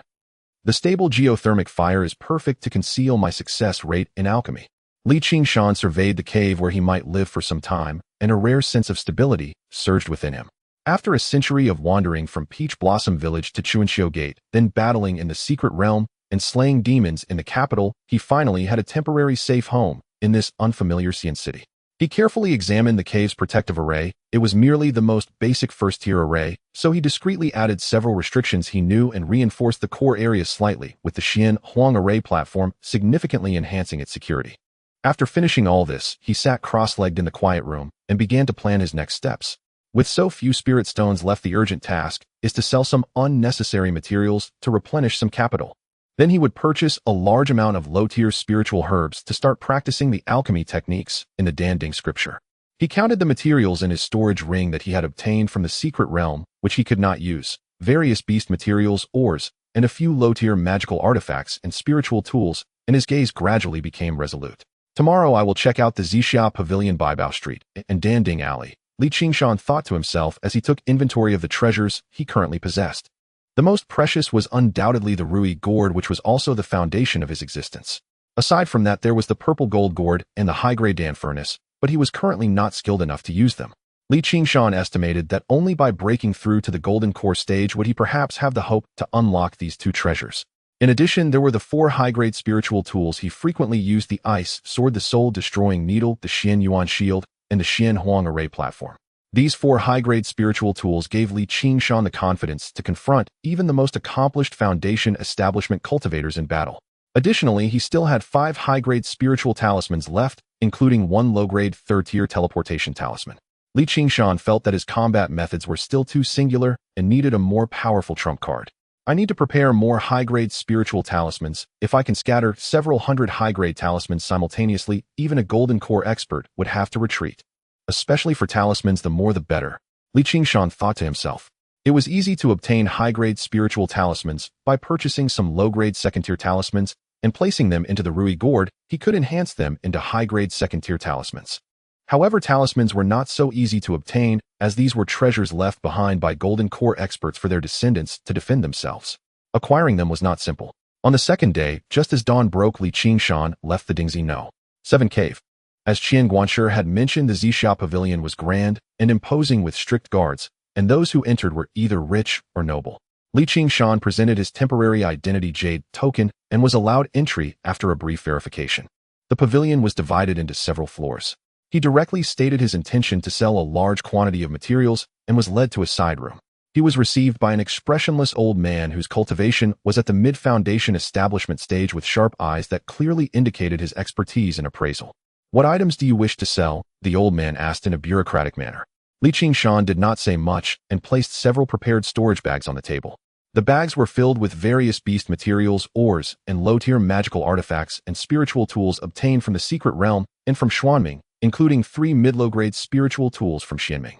The old man inspected each item with an unchanging expression.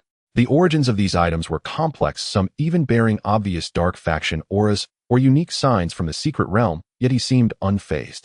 After a long while, the old man quoted a price. "All materials are priced at 8,000 low-grade spirit stones.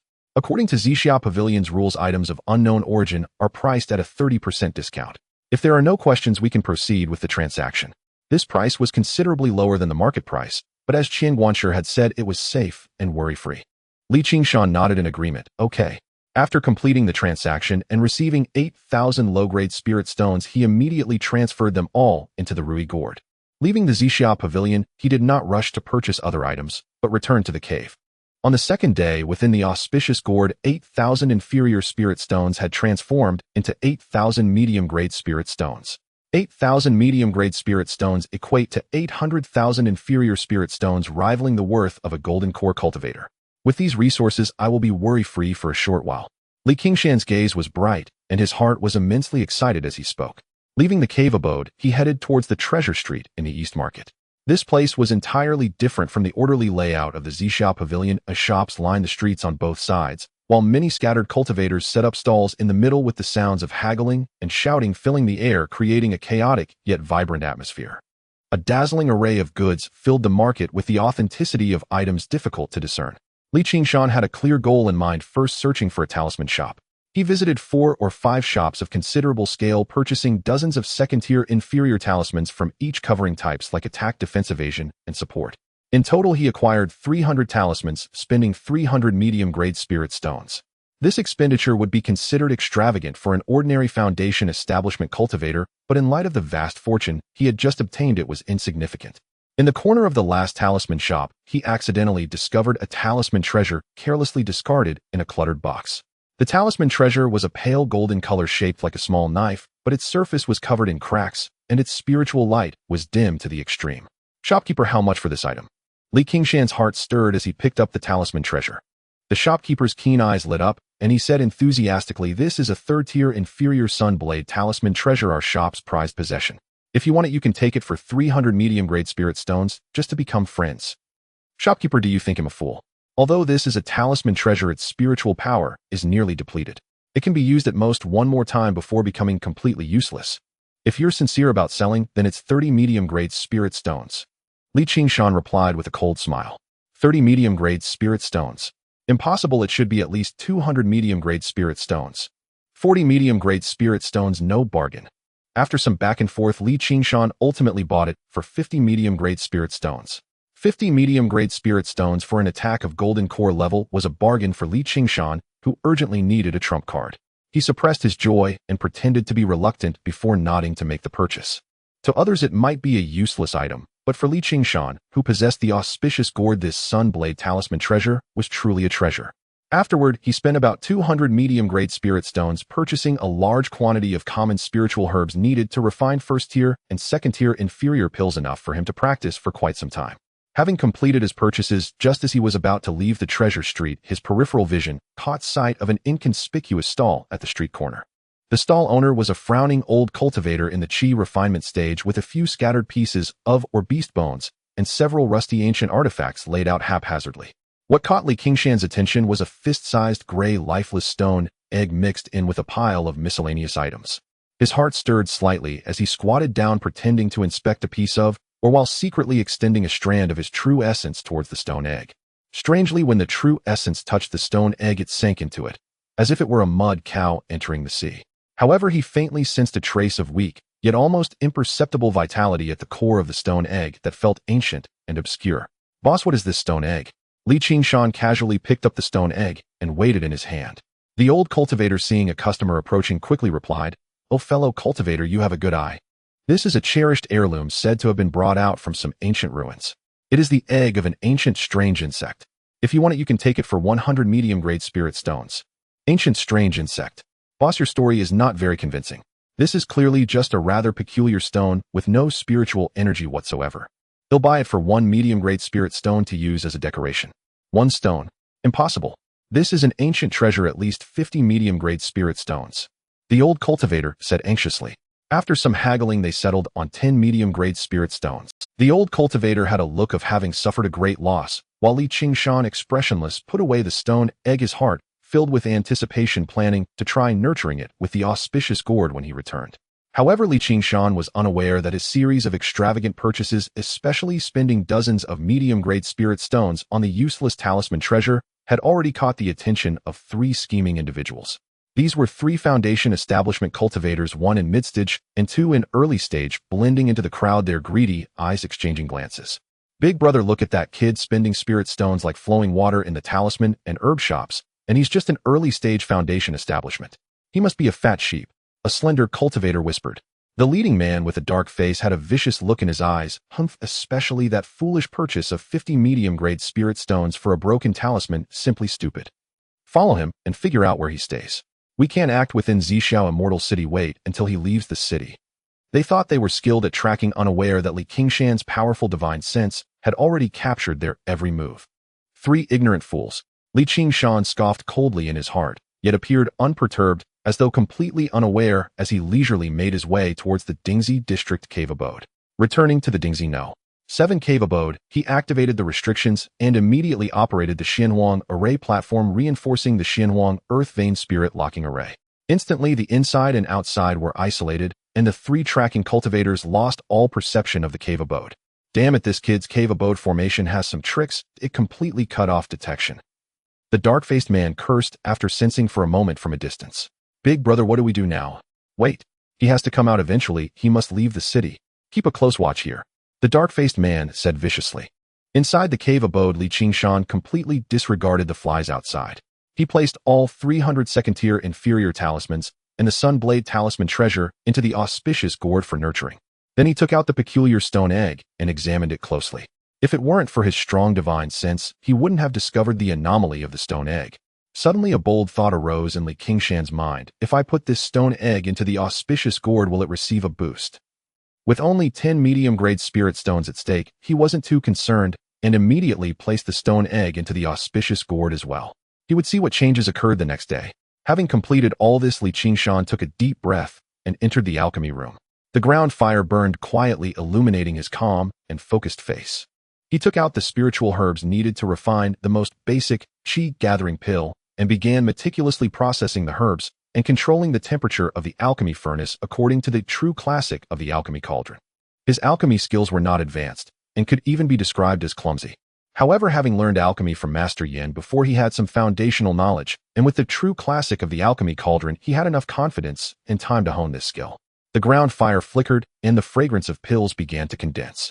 Qingshan completely immersed himself in the art of alchemy. His first attempt at refining the qi-gathering pill ended without surprise. A slight deviation in controlling the earth fire, and the spiritual herbs within the furnace instantly charred, turning into a pile of waste residue. Qingshan's expression remained calm, devoid of any discouragement. He carefully recalled every step he had just taken, sensing the subtle changes in the earth fire's temperature and reflecting on the clumsiness of his techniques. The essence of the Dan Ding Jing flowed through his mind, corroborating with the lessons of this failure.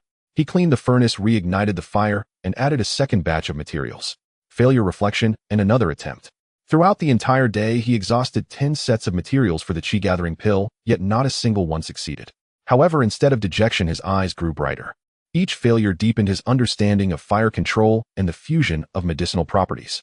As night fell, he did not continue alchemy, but sat cross-legged in meditation, repeatedly simulating the refining process in his mind, transforming experience into instinct. At dawn the next day, he immediately checked the changes within the Rui gourd. 300 second-grade low-rank spirit talismans now glowed with contained radiance. The patterns on the talismans had become incredibly complex and profound, and the spiritual pressure they emitted had all been elevated to second-grade supreme rank. As for the blazing Sunblade talisman treasure, its appearance had drastically changed. The originally cracked pale golden blade was now dazzlingly resplendent, as if forged from pure gold. Flowing fiery patterns adorned the blade, emanating a formidable and heart-shaking fluctuation of power. Not only was it fully restored, but its quality had also soared to third-grade high rank. The immense power contained within was sufficient to be unleashed 3 times intact, each strike capable of severely wounding or even slaying an early-stage golden core cultivator. Excellent. With such a talisman treasure in hand, I can contend even with an early-stage golden core cultivator. Qingshan's heart swelled with joy. Yet what brought him even greater surprise was that stone egg. The stone egg, which had been dull and lifeless yesterday, had now become warm and smooth as jade, exhibiting a pale golden luster. Its surface was covered with naturally formed, profound, and intricate golden patterns. A powerful and vigorous life force emanated from it, as if a mighty being was gestating within. Qingshan carefully retrieved the stone egg. It was warm to the touch. An idea struck him. He patted the ruby gourd, and with a flash of green light on its surface, a brand new radiant jade slip flew back into Qingshan's hand. The Wan Ling Tian Chongmi Dian. The crude 10,000 insects control art he had obtained from the Xianming National Preceptor had been supplemented and elevated by the ruby gourd into a profoundly esoteric supreme scripture reaching the pinnacle of the insect Tao. It contained not only methods for cultivating, controlling, and coordinating various exotic insects, but also detailed illustrations and introductions of many ancient and strange insects. Qingshan immediately immersed his divine sense into the Wan Ling Tian Chongmi Dian, carefully searching through it, comparing the appearance and aura of the stone egg in his hand. Moments later, he abruptly opened his eyes, which blazed with incredulous ecstasy. Golden Wind Cicada? It's the ancient exotic insect ranked 32nd on the exotic insect list, the Golden Wind Cicada. According to the scripture, the mature Golden Wind Cicada's chirp could directly attack a cultivator's soul, making it impossible to defend against. The vibration of its dual wings could stir up a golden gale infused with potent toxins capable of corroding bones and dissolving souls, possessing boundless power. Its flight speed was as swift as lightning, easily piercing a cultivator's protective spiritual light or even their magic treasure barriers. It was a fearsome exotic insect that struck terror into the hearts of countless cultivators. To think that 10 mid-grade spirit stones could buy such a fortuitous opportunity. Qingshan was extremely excited, carefully holding this cicada egg as if it were a rare and priceless treasure. Without hesitation, he immediately followed the highest-level blood-refining secret art from the Wan Ling Tian Chongmi Dian, forcing out 3 drops of heart's blood essence and letting them fall onto the Golden Wind Cicada egg. The blood essence was rapidly absorbed by the egg. The pale golden patterns flashed with a trace of blood light, and Qingshan instantly felt a mysterious mental connection established with the life within the egg. Subsequently, he took out a jade bowl, poured the remaining spiritual liquid immortal spring into it, and carefully immersed the Golden Wind Cicada egg.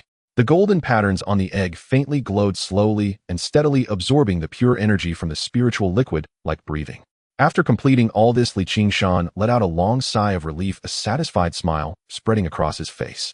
Yet he did not indulge in this joy for long. He soon composed himself again, redirecting his focus to the alchemy furnace. Though external aids were beneficial, the path of self-cultivation remained the foundation. Day after day, year after year. Within the cave dwelling, the earth fire was rarely extinguished for long. Qingshan had completely immersed himself in the world of the alchemical Tao. He possessed advantages that others could not match: the systematic guidance of the Danding Zhenjing, the high-grade spiritual herbs provided by the ruby gourd, and the powerful divine sense of his late foundation establishment stage, as well as the fine control over the fire granted by his eternal life, True Yuan.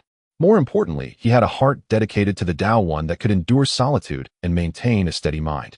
Failure was routine. Batches of wasted pills were discarded without a hint of regret, and each failure was meticulously recorded, analyzed, and improved upon. He did not pursue speed, only perfection in every step and a thorough understanding. A month later, the first successful batch of qi-gathering pills was formed. Although they were only low-grade and only 3 pills were produced, it marked his official entry into the threshold of a first-rank alchemist. 3 years passed in a flash. He could now stably refine various first-rank pills with considerable success, and he successfully refined a batch of first-rank high-grade Hui Yuan Dan recovery pills. In the 5th year, his skill in refining first-rank pills reached perfection. His techniques were exceptionally proficient, and naturally he succeeded in refining his first batch of first-rank supreme-grade Ning Lu Dan condensation dew pills. When the pills were formed, the room was filled with fragrance. The pills were perfectly round and flawless, brimming with potent medicinal power. With this, his mastery of first-rank alchemy had reached its peak. The next challenge was second-rank spirit pills. This step was far more difficult than before. The spiritual herbs required for second-rank pills possessed stronger medicinal power, the fusion was more complex, and the demands on divine sense, True Yuan, and fire control increased exponentially. He chose a relatively basic second-rank low-grade pill recorded in the Danding Zhenjing, the Ningxin Dan True Essence Condensation Pill, a common pill used by foundation establishment cultivators to enhance their cultivation. Again, countless failures ensued. Furnace explosions, scorching medicinal power conflicts. Problems emerged endlessly. Qingshan remained unflustered, like the most patient hunter tackling difficulties one by one. When materials ran out, he bought more. After all, he had plenty of spirit stones. When his divine sense was exhausted, he sat in meditation to recover, while simultaneously reflecting on the process. Springs passed and autumns came. Another 5 years went by. On this day, inside the alchemy chamber, Qingshan was completely focused, his movements fluid and precise, as he accurately added one processed spiritual herb after another. Under his control, the earth fire was sometimes fierce, sometimes gentle, as if it were an extension of his own arm. The furnace vibrated slightly, and an increasingly rich fragrance of the pill irresistibly wafted out. Qingshan's gaze was steady. His hand seals changed, and he softly exclaimed, "Condense." A flash of light emanated from within the furnace, then immediately subsided. He took a deep breath and slowly opened the furnace lid. Inside the furnace lay 3 pills, each the size of a dragon's eye, lustrous white, with faint pill patterns radiating pure medicinal power fluctuations. Second-grade low-rank spirit pills, Qingshan Dan. 3 pills successfully formed, all of medium. Although it was merely of medium quality and had a low success rate for pill refinement, it marked a significant milestone after 10 years of arduous effort and countless spirit herbs. Qingshan had finally succeeded in stepping into the threshold of a second-grade alchemist. As he gazed at the warm pill in his hand, a look of satisfaction spread across Qingshan's face. Over the past decade, he had not only mastered alchemy, but had also steadily improved his cultivation to the peak of the foundation establishment late stage, just a step away from perfection. The third turn of the 9 transmutations golden body technique had also been perfected, making his physical body extraordinarily powerful. Meanwhile, the golden cicada, nourished by a large amount of spiritual liquid, radiated vibrant life. The golden light on its eggs grew increasingly intense, seemingly close to hatching. Outside the cave dwelling, the 3 robbers had long lost patience and reluctantly left after lurking for several years. Qingshan placed 3 condensing true pills into his wish-fulfilling gourd, his gaze calm yet sharp. On the following day, the 3 second-grade lower-quality condensing true pills transformed into second-grade top-quality condensing true pills. It's time to break through to the peak of foundation establishment, Qingshan thought to himself. Looking at the 3 flawless round pills with swirling patterns that emitted astonishing medicinal power, he no longer hesitated. He returned to his quiet room, adjusted his breathing, and elevated his state to the peak before taking one of the top-quality condensing true pills. As the pill melted in his mouth, the pure medicinal power, as overwhelming as a rushing river, surged into his limbs and bones, quickly transforming into an immensely pure life essence without the need for excessive refining, merging into his already overflowing dantian. The transition from the late stage of foundation establishment to its perfection was not merely a simple accumulation of spiritual power, but an ultimate compression and sublimation of the dantian, expanding it and enriching the true essence, laying a solid foundation for condensing the golden core. The medicinal power of the top-quality condensing true pill far exceeded expectations, propelling this process to progress rapidly and smoothly. 1 month later, the first pill was refined, and Qingshan's dantian was as thick as mist, with true essence rushing like a torrent. He did not hesitate to consume the second pill. After 2 more months, the true essence within his dantian transformed from mist into a drizzling spiritual rain, continuously dropping and gathering. When the power of the third top-quality condensing true pill was fully absorbed and refined, a faint yet thunderous sound echoed within Qingshan's body. Within the dantian, the vast true essence completely transformed into a surging liquid ocean, tumultuous and mighty, with pure and robust magical power, several times that of ordinary foundation establishment perfect stage cultivators. Foundation establishment perfection accomplished. He slowly opened his eyes, his gaze radiant with divine light, and his aura more harmonious and profound than ever before. I have finally reached this stage. Feeling the surging power within him, Qingshan reflected on his journey. The next step was the path to the golden core. Just as he stabilized his realm and prepared to exit seclusion, he sensed a slight disturbance in the restrictions outside the cave, as if someone was visiting. Qingshan scanned with his divine sense and discovered that it was the neighbors from the left and right cave. On the left was a middle-aged cultivator dressed in a green robe with a lean face and profound aura, surprisingly at the perfect stage of foundation establishment, with a delicate talisman pattern embroidered on his sleeve. On the right were a pair of Dao partners who appeared to be around 30 years old, both at the late stage of foundation establishment. The man was sturdy, while the woman was beautiful. After a brief contemplation, Qingshan opened the cave's restrictions. Being new here, it was good to meet the neighbors, and he could gather some information. However, he quickly activated his minor concealment technique to display his cultivation at the mid-foundation establishment stage. Congratulations, fellow Daoist, on exiting seclusion and achieving great progress in your cultivation. The man from the couple was the first to salute, his smile sincere. I am Zhang Peng, and this is my wife, Wan Xiaoqian. We live in the cave dwelling to the right of yours. This is Master Lin Xian from the left, a renowned talisman master in Zhixiao Immortal City. The foundation establishment perfect stage. Lin Xian nodded slightly, his attitude not overly warm, but not arrogant either, stating lightly. I sensed a significant fluctuation of spiritual energy from your cave, suggesting a breakthrough. I came to congratulate you. You seem new here, did you just move in? Qingshan returned the greeting with a slight bow and an appropriately warm smile, maintaining his cultivation at the newly perfected foundation establishment level. I am Zhou Yun, a loose cultivator, and indeed just moved in not long ago. I usually focus on cultivation and dabble in some basic alchemy techniques, rarely interacting with neighbors. I hope you can forgive me for my lack of courtesy. This minor breakthrough is nothing to be concerned about. I appreciate your concern, fellow Taoists. An alchemist. Zhang Peng's eyes lit up, his tone becoming even more enthusiastic. Fellow Taoist Zhou happens to be an alchemist. What an honor. For us loose cultivators, meeting an alchemist is indeed a fortunate event. There's no need for formalities, fellow Taoist Zhou, Wan Shaoqian said gently. We are all neighbors and should look out for one another. If you need any assistance after your breakthrough, feel free to ask. Upon hearing this, Lin Xian showed a hint of interest and scrutinized Qingshan. Oh, fellow Taoist Zhou is also an alchemist. May I ask which grade? Qingshan humbly replied.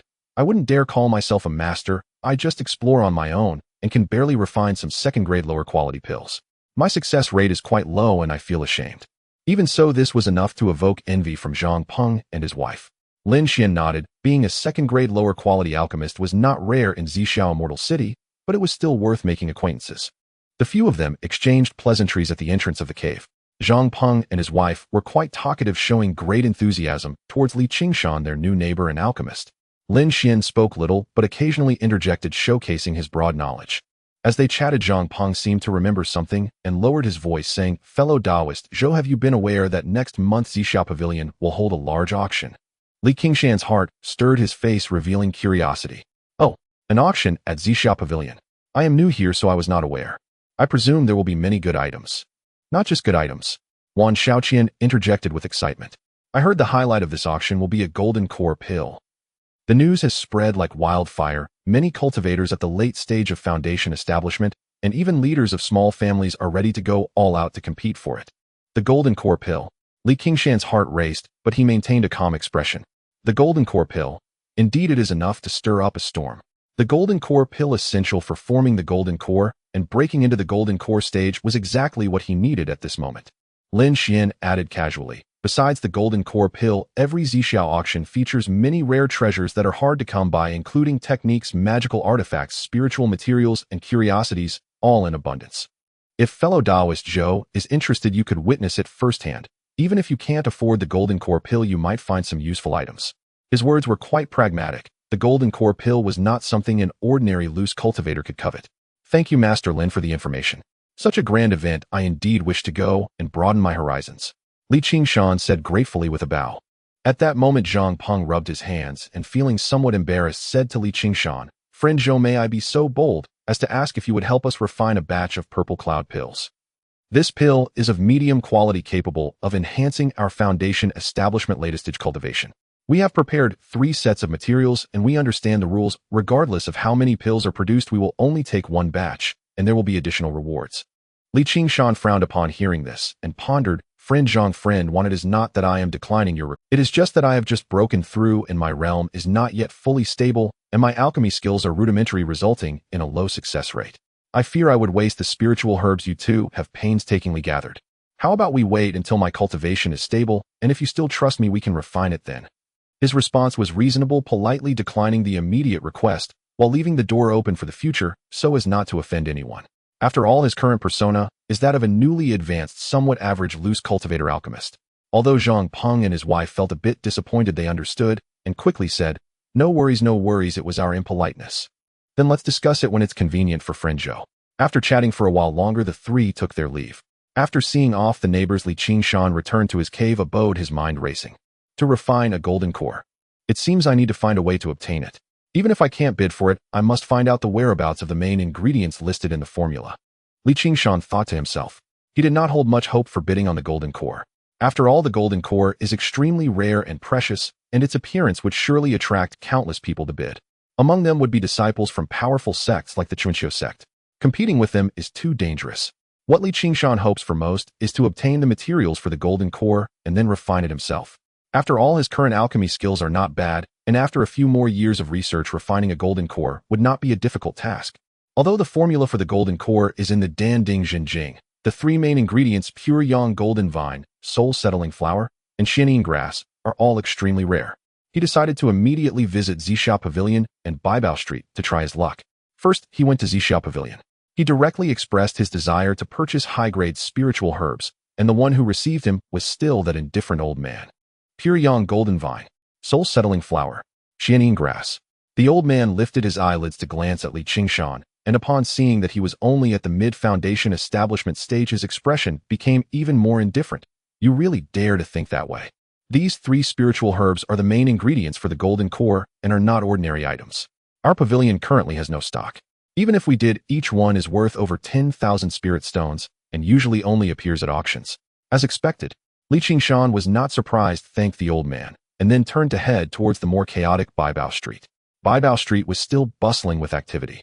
Qingshan patiently searched each shop and stall, inquiring carefully. Most shopkeepers shook their heads directly upon hearing about the spiritual herbs he was looking for. Occasionally, a few who claimed to have them would bring out substitutes that were either insufficient in age or count. Just as he was about to give up and wait for the auction, he stopped in front of a nondescript little stall in a remote. The stall owner was an old woman wrapped in a tattered black robe, exuding a cold aura with cultivation at the early foundation establishment stage. On the stall lay scattered dirt-covered stones, beast bones, and a few sprigs of spiritual herbs emitting a faint aura of yin. Among them, one sprig of spirit grass entirely deep blue with long narrow leaves and silver veins caught Qingshan's eye. That unique cold aura and shape resembled the xianying grass described in the Dan Ding Jing. However, it seemed to be less than 100 years old. Qingshan crouched down, casually rummaging through the stones, and finally picked up the deep blue spirit grass, asking casually, "Boss, how much for this yin condensing grass?" He deliberately used a commonly mistaken name. The old woman raised her murky eyes and rasped, "Kid, if you don't understand, don't speak carelessly. This is not yin condensing grass. This is xianying grass, which I risked my life to extract from a place of absolute yin. 3,000 low-grade spirit stones, no bargaining." Qingshan's heart trembled. It was indeed xianying grass. Although its age was shallow, the Rui gourd is best at enhancing age. He feigned a sneer, saying, "Xianying grass. Boss, don't try to fool me. I've seen xianying grass in my texts. It needs to be at least 300 years old to be medicinal, entirely deep blue with golden veins. This one is not the right color. The leaf veins are only silver, at most a few decades old, far too weak in potency, and you dare to call it xianying grass. At most, it's a mutated yin condensing grass.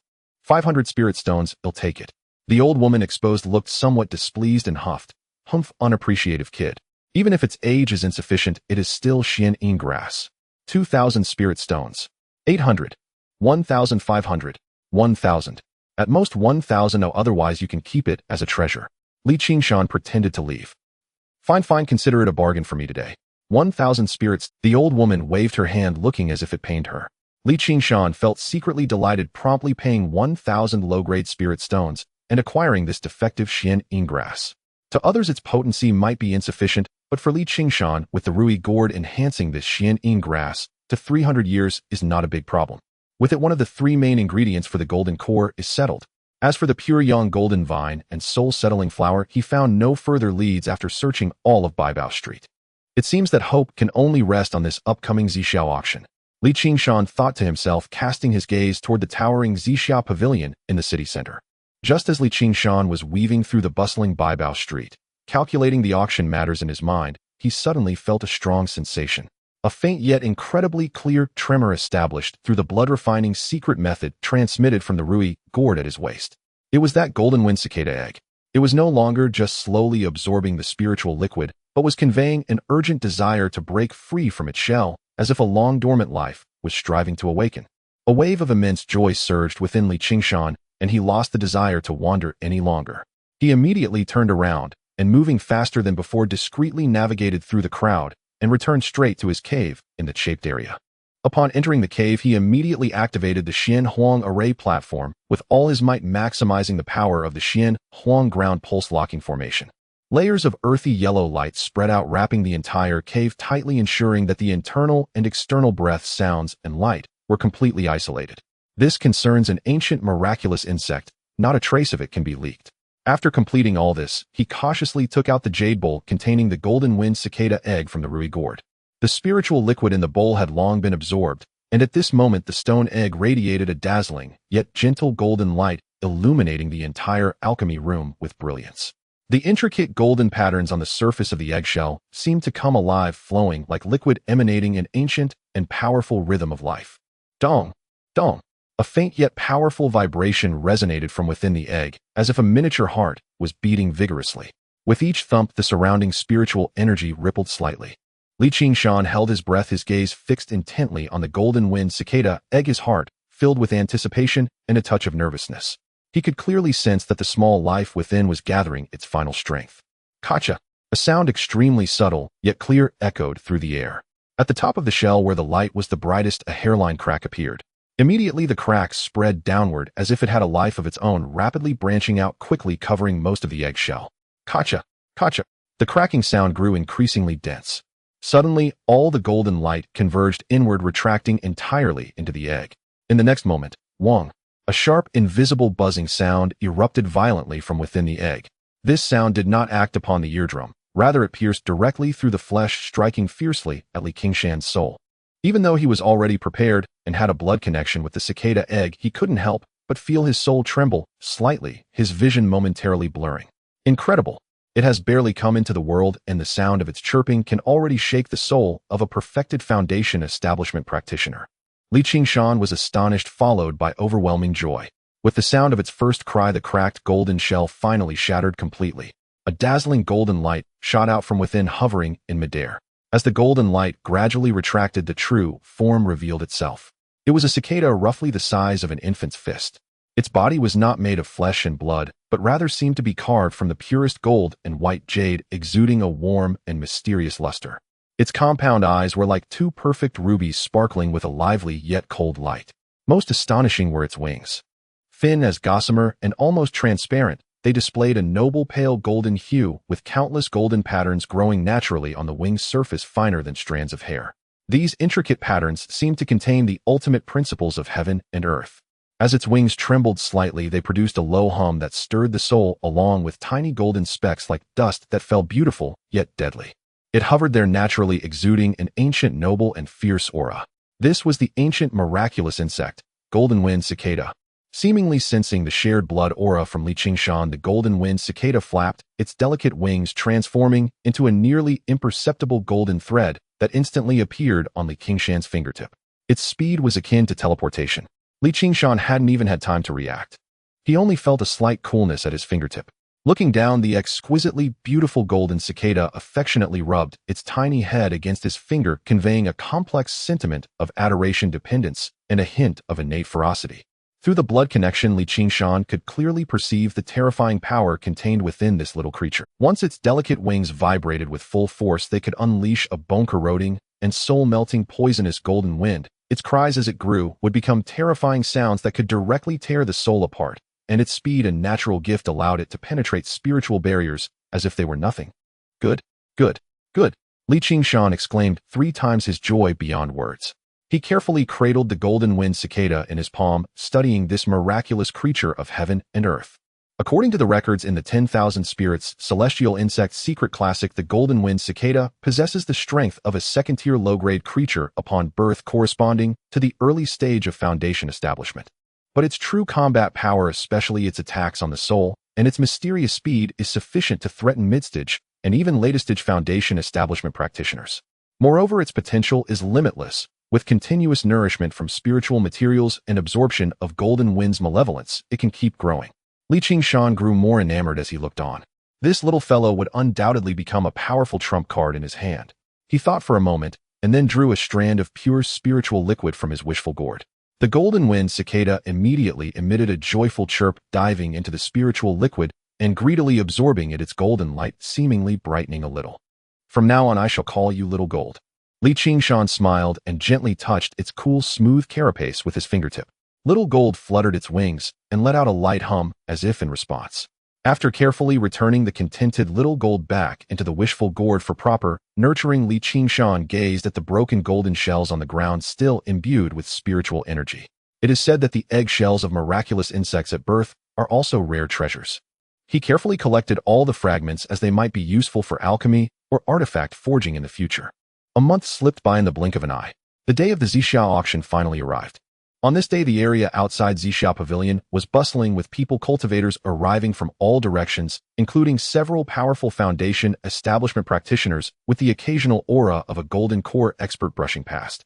Qingshan was already fully prepared. He donned an unassuming gray robe, wore a black cloak that could block spiritual sense probing, and activated the little covering heaven technique, skillfully maintaining his cultivation fluctuation at the mid-stage foundation establishment level. This way, even if familiar faces stood before him, they would find it hard to see through his disguise. After paying 100 low-grade spirit stones as an entrance fee, he mingled with the crowd and entered the vast circular venue that Zixia Pavilion had opened specifically for the auction. The venue was divided into 2 levels. The lower level had ordinary seating with hundreds of cultivators already seated, the hum of conversation buzzing. The upper level consisted of independent boxes clearly reserved for those of notable status or golden core true beings. Qingshan chose a less conspicuous corner at the back of the lower level, discreetly restraining his aura, his eyes seemingly scanning the venue casually. Suddenly his gaze sharpened. Not far diagonally ahead, he spotted several familiar figures. Dressed in a black skirt, her figure graceful, her beauty exquisite, yet tinged with a hint of wickedness, it was none other than the holy maiden of the Tiangong sect, Lung Weiyue. She sat alone around her, forming an invisible vacuum zone, with many cultivators casting either fearful or greedy glances, yet none dared to approach easily. On the other side, 2 female cultivators in the attire of the Qingshan sect also came into view. One was tall, her aura cold as frost, her spiritual energy fluctuation clearly reaching the late stage of foundation establishment. It was Yi Lingshuang. The girl beside her, with a charming appearance and lively gaze, was the already successfully established Zhou Taoyao. The 2 were whispering to each other, their eyes filled with anticipation for the auction. They have come as well. Qingshan's heart tightened, and he immediately lowered his head slightly further, concealing his aura. The little covering heaven technique was operated to its utmost. Fortunately, he was well disguised, and Yi Lingshuang and her companion were clearly focused on the auction, paying no attention to the ordinary cultivator in his corner. Area has grown up. Qingshan's gaze fell upon Zhou Taoyao, his eyes brimming with gratification. At this moment, Zhou Taoyao was tall and slender, of peerless beauty, clad in a pink dress, and her cultivation had reached the initial stage of foundation establishment. The little girl from over 20 years ago had fully matured. Qingshan felt genuine joy for her. However, his identity was far too sensitive now, and he could not meet with Zhou Taoyao. Just then the lights at the front of the hall blazed to life, and an elder in the robes of the Violet Cloud Pavilion, with a ruddy complexion and cultivation at the great perfection of foundation establishment, slowly walked up to the auction stage. He smiled as he surveyed the crowd, his voice like a great bell instantly silencing the clamor. Welcome, fellow Taoists, to this Violet Cloud auction. I am Zhao Kuan of the Violet Cloud Pavilion, honored to be the host of today's auction. The rules are well known, the highest bidder wins, and if spirit stones are insufficient, equivalent treasures may be used as collateral. Any who deliberately disrupt the order shall face the full wrath of the Violet Cloud Pavilion. Without further ado, I declare this auction officially begun. This simple opening, infused with the pressure of a foundation establishment, great perfection, invigorated every cultivator present. Behold the first item. A maidservant draped in light gauze and of comely features gracefully carried a jade tray covered with red silk onto the stage. The moment the red silk was lifted, a rainbow light blazed forth and a keen, sharp aura stung the skin of the cultivators in the front rows. Whoa! Such powerful sword energy! A chorus of exclamations erupted from the audience. On the jade tray lay a 3-foot azure sword, its blade shimmering with flowing light like a frozen rainbow. Its hum was clear and its spiritual pressure imposing. Elder Zhao Kuan announced with a hearty laugh, a top-grade spiritual artifact, the flying rainbow sword, forged from a century-old rainbow light crystal as the main material, supplemented by 13 rare spiritual metals such as mithril and star sand by the Violet Cloud Pavilion's chief master artificer over 14 painstaking days. It is not only incomparably sharp, capable of splitting a hair blown against it, but also bears the minor escape art rainbow transformation, allowing one to traverse 100 zhang in an instant. For offense or retreat, it is the supreme choice. A foundation establishment cultivator who wields this divine weapon gains wings like a tiger. The starting bid is 5,000 low-grade spirit stones, each increment no less than 100. Begin. 5,500. A middle-aged man roared the moment the words fell. 6,000. A female cultivator beside him showed no weakness. 6,500. 7,000. This flying rainbow sword is mine. 8,000. Beggars should not show their faces here. 9,000. The price shot up like a lit rocket, with bids echoing one after another, and the atmosphere instantly reached a fever pitch. Many Foundation establishment cultivators were flushed with excitement, though a top-grade offensive spiritual artifact held immense allure for them. 12,000. A calm voice from a private booth directly raised the bid by several thousand. The hall fell silent for a moment, but soon someone gritted their teeth and followed. 12,500. 13,000. In the end, after fierce competition, the flying rainbow sword was claimed by a latest Foundation establishment rogue cultivator, his face flushed with excitement at the staggering price of 15,000 low-grade spirit stones, drawing countless envious and jealous gazes. Next, several more treasures were auctioned off. A 300-year-old dragon pattern grass sparked a small-scale contest among alchemists. A set of top-grade spiritual artifact formation flags, said to be capable of trapping a latest Foundation establishment cultivator, was joyfully purchased by the head of a minor clan. A tattered ancient talisman, though of uncertain power, still fetched a decent price and was acquired by Qingshan. The atmosphere remained lively, filled with exclamation sighs and competing bids. Qingshan sat steadfast in his corner like a reef, utterly indifferent to the fervor around him. As the auction reached its midpoint, Elder Zhao Kun's smile broadened. He cleared his throat, his voice rising sharply, infused with a hint of magical power to ensure every corner heard clearly. Fellow Taoists, silence please. The next item is the first major highlight of today's auction. For those dedicated to the alchemical path, or for Taoists whose clans or sects have disciples urgently in need of forming their golden core, this treasure is not to be missed. The entire hall fell into dead silence, all eyes fixed on the stage. Alchemists and cultivators at the late Foundation establishment stage or above unconsciously breathed more heavily. A maidservant carefully brought forth a jade box shrouded in layers of restrictive light. Elder Zhao Kun personally cast several hand seals, and the restrictions slowly dissipated. The moment the lid opened, a scorching pure yang aura brimming with life, vitality, swept through the hall like a small storm. Sigh. Such pure yang energy. What spiritual object is this? Inside the jade box lay a foot-long vine, as if forged from supreme gold crystal, clear, its surface naturally entwined with fiery red patterns. It radiated light and formidable spiritual energy. Elder Zhao Kun's voice rang out with fervor. One of the three main ingredients for the golden core formation pill, a 300-year-old top-quality, pure yang golden vine. The value of this item needs no elaboration. Possessing this vine takes the most crucial step on the path to forming the golden core. The starting bid is 8,000 low-grade spirit stones, each increment no less than 500. Begin. 10,000. An elder in the robes of the Cauldron Divine sect with a pill cauldron emblem embroidered on his chest immediately spoke, his voice like a great bell, raising the price by 2,000 and displaying an air of determination. 11,000. A portly middle-aged cultivator beside him showed no sign of backing down. 13,000. An icy voice came from a booth on the second floor. 15,000. The elder from the Cauldron Divine sect did not even frown. The price climbed at a dizzying pace, with bidders almost exclusively from the private booths, distinguished guests, renowned alchemists, or representatives of major sects. The temptation of the golden core formation pill was enough to drive anyone mad. Knowing he could wait no longer, Qingshan took a deep breath, altered his voice to a low, hoarse tone, and calmly bid 20,000. This price was like a drop of cold water into hot oil, instantly halting the fierce bidding for a moment. Countless gazes snapped toward the shadowy corner where Qingshan sat, trying to pierce through his cloak to see the audacious figure beneath, but they were firmly repelled. Whispers arose. After a brief silence, an aged voice carrying an unassailable authority and a hint of displeasure emanated from a booth on the second floor. 21,000 spirit stones. Pausing, the voice continued, as if advising a junior. Fellow Taoist, I am Deng Yalan. I have an urgent need for this item. I would appreciate it if you could grant me this face. I will be in your debt. Master Deng. It's Master Deng Yalan. He is the foremost third-grade lower-rank alchemist in our Violet Cloud immortal city, a figure second only to the Violet Cloud true person himself. He has personally spoken. If that person is wise, he should back down now.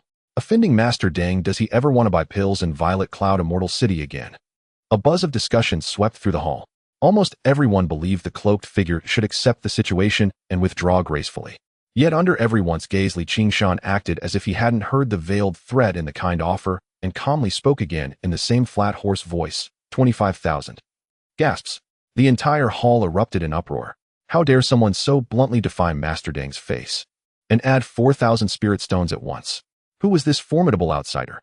Inside the booth, Deng Yalan's face darkened like water, a sharp glint flashing in his eyes. He was the paramount alchemist of Violet Cloud immortal city. Oh, and had he ever been so publicly humiliated by a skulking figure? 28,000. Deng Yalan's voice turned distinctly cold, carrying a trace of indignation. Qingshan remained utterly unmoved, as if the other's emotions were irrelevant to him.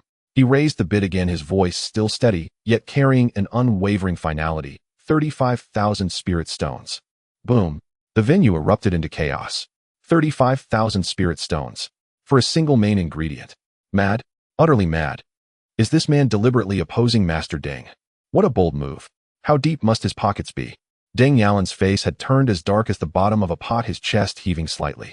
This price had far exceeded the actual value of the pure young golden vine. It was purely a price driven by spite. Though he was wealthy, he was not one to squander resources so recklessly. More importantly, under the watchful eyes of the crowd, he had been rendered speechless by an unknown nobody wielding spirit stones. He stared fixedly in Qingshan's direction, and after a long moment forced out a cold snort through clenched teeth. Humph. Fine. Very well. Fellow Taoist, your wealth is indeed impressive. This old man concedes. Anyone could hear the fury and the promise of future trouble embedded in that cold snort.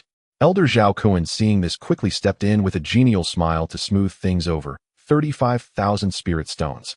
Is there any higher bid? 35,000 going once. 35,000 going twice. 35,000 going 3 times. Sold. Congratulations to this fellow Taoist. The pure young golden vine is yours. Qingshan breathed a slight sigh of relief inwardly. He had secured it. Though the price was steep and he had offended a local power, it was all worth it for the core formation pill. He could clearly feel the icy stare from the private booth locked onto him like a venomous serpent, yet his heart remained calm. Senior sister, the competition for the core formation pill is too fierce. I'm afraid the spirit stones we've prepared are insufficient. In a corner of the auction, Zhou Taoyao's voice carried a note of worry and helplessness. This time Yi Lingshuang had brought Zhou Taoyao to Xixia Immortal City to broaden her horizons, and the most important reason was for this auction, especially that core formation pill. Yi Lingshuang was already at the late foundation establishment stage, only a step away from the great perfection of foundation establishment. She had to start considering core formation. Although the spring and autumn sect also had quotas for core formation pills, they were exceedingly scarce and difficult for ordinary disciples to obtain. Originally, given Yi Lingshuang's status, obtaining a core formation pill wouldn't have been difficult. But now her position within the sect was too precarious, and she was being targeted, forcing her to acquire the pill on her own. Yi Lingshuang replied in her clear, cool voice, "It's fine. The sect's support this time is limited, so our chances were slim from the start. Our main target is the Xixia Spirit Pill. Although this pill is inferior to the core formation pill, it can still increase the chance of forming a core by 20%, which is crucial for me. If we can bid for one, this trip will not be in vain. I hope the competition for the Xixia Spirit Pill won't be so fierce." Zhou Taoyao nodded vigorously, a glimmer of hope reigniting in her eyes. The Xixia Spirit Pill was a unique elixir of Xixia true person. As Yi Lingshuang had said, it could increase the chance of core formation by 20%. It was precisely by relying on this pill that Xixia true person had secured his position as the city lord of Xixia Immortal City. Although it couldn't match the core formation pill's 40% increase in success rate for cultivators without access to a core formation pill, it was already a treasure to be dreamed of. The auction continued. Although the next few treasures were valuable, they didn't pique Qingshan's interest much. That was until a peculiar item was brought up. It was a stone the size of a fist, pitch black, with a rough surface devoid of any spiritual energy fluctuation, and even seemed somewhat ugly. Elder Zhao Kuan stroked his beard and introduced it. "This item has a rather mysterious origin. It was obtained by a senior of our pavilion from the depths of an ancient battlefield ruin. Its hardness is incredibly astonishing. We have tried burning it with true fire, chopping it with flying swords, and even asked a golden core true person to attempt it, but none could damage it in the slightest. However, aside from that, we have yet to discover its specific use. It might be a hidden treasure covered in dust, or it might just be an exceptionally hard rock. Today we present it to find a destined owner.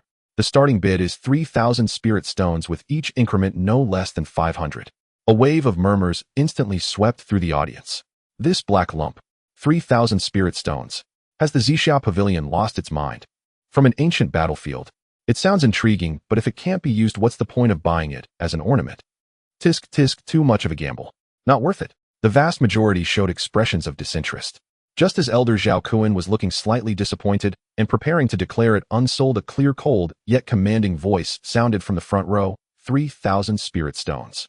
The speaker was none other than the holy maiden of the heavenly demon sect, Lung Weiyu. She remained expressionless, as if she had merely purchased a trivial item. All eyes turned to her, surprised. Could the holy maiden of the demon sect be interested in a piece of waste rock? Could she recognize this item? Possibly. The Heavenly Demon sect has a long heritage, perhaps some ancient records mention it. Just as the crowd was buzzing with speculation and Elder Zhao Kun was about to bring down the gavel, the three-cycle alchemist Deng Yalan spoke up, 3,500 spirit stones. Deng Yalan could sense that the strange stone was somewhat extraordinary, so he wished to purchase it for study. Lung Wei Yu's exquisitely beautiful profile instantly turned cold.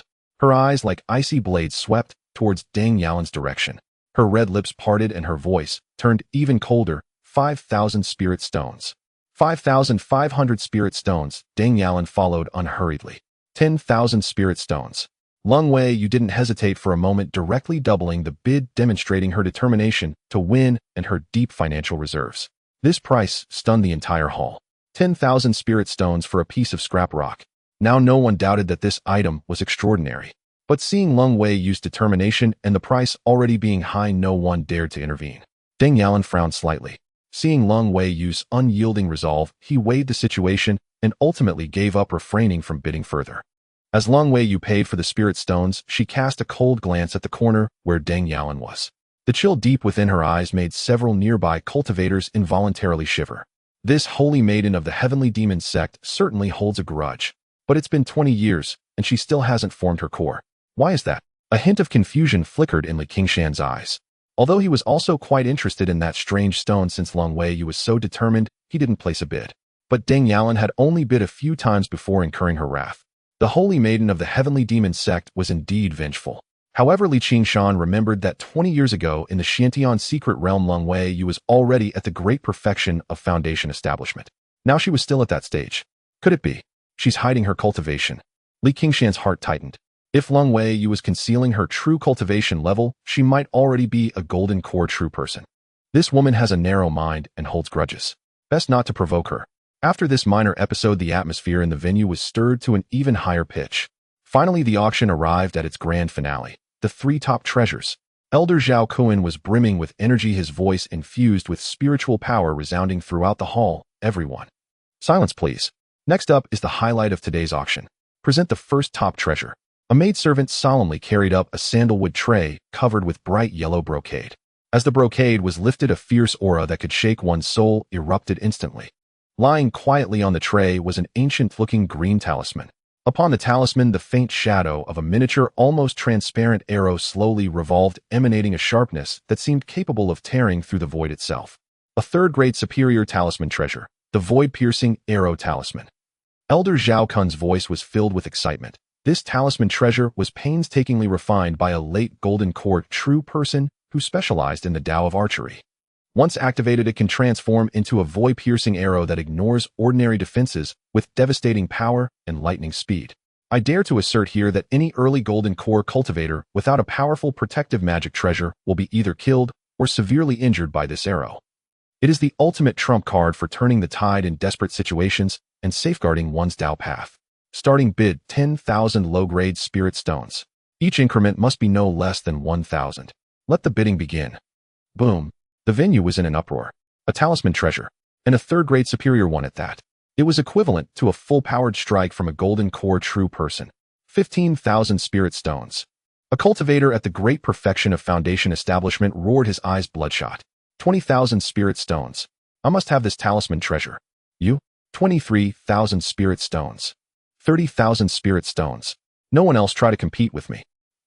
Prices surged at a terrifying speed, causing nearly all latest-stage foundation establishment and perfected cultivators to fall into a frenzy, with even some financially strong mid-stage foundation establishment cultivators joining the competition with a sense of luck.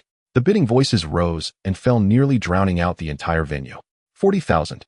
A cold voice echoed from a second-floor box, carrying a faint pressure from a golden core cultivator. The venue quieted considerably, many foundation establishment cultivators showing reluctant expressions, yet they had no choice but to retreat. 45,000. A calm voice emerged from another box, evidently another golden core cultivator. 50,000. The golden core cultivator from the first box spoke again, his tone leaving no room for doubt. This price completely extinguished the hopes of the foundation establishment cultivators. Ultimately, this void-breaking arrow talisman worthy of being a clan's treasure was acquired by this golden core cultivator for 50,000 spirit stones, attracting countless envious and reverent gazes from below. Soon after the second prized item was revealed, the long-awaited Zixia spirit pill that Yi Lingshuang and Zhou Taoyao had been anticipating.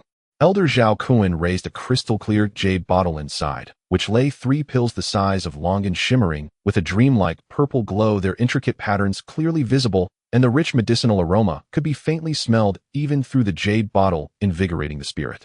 Third-tier low-grade spirit pill, Zixia spirit pill.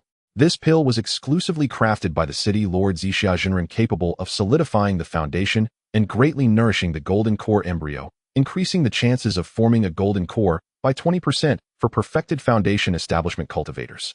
Though it is not as good as forming a golden core, it is still a rare spirit medicine for golden core formation. There are 3 pills in total to be auctioned separately. The starting bid for the first pill is 10,000 spirit stones. 15,000, 20,000, 28,000. Yi Lingshuang's cool voice, tinged with a hint of determination, immediately joined the fray. Zhou Taoyao beside her nervously clenched her clothing corners, her small face tense with anxiety. The price escalated rapidly, soon surpassing 40,000. 45,000, a representative from a prominent family shouted. 50,000. Yi Lingshuang showed no signs of retreat. The scene stalled for a moment. 50,000 spirit stones was already a considerable price for the Zixia spirit pill. 50,000 once. 50,000 twice. 50,000. 3,000. Another voice hesitated to bid. 60,000. Yi Lingshuang did not hesitate, directly stating her bottom line price, her voice resolute. This price made the last competitor shake his head. Elder Zhao Kuan asked 3 times and finally hammered down sold. Congratulations to this friend from the Chuanxiu sect. Yi Lingshuang and Zhou Taoyao exchanged a glance, both letting out a long sigh of relief, their faces breaking into uncontrollable joyful smiles. Zhou Taoyao was so excited she nearly jumped up. The competition for the second Zixia spirit pill was even more intense, ultimately being won by a steady-breathing, perfected foundation establishment loose cultivator for 72,000 spirit stones. When it was time for the third pill, Qingshan made his move. He was quite interested in this exclusive spirit pill from Zixia Jinren and wanted to buy it for research, perhaps to gain insights for his future pill refining. 80,000 spirit stones. He directly called out a high price, instantly overpowering most of the voices. This price caught many people's attention, even Yi Lingshuang. And Zhou Taoyao looked at the cloaked figure with surprise, curious about his identity, but did not recognize Qingshan. Elder Zhao Kuan hammered down, and Qingshan successfully acquired the last Zixia spirit pill. In the end, the spotlight of the entire venue focused, and everyone's hearts were in their throats. 2 foundation establishment guards escorted a golden jade box onto the stage, which was covered with a multitude of dense restriction symbols. Elder Zhao Kuan looked extremely solemn as he cautiously opened the restrictions. The moment the box lid opened, a dazzling golden light shot up into the sky, and an indescribable profound Dao rhythm spread out, accompanied by a refreshing and unusual medicinal fragrance, causing all foundation establishment cultivators' spiritual energies to boil with excitement. A pill the size of a longan, perfectly round and golden, with a naturally formed dragon-like pattern on its surface, lay quietly in the center of the jade box, like the embodiment of the golden core Dao. Form: golden core. Elder Zhao Kuan almost pronounced each word distinctly, using all his strength to shout this name, his voice trembling with excitement. The efficacy needs no further elaboration from me. 1 step to the heavens, the golden core Dao is right before us. A 40% chance of forming a golden core, a chance to reverse fate. It is all here today. The starting bid is 50,000 low-grade spirit stones. Each increment must not be less than 5,000. Let the bidding begin. 100,000. The first bid came directly from the second floor box, instantly doubling the price. It was the voice of a golden core cultivator, calm, yet carrying an unmatched might. 110,000. Another box immediately followed. 130,000. 150,000. Almost all the bids were made by golden core cultivators or their representatives from the second floor, the prices jumping at a breathtaking speed, each increment eliciting gasps from below. Foundation establishment cultivators could only look up with wide eyes, dumbfounded, watching this wealth feast belonging to the golden core cultivators and top powers with no qualification to participate. Qingshan initially harbored a glimmer of hope, but upon witnessing the situation, especially the calm yet determined voices of several golden core cultivators, he immediately dispelled the thought. To contend for a golden core in front of so many eyes against several golden core cultivators was not a wise choice. He had the pill formula already obtained, 2 main ingredients. Refining it himself was the way to go. In the end, after what seemed like a calm yet thrilling competition, this golden core pill was acquired by the most profound and steady golden core cultivator for the astonishing price of 200,000 spirit stones. Numerous Foundation establishment cultivators, although unwilling, dared not offend the Golden Core cultivators. Moreover, 200,000 spirit stones was indeed an astronomical price, leaving many Foundation establishment cultivators to sigh in longing. Ladies and gentlemen, this auction has now concluded. Thank you all for your participation. As Elder Zhao smiled and announced the auction came to an end. This auction was a great success for the Zixia Pavilion. As the auction ended, the crowd began to disperse. Qingshan settled the huge amount of spirit stones, carefully putting away the broken ancient talisman Pure Yang Golden Vine and Zixia Spirit Pill. He noticed that Yi Lingshuang and Zhou Taoyao had also completed their transactions, both wearing relieved smiles and hurriedly leaving the Zixia Pavilion. However, Qingshan's powerful divine sense keenly detected several obscure yet malicious gazes quietly locking onto the departing Yi Lingshuang and Zhou Taoyao. There were 3 Foundation establishment cultivators, 2 latestage, and 1 perfected, with greedy and cruel eyes evidently scheming to rob them. To flaunt one's wealth is to invite disaster. Qingshan sighed inwardly. Yi Lingshuang and Zhou Taoyao were not top-tier cultivators, yet having acquired the valuable Zixia Spirit Pill made them targets, which was only natural.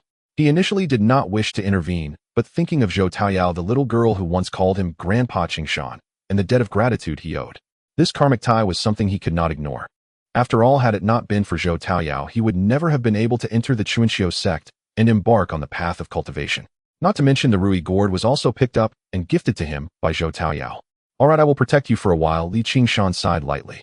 If it were Yi Lingshuang, he might not care, but for Zhou Taoyao, he could not turn a blind eye. He had to save them. He quietly rose, blending into the dispersing crowd like a ghost, silently following behind the group of robbers, leaving the seemingly safe, yet internally turbulent Zixia city. In a remote valley 100 miles away from the Zixia immortal city, Zhou Taoyao exclaimed, "Sister, be careful," as she summoned a beautifully embroidered defensive spirit artifact, barely blocking a sinister flying shuriken that struck from the side. Yi Lingshuang's face resembled cold frost as she wielded her icy crystal sword, unleashing a flurry of sword flowers. The fierce sword energy forced back a latestage Foundation establishment thief, even leaving a deep gash on his arm, blood pouring out. This little girl has some skills. Big brother, stop playing around. The injured thief cried out in pain, his voice sharp. The leader of the group, a latestage Foundation establishment thief, was a fierce-looking man with a scarred face.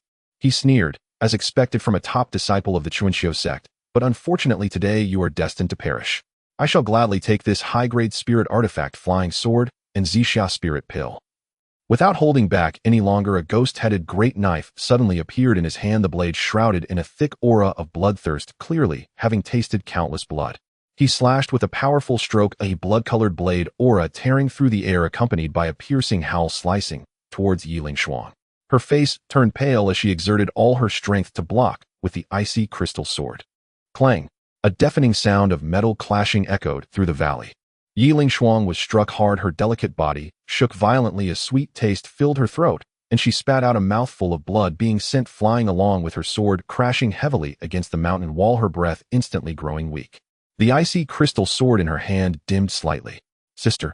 Zhou Taoyao's face turned pale with fear, wanting to rush over, but was tightly entangled by 2 other thieves facing great danger. They'll take care of you first.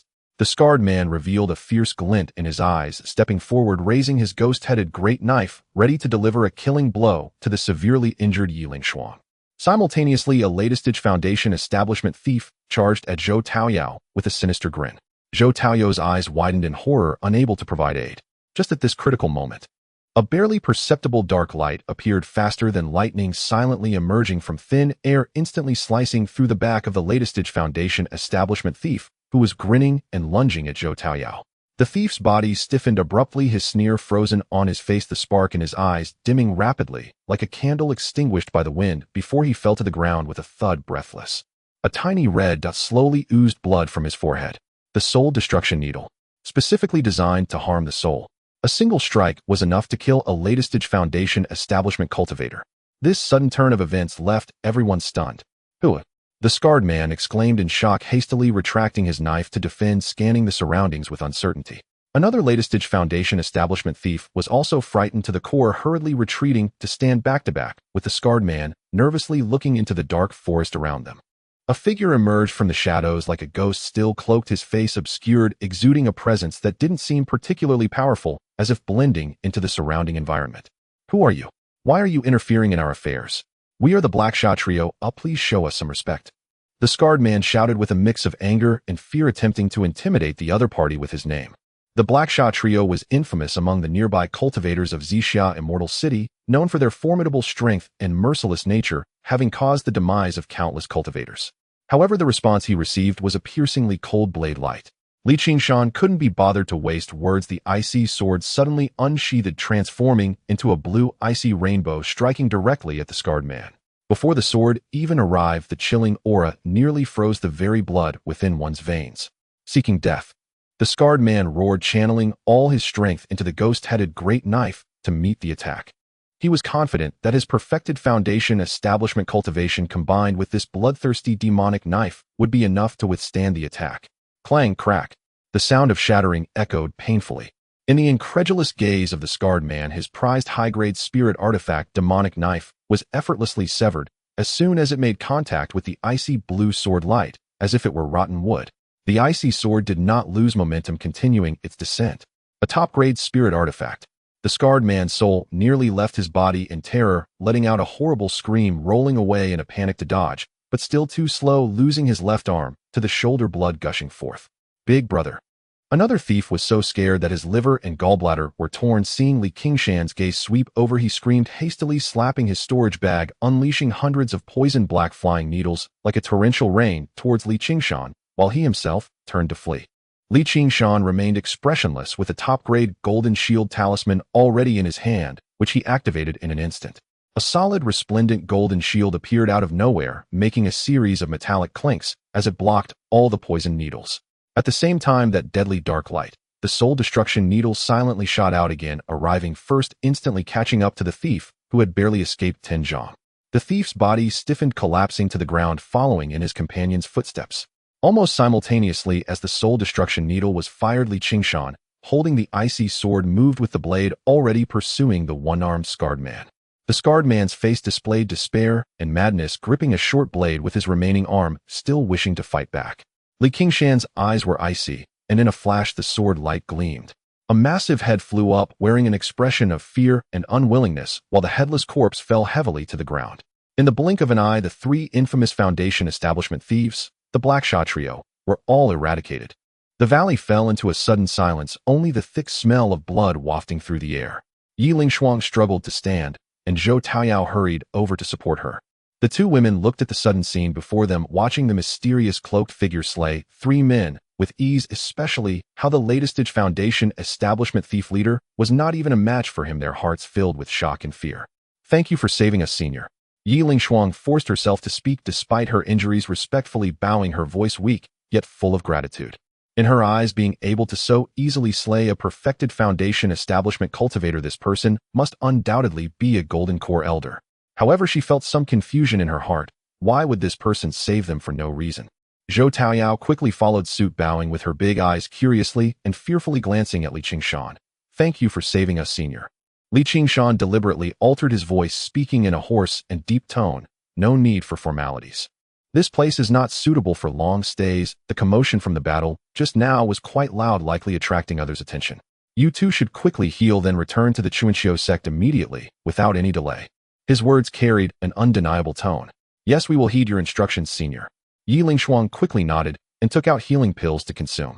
Zhou Taoyao also obediently nodded, but her gaze remained fixated on Qingshan, especially on the faint outline of the clothing visible beneath the cloak and the icy blue long sword. Just as Qingshan turned to leave quietly as he had come, Zhou Taoyao suddenly seemed to think of something, her eyes widening in surprise as she exclaimed, Wait, you are grandfather Qingshan. Her voice carried 7 parts uncertainty and 3 parts sudden excitement and intuition. Qingshan's footsteps suddenly halted, and he was taken aback, thinking, how could this girl have such keen intuition? He believed he had disguised himself flawlessly, altering his aura, voice, and physique, yet he was still recognized. Perhaps it was his habitual manner of action, perhaps it was that icy sword, or perhaps it was merely Zhou Taoyao's inexplicable intuition. However, he absolutely could not acknowledge her at this moment. Suppressing the turmoil within, he did not turn back, and spoke in an even rougher and colder voice. Little girl, you have mistaken the person. After saying this, he did not linger for a moment, his figure flickering and transforming into a faint blue shadow, swiftly disappearing into the depths of the dense forest at an astonishing speed.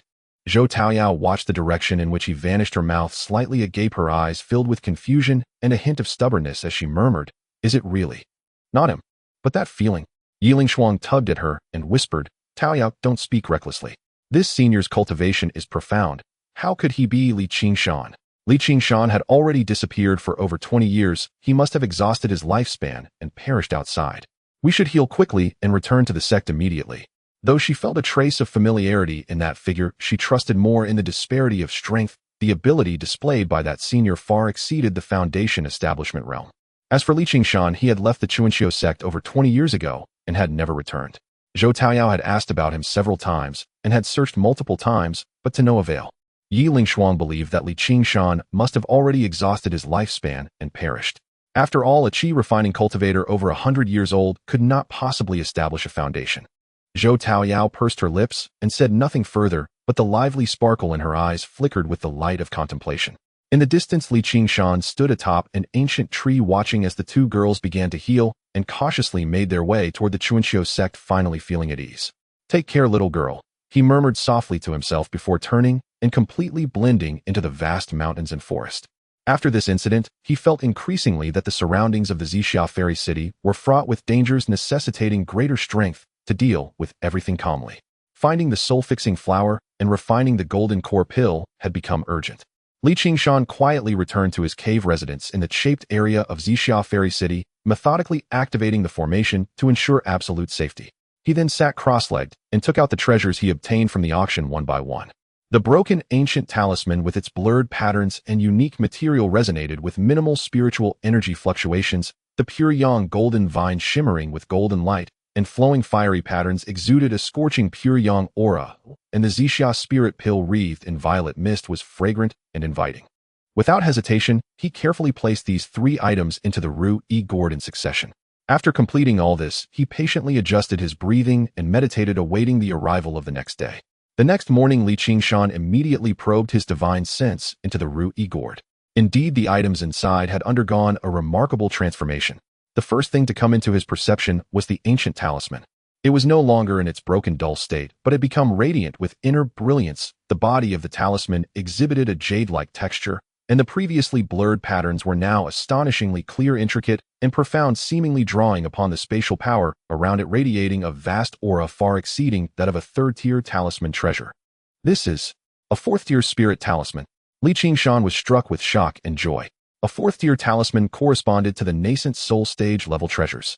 He carefully sensed it and discovered that the power contained in this talisman was neither for attack nor defense, but an extremely subtle power of spatial displacement. Displacement ancient talisman. A name naturally surfaced in his mind. Although he could not determine how far it could displace, there was no doubt that this was undoubtedly a trump card for saving his life. Its value was immeasurable. Although I don't know how far it can displace, it is said that 4th-tier displacement talismans can move at least 1,000 miles, or even several thousand miles. If he encounters a formidable enemy that is hard to resist, this displacement ancient talisman would be a life-saving trump card. Li Qingshan suppressed his excitement and turned his gaze to the pure yang golden vine. The originally 300-year-old vine had now astonishingly transformed into a 600-year-old one. The vine was even more crystalline and brilliant, with red flame patterns flowing, as if alive, containing pure yang energy that had been refined several times. As the main medicinal ingredient for refining the golden core pill, its efficacy would surely far exceed expectations. A 600-year-old pure yang golden vine should significantly enhance the effects of the golden core pill. Li Qingshan was equally ecstatic. The previous one he had obtained was only a few decades old Xianyin grass, but after placing it in the Ru-Yi gourd, it had become a 300-year-old Xianyin grass. Now only the soul-fixing flower was missing. Finally, there was the Xixia spirit pill. The previously low-grade spirit pill, which had only a faint pill pattern, was now round and flawless, enveloped in purple mist, and remarkably bore 4 clear pill pattern imprints, with its medicinal power being concentrated and overwhelming, its fragrance captivating. 4 pill patterns. Top-grade Xixia spirit pill. Li Qingshan's eyes gleamed. According to the records of the Danding Jinjing, in his own perception, this top-grade Xixia spirit pill, enhanced by the Ru-Yi gourd, likely had medicinal effects that were nearly comparable to, or even sufficient to rival, a standard golden core pill. The probability of enhancing the golden core success rate by 30 to 40%, or perhaps even higher. I didn't expect the Xixia spirit pill to yield such astonishing effects after enhancement. Li Qingshan was overjoyed. With this pill in hand, his chances of breaking through to the golden core stage had increased significantly. Even Zixia Zhenren could hardly refine a top-grade Zixia spirit pill. However, he quickly calmed down. The 30 to 40% increase in the golden core pill's success rate has been validated countless times. Although this top-grade Zixia spirit pill is excellent, it is ultimately an unexpected gain, and I cannot place all my hopes on it. 30 to 40% is still too low. To ensure absolute certainty, it would be best to refine a genuine golden core pill. Thus, the search for the final main ingredient, the soul-fixing flower, remained crucial. In the following days, Qingshan changed his identity and appearance, visiting the Zixia Pavilion and various herb shops and merchant associations in the city multiple times to inquire about the soul-fixing flower, even going so far as to spend spirit stones to post bounties among loose cultivators. However, the results were disappointing. The soul-fixing flower was exceedingly rare. It was a miraculous flower that nourished the soul and stabilized the nascent form of the golden core often found in places of extreme that nurtured soul power. Something that could be encountered but not sought. Everyone stated that this item had not been seen for many years and might only be produced in certain secret realms. Just as Qingshan was feeling slightly troubled about this matter, the restriction outside his cave was triggered. A sweep of divine sense revealed that it was the neighboring loose cultivator couple Zhang Peng and Wan Xiaoqian. Qingshan pondered for a moment and then opened the cave's restriction. Zhou Daoyo, sorry to intrude. Zhang Peng clasped his hands, a warm smile on his face, while Wan Xiaoqian followed closely behind, seemingly hesitant to speak. Zhang Daoyo, Wan Daoyo, please come in. Qingshan welcomed the two into the cave. After exchanging pleasantries, Zhang Peng rubbed his hands together and somewhat shyly said, Zhou Daoyo, I must not hide it from you. My wife and I have come today to discuss a matter. A few years ago, while exploring outside, we stumbled upon a hidden valley where the yin energy was extremely dense, yet oddly produced some spiritual herbs that nourished the soul. At that time, our cultivation was insufficient, so we did not dare to venture deep, but at the valley's edge we seemed to have caught a glimpse of what might be a soul-fixing flower spirit plant. However, there was a powerful beast guarding it, and we had no choice but to retreat. Qingshan's heart jolted, but he maintained a calm demeanor, quietly listening. Zhang Peng continued, recently my wife and I have made some progress in our cultivation, and we wish to explore that valley again. However, this journey is perilous. The guardian beast there is likely at the peak of foundation establishment, if not at the golden core stage. We would like to invite you, Taoist Zhou, to join us. The treasures we find will be divided equally among the three of us. What do you think? They had witnessed Qingshan's mid-foundation establishment cultivation and deemed him a significant asset. Qingshan fell silent for a moment, then slowly shook his head. Thank you, my two fellow Taoists, for the invitation. However, I am currently at a critical moment in my cultivation and must enter seclusion, making it impossible for me to venture out for an adventure. I apologize. Zhang Peng and his wife immediately showed visible disappointment. Yet Qingshan changed his tone and said, however, the soul-settling flower is indeed quite important to me. Though I cannot go personally, I can cooperate with you in another way. Oh, Taoist Zhou, please elaborate, Zhang Peng hastily replied. I am an alchemist and not skilled in combat. Even if I were to accompany you, I would likely become a burden to both of you, Qingshan stated calmly. If you two can bring back the soul-settling flower from your expedition, I will not only purchase it at market price, but I will also refine a batch of second-tier spirit pills for you with the ingredients provided by you. This condition was extraordinarily generous.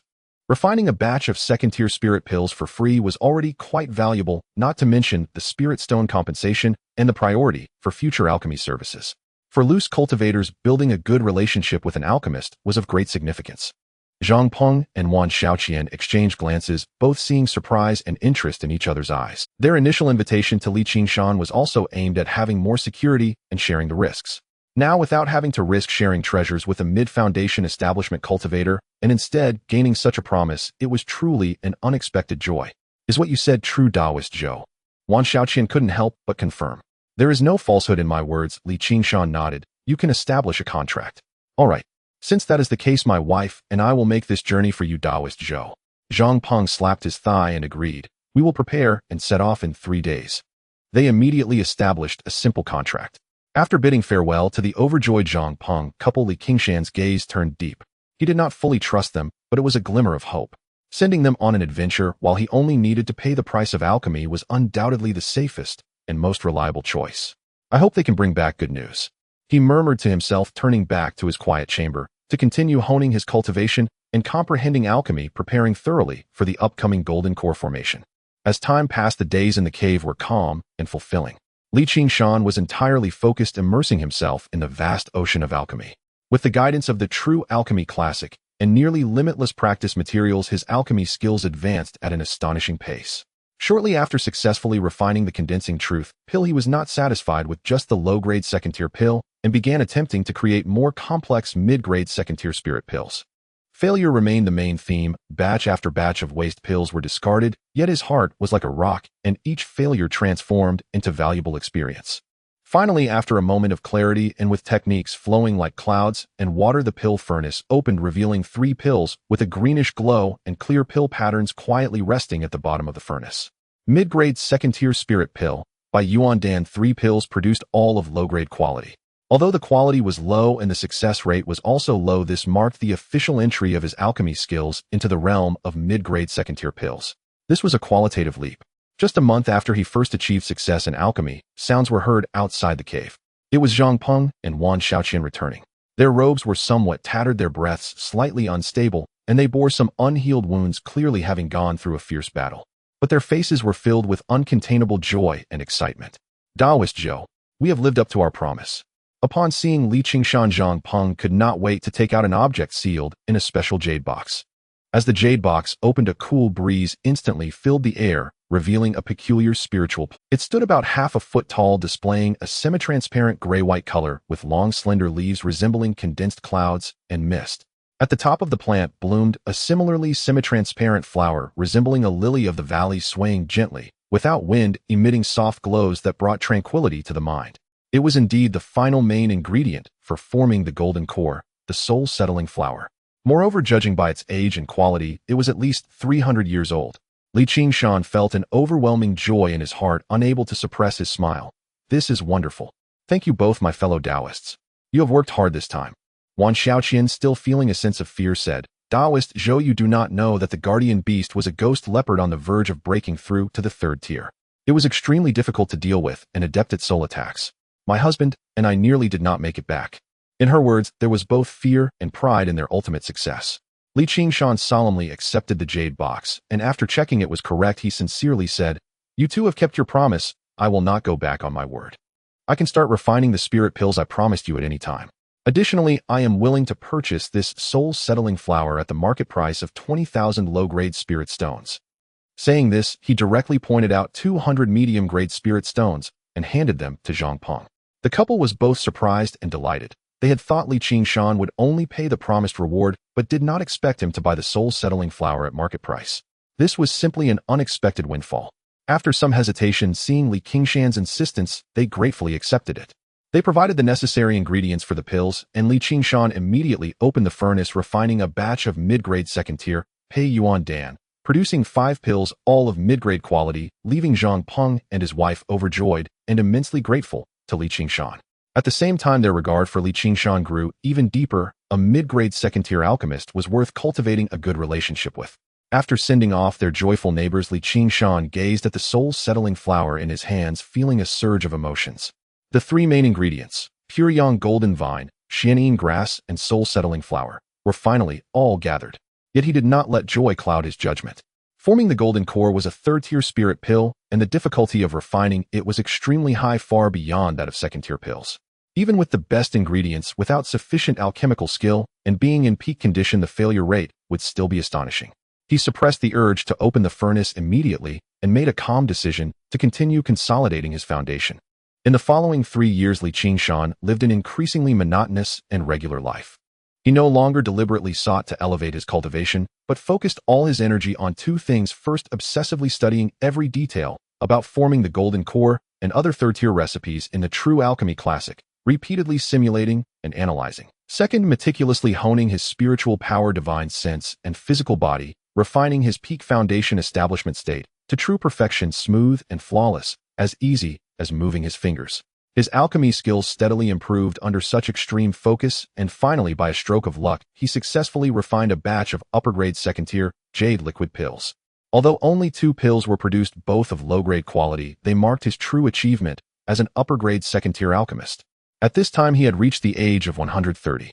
On this day, he felt that his spirit, magical power, physical body, and comprehension of the Tao of alchemy had all reached the absolute pinnacle of his current capabilities. It is time He did not immediately begin refining the foundation establishment pill, but made final preparations instead. He took out 10 sets of medicinal herbs for refining the third-grade lower-rank pill, the Void Tranquility Pill. This was something he had prepared long ago. To refine the foundation establishment pill, he first had to succeed in refining a third-grade lower-rank spirit pill before he could proceed. The Void Tranquility Pill was a common elixir used to assist Golden Core cultivators in their cultivation.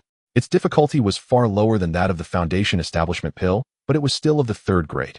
He would use this pill to ultimately test his mastery of third-grade alchemy and thoroughly familiarize himself with the sensation of refining third-grade pills. Of the 10 sets of herbs, only one batch succeeded, yielding 2 pills, both of lower-rank quality. This dismal success rate, however, brought Qingshan not dismay but joy. This proved that he had indeed touched the threshold of a third-grade alchemist. With this precious successful experience, he gained greater confidence in refining the foundation establishment pill. He adjusted for 3 days, restoring his essence, energy, and spirit to their most perfect state. This day happened to be his 130th birthday. Within his cave dwelling, Qingshan bathed, changed clothes, burned incense, and calmed his mind. Before him was not the alchemy furnace he had commonly used before, but an ancient furnace, dark gold in color, with 3 legs and 2 ears, its body intricately carved with patterns of birds, beasts, insects, and fish. The lid was tightly sealed, yet a hazy, precious light swirled around it, emanating a majestic aura far surpassing that of a supreme-grade spirit artifact. This was the furnace of passable quality he had purchased earlier, which, after being enhanced by the wish-granting gourd, had become a supreme-grade spirit artifact furnace. It was sturdy enough to withstand the violent surges of spiritual energy during the refining of the foundation establishment pill. All the processed auxiliary herbs were neatly arranged to one side, while the 3 main ingredients lay in jade boxes brimming with spiritual energy. Qingshan took a deep breath, his gaze becoming profoundly calm and focused. He ignited the earth fire, controlled the temperature for preheating, added the herbs, refined, and fused them. The refining of the foundation establishment pill was far more arduous than imagined. The medicinal properties of the 3 main ingredients were extremely domineering, pure yang, ultimate, yin, and soul-stabilizing. The conflict that arose when fusing them was earth-shattering, demanding an extreme level of control over divine sense, true essence, and flame manipulation. The 3 main ingredients were enough for Qingshan to attempt refining 3 times. That is, he had to succeed in producing the foundation establishment pill within 3 tries. During the first attempt, at the critical moment of fusing the main ingredients, a tiny fluctuation in the earth fire caused an imbalance of yin and yang. With a muffled bang, all the herbs inside the furnace instantly turned into black flying ash, leaving not even a waste pill behind. Qingshan's expression did not change. He cleaned the furnace, sat in meditation to recover, and reflected on the failure. Half a month later, he opened the furnace for the second time. This time he was more cautious. The fusion process passed with some scares, but no major incidents. However, during the final stage of pill condensation, due to excessive consumption of his divine sense, a slight lapse in concentration occurred, causing the pill liquid to fail to coalesce perfectly. Once again, it was a complete loss. After 2 consecutive failures, 2 of the 3 sets of main ingredients were gone, leaving only the last set. Qingshan sat cross-legged for 3 full days, without sleep, repeatedly replaying every detail of the first 2 failures in his mind tens of thousands of times. When he opened his eyes again, there were no ripples in his gaze, only absolute calm and confidence. The 3rd time, the final furnace opening. The earth fire surged, herbs were added one by one, refined and purified. Every step was flawless, as if tempered through 1,000 refinements. His divine sense was intensely focused, his eternal life, true essence flowing endlessly, precisely controlling every change in the medicinal power within the furnace. Days passed. Within the furnace, rosy clouds faintly appeared, and an exotic fragrance assailed the nostrils, yet it sometimes vibrated and hummed, as if containing earth-shattering power that might explode at any moment. Fine beads of sweat oozed from Qingshan's forehead, his face slightly pale, but his gaze remained as sharp as an eagle's, his hands steady as a rock, as he formed various pill-controlling hand seals. After 14 days, the furnace's vibration reached its peak, the lid clattering loudly. Dazzling golden light streamed through the gaps, illuminating the entire cave dwelling in splendor. Qingshan swiftly formed the final pill-collecting seal and shouted in a low voice, "Pill formed." The furnace lid burst open. A blinding golden light shot up into the air, but was firmly blocked by the cave's formation. Qingshan fixed his gaze inside the furnace and saw 4 pills lying at the bottom. 3 of them were dull in color, irregular in shape, with scattered spiritual energy, clearly waste pills. Yet among those 3 waste pills, there was 1 pill the size of a dragon's eye, perfectly round and golden. On its surface, a lifelike, dragon-shaped pill pattern was exceptionally clear, quietly emitting a gentle yet majestic Tao resonance of golden light. The Foundation Establishment Pill. One pill successfully formed. Although only one succeeded, accompanied by 3 waste pills, it was ultimately a success. Qingshan gazed at that golden pill in the furnace, a symbol of hope for the golden core Tao. Even with his iron-willed resolve, he could not help but let out a long sigh of relief, his face revealing an uncontrollable expression of excitement and gratification. 130 years of bitter cultivation through life and death lying low in the Tao of alchemy. Finally, at this moment, he glimpsed the dawn of the golden core. Finally, I have succeeded. With 1 Foundation Establishment Pill plus the Supreme Grade Purple Cloud Spirit Pill, my chances of forming a golden core are over 80%. It is time to strive for the golden core realm. Qingshan's eyes were filled with immense excitement. However, he did not rush. Instead, he placed that Foundation Establishment Pill and the 3 waste pills all into the wish-granting gourd. After enhancement by the wish-granting gourd, by the next day, they would become 4 Foundation Establishment Pills. With 4 Foundation Establishment Pills and 1 Supreme Grade Purple Cloud Spirit Pill, his breakthrough to the Golden Core realm would be truly foolproof. I hear that the Golden Core formed in the Golden Core realm is divided into 9 turns, with 1 turn being the lowest and 9 turns the highest, representing potential and talent. I wonder how many turns my Golden Core will be. Qingshan thought to himself, his eyes full of anticipation. After 3 years of bitter cultivation, it's time to go out and see. Qingshan opened the cave dwelling and emerged from seclusion. He did not immediately rush into seclusion to attempt the breakthrough. Instead, he decided to first come out and adjust slightly, letting his tense nerves relax after 14 days so he could face the ultimate breakthrough in the most perfect state. However, as soon as he stepped out of the cave dwelling, he sensed something amiss. The originally bustling District D now seemed much more desolate. Cultivators on the streets moved with haste, their faces mostly etched with gravity and worry. An intangible tension permeated the air. Even the cries of vendors in the market seemed to have grown sparser. What has happened? Qingshan wondered, slightly walking out with leisurely steps. Before he had gone far, he happened to encounter his neighbors Zhang Peng and Wan Xiaoqian, as well as the talisman master Lin Xian. The 3 were gathered together, speaking in low tones, their expressions quite serious. Taoist Zhou, you've emerged from seclusion. Zhang Peng was the first to spot Qingshan and quickly greeted him, though his smile was somewhat strained. Taoist Zhang, Taoist One, Master Lin. Qingshan returned the greeting with a cupped fist, then asked, I noticed the atmosphere in the city seems somewhat off. Has something happened? Lin Xian sighed, his expression grave, and said, Friend Zhou has been in closed-door cultivation. During this period, significant events have transpired in the outside world. For some unknown reason, the Northern Demon Clan has suddenly marched south in large numbers, and the Beast Tide has erupted with an exceedingly fierce onslaught. The Hanhai Immortal City, located at the northernmost point, has already fallen the day before. It is said that the casualties among the cultivators inside the city were severe, with only a few managing to escape. What? The Hanhai Immortal City has fallen. Qingshan was taken aback upon hearing this. Hanhai Immortal City is a major city in the northern part of Donghuang with considerable strength, and it has fallen so quickly. Wan Xiaoqian, feeling apprehensive, added, Indeed. Currently, the 8 top factions of Donghuang have united to issue a recruitment order to form a defense line to jointly resist the Demon Clan. Our Zixiao Immortal City is situated in the north and is also within the scope of the defense line. Recently, traces of small-scale beast tides have already appeared outside the city. Although they have been repelled by the city defense formation and patrol teams, it has caused widespread panic. Many low-level cultivators and wandering cultivators have already packed their families and are retreating south. Qingshan looked up and indeed found that the purple aura covering the entire immortal city was denser and more substantial than ever before, indicating that the city defense formation had been fully activated. Zhang Peng lowered his voice and said, Friend Zhou, it's best not to leave the city lightly these days. The outside is very unsafe with demonic beasts rampaging.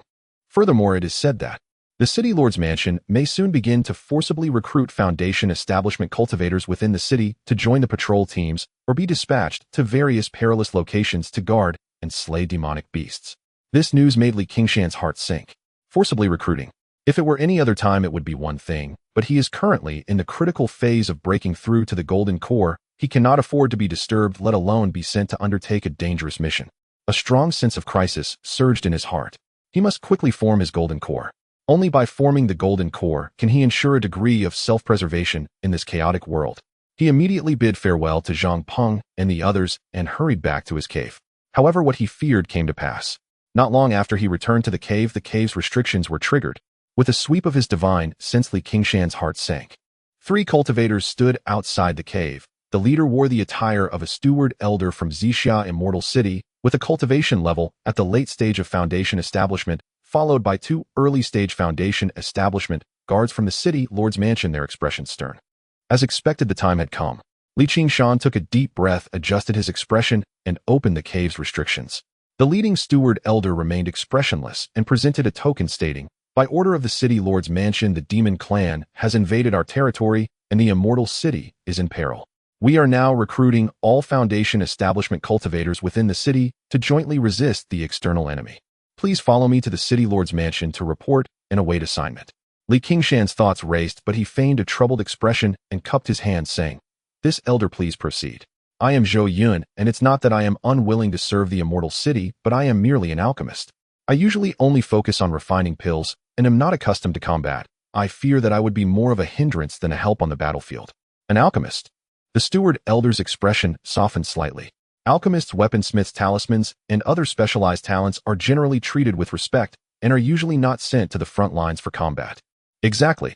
Qingshan quickly nodded while discreetly handing over a small jade vial, saying, "This is my identification as well as a small token of appreciation. I hope the elder can make things convenient for me."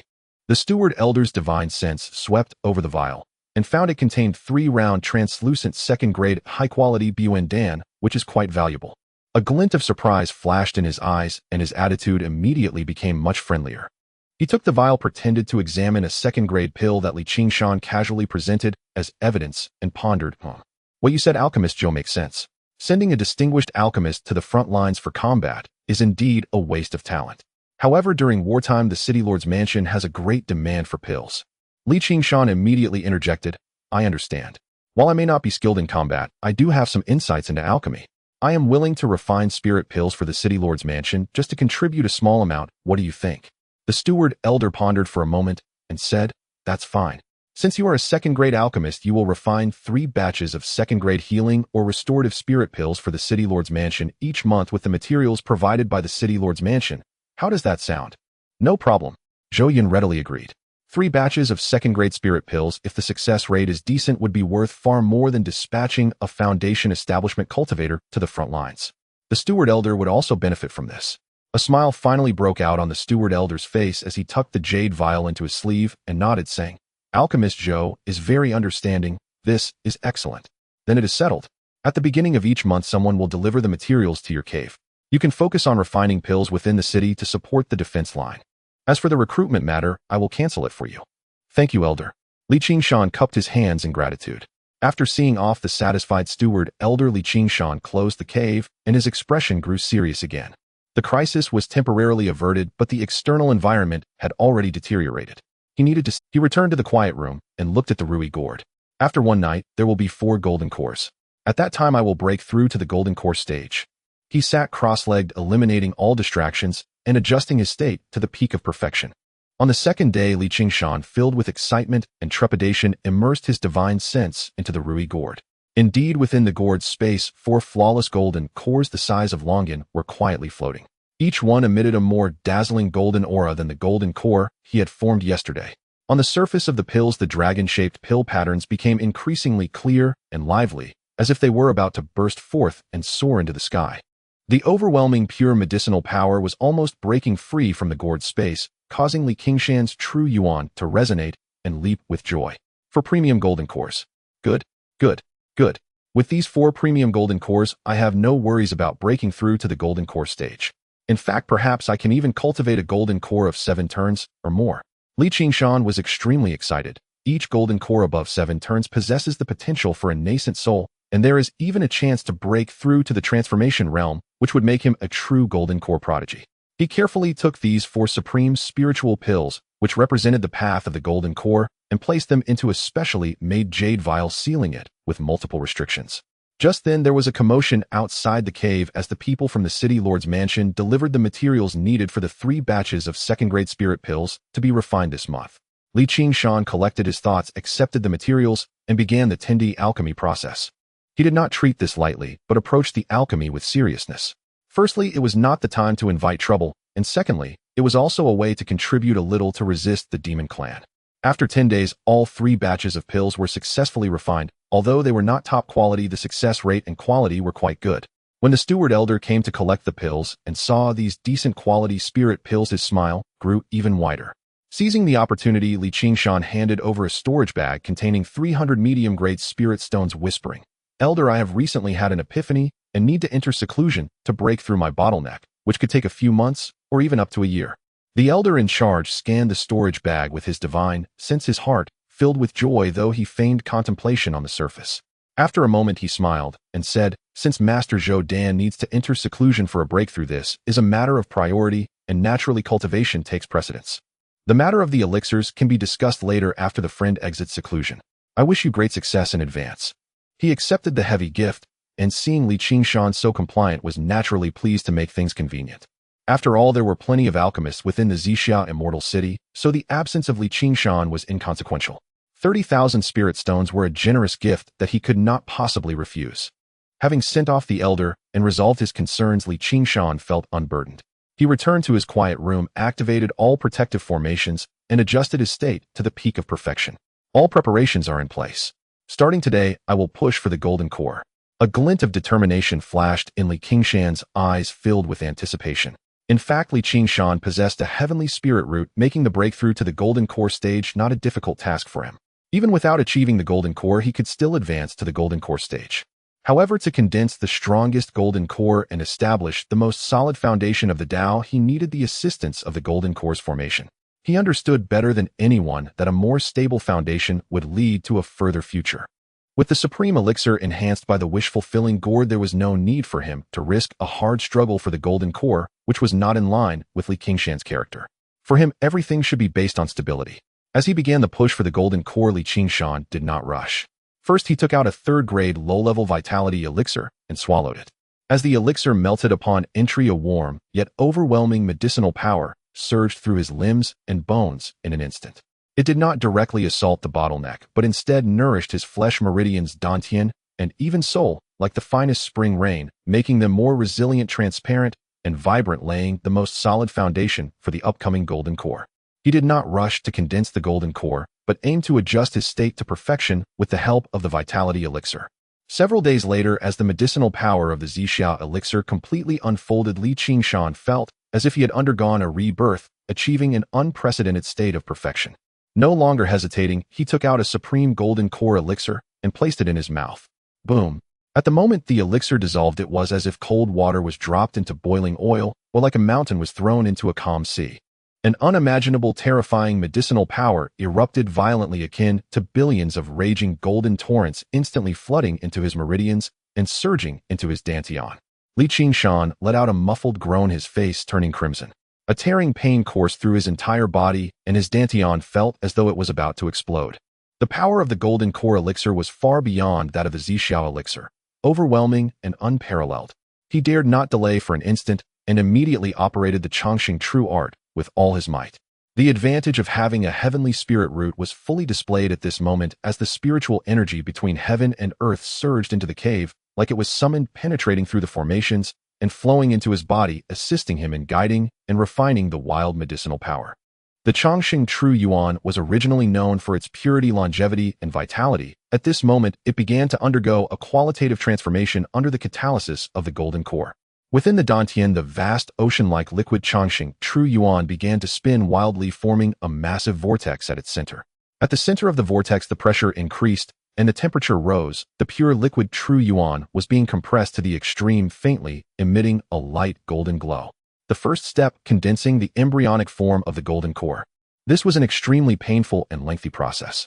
Qingshan maintained his focus, using his powerful divine sense to precisely control every ounce of medicinal power and the flow of spiritual energy, enduring the burning and swelling sensation in his meridians and dantian. Days passed. Outside the cave, the situation in Xixia immortal city worsened day by day. The roars of the demonic beasts echoed day and night, and the protective barrier flickered violently, clearly under immense attack. The people in the city were in panic, with evacuation lines growing longer, yet many low-level cultivators and those with nowhere to go could only stay behind, despairingly awaiting their fate. One day, 3 months later, a monstrous aura surged outside the city, and 4 figures radiating terrifying demonic power appeared among the dark horde of demonic beasts. These were 4 demon cultivators in the golden core stage, not fully transformed, retaining some of their original characteristics. They acted simultaneously, unleashing a violent assault that shook the heavens and earth, violently striking the protective array of Qingshan Immortal City. Boom! The entire Immortal City trembled violently, the purple barrier flickering uncertainly, its brilliance dimmed significantly. A purple beam shot up from the city lord's mansion. The powerful Qingshan real person appeared on the city wall, her face pale, and blood at the corner of her mouth, evidently still suffering from previous injuries. She forcibly activated her magic power to stabilize the formation. At the same time, several golden core cultivators soared into the sky to confront the 4 golden core demon cultivators. Yet even so, the protective array was on the verge of collapse. The Qingshan real person had not yet recovered from her old injuries, and despite a few golden core cultivators resisting together against the demon race, how long could they hold out? Qingshan real person, open the protective array, and I can spare your life, allowing you to be my concubine. What do you say? The leader was a fully realized golden core demon cultivator with twin horns on his head, a tiger's head, and a human body, his blood-red gaze greedily scanning the Qingshan real person's delicate figure, filled with lewd desire. Not a chance. Qingshan real person gritted her teeth. She had previously been heavily injured by this tiger-headed demon cultivator's sneak attack. Otherwise, with her latest stage golden core cultivation, she could have held on much longer. But the 4 demon cultivators before her were too powerful, and the few golden core loose cultivators within Qingshan Immortal City were simply no match for them. She felt a deep sense of despair. She had already sent out distress signals, and both the Qingshan sect and Danding sect had promised to send help. Why had no one arrived yet? Could it be that they were going to abandon Qingshan Immortal City, stubborn and seeking death? The tiger-headed demon cultivator's gaze turned cold, and with a flash of light in his hand, a gigantic mountain-splitting knife appeared, which he swung down violently. The 100-foot blade light struck the protective array, causing the entire formation to tremble violently. The people within the city showed expressions of immeasurable terror. Even the few golden core loose cultivators displayed fear, ready to escape at any moment once the city was breached. The fall of the city seemed imminent. Despair spread throughout the city. Is heaven going to destroy our Qingshan Immortal City? One cultivator cried out in anguish. Prepare to break out. Escape if possible. Just as despair gripped everyone, suddenly the spiritual energy in the heavens and earth came to a halt, and then, like rivers converging into the sea, it surged madly toward an inconspicuous corner of the city.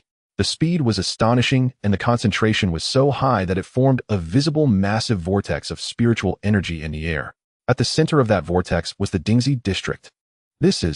Someone is condensing the golden core. Qingshan real person suddenly turned, her head, shock evident on her pale face. She could sense that the momentum of this golden core formation far exceeded the ordinary. The 4 golden core demon cultivators outside the city also halted their attacks, looking into the city with uncertainty. Such a commotion. Has the human race added another golden core? Given the level of spiritual energy gathering, it must be of high grade, said a demon cultivator with a single horn. The vortex of spiritual energy grew larger, nearly covering half of the immortal city. At the center of the vortex, faint sounds of wind and thunder emanated. Inside the cave, Qingshan had reached the most critical moment.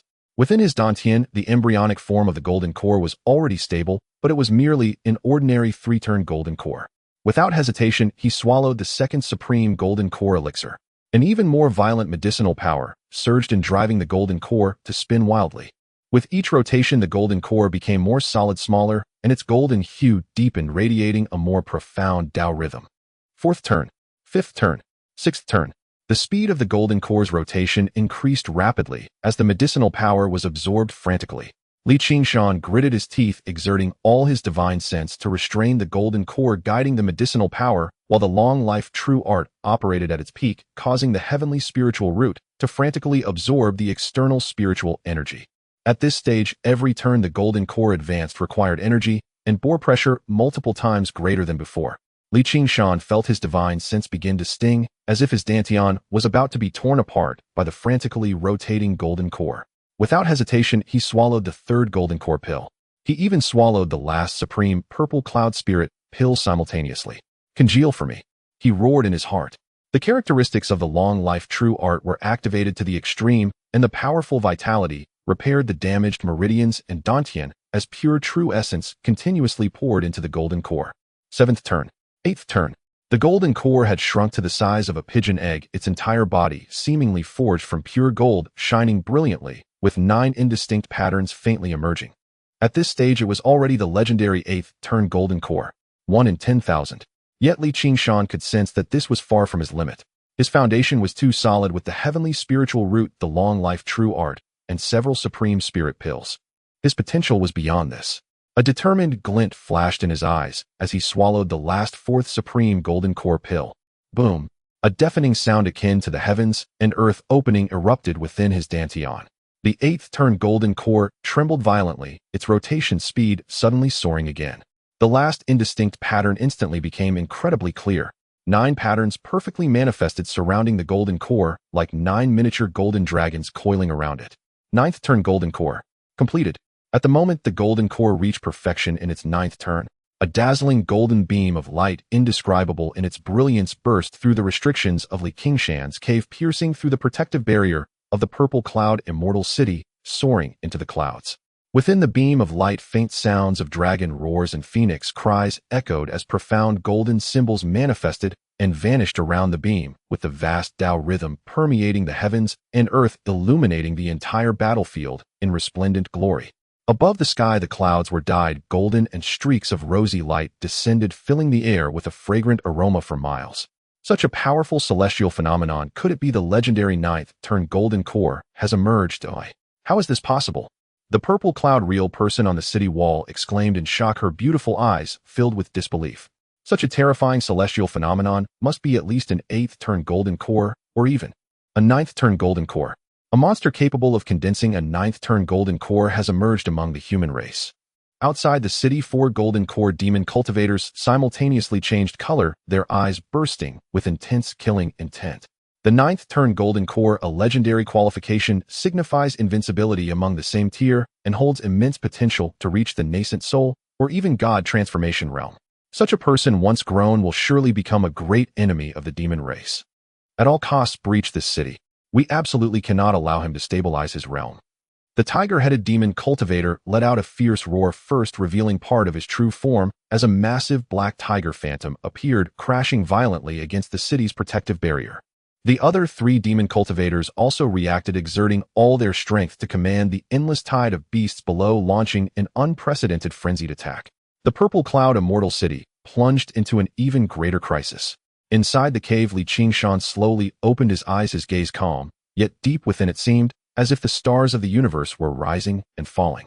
He sensed the flawless round 9th turn golden core within his dantian, an unprecedented feeling of power filling his entire being. The path of the golden core has been established. A 9th turn golden core. Finally, I have broken through to the golden core realm. Qingshan murmured softly, his eyes filled with a sense of nostalgia. 100 years of cultivation. After a lengthy 30-year journey in the path of cultivation, today, with a golden core swallowed, from now on my fate is mine and not dictated by heaven. At this moment, Qingshan's skin was as smooth as a baby's, and he was filled with vibrant vitality, restoring him to the appearance of a 17 or 18-year-old youth, with long black hair, flying, his entire being brimming with boundless power. The golden core grants 500 years of lifespan. Qingshan's long life true art can further increase his lifespan by 4 cycles during the golden core period, meaning he now possesses 740 years of lifespan. In comparison to the long lifespan, a mere 130 years is trivial, akin to a young man. Now, even if Yi Lingshuang Lung Weiyue and Zhou Taoyao stood before Qingshan, they might not recognize him. Outside the purple cloud immortal city. Boom. The great formation rumbled, the barrier dimmed, and cracks appeared, clearly reaching the limit of the formation's endurance. As the light of the purple cloud immortal city's protective formation dimmed to its utmost, the tiger-headed demon cultivator, grinning, raised his mountain-cleaving blade, preparing to deliver the final blow, while countless cultivators in the city displayed despair. Suddenly, a clear and long sword cry resonated through the heavens and earth. This sword cry initially seemed to come from beyond the 9 heavens, faint and imperceptible, but in an instant it filled the entire realm, overwhelming all the sounds of battle, beast roars, and magical artifacts. Then an indescribably brilliant and resplendent ray of sword light, seemingly born from the void, spanned the heavens, illuminating hundreds of miles.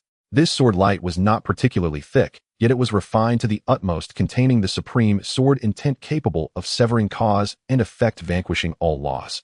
Wherever it passed, space seemed to be silently cut open, leaving behind faint black traces.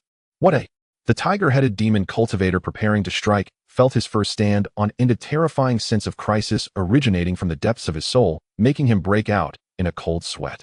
He abruptly looked up, gazing at the sword light that seemed to ignore the distance of space, and had already slashed before him, letting out a terrified roar, a nascent soul sword cultivator. No. The human nascent soul dares to intervene in our battle. You have violated the agreement. He frantically burned his demon power, trying to summon all defensive magical artifacts to resist, but the sword light treated it as nothing, merely sweeping past. The voice of the tiger-headed demon cultivator abruptly ceased, his fierce expression frozen on his face. In the next moment, his massive demon body, along with the mountain-cleaving blade artifact in his hand, and the protective demon light swirling around him, disintegrated like a sand sculpture blown apart by the wind, silently turning into the finest powder, with even his demon soul unable to escape, completely obliterated. With one sword strike, a fully matured golden core great demon was annihilated in both form and spirit. Silence. A deathly stillness enveloped the entire battlefield. Whether it was the cultivators inside the city or the beasts outside, they were all thoroughly stunned by this sudden miraculous sword strike. The remaining 3 golden core demon cultivators' sneers and killing intent instantly transformed into boundless fear and disbelief. Big brother, run. Quick, flee. The human nascent soul old monster has intervened, run. The 3 demon cultivators showed no hesitation, instantly transforming into 3 beams of demon light, fleeing in 3 different directions. Faced with the nascent soul old monster, especially the sword cultivator with the strongest attack power, they could not harbor even a thought of resistance. However, that radiant sword light gently bent in the air, as if possessing spirit, splitting into 3, moving even faster. No. Ancestor, save me. Following 3 short piercing screams, 3 massive demonic energy fireworks burst in the distant sky. The 3 core formation demon cultivators followed the path of the tiger-headed demon cultivator, unable to even struggle before perishing utterly. The sword light did not cease descending like a divine punishment into the dense beast tide below. There was no earth-shattering explosion, no dazzling radiance of spells. Only countless fine, yet fiercely sharp sword energies that wove and slaughtered as if alive. Wherever they passed, whether first-tier lesser demons or second- and third-tier elite demonic beasts, they fell like wheat, scythed down, their bodies intact, but their life force utterly extinguished. In the blink of an eye, the dark, despairing beast tide outside the city was cleared away in a vast swath. The surviving demonic beasts let out terrified wails, completely losing control as they fled madly in all directions. From the appearance of that sword light to the fall of 4 core formation demon cultivators, and the rout of the beast tide, only a few short breaths had passed. On the city wall, the surviving Qingshan and several golden core rogue cultivators stared at the scene in stunned disbelief, as if in a dream. 1 sword. Just 1 sword. Is this the power of a nascent soul old monster? Murmured a golden core rogue cultivator, his body trembling slightly from a mix of excitement and lingering fear. Qingshan was the first to recover her senses. She abruptly looked toward the sky. There above the clouds, an old man in a simple green robe with white hair and beard and a massive vermilion wine gourd hanging at his waist was lazily descending through the air. His face was gaunt, his gaze seemingly murky, yet when his eyes occasionally opened and closed, it seemed as if sword light flickered within. The flying sword that had slain the 4 great demon cultivators and shattered the beast tide had now transformed into a streak of light, obediently returning to the scabbard on his back. Upon seeing the old man's face and the iconic wine gourd, Qingshan's delicate frame trembled violently. Her face filled with immense reverence and excitement as she hastily adjusted her robes, knelt in the air, and spoke with a trembling voice. Junior Qingshan greets the arrival of the wine sword immortal ancestor. Thank you, ancestor, for saving our lives. The several golden core rogue cultivators behind her were so terrified that their souls nearly fled. They hurriedly knelt as well, not daring to raise their heads. Wine sword immortal. The supreme elder of the 5 elements sect, a late nascent soul grand cultivator who had dominated the eastern wastelands for centuries with sword Tao that reached the divine and a love for wine as deep as life itself. He was truly a figure standing at the pinnacle of the eastern wastelands cultivation world. The wine sword immortal let out a burp, waved his hand casually, and a gentle force lifted them up. Rise. Spare me the formalities. I was passing by, caught a whiff of wine. I sensed the demonic aura surging to the heavens and thought I'd chop down a few blind little beasts to stretch my limbs. His gaze swept over the devastated area outside the city, finally settling on the golden pillar of light that had not yet fully dissipated, connecting heaven and earth along with the vast pervasive Tao resonance. His murky eyes brightened, slightly flickering with surprise and curiosity. That golden core phenomenon just now. A 9-turn golden core. Tisk, who would have thought such a figure could emerge from this remote place? Little girl, take me to have a look.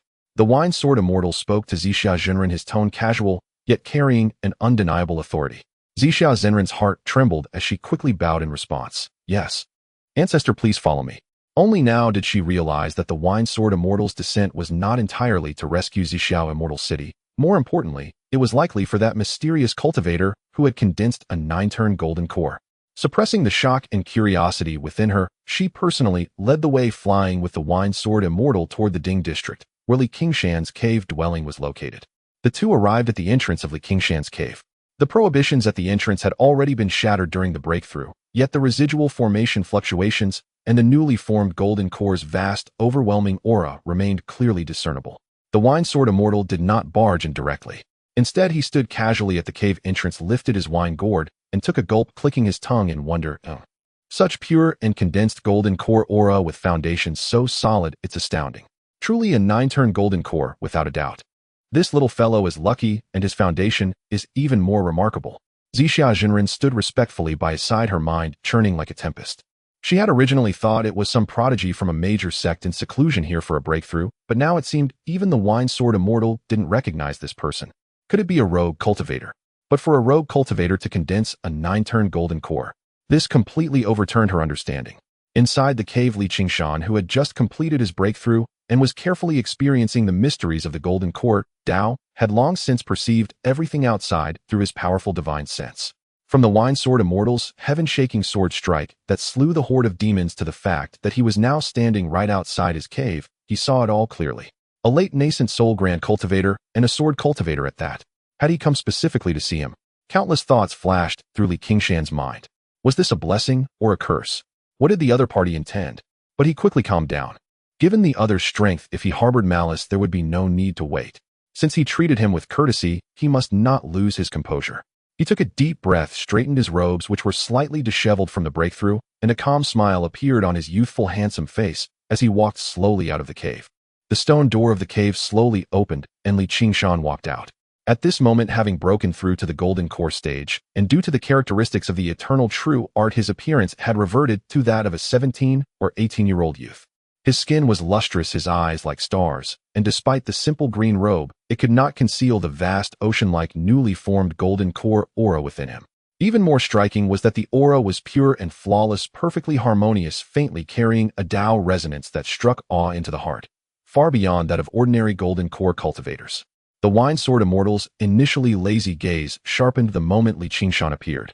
He scrutinized him from head to toe, pausing slightly at his dantian, and the admiration in his eyes deepened.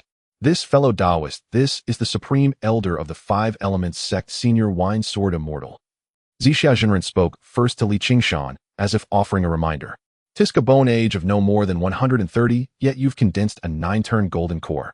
The depth of your foundation and the purity of your mana are beyond anything I've seen in my life. Boy, what is your name? Which sect do you belong to?" The wine sword immortal took a gulp of wine and asked with keen interest, his tone as casual as if making small talk. Li Qingshan had long prepared his story. He cupped his hands in a respectful but not obsequious bow and spoke in a clear voice. "Junior, Zhou Yun pays respects to Senior Wine Sword Immortal. Thank you, Senior, for your earlier intervention in lifting the siege of Zixia Immortal City. I am but a rogue cultivator without a master, having stumbled upon a predecessor's legacy and thus fortunate enough to form my core." A rogue cultivator. The wine sword immortal raised an eyebrow, his surprise deepening, and then burst into laughter. "A fine stumbled upon a predecessor's legacy, you say? A legacy capable of nurturing a 9-turn golden core like you must be extraordinary indeed. But the path of a rogue cultivator is fraught with hardship and peril, especially in this chaotic era of the demon invasion, where every step is treacherous."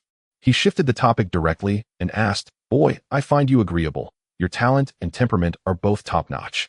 Would you be willing to join my 5 Elements sect as a guest elder in name?" "Honorary elder." Li Qingshan feigned a subtle flicker of astonishment. Beside him, Zixia Zhenren and the others held their breath, eyes shimmering with envy. An honorary elder of the Wuxing sect, one of the 8 supreme sects of the Eastern Wastelands. Its honorary elders commanded immense prestige and boundless resources, a long-cherished sanctuary for countless unaffiliated golden core cultivators. The Winian sword immortal tilted his wine gourd and explained, "Fear not. It imposes no constraint upon your freedom. As an honorary elder, you need not reside permanently within the sect. Your movements remain entirely unrestricted. You need only fulfill a set number of missions assigned annually by the sect, or intervene when urgent matters arise.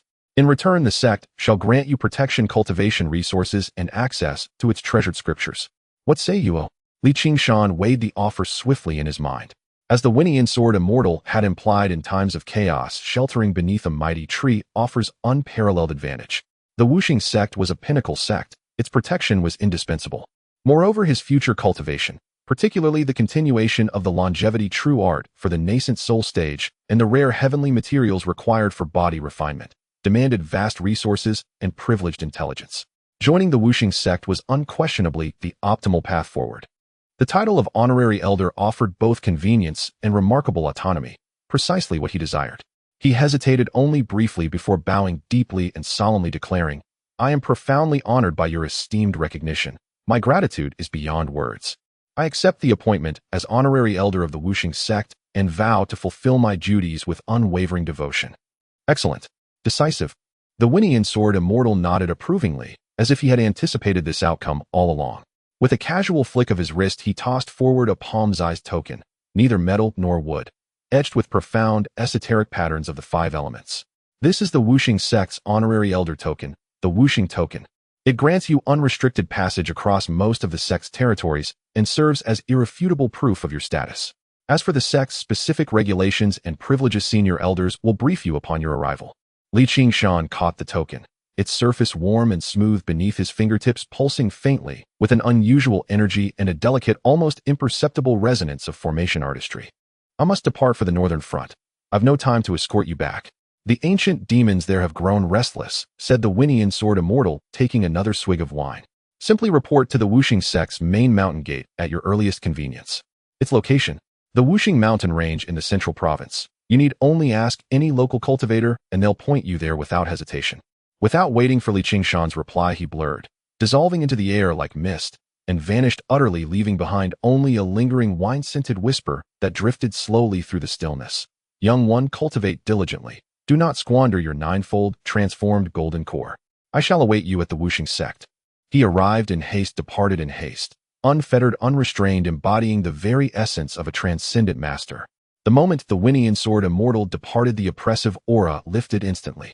Zixia Jinren and the other golden core cultivators finally dared step forward, offering heartfelt congratulations, now markedly more reverent and effusive than before. "Congratulations, Taoist Zhou.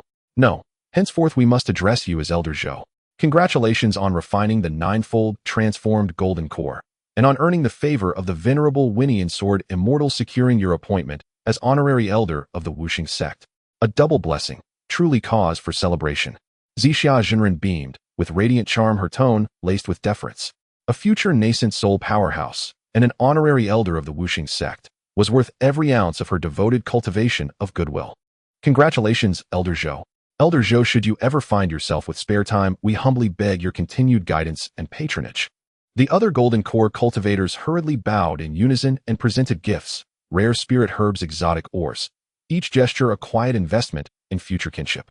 Qingshan reciprocated each courtesy with grace and humility, never letting status inflate his demeanor, yet maintaining a dignified, measured distance.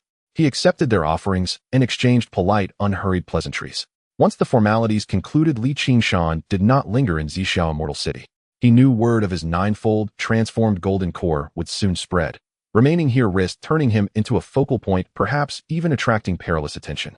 Returning to his cave residence, he packed lightly, most essentials already secured within his spatial ring and Rui gourd, then slipped quietly out of the city under cover of dusk. Beyond the city walls, he avoided conspicuous flight.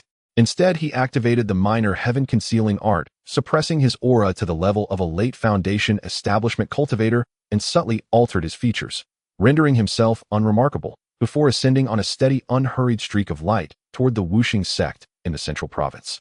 "With my current cultivation, even if I cannot best Zhang Yuzhen outright, I possess ample means to defend myself. Yet once my strength deepens further, that lingering threat must be eradicated, once and for all." A sharp glint flared in Qingshan's eyes as this resolve crystallized within his thoughts. His mind roamed far and wide along the journey.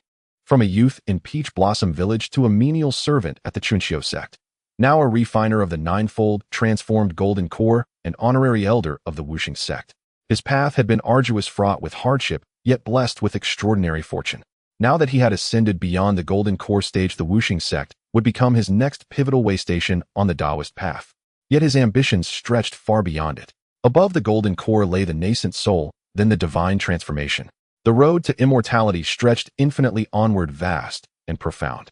A streak of azure light carved across the heavens, carrying a newly ascended golden core cultivator racing toward the distant majestic peaks of the Wuxing sect. The journey to the Wuxing sect was far from tranquil. Though large-scale beast tides diminished as he approached the central province, sporadic demonic beast attacks grew markedly more frequent. Many remote villages and wild hills now shrouded in faint demonic qi and the metallic tang of blood. Relying on his formidable divine sense, Qingshan skillfully evaded several sizable demon beast clusters. Smaller, unavoidable groups became living whetstones, testing his mastery of golden core power. His frost-edged sword hummed softly, his soul-annihilating needles struck in utter silence. Often in a single glance, several low-tier demonic beasts lay lifeless. He scarcely needed to exert full strength. The vast refined spiritual energy granted by his ninefold transformed golden core surpassed that of ordinary early-stage golden core cultivators by a wide margin. Even so, the chaos and peril wrought by the demonic invasion became starkly clearer, fueling his determination to ascend ever higher, ever faster. On that day, a vast undulating mountain range finally rose on the horizon, towering mischieved and suffused with dense spiritual energy. Its geomantic contours were profoundly arcane, subtly echoing the eternal rotation of the five elements.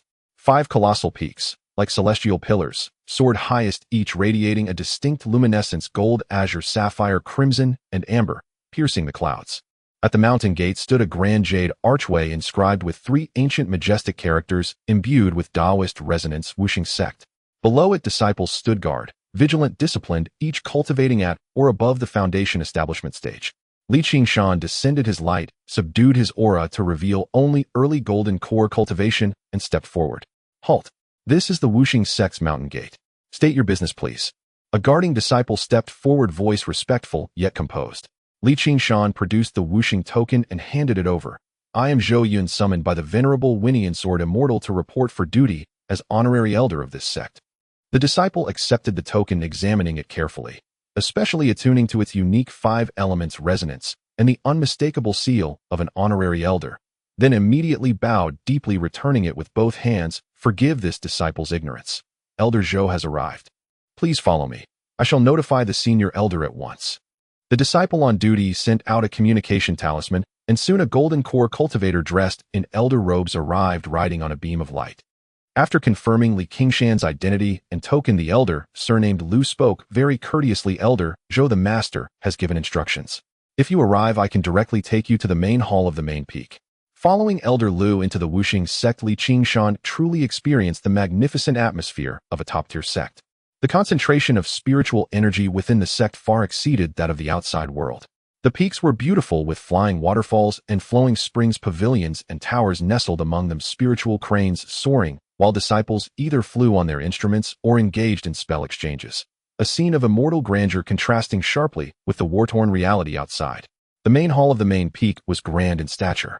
The current master of the Wuxing sect, Master Liehua, was a middle-aged Taoist with a refined appearance and a profound aura, having reached the late golden core stage. He had evidently already learned of Qingshan's existence from the communication of the wine sword immortal, especially regarding the matter of the 9 turns golden core. Elder Zhou, welcome to the Wuxing sect. Master Liehua smiled warmly, his tone friendly. Uncle Master Wine Sword has already informed me, saying that Elder Zhou is a true dragon among men.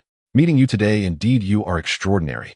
Achieving the golden core at such a young age is indeed a fortune for our Wuxing sect. Qingshan quickly returned the compliment, saying the master overpraises me. I am merely fortunate. In the future, I will need the master's guidance.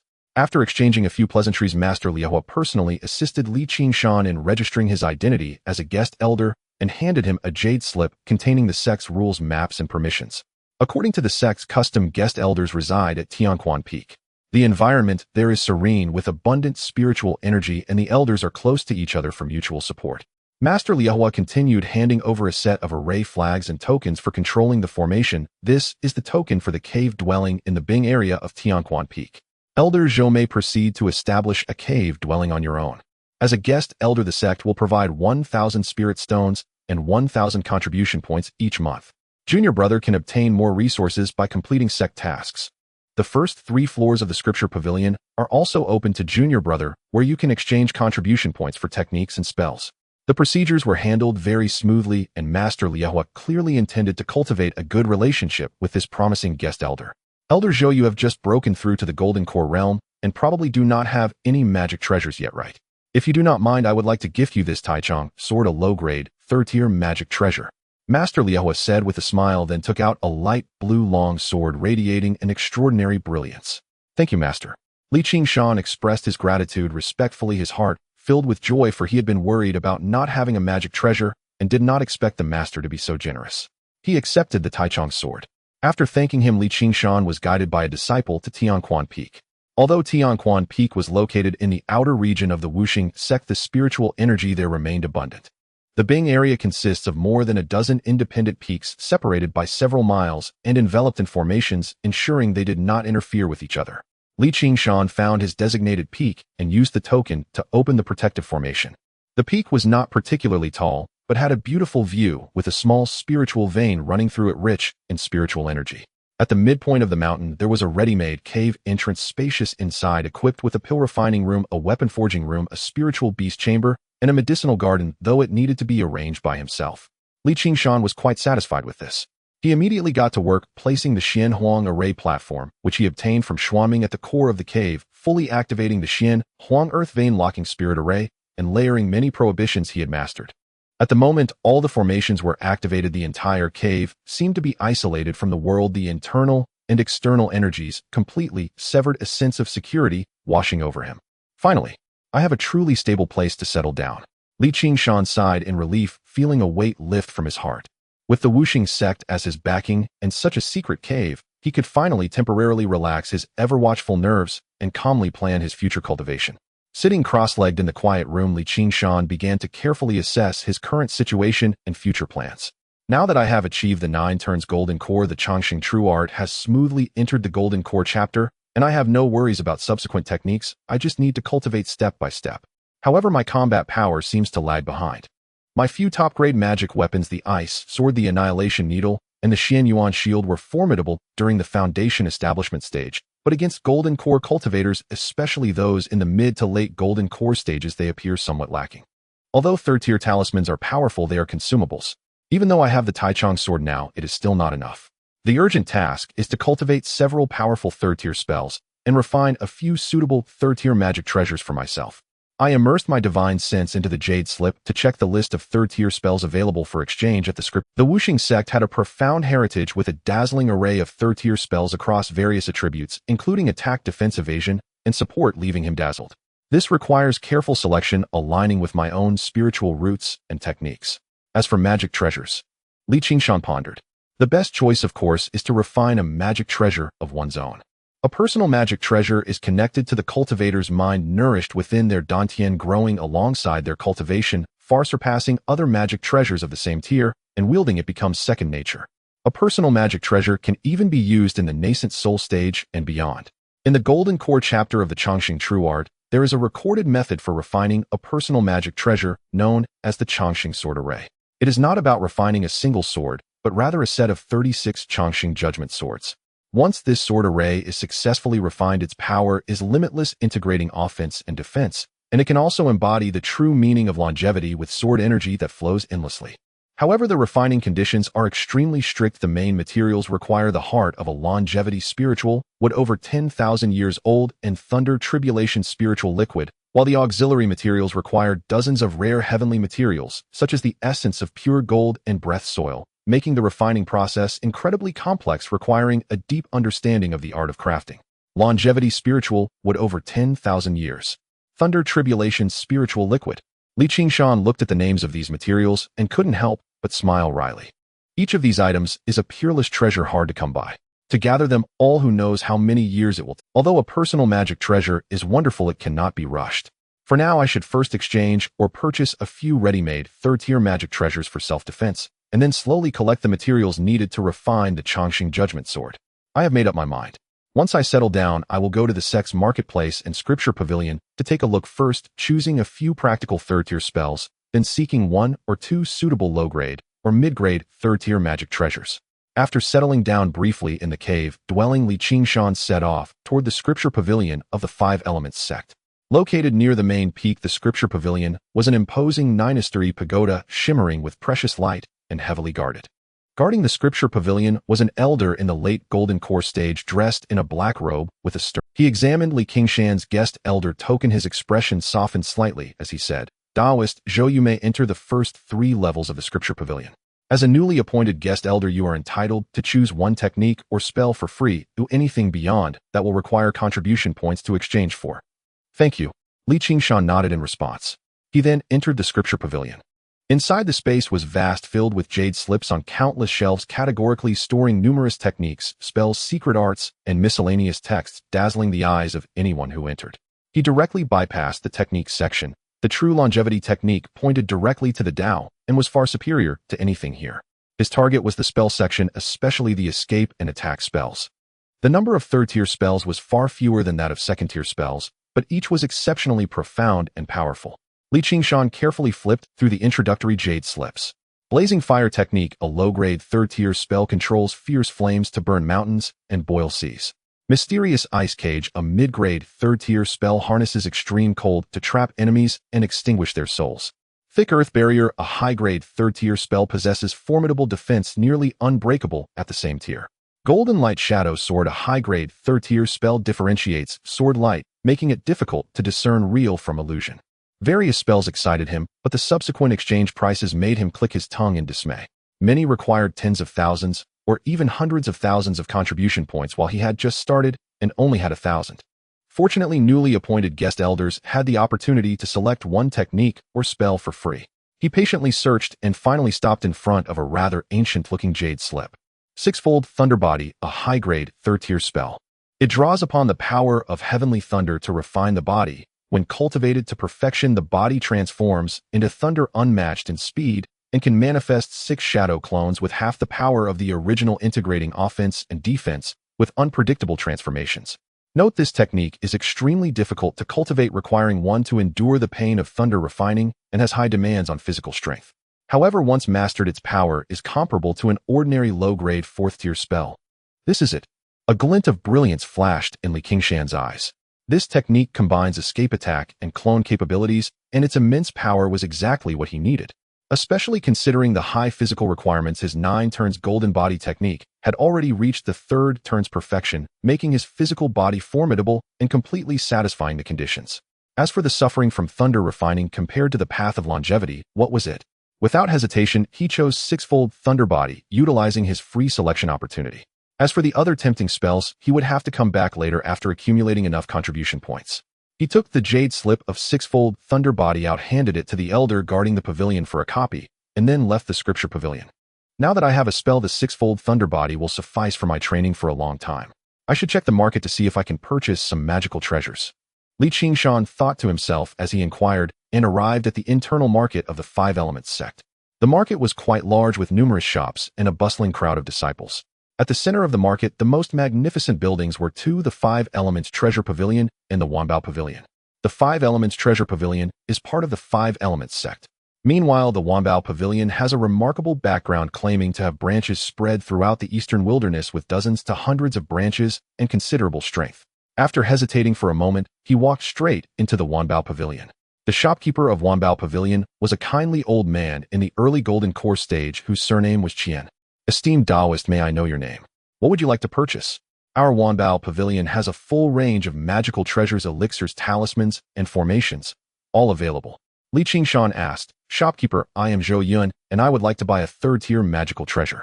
Does the Wanbao Pavilion have any 3rd-tier magical treasures?" "Of course we have them. Please follow me." Upon hearing that Qingshan wanted to buy a 3rd-tier magical treasure, shopkeeper Qian immediately welcomed him enthusiastically into the inner chamber for tea. Soon he came in holding several treasure boxes. "Taoist Zhou, please take a look." Shopkeeper Qian opened the treasure boxes and took out 3 gleaming items. This is the Crimson Flame Blade, a low-grade, 3rd-tier magical treasure with a burning effect not insignificant in power. This is the Greenwood Shield, a mid-grade, 3rd-tier magical treasure with strong defense that can absorb with spiritual energy for self-repair. And this pair of Wind-Chasing Boots, a low-grade, 3rd-tier magical treasure that greatly enhances escape speed. Li Qingshan glanced at them, but shook his head slightly, saying, "Shopkeeper Qian, do you have any flying swords? I am not skilled in blade techniques, and would like to purchase a flying sword. As for escape techniques, I already have training in that." "Flying swords? Of course we do." Shopkeeper Qian's eyes lit up as he smiled, saying, "The elder has come at just the right time. We have just received a Thunderbolt sword, a low-grade, third-tier magical treasure forged from a meteorite, with a touch of thunder power, swift and fierce, effective against evil and demons. Thunder attribute magical treasures are indeed rare, with the strongest attack power. As for defensive magical treasures, this mystic turtle shield, although only a low-grade third-tier treasure, is made from the shell of a 1,000-year-old mystic turtle with extremely strong defense, capable of withstanding several full-force attacks from late golden core cultivators. If not for some unforeseen circumstances during its crafting, it would have been at least a high-grade, third-tier magical treasure. These two items are among the finest magical treasures in our Wanbao Pavilion. I wouldn't easily part with them for an ordinary person." He then took out a sword and a shield. The Thunderbolt sword was entirely purple and shimmered with lightning patterns swirling around the blade, slightly trembling, with arcs of lightning jumping. The mystic turtle shield was heavy and ancient, looking dark yellow in color, exuding a stable aura like a mountain. Li Qingshan sensed them for a moment, feeling satisfied, and asked, "What is the price for these two magical treasures?" "The Thunderbolt sword is priced at 1500 low-grade spirit stones, and the mystic turtle shield at 200 low-grade spirit stones." Shopkeeper Qian quoted the prices. Li Qingshan secretly sighed at how expensive third-tier magical treasures were. After pondering for a moment, he took out the ice sword and Xianyuan shield, saying, "Shopkeeper Qian, please take a look at these two top-quality spiritual weapons. What is their price?" "Top-quality spiritual weapons. Such items are not commonly seen." Shopkeeper Qian's eyes brightened as he quickly examined them carefully, saying, "These two spiritual weapons are of excellent quality, but they are still second-tier. In this case, our pavilion is willing to offer 2000 low-grade spirit stones for their purchase. Top-quality spiritual weapons are lethal tools for Foundation establishment stage cultivators. In some respects, their price is not lower than that of low-grade, third-tier magical treasures. Because Foundation establishment cultivators can use top-quality spiritual weapons but cannot utilize third-tier magical treasures. The crafting difficulty of top-quality spiritual weapons is not any easier than that of third-tier magical treasures. They are extremely rare in the market, so their prices are also quite high." Li Qingshan nodded, finding this price reasonable. He then paid 1500 spirit stones, completing the transaction. He stored the newly acquired two magical treasures and casually asked, "Shopkeeper Qian, does your pavilion have any flying needles or similar items that specifically harm souls?" Upon hearing this, Shopkeeper Qian smiled bitterly and shook his head, saying, "Elder Zhou, you jest. Such strange and malignant items that specifically harm souls are extremely difficult to craft with rare materials. Once they appear, they are priced exorbitantly, often causing harm to heaven and earth, and are not typically sold publicly. Our pavilion indeed does not have any at the moment." Li Qingshan felt a bit disappointed, but it was also within expectations.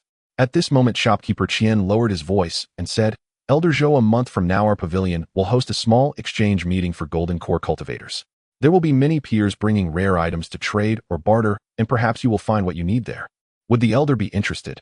Saying this, he handed over a golden invitation card. Li Qingshan's heart stirred. A treasure exchange meeting. What a great opportunity. He took the invitation and said, "Thank you, Manager Qian. I will definitely attend the meeting on that day." He left the Wanbao Pavilion and returned to the cave dwelling at Tianquan Peak. Li Qingshan eagerly placed the newly acquired third-grade low-grade thunder sword, the third-grade low-grade Xian turtle shield, and the jade slip containing the six-fold thunder body into the Rui gourd. He spent the night with anticipation. The next day, he immediately checked the changes within the gourd. To his astonishment, the originally purple thunder sword had undergone a tremendous transformation. The sword blade had become longer and more graceful, displaying a profound purple golden color. The previously flickering lightning arcs had transformed into terrifying purple electric snakes that coiled around the blade, exuding an imposing pressure that reached the level of third-grade top quality. At the hilt, two ancient characters naturally formed, Tianshao. As for the Xian turtle shield, its size had reduced slightly, yet it became thicker and denser. The color changed to a deep, dark golden hue, and a clear Xian turtle totem emerged on its surface, with the turtle shell patterns shimmering with a metallic sheen, indicating that its defensive power had also been elevated to the third-grade top quality level. On the back of the shield, there were likewise two ancient characters, Wutu. Tianshao's sword, Wutu shield. What a treasure! Li Qingshan was overjoyed. Finally, his gaze fell upon the jade slip. The slip had become radiant, and the recorded spell's six-fold thunder body had remarkably been upgraded to nine-fold thunder body. Ninefold Thunder Body. How powerful! Qingshan's eyes lit up and he became excited. The ninefold thunder body not only retained the swiftness of attracting lightning and transforming into thunder, as well as the ability to conjure lightning shadow clones, but it also increased the number of clones from 6 to 9. Each clone's combat power had risen from half of the main body to 70%. Even more terrifying was that the 9 clones could set up the 9 Heavens Thunder Prison Sword Array, with the main body yielding boundless power. Moreover, this ninefold thunder body could be cultivated all the way to the nascent soul stage, making it a genuine divine ability comparable to 4th grade top quality. Great. So wonderful. Qingshan couldn't help but burst into hearty laughter, overwhelmed with excitement. The Rui Gourd had never let him down. 2 3rd grade top quality treasures and a divine ability that could reach 4th grade, his combat power was set for a qualitative leap. As for the Taichung sword gifted by the sect leader Qingshan did not put it into the Rui Gourd for enhancement. Having the ordinary Taichung sword out in the open was just right to conceal his strength. He suppressed the urge to cultivate immediately and first began to refine the 2 newly acquired top-quality treasures. He forced out his essence blood and patiently refined the Tianshao sword and Wutu shield using the true fire of his golden core. Due to the enhancement from the Rui Gourd, the refinement process went exceptionally smoothly. In less than a month, the 2 treasures had become as familiar as his own limbs, nourishing within his dantian. A month passed in the blink of an eye. One day, Qingshan arrived at the training ground outside his cave. With a slight shift of his mind, he shouted softly, "Swift." A purple-golden electric light shot out from his dantian, expanding in the wind, transforming into a long sword entwined with terrifying purple electric snakes. It struck towards a remote, deserted mountain several miles away with a speed that was almost impossible to capture with the naked eye, akin to divine punishment from the heavens. Boom! A thunderous roar erupted, shaking the entire deserted mountain violently under the brilliant thunder light, which then split it in 2, with countless fragments turning to dust under the thunder's might. Smoke and dust filled the air with arcs of lightning scattering everywhere, producing an alarming effect. Return! Qingshan waved his hand, and the Tianshao sword transformed into electric light, flying back into his body. He nodded in satisfaction, then with another thought the Wutu shield appeared before him, instantly transforming into a giant dark golden shield the size of a door panel. The Xian turtle totem on the shield radiated a powerful aura that was as steady as a mountain and indestructible. With this sword and shield, both offense and defense are covered. My strength is sufficient to rival mid-golden core cultivators, and even against late golden core opponents I have the power to fight back. Feeling the power of the 2 top-quality treasures, Qingshan's spirit surged with pride. Considering the time, the Wanbao Pavilion's treasure exchange meeting was about to commence. He once again used the little covering heaven technique to maintain his cultivation fluctuation at the level of early golden core, donned an ordinary black robe, and wore a cloak that could block spiritual sense detection. Only then did he leave Tianquan Peak, returning to the Wanbao Pavilion in the market. Manager Qian had long been waiting. Upon seeing his attire, he was not surprised and smiled as he led him to a hidden teleportation array in the backyard. With a flash of light, Qingshan found himself in a magnificent palace deep underground. The palace was softly lit and elegantly decorated with 2 or 3 dozen cultivators already present. All of them, like Qingshan, either wore cloaks, masked their faces with spell masks, or were shrouded in mist, clearly unwilling to reveal their true identities. They maintained a cautious distance from each other, with only a few speaking softly, creating an atmosphere that felt somewhat oppressive and mysterious. The spiritual pressure radiating from these cultivators was formidable, with the weakest being at the early golden core stage, and among them were several with alarming late golden core or even perfected golden core auras. Qingshan quietly found an inconspicuous corner to sit down, concealing his aura as he awaited patiently. Before long, an elder dressed in Wanbao Pavilion attire, his features obscured by light, approached the central display stage of the palace and announced in a loud voice, "Welcome, fellow Taoists, to this Wanbao Pavilion Golden Core Exchange meeting. The rules remain the same. Our pavilion provides the platform, and each fellow Taoist may present their treasures, stating what they seek in return, whether it be spirit stones or exchange of items, allowing for free trade. The highest bidder shall obtain the items, or those destined shall acquire them. I will preside over this meeting, hoping every fellow Taoist gets what they need and leaves satisfied. Now the exchange meeting begins."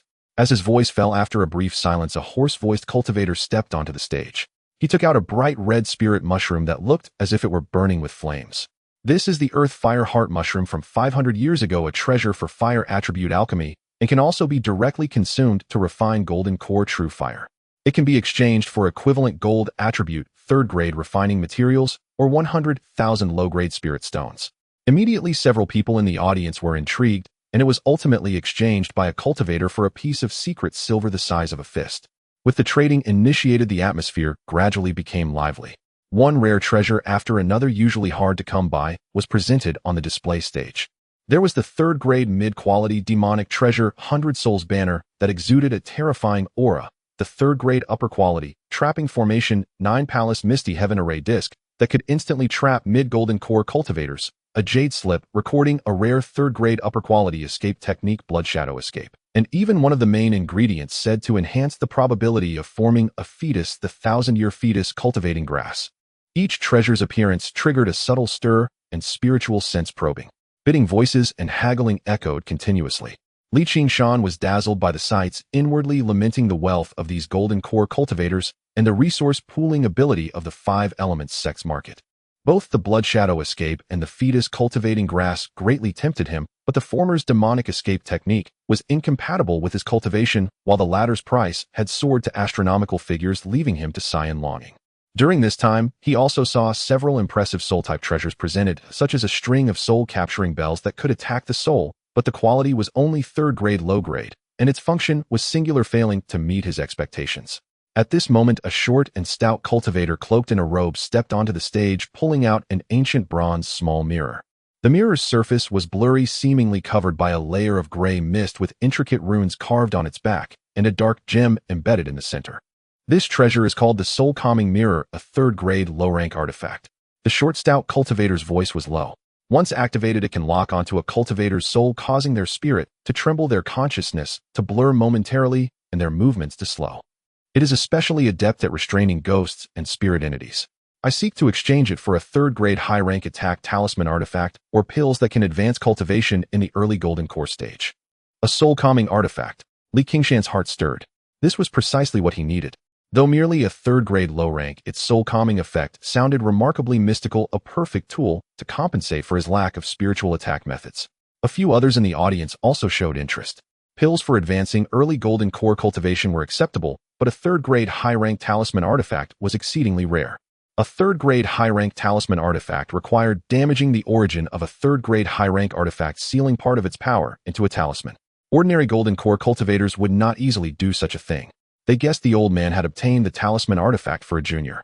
A cultivator spoke up. I offer 3 bottles of jade liquid pills, 5 pills, each all of medium quality. The short, stout cultivator shook his head. Not enough. Another said, what about a third-grade low-rank defensive inner armor? The short, stout cultivator seemed tempted, but replied, fellow Taoist, a third-grade low rank is a bit too low. Qingshan knew he could wait no longer. He spoke in a deep voice altered by his magical power to sound aged.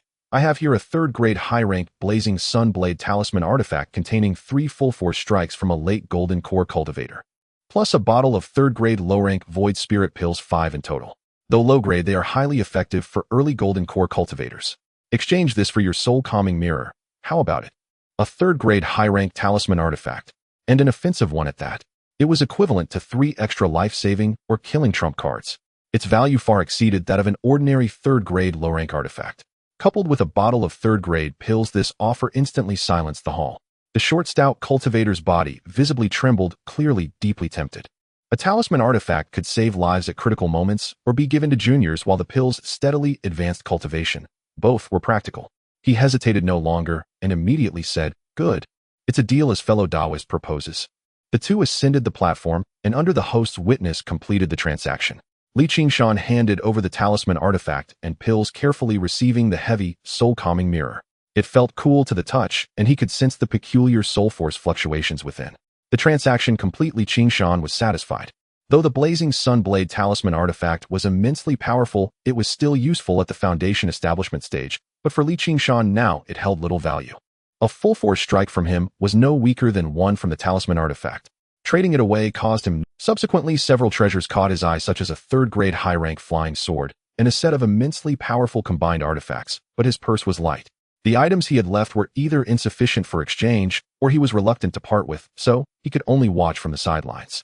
The exchange continued for about 2 hours before concluding. The crowd began to disperse.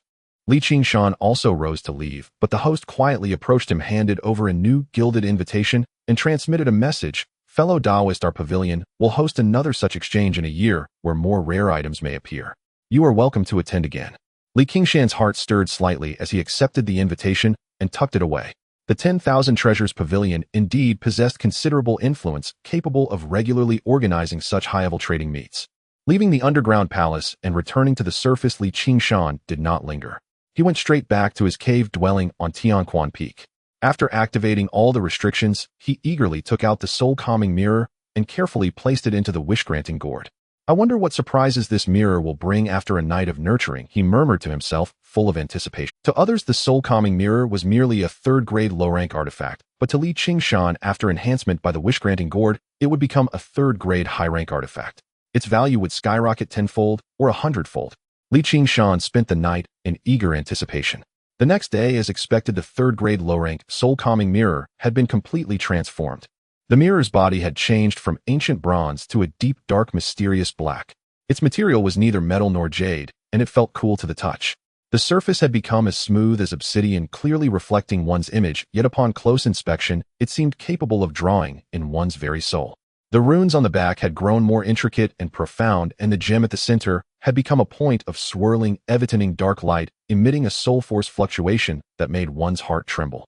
A third-grade high-rank artifact. The soul-seizing dark mirror. Its power far surpassed the previous mirror's ability to merely calm souls. It could directly assault and even damage an opponent's spirit. Its restraining power against spirits and ghosts had reached a terrifying level. Overjoyed, Li Qingshan immediately began to refine this third high-rank artifact. At the same time, he formally commenced the cultivation of the ninefold thunder body and the deep nurturing of his other two artifacts.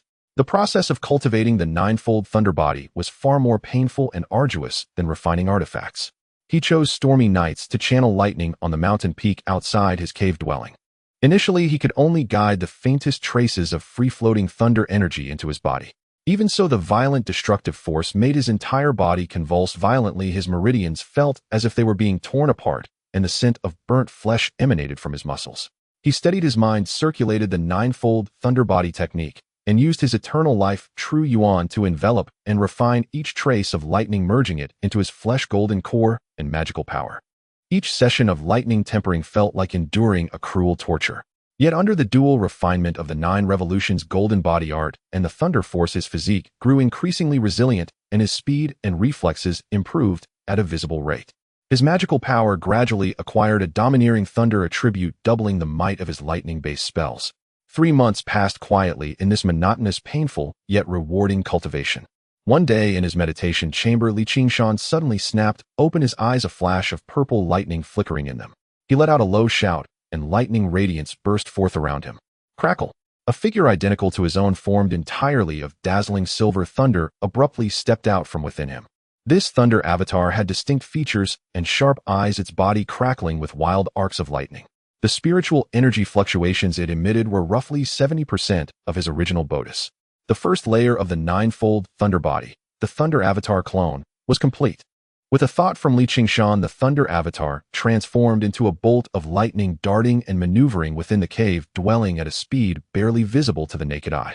Its fists and kicks carried the sound of wind and thunder, unleashing considerable power. Excellent.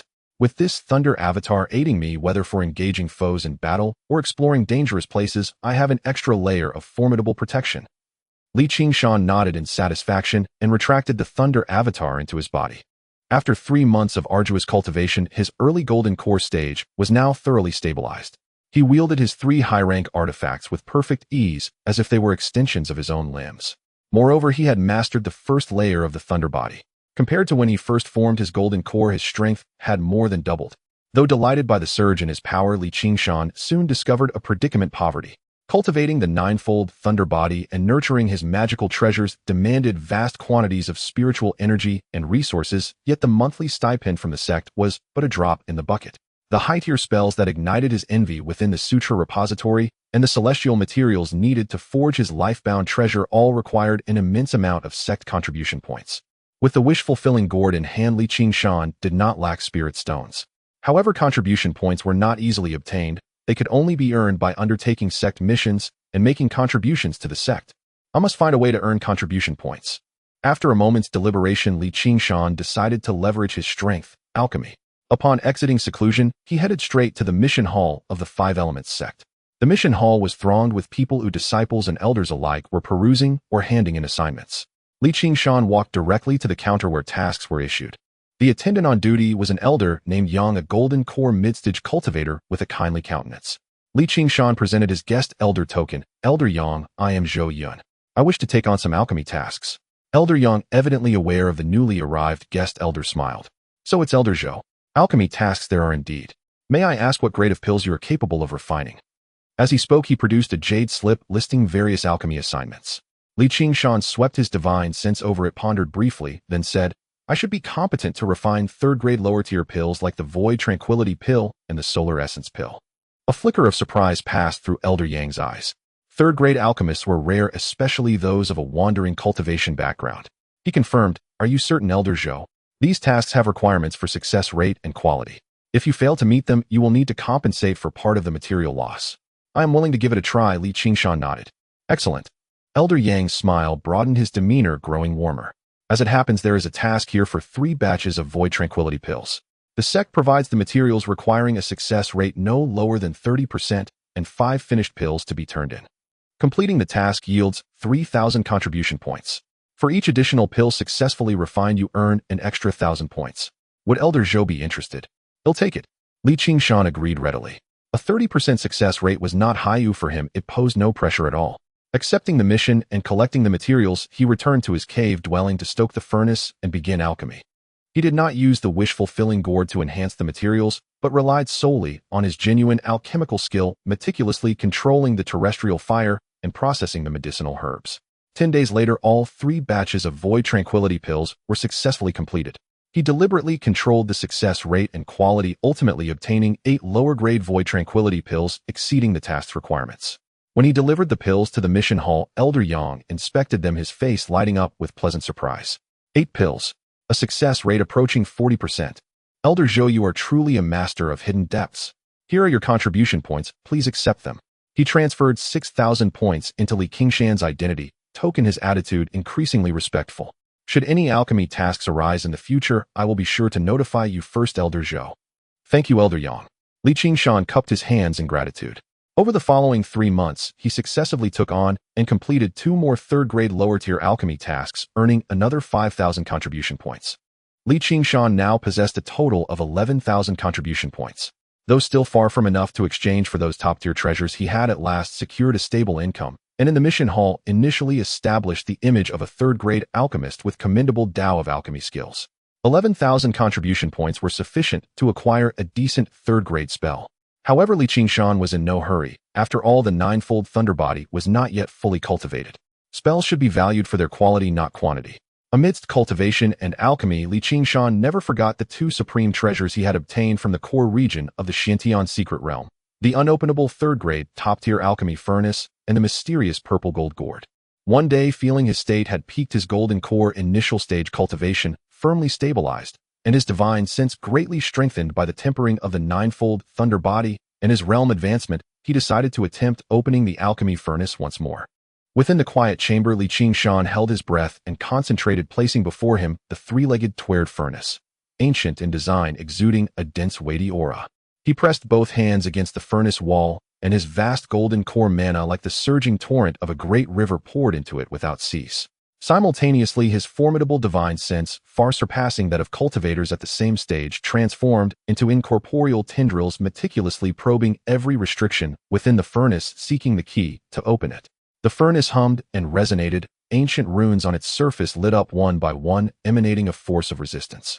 The lid remained tightly sealed, as if fused with the body of the furnace, impossible to budge. Qingshan remained patient and composed. His eternal life, true Yuan, flowed endlessly, his divine sense exquisitely detailed. Like the most patient craftsman, he gradually wore away at the residual marks of the former owner and the powerful restrictions on the furnace. This process was immensely draining on both mind and mana. It consumed a full 2 months, during which Qingshan barely slept or rested, immersing himself entirely in the endeavor. Finally, at the midnight hour of this day, when his mana and divine sense achieved a subtle equilibrium, a faint clicking sound of a mechanism echoed from within the furnace. A sliver of a gap appeared between the lid and the body of the furnace. An indescribably pure medicinal fragrance, almost tangible, seeped through the crack and instantly filled the entire quiet chamber. With just one whiff, Qingshan felt his spirits soar, every pore on his body opened, and even the circulation of his golden core seemed to quicken. Success! Joy surged within him as he carefully lifted the lid completely. Within the furnace, there was no imagined blazing pill fire or residue. Only 3 pills, each the size of a dragon's eye, perfectly round and flawless, with a warm milky white luster, lay quietly at the bottom. Within the furnace, there was no imagined blazing pill fire or residue. Only 3 pills, each the size of a dragon's eye, perfectly round and flawless, with a warm milky white luster, lay quietly at the bottom. What kind of pill is this? Qingshan's breathing quickened. Although he was already a third-grade alchemist, the energy level and Tao resonance emitted by this pill far exceeded his comprehension. He carefully extracted the 3 pills, placed them into the finest jade bottle, and sealed it with multiple layers of restrictions. He immediately retrieved the jade slip of the alchemy canon lower volume, meticulously cross-referencing the records of various ancient divine pills. After searching for a long time, his gaze finally fixed upon a passage, and his heart began to pound violently. Heaven-mending pill, a 4th-grade, top-tier divine pill. It seizes the creation of heaven and earth and infringes upon the profound mysteries of the sun and moon.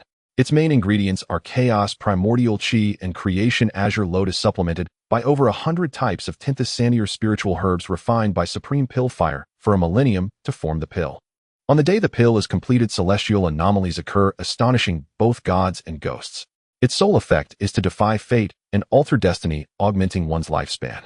1 pill extends life by 300 years. However, bound by the laws of heaven, this pill can only be taken once in a lifetime. Multiple doses are ineffective, extending life by 300 years. Qingshan's hand holding the jade bottle trembled slightly. It was the legendary 4th-grade, top-tier divine pill, the heaven-mending pill. This is a treasure sought after by countless cultivators, especially those ancient beings whose lifespans are nearing their end. Its value cannot be measured by spirit stones. No wonder that Xianming was pursued by the Danding sect. This Danding true scripture is too precious. It even contains such an ancient spirit pill as the repairing heaven pill. Perhaps this is the true reason why the Danding sect refuses to let him go.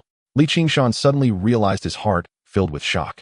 The Xiantian sect was able to refine the repairing heaven pill back then, so it must have also been an extremely powerful sacred land of cultivation in ancient times.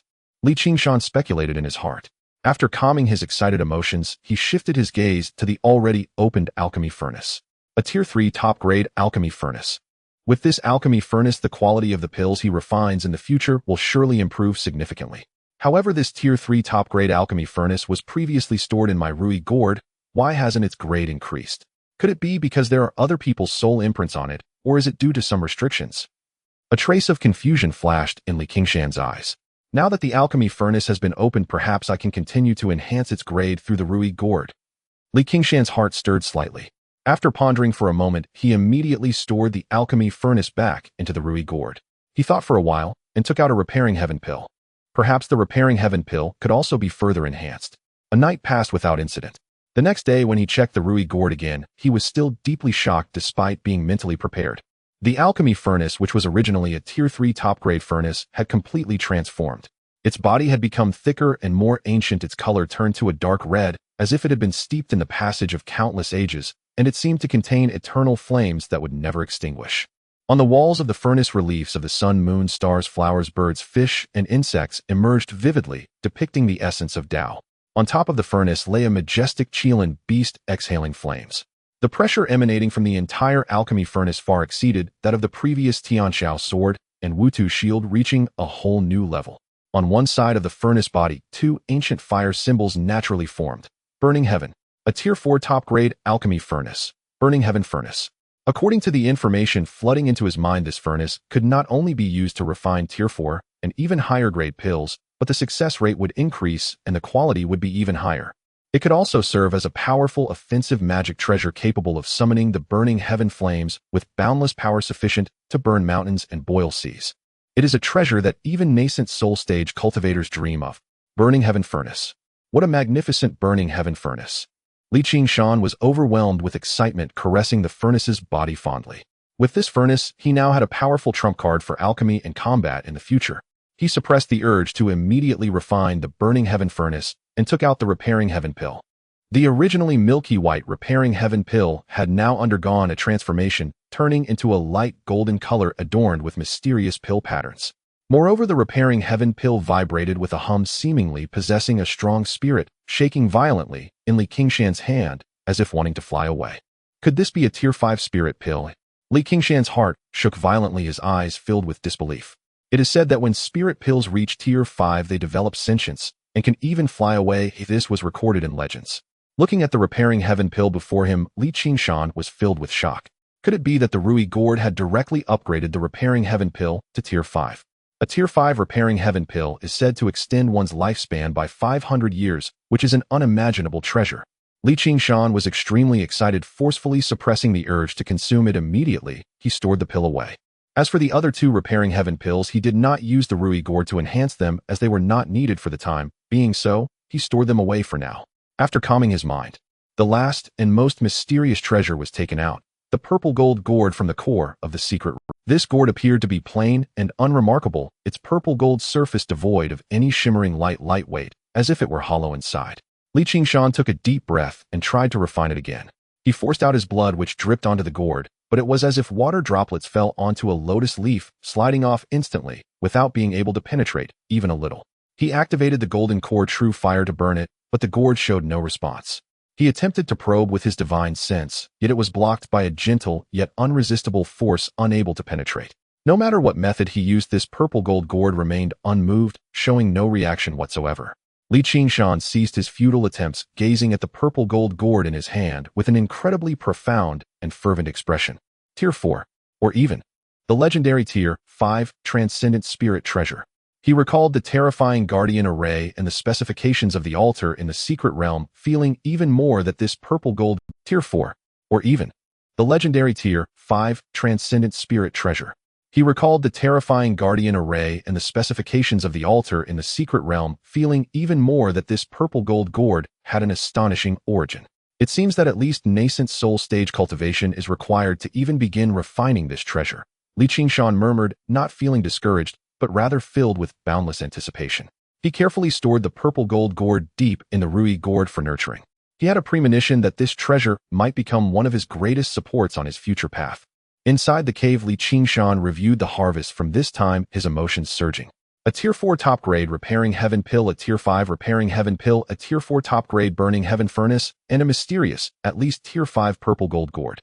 Any one of these assets, if made known, would be enough to stir up blood and slaughter across the entire eastern wilderness. Strength. I still need stronger strength. Otherwise I'd be guilty of possessing treasures. He took a deep breath, his eyes filled with determination. The burning heaven furnace is a Tier 4 magic treasure. Only cultivators at the nascent soul stage can refine it. Qingshan's current cultivation is still too weak, and refining the 3 Tier 3 top-grade magic treasures has already reached his limit. Even if his magical power is abundant, he can only wait until his strength improves before continuing to refine the burning heaven furnace. The repairing heaven pill can only be consumed once in a lifetime. Perhaps I can try consuming one of the Tier 4 repairing heaven pills. Qingshan thought secretly.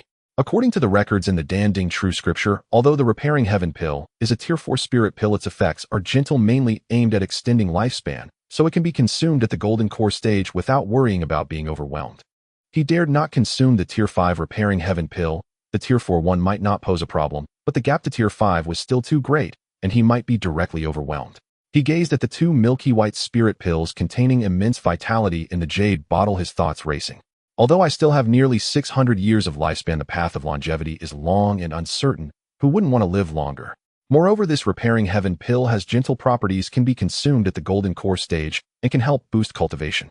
Such an opportunity cannot be missed. With this thought, he no longer hesitated. After adjusting his state, he took out a repairing heaven pill and placed it in his mouth. The pill melted upon entry, not with the violent potency one might imagine, but rather as a warm, gentle flow that surged throughout his body in an immense and boundless wave. This energy did not surge through his meridians or dantian. Instead, like the gentle spring rain nurturing the earth, it seamlessly integrated into his flesh, bones, organs, and even the deepest recesses of his soul. He could distinctly feel his life essence expanding at an astonishing speed, growing stronger and more. An unprecedented sense of youth and vitality flooded his entire being, as if his body had returned to its peak state, and this state would be greatly prolonged. Meanwhile, a small portion of that overwhelming medicinal power transformed into pure energy, gradually infusing into his golden core. His golden core solidified at a visible speed, becoming more radiant as his cultivation level steadily advanced towards the pinnacle of the early golden core stage, just a step away from entering the mid-stage. The entire process was remarkably smooth, devoid of any pain, only filled with the supreme pleasure of elevating one's life level. A few months later, the medicinal power was finally completely absorbed. Qingshan slowly opened his eyes, a divine light radiating from his gaze, his skin luminous as jade, as if he had been reborn. He sensed, carefully unable to suppress an excited smile at the corner of his mouth. His lifespan had surged by 300 years. It is known that when he broke through to golden core, he possessed 740 years of lifespan. Now he had a full millennium of lifespan. This was an astonishing number among golden core cultivators. It rivaled the lifespans of nascent soul elders. His cultivation level also remarkably broke through to the pinnacle of the early golden core stage, saving him countless tedious efforts. What a miraculous supplement pill! Truly a creation that seizes the wonders of heaven and earth, he exclaimed sincerely. He carefully stored the remaining 2 pills in the deepest part of his storage ring. These 2 pills could potentially be exchanged for unimaginable resources or gifted to loved ones. Qingshan continued to enter seclusion and cultivate. Whether refining 3 magical treasures or practicing the 9-fold thunder body, he needed to invest a considerable amount of time. Not to mention, he also had to find time to undertake some alchemical tasks. Thus, Qingshan's days at the 5 Elements sect were busy, very busy. However, with the increase in strength, he felt an overwhelming sense of fulfillment. One day, while Qingshan was in his cave dwelling concocting formulas, the restrictions outside were triggered. Scanning with his divine sense, he discovered it was 2 neighbors living nearby, both esteemed guest elders of the 5 Elements sect. One was a female cultivator dressed in red, carrying a long sword exuding a vibrant aura. She was Elder Li Hongchan, a mid-golden core cultivator living on the left. The other was a middle-aged man clad in a formation master robe with a scholarly demeanor, a beginner golden core cultivator residing on the right. He was Elder Su Liang, a formation master. Qingshan opened the restrictions and welcomed the 2 into the cave. Elder Zhou, I apologize for the intrusion, Elder Li Hongchan said with a straightforward smile, clasping her hands. I heard that our neighbor is an alchemist, so Elder Su and I came to pay a visit and get acquainted. Su Liang also replied warmly, indeed, distant relatives are not as good as close neighbors. We should look out for each other in the future. Qingshan smiled and returned the gesture. Elder Su, you are both too kind. It is an honor for me to host you both. Please have a seat. The 3 took their respective seats, and Qingshan brought out some spiritual tea to entertain them. In conversation, he learned that Elder Li Hongchan was a sword cultivator with formidable combat strength, while Su Liang was a 3rd-tier low-grade formation master highly respected within the sect. Both were quite curious about their new neighbor Qingshan. Elder Zhou, despite your young age, you are already a golden core cultivator, and you are also proficient in alchemy. Your future is limitless. Su Liang praised. Elder Su, you flatter me. It is merely a small skill to make a living, Qingshan humbly replied, but I truly admire Elder Zu's identity as a formation master. The path of formations is profound and vast. I have always yearned to learn it, but have been unable to find the right door. Upon mentioning formations, Su Liang immediately became animated and began exchanging insights on formations with Qingshan. Although Qingshan was not an expert, he had experience using the Qianhuang array platform, and even his occasional insights made Su Liang's eyes light up, feeling that Elder Zhou had considerable talent in formations. Elder Li Hongchan was more concerned about alchemy. Elder Zhou, if we need to refine pills in the future, we will certainly trouble you. Elder Li, you are overstating it. It is only right for neighbors to help each other. As long as the materials are ready, I will certainly do my best. Qingshan readily agreed. He was also keen to build a good relationship with these 2 neighbors, as they might be useful in the future. As the conversation grew lively, Qingshan suddenly had an idea and took out the Qianhuang array platform he had obtained from the secret realm, which was originally a 2nd-tier premium item. Elder Su, you are a master of formations. Could you help me take a look at this array platform? This item has accompanied me for many years. Its defense is decent, but now that my cultivation has improved, I feel it is somewhat lacking. I wonder if it is possible to upgrade it to the 3rd tier. Su Liang took the Qianhuang array platform and began examining it carefully. The more he looked, the more astonished his expression became. This array platform. The crafting technique is rather ancient and profound with an extremely solid foundation. Though it is only a 2nd-tier premium item, the Earth-type laws and spatial essence contained within are quite remarkable, far exceeding ordinary 2nd-tier array platforms. Elder Zhou, this item is extraordinary. After pondering for a moment, he continued. Upgrading it to the 3rd tier is not impossible, but it will require integrating several precious 3rd-tier Earth attribute spiritual materials, and at least a 3rd-tier mid-grade artifact refiner and formation master must collaborate to reforge the core runes. The cost will likely be considerable. Upon hearing this, Qingshan's heart was secretly delighted at the potential of the Xianhuang array platform, while his expression showed just the right amount of difficulty and anticipation. Is it really that complicated? I wonder if Elder Su could recommend someone. Or, Elder Suyu. Su Liang chuckled, I am only somewhat knowledgeable in artifact refining, mainly focusing on formations. However, I am acquainted with several elders from the artifact hall, and I can ask them for you. As for the improvement of the formation aspect, if Elder Zhou, trust me, I can give it a try. Qingshan was overjoyed and quickly clasped his hands. Thank you so much, Elder Su. As for the materials, I will do my best to gather them. Elder Zhou is too polite, it's just a small effort between neighbors. Su Liang smiled, stroking his beard. He also wanted to build a good relationship with a young alchemist. After all, among the 4 arts of cultivation, alchemy, artifacts, formations, and talismans, alchemy ranked first. The 3 chatted leisurely for a while, enjoying several cups of spiritual tea before Elder Qingshan and Su Liang finally stood up to take their leave. After this conversation, the relationship between the 3 neighbors had drawn much closer. After seeing the 2 off, Qingshan returned to his cave in high spirits. Not only had he initially integrated into the circle of guest elders, but he had also resolved the pathway for upgrading the Xianhuang array platform. I need to earn contribution points, enhance my cultivation, refine magical treasures, and manage my connections. This path of cultivation truly leaves no moment of respite. He shook his head with a light laugh, yet his eyes brimmed with fighting spirit. In the days that followed, he continued to immerse himself in a fulfilling life of cultivation, refining pills to earn contribution points, and occasionally exchanging philosophical discussions with his neighbors, steadily and firmly enhancing his strength and foundation. A year later, Qingshan's cultivation had fully stabilized at the peak of the early golden core stage.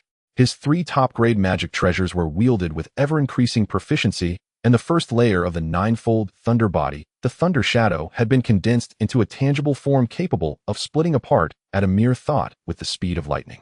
Through continuously taking on alchemy assignments, he had also accumulated 50,000 sect contribution points. Though it seemed a considerable sum, it was still far from his goal. However, the external situation did not grant him more time for stable accumulation. Increasingly dire news about the Northern Warfront began to pour into the 5 Elements sect. At first, it was merely sporadic rumors, but later, almost every few days, harrowing battle reports arrived. I heard the Blackwater Immortal City has fallen, the cultivators inside. Barely 1 in 10 survive. City Lord Blackwater, a late Golden Core cultivator, couldn't even escape. He was killed. More than that, those beasts of the demon race. They massacred the city. It was a river of blood. The front line is critical. It said that nascent soul ancestors have already clashed. Heaven and earth are splitting apart. The sect has dispatched another batch of elite inner disciples and 3 Golden Core elders to reinforce them. Alas, who knows how many will return. Various discussions circulated among disciples and elders, and the atmosphere within the sect grew increasingly heavy. The former peace of this celestial paradise was replaced by a silent anxiety and killing intent. Qingshan could even sense that the protective grand formation enveloping the 5 Elements sect seemed to hum with a brighter, more urgent glow than before. One day, during a small gathering with Qingshan and Su Liang, he could clearly see the worry etched on their brows. The situation is growing ever more dire. Qingshan wiped her longsword, her tone heavy.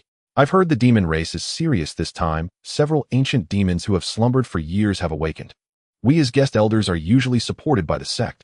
It seems our time to contribute may be approaching. Her words trailed off, but the implication was clear. A mandatory conscription was likely not far off. Su Liang sighed as well. When the nest is overturned, no egg remains intact. If the frontline collapses completely, the 5 Elements sect won't be able to stand alone. It's just, alas, these peaceful days are probably over. Listening to them, Qingshan remained silent, but a storm was brewing within him. A sense of crisis surged like icy tides. His original plan was to accumulate slowly and steadily, gathering materials to refine his life-bound treasure. But the current situation clearly would not grant him that luxury. Once conscripted to the front lines, he might face enemies at the late Golden Core or even nascent soul stage. Without formidable strength, even self-preservation would be a challenge, let alone searching for materials. I must forge the eternal judgment sword as soon as possible. This thought became more urgent than ever. Once his life-bound treasure was complete, his combat power would undergo a qualitative leap, granting him a foothold in the coming chaos. The next day, Qingshan went straight to the sect's most important location, the Heavenly Treasure Hall. This place housed the 5 Elements sect's most precious techniques, treasures, and spirit materials exchangeable only for contribution points. The hall's interior was vast, filled with a dazzling array of treasures. On the light screens, countless coveted items scrolled by each, followed by a long string of daunting numbers. Li Qingshan walked directly to the spirit material section, sinking his divine sense into a query jade slip and inputting thunder tribulation spirit liquid in essence of gung metal. The screen flickered, displaying the results: thunder tribulation spirit liquid, 8.0 contribution points per drop. Note: contains the creation power of heavenly thunder, a sacred item for refining tools and body tempering coveted even by nascent soul cultivators. Stock 3 drops. Essence of gung metal, 4.0 contribution points per piece. Note: a condensation of primal sharp metal energy, capable of cutting through anything, in excellent main material for refining flying swords and treasures. Stock 1 piece. Looking at the long string of zeros, Li Qingshan's mouth twitched involuntarily and his heart turned cold. 88,000. 480,000. He had toiled for a year refining pills only to amass 50,000 contribution points, not even enough for a single drop of thunder tribulation spirit liquid. The essence of gung metal was an astronomical figure.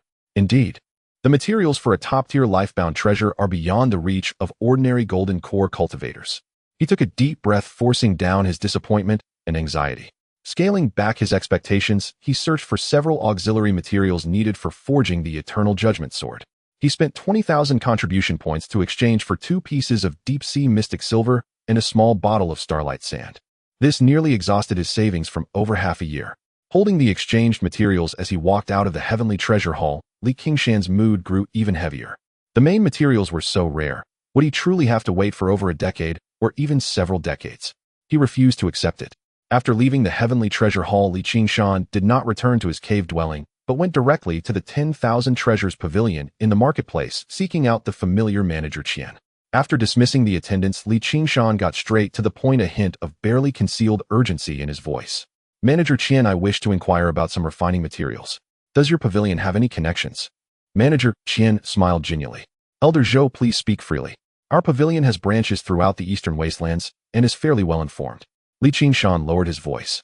Thunder tribulation spirit liquid, essence of gung metal, and the heartwood of a 10,000-year-old eternal spirit wood. With each name he uttered, Manager Qian's smile stiffened a degree. By the time he finished listing all 3, the smile had vanished entirely, replaced by utter shock and a wry expression. Elder Zhou. Manager Qian gasped, nearly leaping from his chair. He quickly waved his hand to set up a soundproof barrier, his voice turning shrill. What kind of items are you asking for? These. Each one is a peerless, extraordinary treasure that could stir the hearts of nascent soul ancestors and spark sect wars. He wiped his brow, though no sweat was there, and continued. Thunder tribulation spirit liquid is a treasure that has a minuscule chance of forming after a heavenly tribulation. A single drop is priceless. Essence of gung metal is only born at the core of top-grade metal spiritual veins. How many sword cultivators dream of it? It's priceless and unavailable on the market. 10,000-year-old eternal spirit wood, heartwood. That is a spirit wood with nearly immortal properties. Growing for 10,000 years is incredibly difficult, and it's heartwood. I've only seen records in ancient texts. It's said to have been extinct long ago. Manager Qian looked at Li Qingshan with a complex, probing gaze. Elder Zhou, are you inquiring about these? Could it be that you intend to refine a life-bound treasure? He could think of no other reason a golden core cultivator would need materials that even nascent soul experts found elusive. Li Qingshan's expression remained unchanged as he said calmly, I am merely helping a senior keep an eye out. Manager Qian only needs to tell me if your pavilion has any leads. The price is negotiable. Manager Qian was skeptical but dared not press further. He smiled bitterly. Elder Zhou, to be frank, the main pavilion might have a small stock of these items, but they are definitely at the level of treasured centerpieces. They cannot be exchanged for ordinary goods and must be bartered. Spirit stones simply won't buy them. As for the branch, absolutely not. However, he changed his tone. Since you have asked, I will certainly report this to the main pavilion and ask them to keep an eye out. If news of such treasures appearing in the cultivation world surfaces, I will inform you immediately. But you must also be prepared, it will require immense fortune and a great price. Then I am in your debt, Manager Qian. Li Qingshan clasped his hands in thanks. Though he had known the hope was slim, confirmation still brought a pang of disappointment. Leaving the Wanbao Pavilion and walking on the road back to the Tianquan Peak, Li Qingshan looked up at the overcast sky, feeling the weight on his shoulders grow heavier. The contribution points from the sect were far from sufficient, and it was difficult to find them in the external markets. Was there really no choice but to venture into those perilous secret realms where death was almost certain? I must find a solution quickly. Time waits for no one, Li Qingshan sighed inwardly. Even though he possessed a heavenly spirit root, after reaching the golden core stage, he discovered that the cultivation speed had slowed considerably.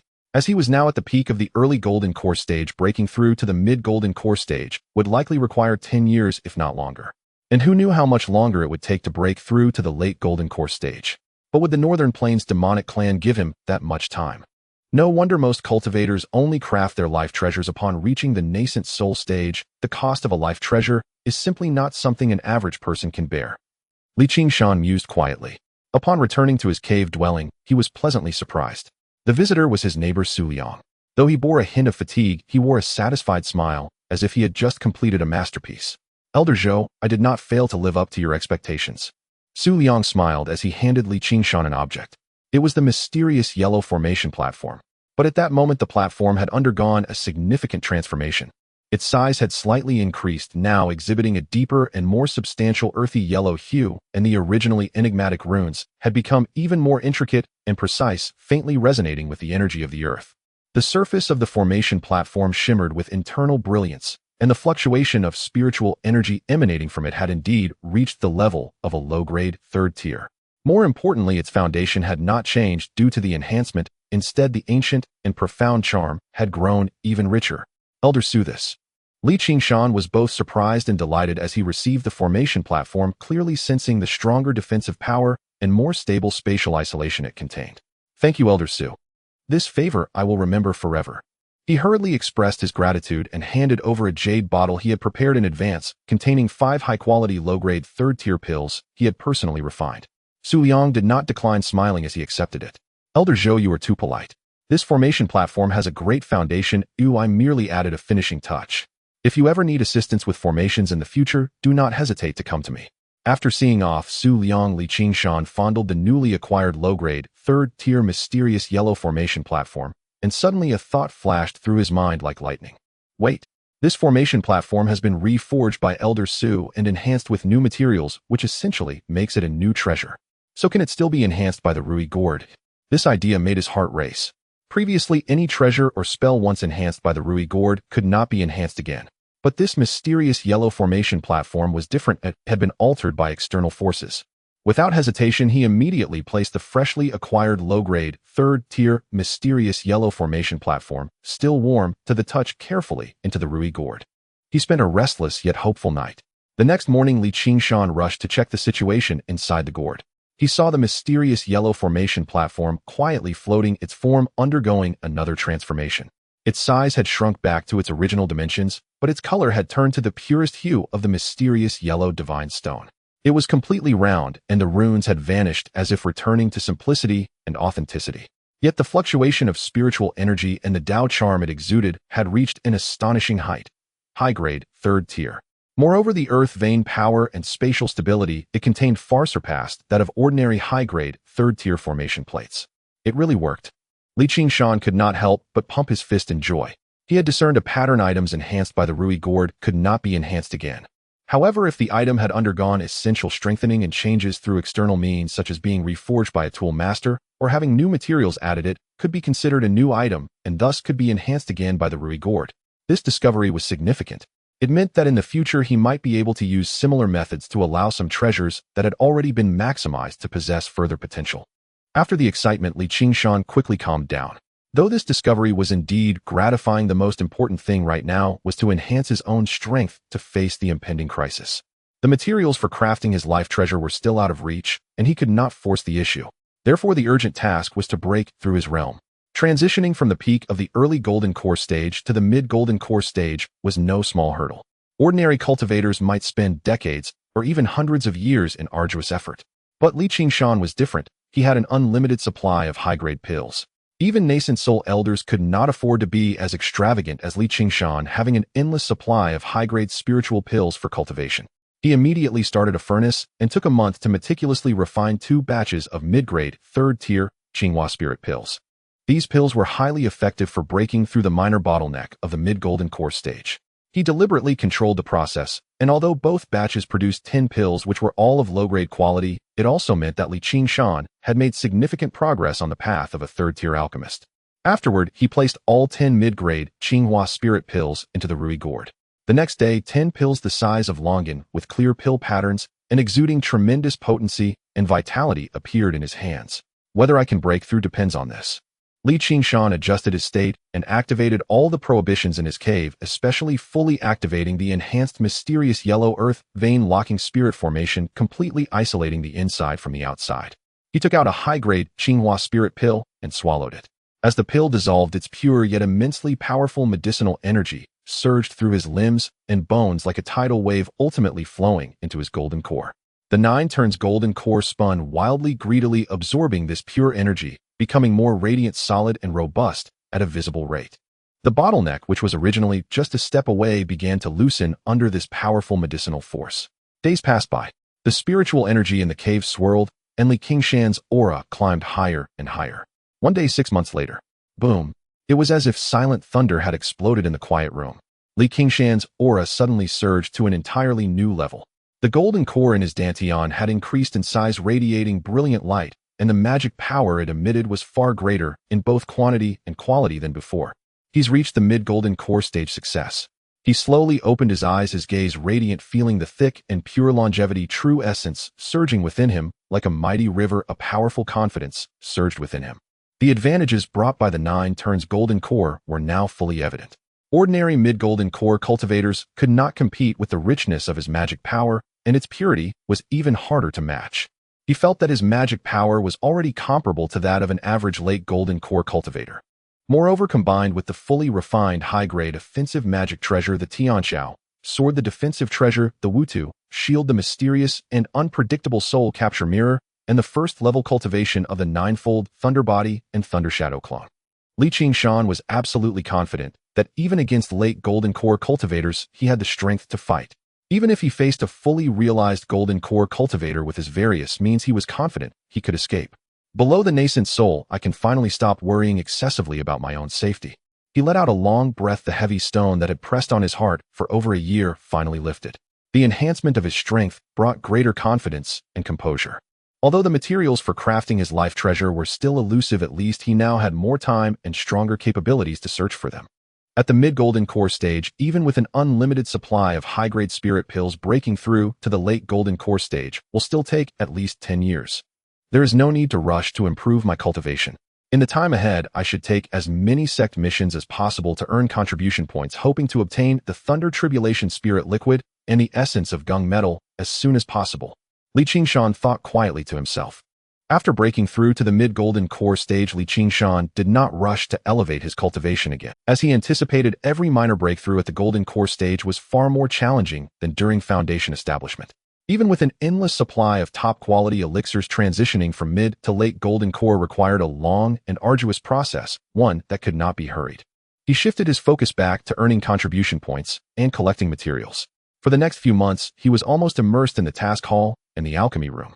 With his mid-golden core cultivation and increasingly proficient alchemy skills, his efficiency in accepting alchemy tasks improved, and both his success rate and the quality of the pills steadily increased, even allowing him to occasionally take on higher-level tasks for mid-grade third-tier elixirs.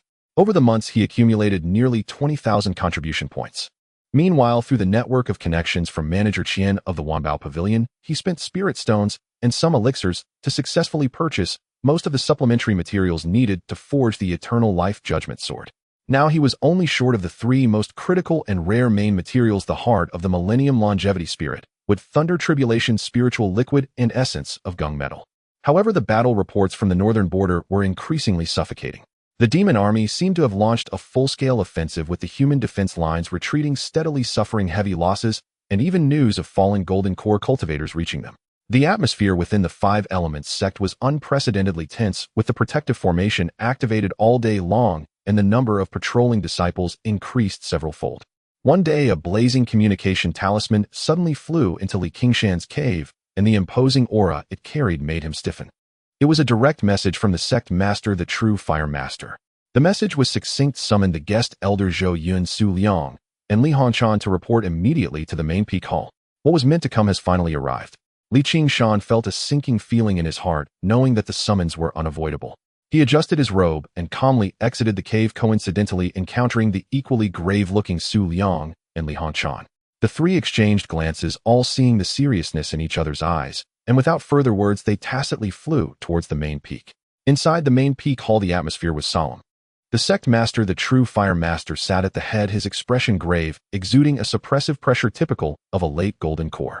Below, more than 10 cultivators stood, all at the golden core stage, including sect elders and guest elders, and Qingshan and the others quietly joined the ranks.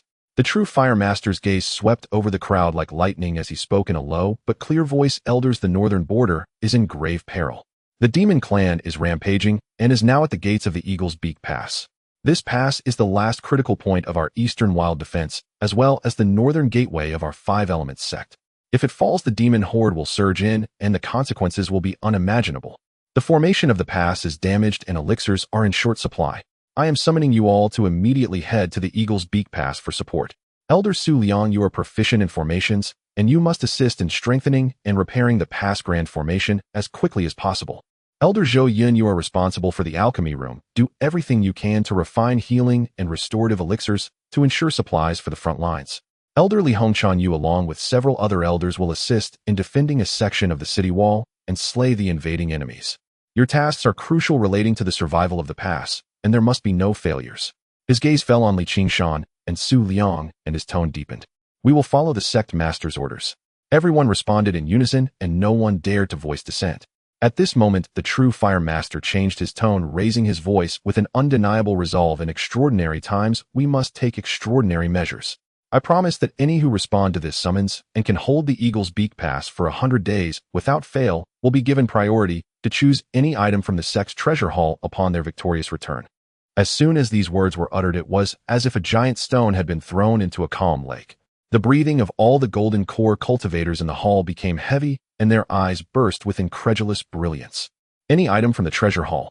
Inside there were treasures that could entice even nascent soul cultivators. Li Qingshan's heart also leaped, and his blood seemed to quicken its flow. He forcibly suppressed the excitement within him, but a thought sprouted wildly like weeds. Essence of gung metal. The piece of essence of gung metal in the sect's treasury.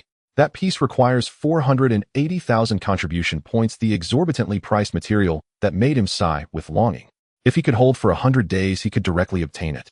The risk was immense, and the Eagle's Beak Pass would certainly be a mountain of corpses and a sea of blood. But the rewards were unimaginably rich. At this moment, all hesitation and worry were cast aside. The seriousness in his eyes turned into a sharp determination. We must hold. No matter what, we must hold for 100 days, he told himself. However, everyone need not worry too much. In this battle, there will be no involvement from nascent soul cultivators. You will only face golden core demons, so merely holding for 100 days should not be too difficult. The true fire master spoke slowly. His words made the expressions of everyone relax slightly. Without the involvement of nascent soul cultivators, it indeed seemed feasible to hold. After all, below the nascent soul, everyone else is but an ant. Golden core cultivators dare not contend with nascent soul cultivators. The true fire master observed the reactions of the crowd and said in a deep voice, return immediately to prepare. In 1 instance sticks time, the teleportation array will open and we will head straight to the Eagle's Beak Pass. Yes, the crowd responded in unison and quickly dispersed. Li Qingshan exchanged glances with Su Liang and Li Hongchan, seeing the determination and a hint of excitement in each other's eyes. Daoist Zhou, Daoist Su, it seems we will be fighting side by side. Li Hongchan pressed her hand against the sword hilt, her eyes filled with battle intent. Su Liang's expression was serious. Repairing the formation is not easy, but I will do my utmost. Elder Zhou, I'll leave the elixir supply to you. Li Qingshan nodded seriously. You both need not worry, we will not be short on elixirs. If we cooperate fully, we will surely hold the Eagle's Beak Pass, and after 100 days claim our treasures. The three did not speak further, each transforming into a streak of light, returning to their caves to quickly gather combat supplies, elixirs, formation discs, and talismans. Li Qingshan gathered all the precious items in his cave, including the remaining 2 sky repair elixirs, the burning heaven furnace, and the purple gold gourd, and stored them in his wish-fulfilling gourd, keeping it close to him. This time, heading to the front lines, the sect's interior might not be absolutely safe, so he had to keep his belongings close. After an incense sticks time, a massive flying ship soared into the sky above the main peak square. Led by Li Qingshan, Su Liang, Li Hongchan, and 10 other golden core cultivators, along with hundreds of elite Foundation establishment disciples, everyone boarded the flying ship, rushing towards the Eagle's Beak Pass. Yet no one showed any fear. Cultivators are those who contend against fate, going against the heavens. If they feared danger, how could they talk about seizing? Yet no one showed any fear. Cultivators are those who contend against fate, going against the heavens. If they feared danger, how could they talk about seizing the path to greatness? The massive sect flying boat tore through the clouds, racing northward at great speed. The atmosphere aboard was tense, with no one speaking, only the howling wind and the humming of the boat's formation.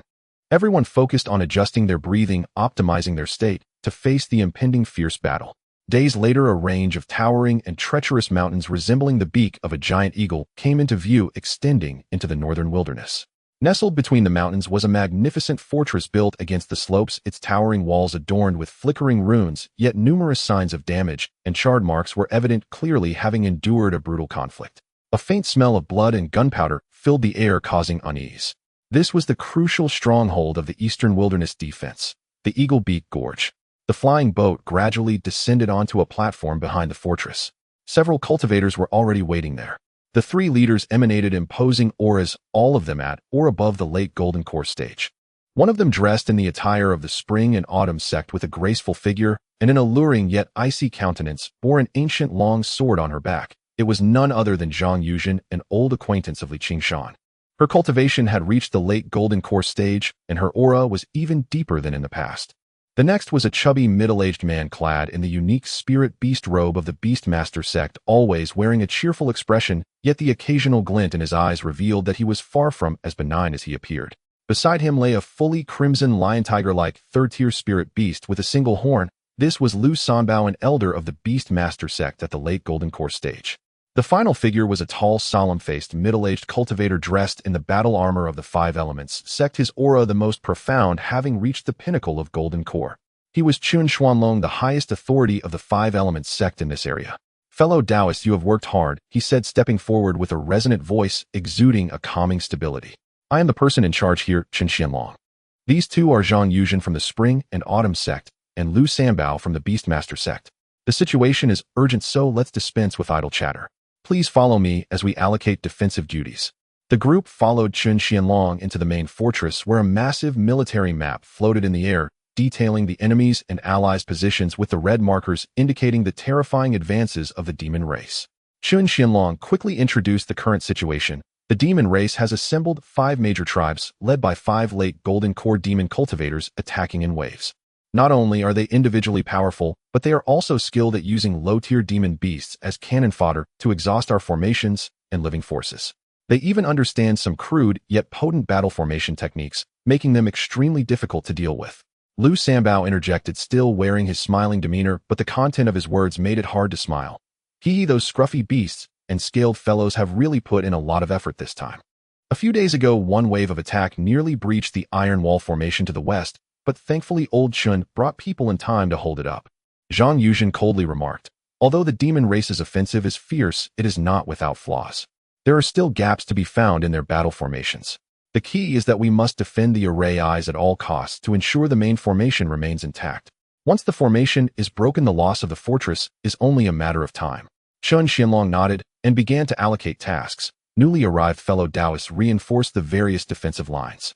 Elder Su Liang, you are to immediately lead a team to the formation control room to assist in repairing the severely damaged Eastern Rock Formation Foundation, which is under the coordination of Zhang Yuzhen. Elder Li Hongchan, your combat power is formidable. Join the first assault team in the Eastern District under Zhang Yuzhen's command, tasked with eliminating the demon race's powerful cultivators breaching our defenses. Elder Zhou Yun, Chun Xianlong, turned to Li Qingshan. You are an alchemist, so the Eastern District's alchemy room will be entrusted to you. You must ensure the supply of pills, especially healing and mana recovery pills. You produce as many as you can. Materials will be fully supplied to you. Understood. Li Qingshan, Su Liang, and Li Hongchan replied in unison. Li Qingshan's expression remained calm, but a storm was brewing in his heart. He hadn't expected to be directly assigned under Zhang Yuzhen's command.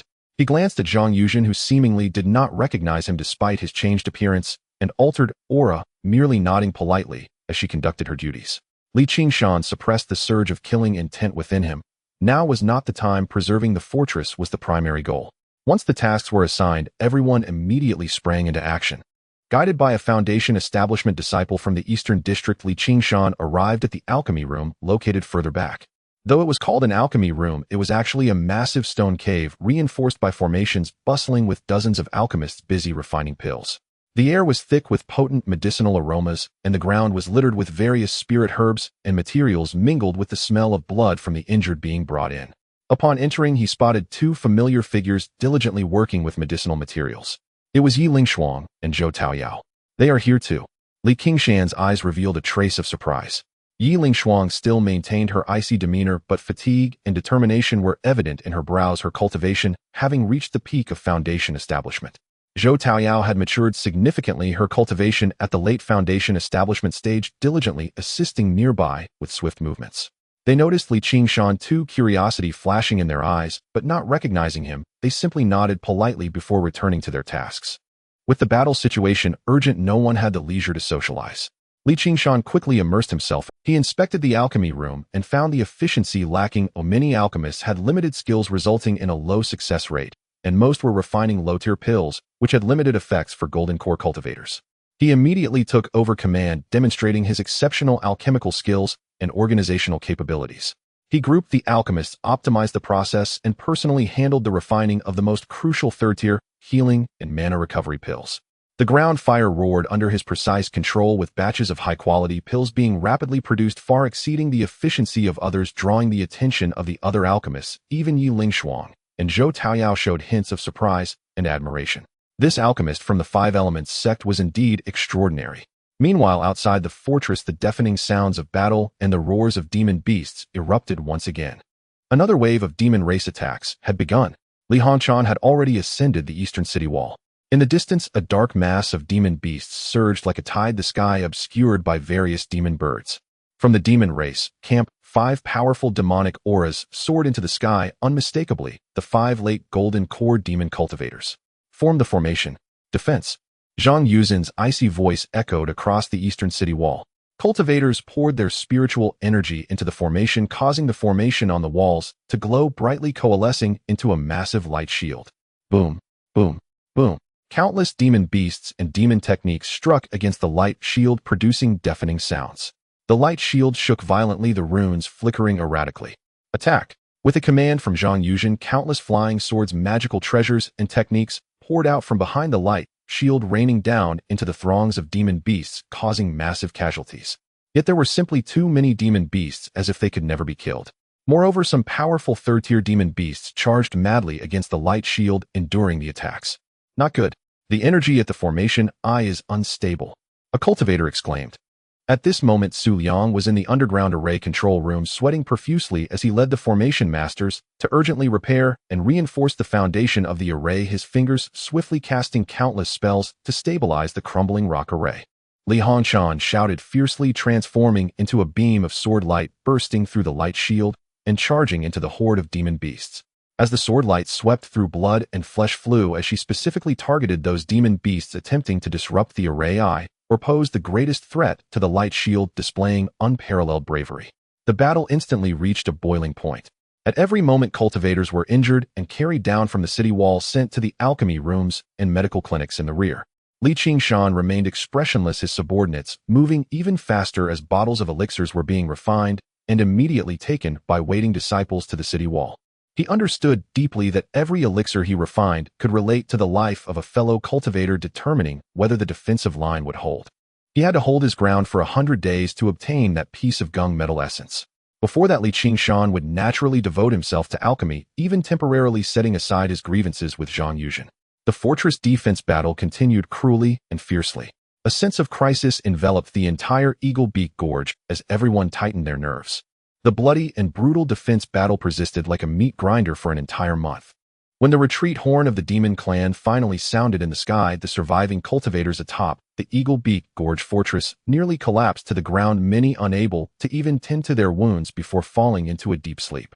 This month was exceedingly difficult. Low-level cultivators suffered heavy casualties, dozens of foundation establishment disciples fell, and even 3 golden core elders met their demise in battle. The eastern city wall was almost breached at one point, relying solely on Chun Xianlong's personal leadership in fierce combat to stabilize the situation. Li Hongchan returned to the rear, dragging her weary body, her left arm severed at the shoulder, the wound wrapped in an intractable demonic poison, her face pale as paper. She had been injured while covering several foundation establishment disciples' retreat, ambushed by a golden core demon cultivator. Upon seeing her in such a state, Li Qingshan silently handed her a bottle of freshly refined third-grade, medium-grade muscle regrowth and bone restoration pill. The elixir glimmered and emitted a fragrant aroma clearly of high quality. Elderly, please take it quickly. Do not harm your foundation. Li Qingshan spoke calmly. Li Hongshan took the elixir, sensing the overwhelming vitality within. A glimmer of gratitude flashed in her eyes. Elder Zhou, thank you. I, Li Hongshan, will remember this kindness. Without further words, she immediately consumed the elixir and began to cultivate to heal her wounds. The elixir proved highly effective. The flesh at the severed arm began to squirm. The demonic poison was swiftly expelled. Although it could not instantly regrow the limb, her injuries stabilized, and her foundation was unharmed. A few days later, as the condition of the injured improved slightly, the tense atmosphere had not yet fully dissipated when a cold command reached the Eastern District's alchemy room. Zhang Yuzhen had specifically named Yi Lingshuang and Zhou Taoyao to join the Eastern District patrol team to carry out dangerous surveillance and cleanup tasks on the outskirts of the city wall. This command came abruptly and unreasonably. Although Yi Lingshuang had achieved full foundation establishment, Zhou Taoyao was only in the late foundation establishment stage. Both having good talent in alchemy, they could play a greater role in the alchemy room. The front line had just experienced a fierce battle with the outer areas littered with remnants of demon beasts and uncontrolled demonic energy, extremely dangerous. Sending 2 female cultivators skilled in alchemy was tantamount to sending them to their deaths. Li Qingshan's brows furrowed instantly. He felt that this was far from a normal tactical arrangement, as if Zhang Yuzhen was deliberately targeting the 2 of them. Though he did not know the exact reason, he could not stand idly by. Yi Lingshuang had brought him into the immortal sect, and not to mention the intimate connection they had in the secret realm. Zhou Taoyao had also greatly helped him. Just as Yi Lingshuang and Zhou Taoyao were turning pale and preparing to leave the alchemy room, Li Qingshan walked over with a cold expression. Wait. He stopped the 2 and amidst their surprised gazes took out 2 shimmering talismans and forcefully pressed them into their hands. This is a 3rd-grade talisman. Yi Lingshuang felt the astonishing power contained within the talismans and exclaimed in shock. Zhou Taoyao also widened her eyes in disbelief. 3rd-grade talismans worth their weight in gold are life-saving treasures, even esteemed by golden core cultivators. Master Zhou, this is too precious, we cannot accept it. Yi Lingshuang hurriedly declined. Li Qingshan interrupted her, his tone still cold, even carrying a hint of impatience. Take it. You both have been diligent in helping me with the materials this past month. These 2 talismans are a reward. The front line is dangerous. Come back alive, as we are still short-handed here in the alchemy room. His words sounded harsh and even somewhat unkind, but the protective intent within was clear to Yi Lingshuang and Zhou Taoyao. Zhou Taoyao's eyes turned slightly red as she nodded vigorously. Thank you, Master Zhou. We will definitely return alive to help you refine elixirs. Thank you, Elder Zhou. I will repay this kindness. Yi Lingshuang looked deeply at Li Qingshan, hiding her gratitude in her heart, and bowed solemnly. Watching their departing figures, Li Qingshan's gaze grew heavy. Zhang Yuzhen, what exactly do you intend to do? Another month passed amidst intermittent conflicts. On this day, Yi Lingshuang and Zhou Taoyao were carried back covered in blood. Their team had encountered a hidden late 3rd-grade demon beast attack, suffering heavy losses. Had it not been for Yi Lingshuang decisively activating the 3rd-grade defensive talisman to block a fatal blow at a critical moment, and Zhou Taoyao using an attack talisman to severely injure the demon beast, along with Li Hongshan fortuitously passing by and coming to their aid, they would have had no chance of survival. Li Qingshan silently treated their wounds, administering the best healing elixirs. Thank you, Master Zhou. Zhou Taoyao said weakly, her small face still carrying a hint of fear. If it weren't for your talismans, we would have died long ago. Yi Lingshuang was even more severely injured as she endured the intense pain and whispered that demon beast appeared suspiciously as if it was targeting us. Li Qingshan paused, casually asking, was Elder Zhang nearby at that time? With her golden core latest stage cultivation, if she had intervened, you wouldn't have been so helpless. Zhou Taoyao, simple-minded, instinctively replied, Elder Zhang might have been patrolling elsewhere and didn't see us. But Yi Lingshuang's gaze instantly turned cold as she recalled seeing a distant figure observing coldly amidst the chaos. She pressed her lips tightly together, saying nothing more. Li Qingshan understood in his heart. Zhang Yuzhen was indeed targeting them. She might have even condoned or allowed that attack. He sneered internally, but his expression revealed nothing. After treating their wounds, he did not fully activate the elixirs to heal them completely. Instead, he used a secret method to make their external injuries appear severe and their breaths seemed extremely weak. At that moment, Zhang Yuzhen conducted her routine inspection of the alchemy room.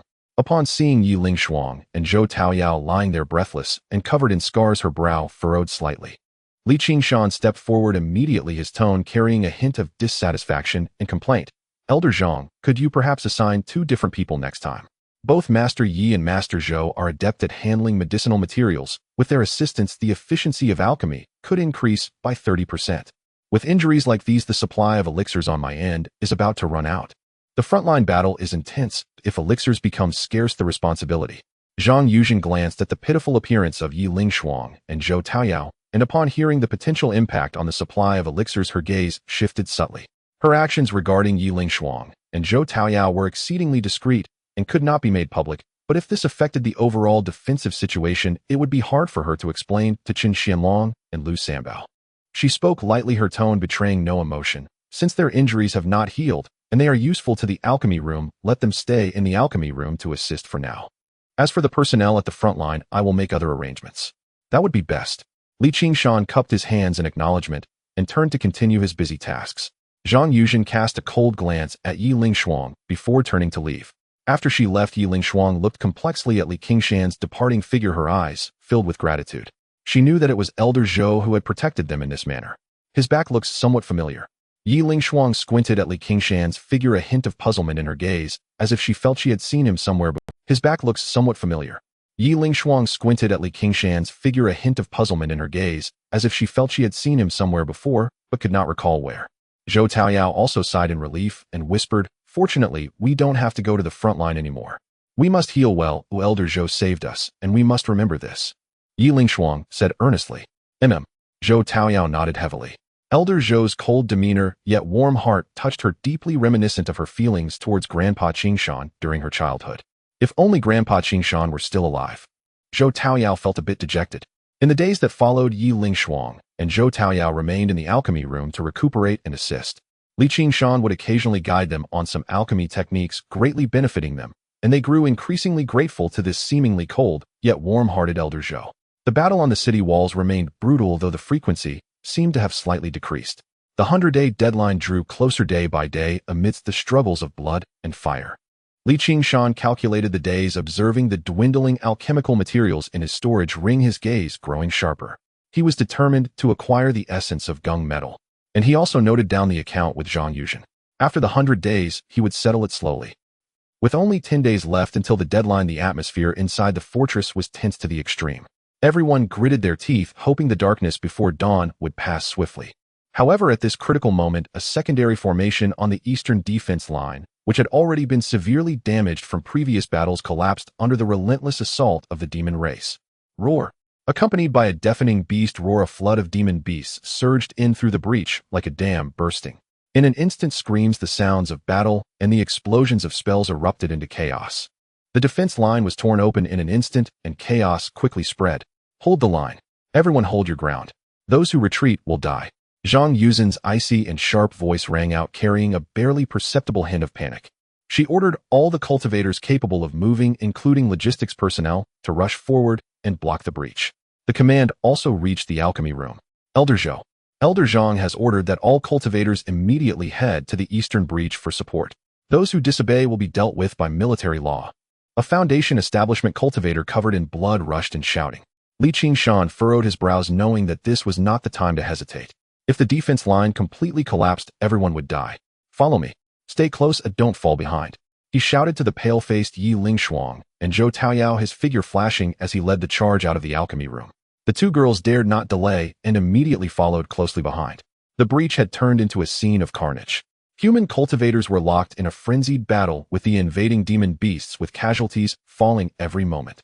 Li Qingshan summoned the Taichung sword, its light dancing. It appeared ordinary, yet it consistently struck down the low-tier demon beasts with precision. He did not immediately reveal all of his strength, but focused most of his energy on protecting Yi Lingshuang and Zhou Taoyao. To the left, Yi Lingshuang exclaimed, conjuring an ice wall in an instant to block a demon wolf's ambush. Watch out from above. Zhou Taoyao activated her embroidered handkerchief artifact to deflect several poisoned feathers. The three of them struggled to move amidst the chaotic battlefield, with Li Qingshan observing all directions, the Taichung sword fluttering like a butterfly, appearing effortless, yet always resolving crises. He even discreetly released a few weak chi blasts to help them eliminate undetectable dangers. However, the influx of demon beasts was increasing, including several third-tier ones. After a violent impact, the three of them were separated from the other cultivators by the tide of beasts, finding themselves trapped in a relatively isolated area. A dozen ferocious peak second-tier demon beasts sniffed the scent of humans, their crimson eyes closing in. Among them, two had reached early third tier, and one had achieved mid-third tier. The mid-third-tier beast was as powerful as a mid-golden core cultivator, exuding an incomparably terrifying pressure. This is bad. Yi Lingshuang and Zhou Taoyao stood back to back, their faces pale, as despair surged within them. Master Zhou Yun is an alchemist, and merely a cultivator at the early golden core stage. Can he withstand so many demon beasts? Stay put and don't move. Qingshan snorted coldly, knowing he could no longer hide. He flipped his wrist, sheathing the Taichung sword, and replacing it with a long sword crackling with purple lightning, the Tianxia sword. Buzz! The sword vibrated, and a dragon-like sword cry reverberated through the mountains and forests. Qingshan's figure shot forward like lightning, voluntarily plunging into the demon beast horde. Boom! A brilliant purple lightning sword light, like a bolt of thunder from the heavens, instantly cleaved the leading mid-third-tier demon beast into ashes. The speed was astonishing, and the power exceeded Yi Lingshuang and Zhou Taoyao's imagination. In the next moment, his figure moved like a ghost, leaving trails of afterimages on the battlefield. Each swing of the Tianxia sword ignited a flash of lightning, inevitably causing a second-tier demon beast to howl in agony as it fell. Whether it was the tough-skinned rhinoceros demon or the agile and cunning leopard demon, they were like paper under the terrifying sword light. In just a few breaths, the dozen demon beasts had all been slain. The ground was littered with charred corpses and crackling arcs of lightning. Qingshan stood holding the sword, the lightning on the Tianxia sword slowly fading. His breathing was steady, as if he had merely accomplished something trivial. Behind him, Yi Lingshuang and Zhou Taoyao were already dumbfounded, frozen in place, like wooden sculptures, unable to believe the scene before them. What did they just witness? A dozen fierce demon beasts, including a mid-third-tier demon beast, were instantaneously slaughtered by Elder Zhou Yun as if slicing through vegetables. Is this truly the power that a golden core alchemist at the early stage should possess? That lightning sword. Its power is simply terrifying. A fleeting image passed through Yi Lingshuang's mind, that of the mysterious cloaked figure slaying the three black fiends outside the Zhixiao immortal city with the earth-shattering ice-blue sword light. Although the attributes were different, the overwhelming power exerted with such ease was strikingly similar. She suddenly lifted her head, her gaze fixed intensely on the silhouette of Qingshan, her voice trembling with excitement. Elder Zhou, are you the one who saved me and junior sister Zhou outside Zhixiao immortal city back then? Qingshan sheathed his sword and turned around, interrupting her, his face shrouded in the shadow of his cloak, his voice still flat and indifferent. You've mistaken the person. This place is not suitable for a prolonged stay. We must return quickly. Before he finished speaking, boom, a deafening sound suddenly erupted from the distant sky. A terrifying demonic aura far exceeding that of the Golden Core late stage swept through like a storm. The three of them looked up in horror. They beheld a shocking battle of Golden Cores taking place high above the clouds. Qingshan of the Five Elements sect, Lu Sanbao of the Beastmaster sect with his spirit beast, and Zhang Yuzhen of the Spring and Autumn sect were being besieged by five demonic cultivators at the Golden Core late stage, clearly at a disadvantage. At this moment, an even more colossal and menacing figure abruptly joined the fray. It was a giant ape demon covered in pitch-black armor, sporting a single horn on its head, radiating a demonic power that had evidently reached Golden Core great perfection. Black-armored demon ape. How could it appear here? Lu Sanbao's terrified voice faintly reached. The appearance of the black-armored demon ape was extremely sudden, with a clear target in mind. It swung a punch, and horrifying demonic power coalesced into a black beam of light, instantly tearing through the blazing flames spewed forth by Lu Sanbao's spirit beast and heavily striking Qingshan's hastily conjured protective talisman. Qingshan was struck hard, spitting out a mouthful of fresh blood, his aura dimming instantly, and he plummeted from the sky like a shooting star. Senior brother Chun. Lu Sanbao was filled with shock and anger. Zhang Yuzhen also turned pale, her sword light dancing wildly, trying to break free to provide aid, but was firmly entangled by two demon clan members.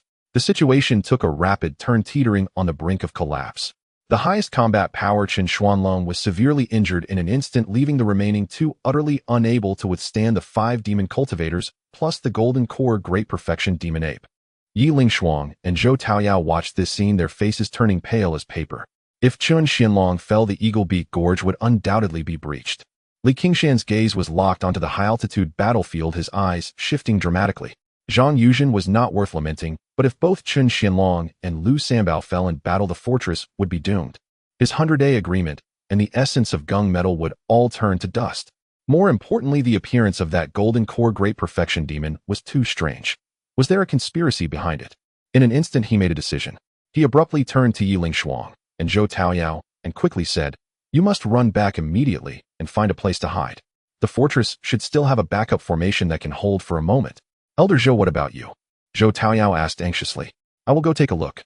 Li Qingshan's tone was unyielding. Without allowing them to ask further, he shifted his form and became a faint, imperceptible flash of lightning racing toward the direction where Chun Qianlong had fallen and the battlefield moving faster than an ordinary golden core cultivator. Yiling Shuang watched his disappearing silhouette, recalling the earth-shattering, thunderous sword technique from earlier, the light in her beautiful eyes growing brighter. She was almost certain. It's him. The person outside Zhixiao Immortal City must be him. But why has he saved me and junior sister Zhou time and again?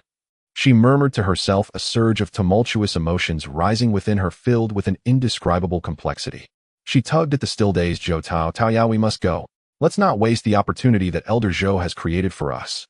The two quickly vanished into the forest, fleeing toward the fortress. Li Qingshan moved like a wisp of blue smoke, silently creeping to the edge of the battlefield. Using a secret technique to obscure his presence, he blended in like the rocks and trees around him, not a trace of aura detectable even by a golden core great perfection cultivator. Ahead within the dense forest, Chun Xuanlong, Zhang Yuzhen, and Lu Sanbao were back-to-back, resisting the siege of several demon clan golden cores appearing on the verge of collapse. However, it seemed that Chun Qianlong had taken a healing elixir, stabilizing his injuries somewhat. We must finish this quickly. Once the human reinforcements arrive, it will be troublesome. The third-tier peak, black-armored demon ape frowned upon seeing this scene. Indeed, the attacks from the 5 demon clan golden cores grew increasingly ferocious. At this moment, Lu Sanbao's eyes revealed a glimmer of something unusual, a dark glow emanating from his palm, silently descending toward Chun Qianlong's back. This strike was cunningly independent, fast and fierce. Even Chun Qianlong had not anticipated that the person beside him would launch a sneak attack. Despite his pallid complexion and waning aura, Chun Qianlong managed to stabilize his form forcefully, and an ancient battle armor around him emitted a faint yet resilient glow, withstanding Lu Sanbao's sudden strike. Chun Qianlong spat out another mouthful of blood, but his gaze was sharp as a blade fixed on the astonished Lu Sanbao, his voice filled with anguish and disbelief. Junior brother Lu. You? Why? Lu Sanbao's foolish grin had long vanished, replaced by a fierce and surprised expression. He hadn't expected Chun Qianlong to possess such defensive power, even when gravely injured. He retreated abruptly, standing alongside the demon clan, laughing wildly. Why? Chun Xuanlong, can't you see it even now? I am a member of the great Tianling demon clan. I have been lurking in the Beastmaster sect for over 100 years just for today. His eyes gleamed with greed. As long as we breach this eagle beak gorge, the demon army can march straight in, and the prince has promised to grant me a transformation pill. The path to the nascent soul is right before me. Who would still want to be a servant to your human race? You? You are actually a demon clan spy. Aren't you afraid of the wrath of our human nascent soul experts? Chun Qianlong trembled with rage, his eyes filled with despair and fury. Zhang Yuzhen also turned pale, gripping her sword tightly, not expecting that a comrade fighting side by side would turn out to be a traitor. Who would know if I kill you? Lu Sanbao said with a smile. Junior brother Lu, you have truly disappointed me. Since the Huangniu Ridge defense line was breached, I suspected there was a spy, but I never expected it would be you. Chun Qianlong's expression suddenly became calm, filled with deep disappointment. What do you mean? You knew there was a spy all along. Lu Sanbao was slightly taken aback, a sense of foreboding rising in his heart. Otherwise, how would I have drawn out the black-armored demon ape and exposed you, the spy? It's just right for today. I'll clean house. Chun Qianlong sneered. Just you. Stop pretending. Lu Sanbao swallowed hard, the ominous premonition in his heart growing stronger. Enough with the nonsense. Attack, kill them. The black-armored demon ape roared impatiently, and the 5 demon cultivators along with Lu Sanbao unleashed their strongest attacks, aiming to completely overwhelm Chun Qianlong and Zhang Yuzhen. At this critical moment, a murderous intent surged in Chun Qianlong's eyes as he abruptly crushed an ancient jade talisman he had prepared long ago. Boom. An overwhelming nascent soul pressure descended like a vast ocean. A blurry yet fiercely sharp figure stepped forth from the jade talisman, white hair flowing, a gourd swaying at his waist. It was an avatar of the drunken sword immortal's nascent soul. Die. The avatar's voice was icy cold. Fingers joined like a sword, a majestic sword light spanning heaven and earth slashed out instantly. Not good. It's a nascent soul avatar. Damn it, Chun Xuanlong, you were prepared. Get out of the way. The black-armored demon ape and Lu Sanbao both had drastically changed expressions, their eyes filled with shock and fury. A nascent soul avatar was a powerful manifestation condensed by a great cultivator in the late nascent soul stage, possessing combat power comparable to a nascent soul cultivator. It was similar to a talisman treasure, but far more terrifying. Seeing this nascent soul avatar, they finally realized that Qingshan had been prepared. It was a trap. The black-armored demon ape and Lu Sanbao, being the fastest, swiftly dodged away. But the 5 demon cultivators were not so fortunate. They were terrified beyond belief, yet utterly unable to evade this dreadful strike imbued with the sword intent of a nascent soul. The sword light swept past like reaping grass, and 5 ferocious demon heads shot into the air. Without even a chance to scream, the 5 late golden core demon cultivators had their souls utterly obliterated. Lu Sanbao was scared out of his wits. He turned to flee, shouting as he ran, "Spare me, ancestor." "I." The sword light flashed again. Lu Sanbao's voice was cut short. His body froze in midair, then split in two, his golden core ground to pieces by the sword chi. The traitor met his deserved end. However, the black-armored demon ape let out a furious roar, madness flashing in his eyes. He suddenly spat out a bone talisman covered in blood-red patterns. "A nascent soul avatar means nothing. My clan's ancestor also bestowed a treasure upon me." The bone talisman exploded with a bang. A terrifying demonic power no weaker than the drunken sword immortal's avatar burst forth, transforming into a roaring phantom of a massive blood-red wolf that collided violently with the sword immortal's avatar. The bone talisman was a 4th-tier talisman treasure, sealing a portion of the demon clan ancestor's power. It was equally terrifying. The black-armored demon ape had planned to use this crucial talisman to breach Eaglebeak Gorge. Now encountering a nascent soul avatar, he was forced to use it to save his life. Boom! An earth-shattering explosion resounded through the skies. A terrifying storm of energy swept in all directions. When the light faded, the drunken sword immortal's avatar and the blood-red wolf phantom both dissipated, annihilating each other. At the epicenter of the explosion, the black-armored demon ape had most of his bone armor shattered. He was drenched in blood, his aura plummeted. He had clearly suffered unimaginable near-fatal injuries. Chun Xuanlong, already severely wounded, could not withstand the shockwave. His eyes rolled back as he fell unconscious, plummeting from the sky. On the field, only the mortally wounded black-armored demon ape remained, along with Zhang Yuzhen, who was also injured by the blast and had an unstable aura. Zhang Yuzhen looked at the dying but still ferocious demon ape, then at the unconscious falling Chun Xianlong. Greed and ruthlessness flickered in her eyes. If she could personally kill this peak golden core demon cultivator and seize Chun Xianlong's storage ring, she could pin Chun Xianlong's death on the demon clan. What a tremendous merit and opportunity this would be. She forcibly mustered her spiritual power, gritted her teeth, and sacrificed her flying sword. It transformed into a streak of light, stabbing towards the nearly immobile black-armored demon ape. Despicable human.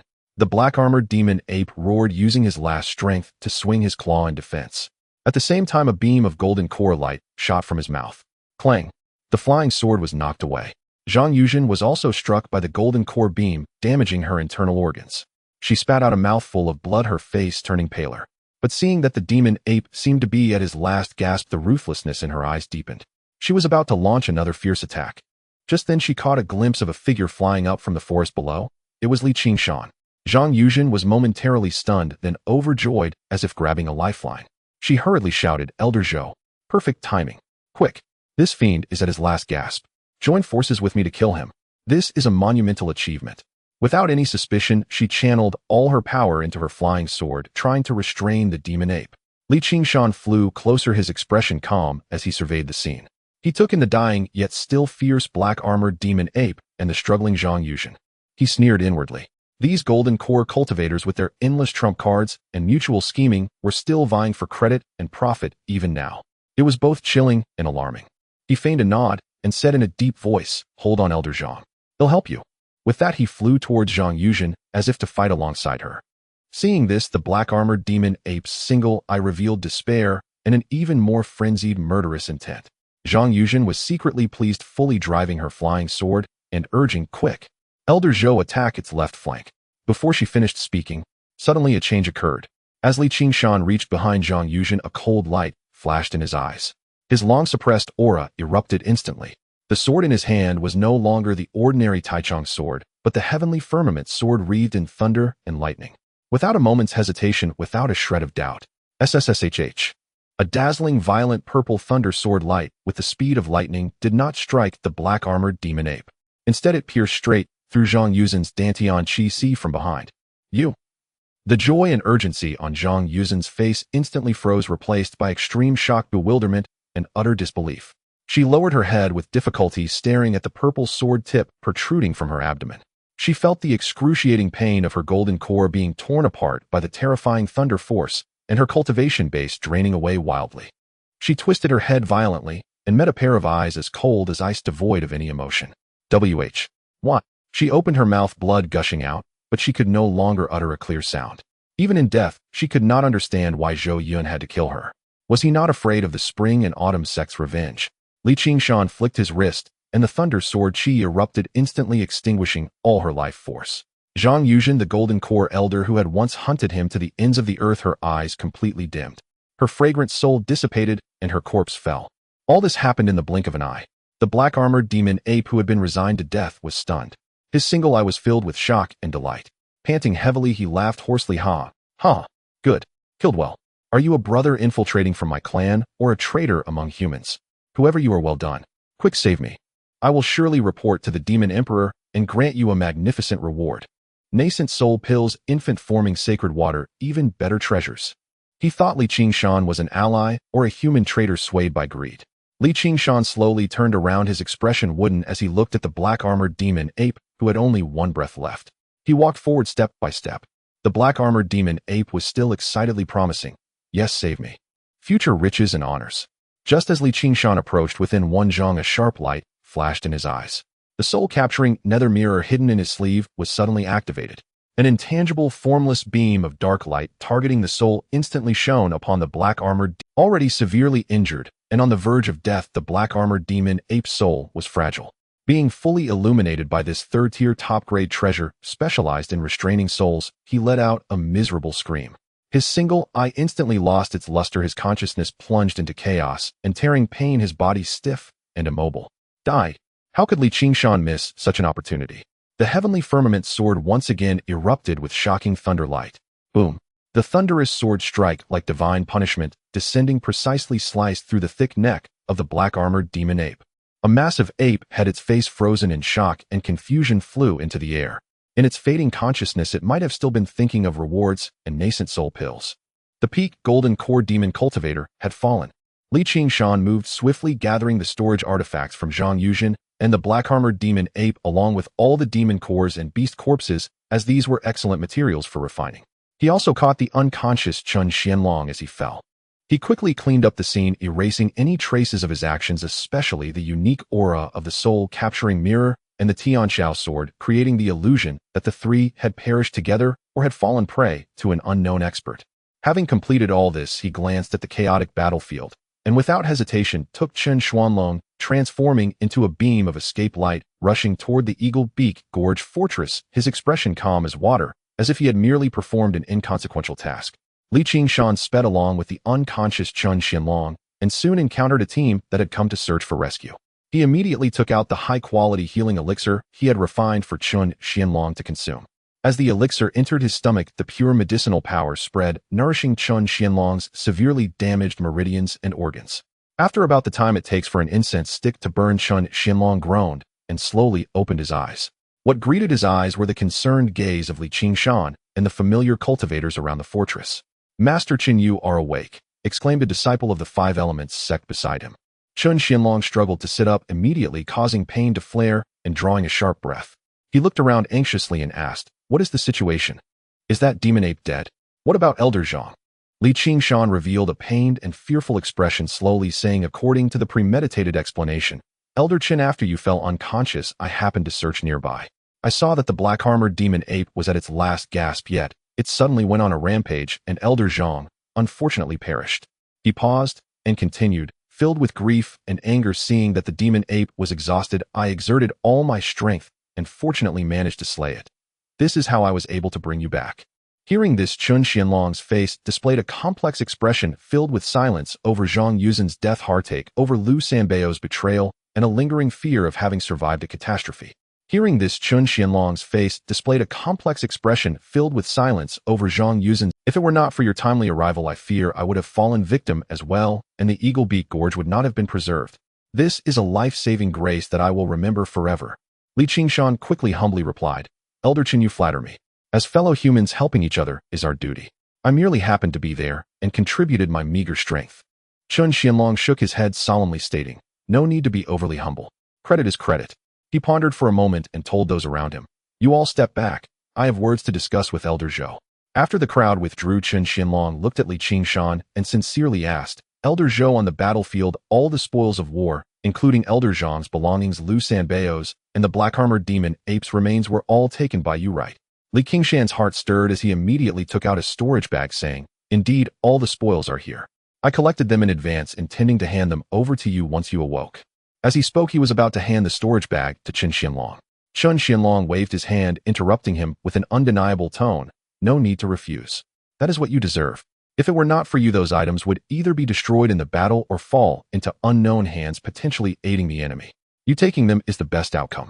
This matter is known only to you and me. There will be no third party pursuing it. This is also a token of my gratitude for your life-saving grace. For Qingshan, while the spoils were certainly valuable, repaying Qingshan's life-saving kindness was of greater significance. Moreover, for him, having reached the pinnacle of golden core guarding the Eagle Beak Gorge would grant him a transformation pill, allowing him to break through to the nascent soul stage. If he could break through to the nascent soul, the sky would be the limit. These trinkets would mean little in comparison. This was exactly what Qingshan wanted to hear. He felt ecstatic inside, knowing that he had bet right. If he had greedily taken everything and fled should Qingshan perish, it would have been hard to explain to the nascent soul ancestor during the follow-up investigation, carrying great risk. Now, having saved Qingshan and received his personal assurance these spoils could be taken with full legitimacy, with no future troubles, he immediately bowed gratefully, saying, In that case, I shall shamelessly accept it. Thank you, Elder Chun. However, regarding Elder Zhang Yuzin's storage ring, I ask that you hand it over to the Qingshan sect, as it is, after all, their possession. Qingshan handed Zhang Yuzin's storage ring to Qingshan. Zhang Yuzin was indeed an elder of the Qingshan sect, and her demise here would inevitably be investigated, possibly attracting intervention from nascent soul experts. Handing over Zhang Yuzin's storage ring significantly reduced Qingshan's risk. All right. Qingshan looked at Qingshan with approval, finding it pleasant to talk with a wise person. Although Qingshan was a guest elder, he knew when to advance and retreat, not being greedy, and perhaps he was worth nurturing. Zhang Yuzin was indeed an elder of the Qingshan sect, and her demise here would inevitably be investigated, possibly attracting intervention from nascent soul experts. Handing over, Qingshan complied and helped Qingshan up. Qingshan bore through the pain and returned to the... Indeed, with the fall of the 5 latest-stage golden core demon cultivators and Lu Sanbao, along with the defeat of the black-armored demon ape, the demon army lost its core command, their offensive thrown into chaos, and their morale plummeted. Although Qingshan was severely injured, his prestige remained intact. He quickly issued a series of commands, organizing the cultivators to launch a counterattack. The human cultivators, witnessing this, rallied their spirits, the cries of battle shaking the heavens as they began to charge out of the fortress, eliminating the scattered demon beasts. After a day and night of fierce battle, the demon army was finally utterly defeated, leaving countless corpses behind as they fled back to the depths of the northern plains. The Eagle Beak Gorge fortress had been held. The setting sun was like blood, casting its glow upon the battered fortress. The cultivators who had survived the catastrophe sat slumped on the walls, their faces a mixture of exhaustion, sorrow, and eventual relief. Yi Lingshuang and Zhou Taoyao spotted the unscathed Qingshan among the crowd and breathed a sigh of relief, their eyes filled with genuine joy.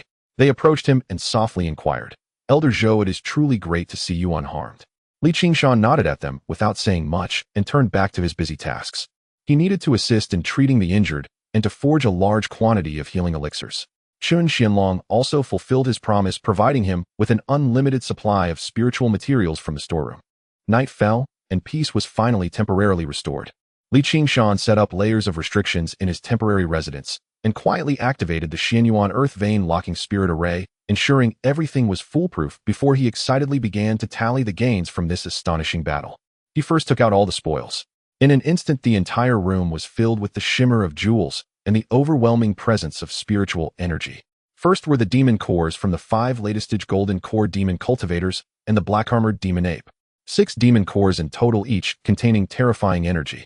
Especially the one from the black-armored demon ape, which was the size of a fist, as black as ink, yet adorned with dark golden patterns on its surface, radiating a heart-stopping wave of perfected demon power. These demon cores, whether used for alchemy or refining, were priceless treasures. Next were their corpse material. The shattered bones of the black-armored demon ape, though fragmented, were of superb quality, its single horn essence blood, and the claws, fur, and special organs of the other demon cultivators. All of these were top-tier materials for refining, talisman making, and alchemy, their value immeasurable. Then there were 2 storage rings and several storage bags. The 2 storage rings came from Lu Sanbao and the black-armored demon ape. Li Qingshan first picked up Lu Sanbao's storage ring. After erasing the residual marks, he probed with his spiritual sense. This. Even though he had mentally prepared himself, Li Qingshan couldn't help but gasp in shock. The space inside the storage ring is immense, spanning a radius of 100 zhang with piles of low-grade spirit stones likely exceeding 1,000,000. There are also several hundred medium-grade spirit stones and even nearly 100 high-grade spirit stones. This is nearly the entire fortune of a late-stage golden core cultivator. There are more than 10 jade slips, most of which contain the sword cultivation techniques and secret arts of the beast control sect. Although Li Qingshan cannot use them, they are worth a fortune. There are dozens of pill bottles mostly containing mid-tier healing and recovery pills, as well as spirit pills for enhancing cultivation, all of good quality. Various secret techniques for controlling spirit beasts pills, and a large number of rare spiritual materials and beast feed specifically used for nurturing spirit beasts. In terms of magical treasures, besides the one he personally uses, a magical sword, there are also several spare controlling magical treasures, but they are all only low tier, which Li Qingshan does not mind and collects them all. What surprised Li Qingshan the most was that there was actually a small vial of 1,000-year stone milk inside, a treasure for tempering the body and enhancing its strength. This 1,000-year stone milk is of great use for his cultivation of the 9 turns golden body. This Lu Sanbao is indeed wealthy. Li Qingshan nodded in satisfaction. The last item is the storage artifact of the black-armored demon ape, which is a strangely shaped bone ring.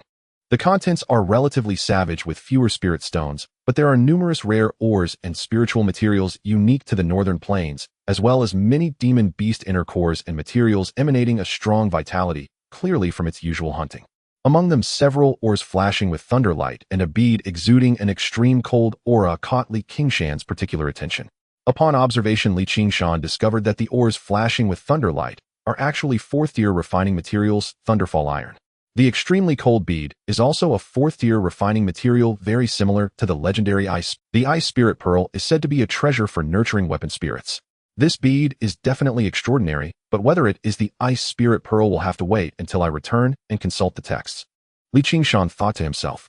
Finally, there are a few storage bags from the 5 unfortunate demon clan golden core cultivators.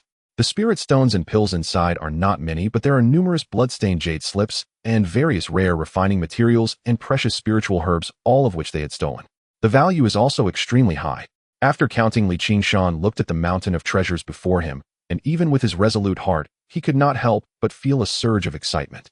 I have struck it rich. Truly a windfall. This resource far exceeds all his past gains combined. It is more than enough to support his cultivation to the late golden core stage. It also provides him with an unimaginable material foundation for refining the longevity judgment sword and enhancing other magical treasures. Risk and opportunity coexist. The ancients do not deceive me. He murmured to himself, carefully categorizing all the items, especially the particularly precious materials, and 3 latest-stage golden core demon cores, and 1 perfect golden core. He was not blinded by the treasures. These items have sensitive origins and must not be revealed in the short term. They need to be digested and used slowly and in batches. Outside the window, the moonlight was like water illuminating the fortress that appeared slightly tranquil after enduring the baptism of blood and fire. Li Qingshan sat cross-legged, feeling a sense of peace and satisfaction in his heart. Although the journey to the Eagle Beak Gorge was dangerous, the rewards far exceeded expectations. With the 100-day period approaching, the essence of gung metal was about to be obtained, and he had gained such a vast amount of resources. It was even enough for Li Qingshan to cultivate all the way to the peak of golden core, or even attempt to break into the nascent soul stage. All I need is time. I hope that after this battle I can have more peaceful days for cultivation. Li Qingshan thought to himself. The defensive battle at the Eagle Beak Gorge indeed gradually calmed down in the following days. After the demon army lost 5 latest-stage golden core demon leaders, including the black-armored demon ape, a perfect golden core powerhouse, they could not capture the sturdy fortress of the human race after a long siege, and their morale had plummeted. The attack on the Eagle Beak Gorge has already been declared a failure. Meanwhile, on other battlefields, they have also been obstructed, suffering strong resistance from human cultivators. At the same time, in a secret counterattack initiated by the human nascent soul powerhouses, including the Wine Sword Immortal, they directly invaded the interior of the northern plains, resulting in 2 of the 3 nascent soul demon kings being killed and 1 severely injured. The northern plains trembled. Only then did the demon race realize that the human race was not to be trifled with, and this invasion was declared a failure. The massive horde of beasts finally began to retreat, withdrawing back into the depths of the northern plains like a receding tide. Inside and outside the Eagle Beak Gorge fortress, deafening cheers erupted. The joy of surviving the catastrophe radiated from the faces of every guarding cultivator, and the months of bloody battle and tense nerves could finally relax temporarily. The surviving cultivators, whether disciples of sects or loose cultivators, would receive generous rewards for their military achievements. Qingshan stood on the city wall watching the demon clouds retreat, like a receding tide, feeling a sense of relief in his heart. This 100-day defense of the city was truly thrilling with huge gains, but it was also exhausting. Junior Chun Xianlong's voice came carrying a hint of fatigue, but more of satisfaction. The beast tide has retreated. Our mission is complete, and we will soon return to the sect. It is thanks to you, junior brother, that the Eagle Beak Gorge was able to hold. I have submitted the battle report to the master in detail, and the sect will surely reward you handsomely. Senior brother Chen, you flatter me. Defending the territory and upholding the Tao is my duty, all thanks to the united efforts of all of you and the seniors who turned the tide. Qingshan cupped his hands, his tone as humble as ever. Chun Xianlong patted his shoulder, his eyes filled with admiration, and said no more, as everything was understood without words. On the eve of departure, Qingshan summoned Yi Lingshuang and Zhou Taoyao. He waved his hand to set up a soundproof barrier, and then took out 2 jade boxes from the storage ring, handing one to each of the 2 women. Yi Lingshuang, Zhou Taoyao, you have helped me a lot during this 100 days guarding the Eagle Beak Gorge. As we part this time, I do not know when we will meet again. These 2 pills may aid you in your future cultivation. Qingshan said slowly. Yi Lingshuang and Zhou Taoyao curiously opened the jade boxes. Instantly, 2 overwhelming and pure energies infused with the essence of golden core cultivation spread out, illuminating the entire cave with spiritual light. This is a golden core pill. Zhou Taoyao covered her mouth, her beautiful eyes wide with disbelief and surprise. A look of immense shock also appeared on Yi Lingshuang's cold face. She suddenly looked up at Qingshan. A golden core pill. And, looking at the pill patterns, it is definitely not low grade. Elder Zhou, this item is too precious. We cannot accept it. Yes, Master Zhou, this is too valuable. We cannot accept it. The golden core pill is a supreme treasure that assists latest-stage foundation establishment cultivators in condensing their golden core worth a fortune, and often without a market. A single good golden core pill is enough to cause countless foundation establishment cultivators to fight over it, even triggering sect wars. They never expected that this Master Zhou Yun would so easily gift it to them. Qingshan smiled faintly, his tone calm. There is no need for you to decline. Accept it. This is also obtained by chance, and for me it holds no significant use for the time being. You two have a connection with me. This item is precisely suitable for your use. I hope you can achieve foundation establishment and make great strides in your path. Although he spoke lightly, both women understood the preciousness of the golden core. Even a golden core true person would not easily part with one. Although he spoke lightly, both women understood the preciousness of the golden core. Even a golden core true. Yi Lingshuang said earnestly, what do you mean by why? Qingshan feigned confusion and asked, why are you so good to me and my junior sister? You saved our lives before helping us fend off Zhang Yuzin's difficulties, and now you even gift us a golden core. Could it be? Could it be? Yi Lingshuang whispered, casting a shy glance at Zhou Yun's handsome face. Her cheeks flushed. A strange look flashed in Qingshan's eyes. How could he not understand the implication in Yi Lingshuang's words? Was she thinking that he was interested in her and Zhou Taoyao? Ahem.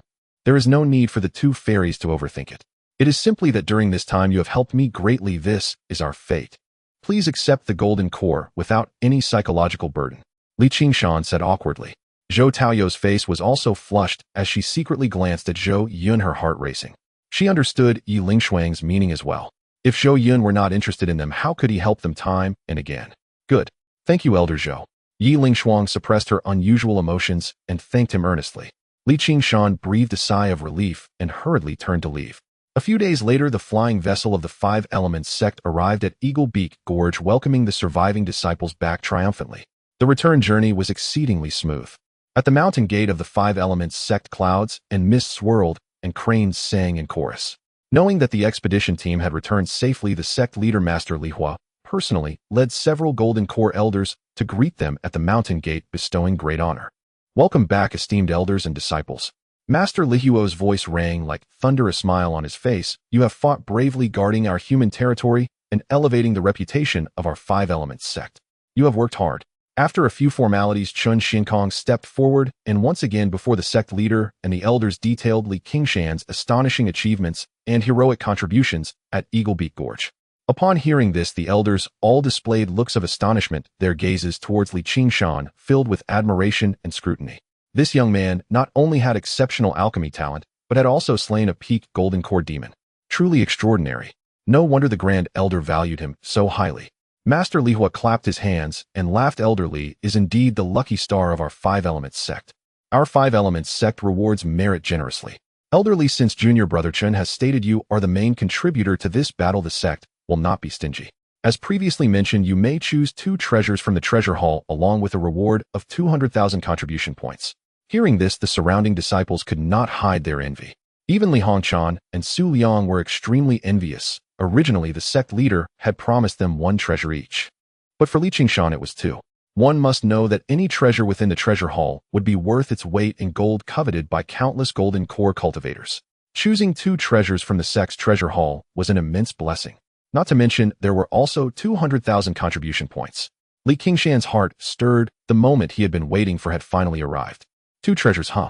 It seems this is indeed an unexpected delight. It looks like I can get both the essence of metal and the spirit liquid of thunder tribulation.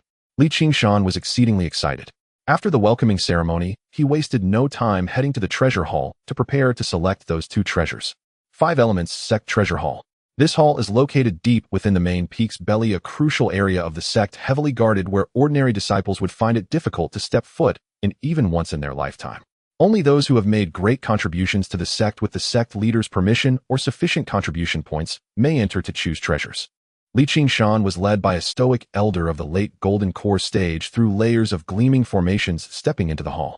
Upon entering, he immediately felt a vast ocean of spiritual energy wash over him, mingled with the unique Tao rhythms emanating from various rare materials, magical treasures, and spiritual pills, making one feel refreshed and dizzy. The internal space of the hall was far more expansive than it appeared from the outside, evidently employing a spatial expansion formation. Rows of shelves made from warm jade, cold iron, or unknown spiritual wood were neatly arranged, categorized with all sorts of rare treasures.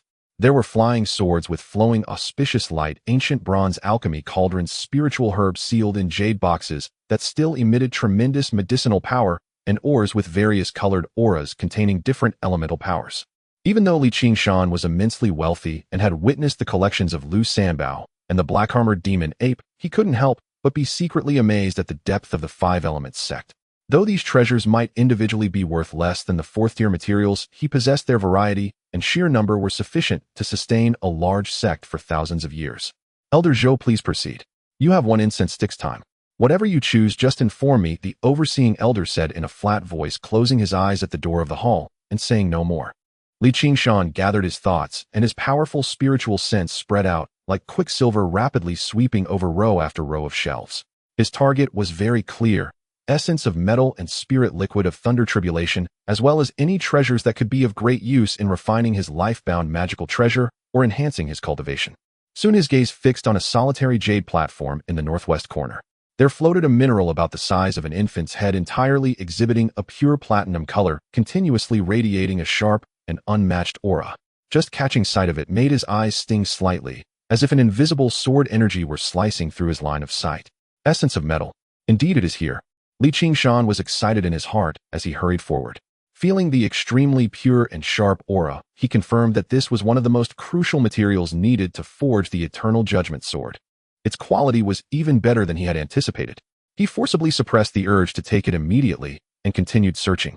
After a moment, he discovered a small purple jade bottle heavily sealed, placed among various spiritual liquids and springs on a cold jade shelf. A label beside it reads Spirit Liquid of Thunder Tribulation, 3 drops. Extracted from the core of a 1,000-year-old thunderstruck wood containing a trace of the power of heavenly thunder's creation and destruction, can refine the spiritual nature of magical treasures and assist in cultivating thunder attribute techniques. Handle with care. Spirit Liquid of Thunder Tribulation. A flash of brilliance sparkled in Li Qingshan's eyes. This item was also one of the materials for forging the Eternal Judgment Sword.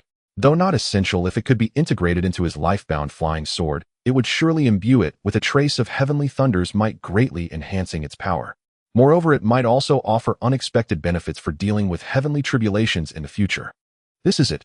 Li Qingshan no longer hesitated and turned to the elder in charge, saying, Elder, I have made my choice. I want the essence of gung metal and the spirit liquid of thunder tribulation. The elder in charge opened his eyes, a hint of surprise flashing within them, seemingly not expecting Li Qingshan to make a decision so quickly and to select treasures that were extremely difficult to handle and relatively specialized in use. He nodded, waved his hand to cast a spell, and the restrictive aura surrounding the two treasures dissipated, floating gently towards Qingshan.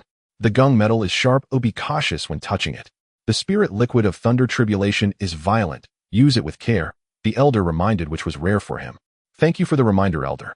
Qingshan calmly accepted them, yet his heart was filled with indescribable excitement. He carefully placed the two treasures into a specially prepared jade box, sealed it with a talisman, and then stored it in his storage ring, feeling a tremendous weight lift from his heart. Having obtained two of the core materials, only the final 10,000-year spirit wood heart remained. After leaving the treasure hall, Qingshan did not return directly to Danxia Peak, but instead altered his appearance and aura quietly, making his way to the Five Elements Bazaar at the foot of the mountain. In the largest store, Wanbao Pavilion, a steward watched as Qingshan took out one treasure after another, a pile of spirit materials, and ores, his eyes widening and cold sweat forming on his forehead. In order to avoid drawing attention, Qingshan did not seek the previously met elder from Wanbao Pavilion. He also concealed his aura and changed his appearance, making it impossible for anyone to trace his origins. These treasures were diverse in type and of extremely high quality, many of which clearly bore traces of Beastmaster sect techniques, with some even emanating a faint demon energy indicating their complicated origins. However, with Wanbao Pavilion's deep background, they specialized in such trade, as long as the items were good, their origins were never questioned. Elder, esteemed senior, the value of these treasures is truly too high, allow me to calculate carefully. The steward's tone became increasingly respectful as he meticulously counted. All right, Qingshan replied, hoarsely sipping tea and waiting calmly. After several hours of calculation, the steward finally reported a figure. Esteemed senior, the value of these treasures is 230,000 low-grade spirit stones. What do you think? Or it can be converted to 23,000 mid-grade spirit stones. Qingshan felt satisfied that this price was quite fair. He nodded expressionlessly, saying, that will do. Convert it all into mid-grade spirit stones. Excellent. Please wait a moment. The steward was overjoyed and quickly instructed someone to fetch the spirit stones. Moments later, Qingshan left Wanbao Pavilion with 23,000 mid-grade spirit stones shimmering with spiritual energy. He then visited several large medicinal herb shops, purchasing some third-grade spirit medicines, preparing to use the few Demon Clan demon cores to refine the Dragon Tiger Golden Core. The Dragon Tiger Golden Core is a third-grade upper-tier spirit pill, an ancient alchemical creation recorded as one of the most difficult pills to refine in the alchemy canon. Yet this is the best pill for those in the Golden Core stage, capable of greatly enhancing the cultivation level and speed of practitioners in that realm. Soon he had gathered all the necessary third-grade spirit herbs for refining the Dragon Tiger Golden Core and quietly returned to his cave dwelling. At the cave dwelling on Tianquan Peak in the fire room, Qingshan held his breath, concentrating as the burning heaven furnace floated before him with the ground fire roaring beneath it. The room was filled with the fragrance of herbs and a surge of violent demonic power, which gradually intertwined and merged under an invisible force. The Dragon Tiger Golden Core, a third-grade upper-tier spirit pill, primarily uses a demon core from the Golden Core stage as its main ingredient, supplemented with dozens of precious third-grade spirit herbs. It is extremely difficult to refine with a very low success rate. However, its medicinal power is immense, significantly promoting the mana growth of Golden Core cultivators. The value of a top-tier Dragon Tiger Golden Core can even far exceed that of ordinary fourth-grade low-tier pills. Qingshan's movements were fluid and graceful, his divine sense highly focused, precisely controlling the intensity of the ground fire and the fusion of the spirit herbs and demon cores. He had 5 latest-stage Golden Core demon cores and 1 perfected demon core with ample materials to withstand the losses of failure. Days passed by. The first furnace failed, all materials turned to ashes, and not even a waste pill was produced. The second furnace also failed, but 5 waste pills were produced. The second furnace barely produced a pill, yielding 1 low-grade and 3 waste pills. The third furnace made progress, producing 4 pills, 2 mid-grade, 2 low-grade, and 2 waste pills. Qingshan remained undaunted, summarizing his experiences and adjusting the firepower and divine sense control. In the 5th furnace, when he added the perfected Golden Core demon core into the medicinal liquid, the entire Qixiao treasure cauldron trembled slightly, and the violent demonic power nearly broke through the cauldron walls. Qingshan shouted lowly, the true yuan of longevity, surging forth, fully suppressing it, as his divine sense meticulously guided the fusion of the medicinal properties. After an unknown period, a low rumbling sound reminiscent of a dragon's roar and a tiger's roar suddenly emerged from within the cauldron. The cauldron lid flew open and 5 pills the size of dragon's eyes with dragon tiger patterns and brilliant golden light shot out being received into a jade bottle prepared by Qingshan. 5. All of them are top tier. A smile of satisfaction appeared on Qingshan's face. The last furnace finally succeeded. He obtained 3 low-grade dragon tiger golden cores, 2 mid-grade, 5 top-grade, and 10 waste pills. As for the strongest perfected golden core demon core, he did not refine it, leaving it aside for now, or perhaps it would be useful in the future. In total, he obtained 10 dragon tiger golden cores and 10 waste pills. However, with the presence of the Rui gourd, waste pills were no different from real dragon tiger golden cores for Qingshan. He did not hesitate and placed all 20 dragon tiger golden cores into the Rui gourd at his waist. A night passed without incident. The next morning, when Qingshan opened the gourd again, an indescribably immense medicinal power, mixed with a strange Tao rhythm, surged into the sky, nearly breaking through the restrictions of the cave. 21 dragon tiger golden cores, each round and flawless, harboring golden light, with the dragon tiger patterns on their surface seeming to come alive, slowly moving. On the surface of the pills, 4 clear purple gold patterns shone brilliantly. Top-tier dragon tiger golden cores. And there are a full 20 of them. Qingshan looked at these 20 exquisite spirit pills capable of driving any golden core cultivator mad, his eyes filled with confidence. However, upon closer inspection, he found that these 20 dragon tiger golden cores were not entirely the same. Clearly, the top-tier dragon tiger golden cores transformed from waste pills had somewhat weaker medicinal power and were smaller in size. Those transformed from low-grade pills were larger, while the 5 top-tier dragon tiger golden cores were the biggest, resembling a baby's fist with clear pill patterns and immense medicinal power, truly extraordinary. So that's how it is. It seems that I must strive to improve my alchemy skills as much as possible so as not to waste the effects of the Rui gourd. A glimmer of realization appeared in Qingshan's eyes as he muttered to himself. With these 20 dragon tiger golden cores to assist, reaching the late golden core stage is just around the corner. He hesitated, no longer activating all the restrictions in the cave, setting up several layers of protective formations. Finally, taking a deep breath, he swallowed a top-tier dragon tiger golden core. The pill melted instantly upon entering, transforming into a torrent of violent, yet incredibly pure energy, surging into his limbs and bones like a dragon soaring and a tiger roaring, ultimately converging into the golden core in his dantian. Qingshan immediately activated the longevity true art, guiding this massive medicinal power into the golden core, his aura continuously strengthening as his cultivation advanced towards the late golden core stage. He entered seclusion, officially starting. Within the cave's spiritual energy surged, golden light flickered, and low rumbling sounds of dragon roars and tiger roars occasionally echoed out. 8 years, a long time for a mortal, yet for a golden core cultivator in seclusion, it passes like a fleeting moment. Qingshan had been in closed-door training, and in the blink of an eye 8 years had passed. Within the cave dwelling, the surging spiritual energy had long since settled, and the sounds of dragon roars and tiger howls had vanished without a trace. Qingshan slowly opened his eyes, and deep within his gaze it was as if thunder flickered. His aura was as profound as the ocean, yet in the next moment, it was completely retracted by a mysterious force, revealing only the fluctuations of mid-golden core cultivation. The little heaven concealment technique was complete.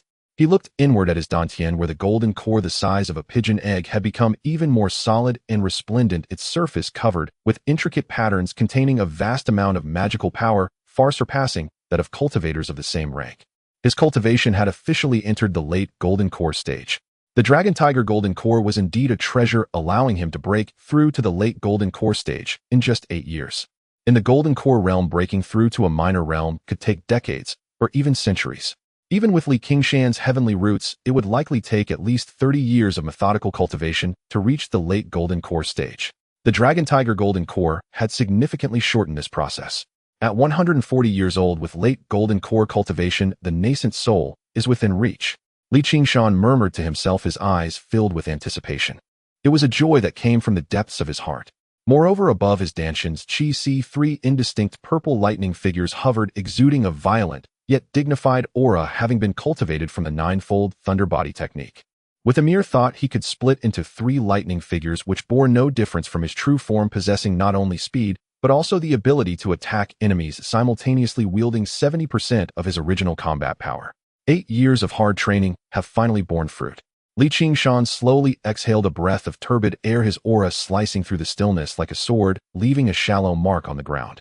With a flicker of his mind, the heavenly sky, sword Wutu shield, and soul capture mirror 3 supreme magical treasures danced around him like obedient fish flying joyfully and effortlessly full of spirit. With his current late golden core cultivation to activate them, their power far exceeded the past. He was confident that now, even against the likes of the black armored demon ape with its complete golden core cultivation, he could slay it hidden without resorting to sneak attacks. However, amidst the joy there were also concerns.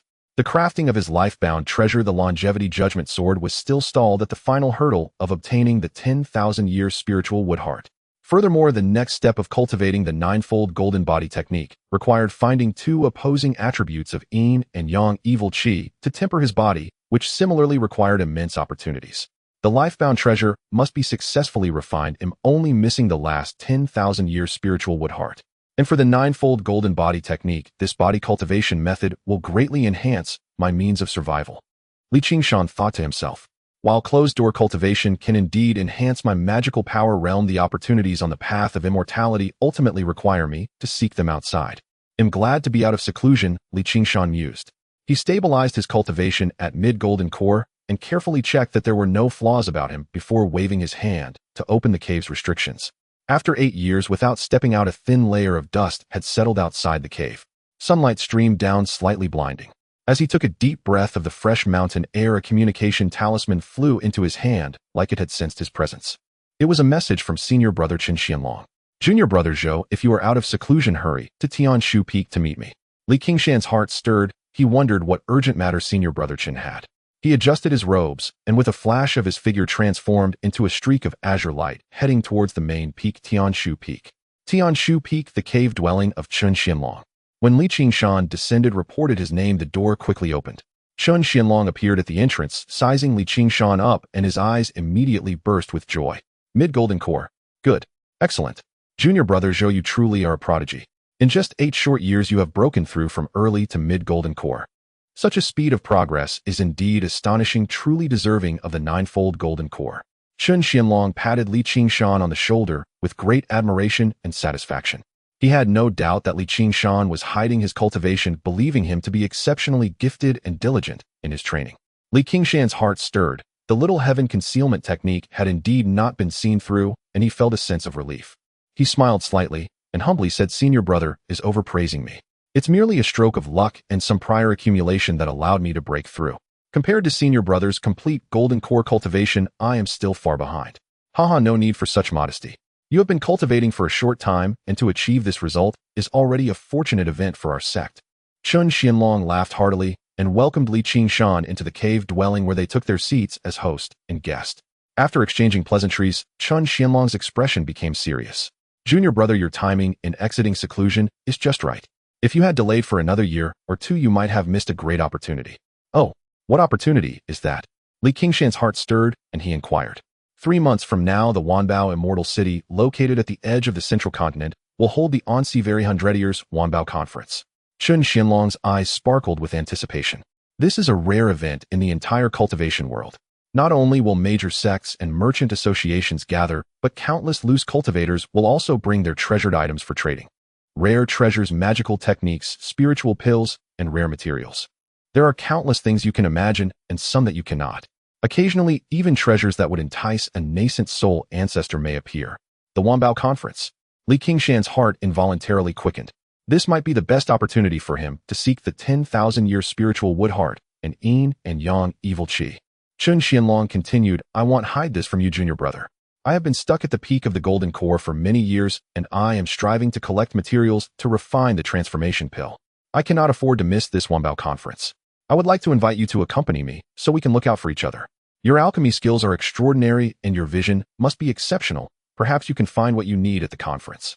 Qingshan did not hesitate at all and immediately cupped his hands, saying, thank you, senior brother, for your guidance.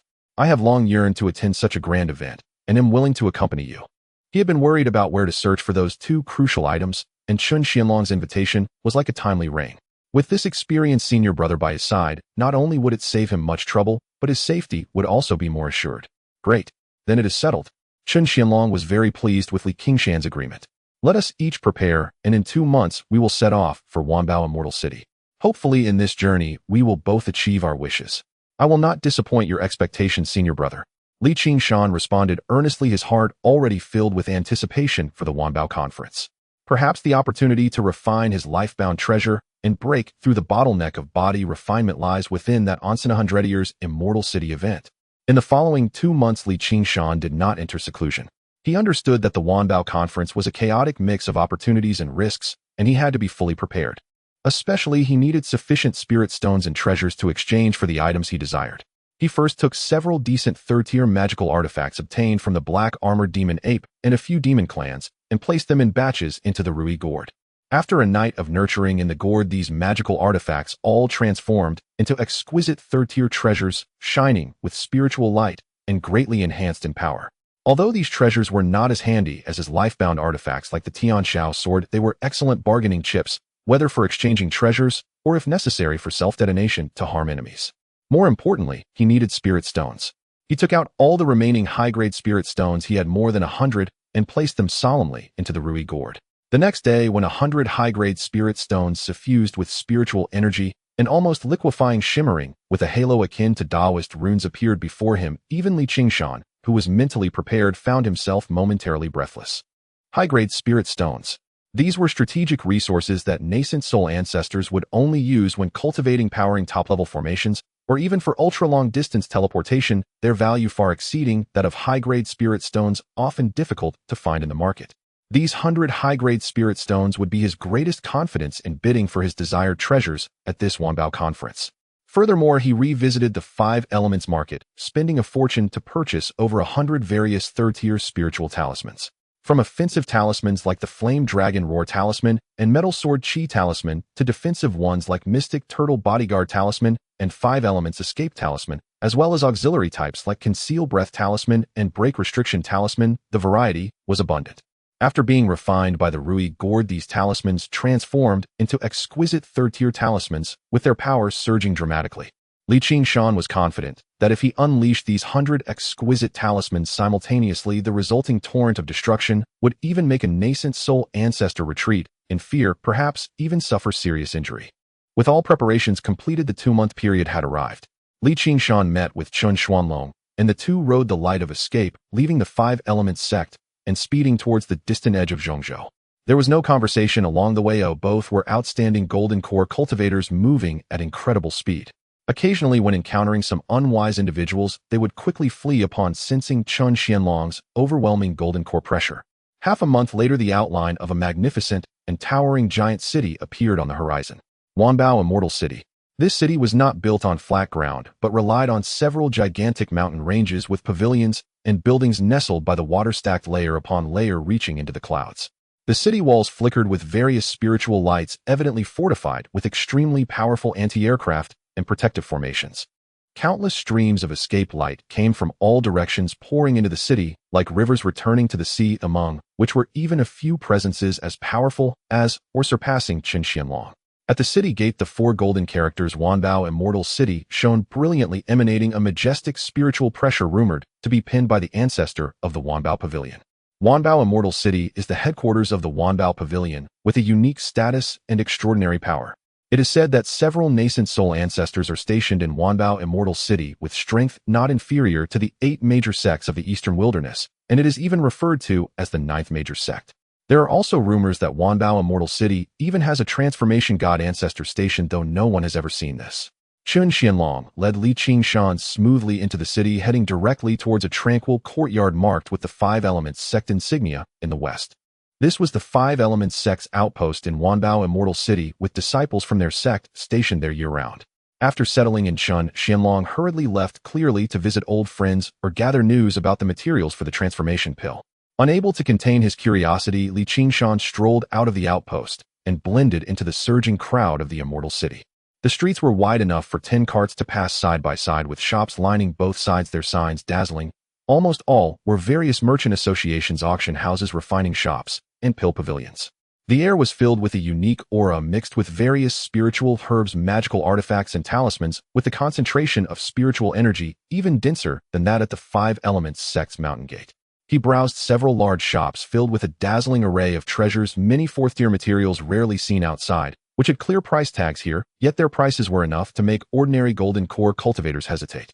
Qingshan secretly clicked his tongue, but did not act impulsively. His target was clear, and ordinary treasures no longer caught his eye.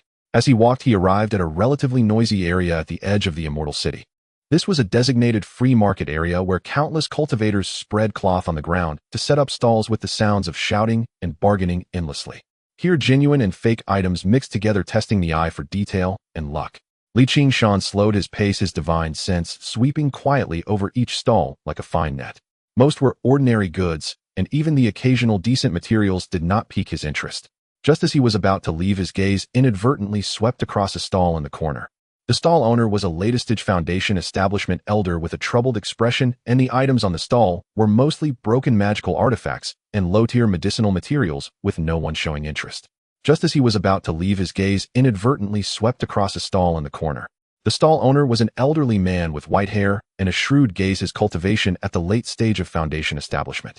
His stall was not as chaotic as others, so a few items were neatly arranged and cleaned, making it look quite presentable. Qingshan's divine sense paused slightly as it swept across a corner of the stall. There lay an unremarkable black mineral and an ancient jade talisman the size of a palm, with a slightly damaged edge and a dull color. Beneath the damaged runes of that jade talisman, he keenly sensed an extremely faint yet incredibly condensed hidden fluctuation far exceeding that of the third tier. A remnant of a fourth-tier spiritual talisman. Although its spirituality had nearly dissipated, its essential tier could not be mistaken. Qingshan's heart shook violently, yet his expression remained calm as he walked over slowly. He first picked up a common third-tier spiritual herb nearby, glanced at it casually, inquiring about the price before putting it down. His gaze seemed to be attracted only by that mineral and the jade talisman. "Friend, these two items have a certain ancient charm. How much are you selling them for?" He pretended to be casual as he picked up the black mineral, seemingly just glancing at the jade talisman. The white-haired elder squinted his eyes, stroked his beard, and chuckled. "You have a good eye, friend. To be honest, I obtained these two treasures during my last exploration of the Black Wind ruins, painstakingly salvaged from a collapsed ancient cave. See this mineral. It contains a dark luster and is unusually heavy. It is certainly not ordinary, and this jade talisman, although somewhat damaged, bears ancient and profound runes. I have studied it for a long time and concluded it is certainly not an ordinary item. It is merely that the opportunity has not yet arisen to unlock its mysteries. If it were not for my urgent need for spirit stones to purchase medicinal pills to break through my bottleneck, I would never part with them." His words were meticulously crafted, both hinting at the ancient cave dwelling to drive up the price and leaving room with unable to uncover to avoid being deemed counterfeit. Finally, he subtly indicated with urgently in need of spirit stones that negotiations were possible, but not too aggressively. He appeared to be an old hand in these dealings. Qingshan couldn't help but smirk inwardly while feigning an interested, yet hesitant demeanor. "Oh, from the ancient cave dwelling. That sounds enticing. However, this, or lacks visible spiritual energy and is filled with impurities. At most, it could be considered a piece of aged obsidian. This jade talisman is even more severely damaged. The runes have been worn away. What use could it possibly have? Fellow Taoist, name a reasonable price, and if suitable, I can purchase it as a decorative item." The old man's eyes sparkled with a glint, extending 3 fingers. "You are a connoisseur, fellow Taoist. I won't call out a random price. For these 2 ancient treasures, 30,000 low-grade spirit stones, take them both. 30,000 low-grade spirit stones. This price is simply astronomical for a damaged talisman of unknown use and a piece of ordinary, or it could easily buy several decent second-tier spirit artifacts." Qingshan immediately placed the ore and jade talisman back, shaking his head with a laugh. "Are you joking, fellow Taoist? 30,000 spirit stones. For this? Forget it. You should keep it for someone more fortunate." With that, he pretended to leave. "Hey, fellow Taoist, please wait." The old man hurriedly called out to him, a smile plastered on his face. "The price is negotiable. Look, fellow Taoist, this ancient artifact is rare. It might contain hidden treasures. How about 25,000? Just as a gesture of friendship." Qingshan paused, turned around, and frowned. "Fellow Taoist, I genuinely want it, but your price is too inflated. How about this? I see these 2 items worth at most 1,000 spirit stones." 1,000 spirit stones? The old man exclaimed. "Your bargaining is too ruthless. This is an ancient artifact. At least 10,000 spirit stones. 2,000 spirit stones at most. 2,000, otherwise I'm really leaving." Qingshan's tone was firm, yet a hint of curiosity about the ancient artifact remained in his gaze. The old man carefully observed Qingshan's expression, pondering for a moment, and finally, as if suffering a great loss, slapped his thigh. "Sigh. Forget it. For the sake of fate between you and this item, 3,000 spirit stones. This is my bottom line. If it's lower, I'd rather let it rot in my hands." Qingshan knew this was likely the shrewd old man's psychological price point. Pressing further might lead to a refusal to sell. He feigned hesitation for a moment before sighing, fine, 3,000 it is. Who told me I like these old items so much? He readily counted out 3,000 low-grade spirit stones, placing them into a cloth bag and handing it. The old man took the spirit stones, his face blossoming into a wide smile, quickly wrapping the ore and jade talisman, handing them to Qingshan, while muttering, "Fellow Taoist, rest assured you will not lose out. Perhaps one day you will discover this is a great treasure." Qingshan accepted the items, chuckling inwardly, "Isn't it a great treasure? Only this treasure far exceeds your imagination." He tucked the 2 items into his sleeve and turned to leave, his heartbeat slightly quickening. Spending 3,000 spirit stones and a few words, he obtained a piece of a 4th-tier top-grade spirit talisman with boundless potential. This deal was simply too worthwhile. Qingshan tucked the 2 items into his sleeve, turned to leave, and his heartbeat quickened slightly. He could almost be certain that the jade talisman was anything but simple. Returning to his room at the 5 Elements Sect's base, Qingshan immediately set up multiple restrictions. He carefully took out the jade talisman, washed it with clean water, and used his divine sense to explore it meticulously. The jade talisman was made of a material that was neither metal nor jade, cool to the touch. The blurred runes seemed to contain some extremely profound principles of thunder law, but due to its severe damage it was difficult to discern its entirety. Though the faint 4th-tier fluctuation was weak, it was incredibly pure. Indeed, this is a fragment of a 4th-tier spirit talisman.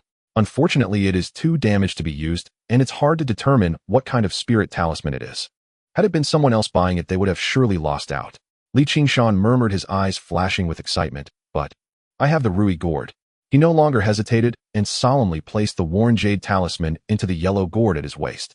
A night of anticipation followed. The next morning, Qingshan eagerly took out the jade talisman.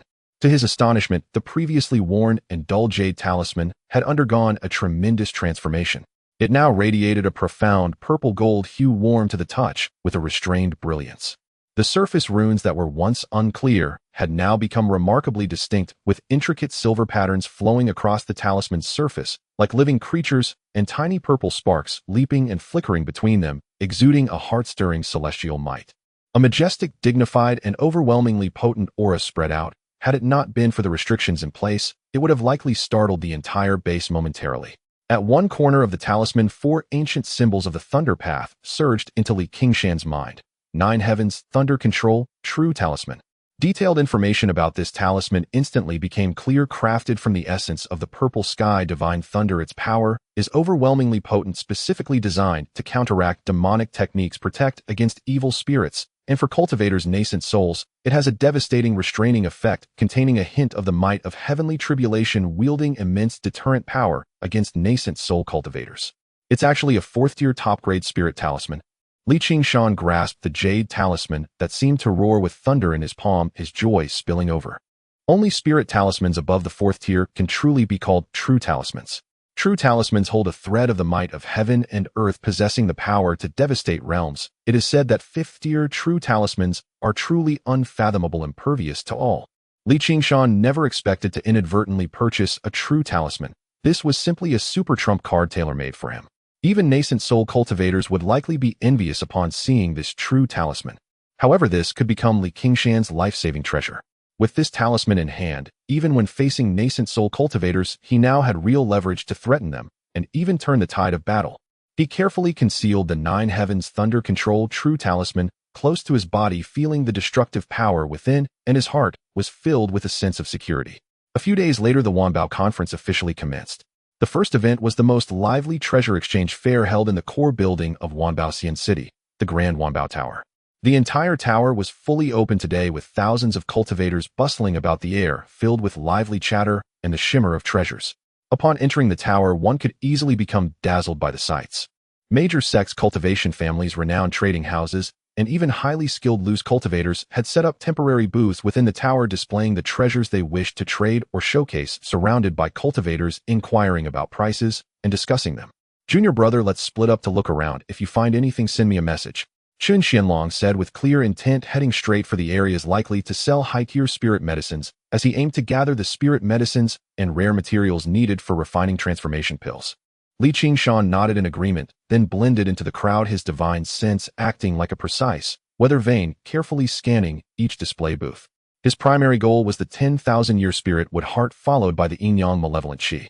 An hour passed, and he encountered countless rare materials, finished magical treasures, and jade slips of cultivation techniques. Some ancient treasure fragments emanating faint spiritual light drew eager bids from the crowd, creating a vibrant scene. However, the 10,000-year spirit wood heart remained elusive. Such a core material for crafting top-tier would attribute magical treasures was indeed exceedingly rare. Just as he began to feel disheartened and considered looking elsewhere, a chilling, yet purely strange aura wafted from a nearby display booth. Qingshan's heart stirred as he followed the source of the aura. The booth was arranged in a rather eerie manner, shrouded in a faint black veil with a banner embroidered with a grotesque demon totem. The display booth of the Tianma sect, one of the giants of the Eastern Wilderness demon path. Behind the booth stood a slender woman in a black dress, her face partially covered by a light veil. An icy aura surrounded her, her eyes resembling cold stars in a deep pool. Although her full visage was obscured, her aloof elegance and the fluctuations of her mid-golden core cultivation instantly revealed her identity to Qingshan, the holy maiden of the Tianma sect Lung Weiyue. Qingshan's heart involuntarily skipped a beat, memories flooding back of the time in the Xintian secret realm when, due to a surge of demonic energy, he Lung Weiyue and Yi Lingshuang found their bodies intertwined in an absurd and unavoidable moment. An indescribable sense of awkwardness and guilt surged within him. He instinctively activated the little covering heaven secret technique, perfecting the concealment of his aura while maintaining a plain appearance, as Zhou Yun ensuring there were no flaws. Fortunately, she does not recognize me. Qingshan silently sighed in relief, forcing himself to calm down and directing his gaze towards the booth in front of Lung Weiyue. There were not many items on the table, but each item glowed with a profound magical light extraordinary in nature. What attracted him was a small black jade bottle placed in the center. The bottle's mouth was affixed with a sealing talisman, yet wisps of exceptionally pure dark qi seeped from it, exuding a chilling aura that could freeze souls and erode all things. Next to the bottle stood a wooden plaque inscribed with the words, "A wisp of Xian Yin malevolent qi in exchange for a top-tier third-grade attack magical treasure or a third-grade superior cultivation elixir. Spirit stones need not apply." Indeed, it is Xian Yin malevolent qi, one of the two top-tier malevolent energies needed for the next step of the 9 transformations golden body technique. Qingshan felt a surge of joy within, truly an unexpected windfall. However, just as he prepared to approach to inquire about the price, a sinister, yet somewhat obsequious voice interrupted. "Fairy Weiyue, a long time no see, your grace surpasses the past." A young cultivator in a black robe with a proud demeanor strode forward, his eyes filled with mirth. He was Yin Tianxiu, an elder of the Yin Luo sect possessing late golden core cultivation.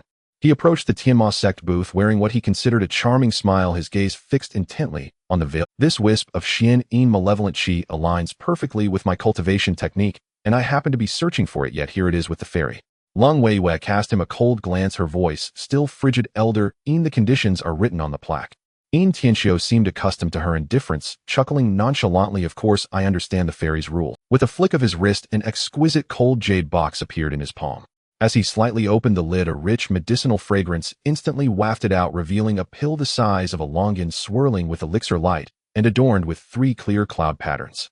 "This is the Yin Luo sect's secret medicine, the Underworld Breakthrough Pill, a top-tier third-grade elixir that can significantly enhance the cultivation of golden core cultivators, especially suitable for our demon path techniques.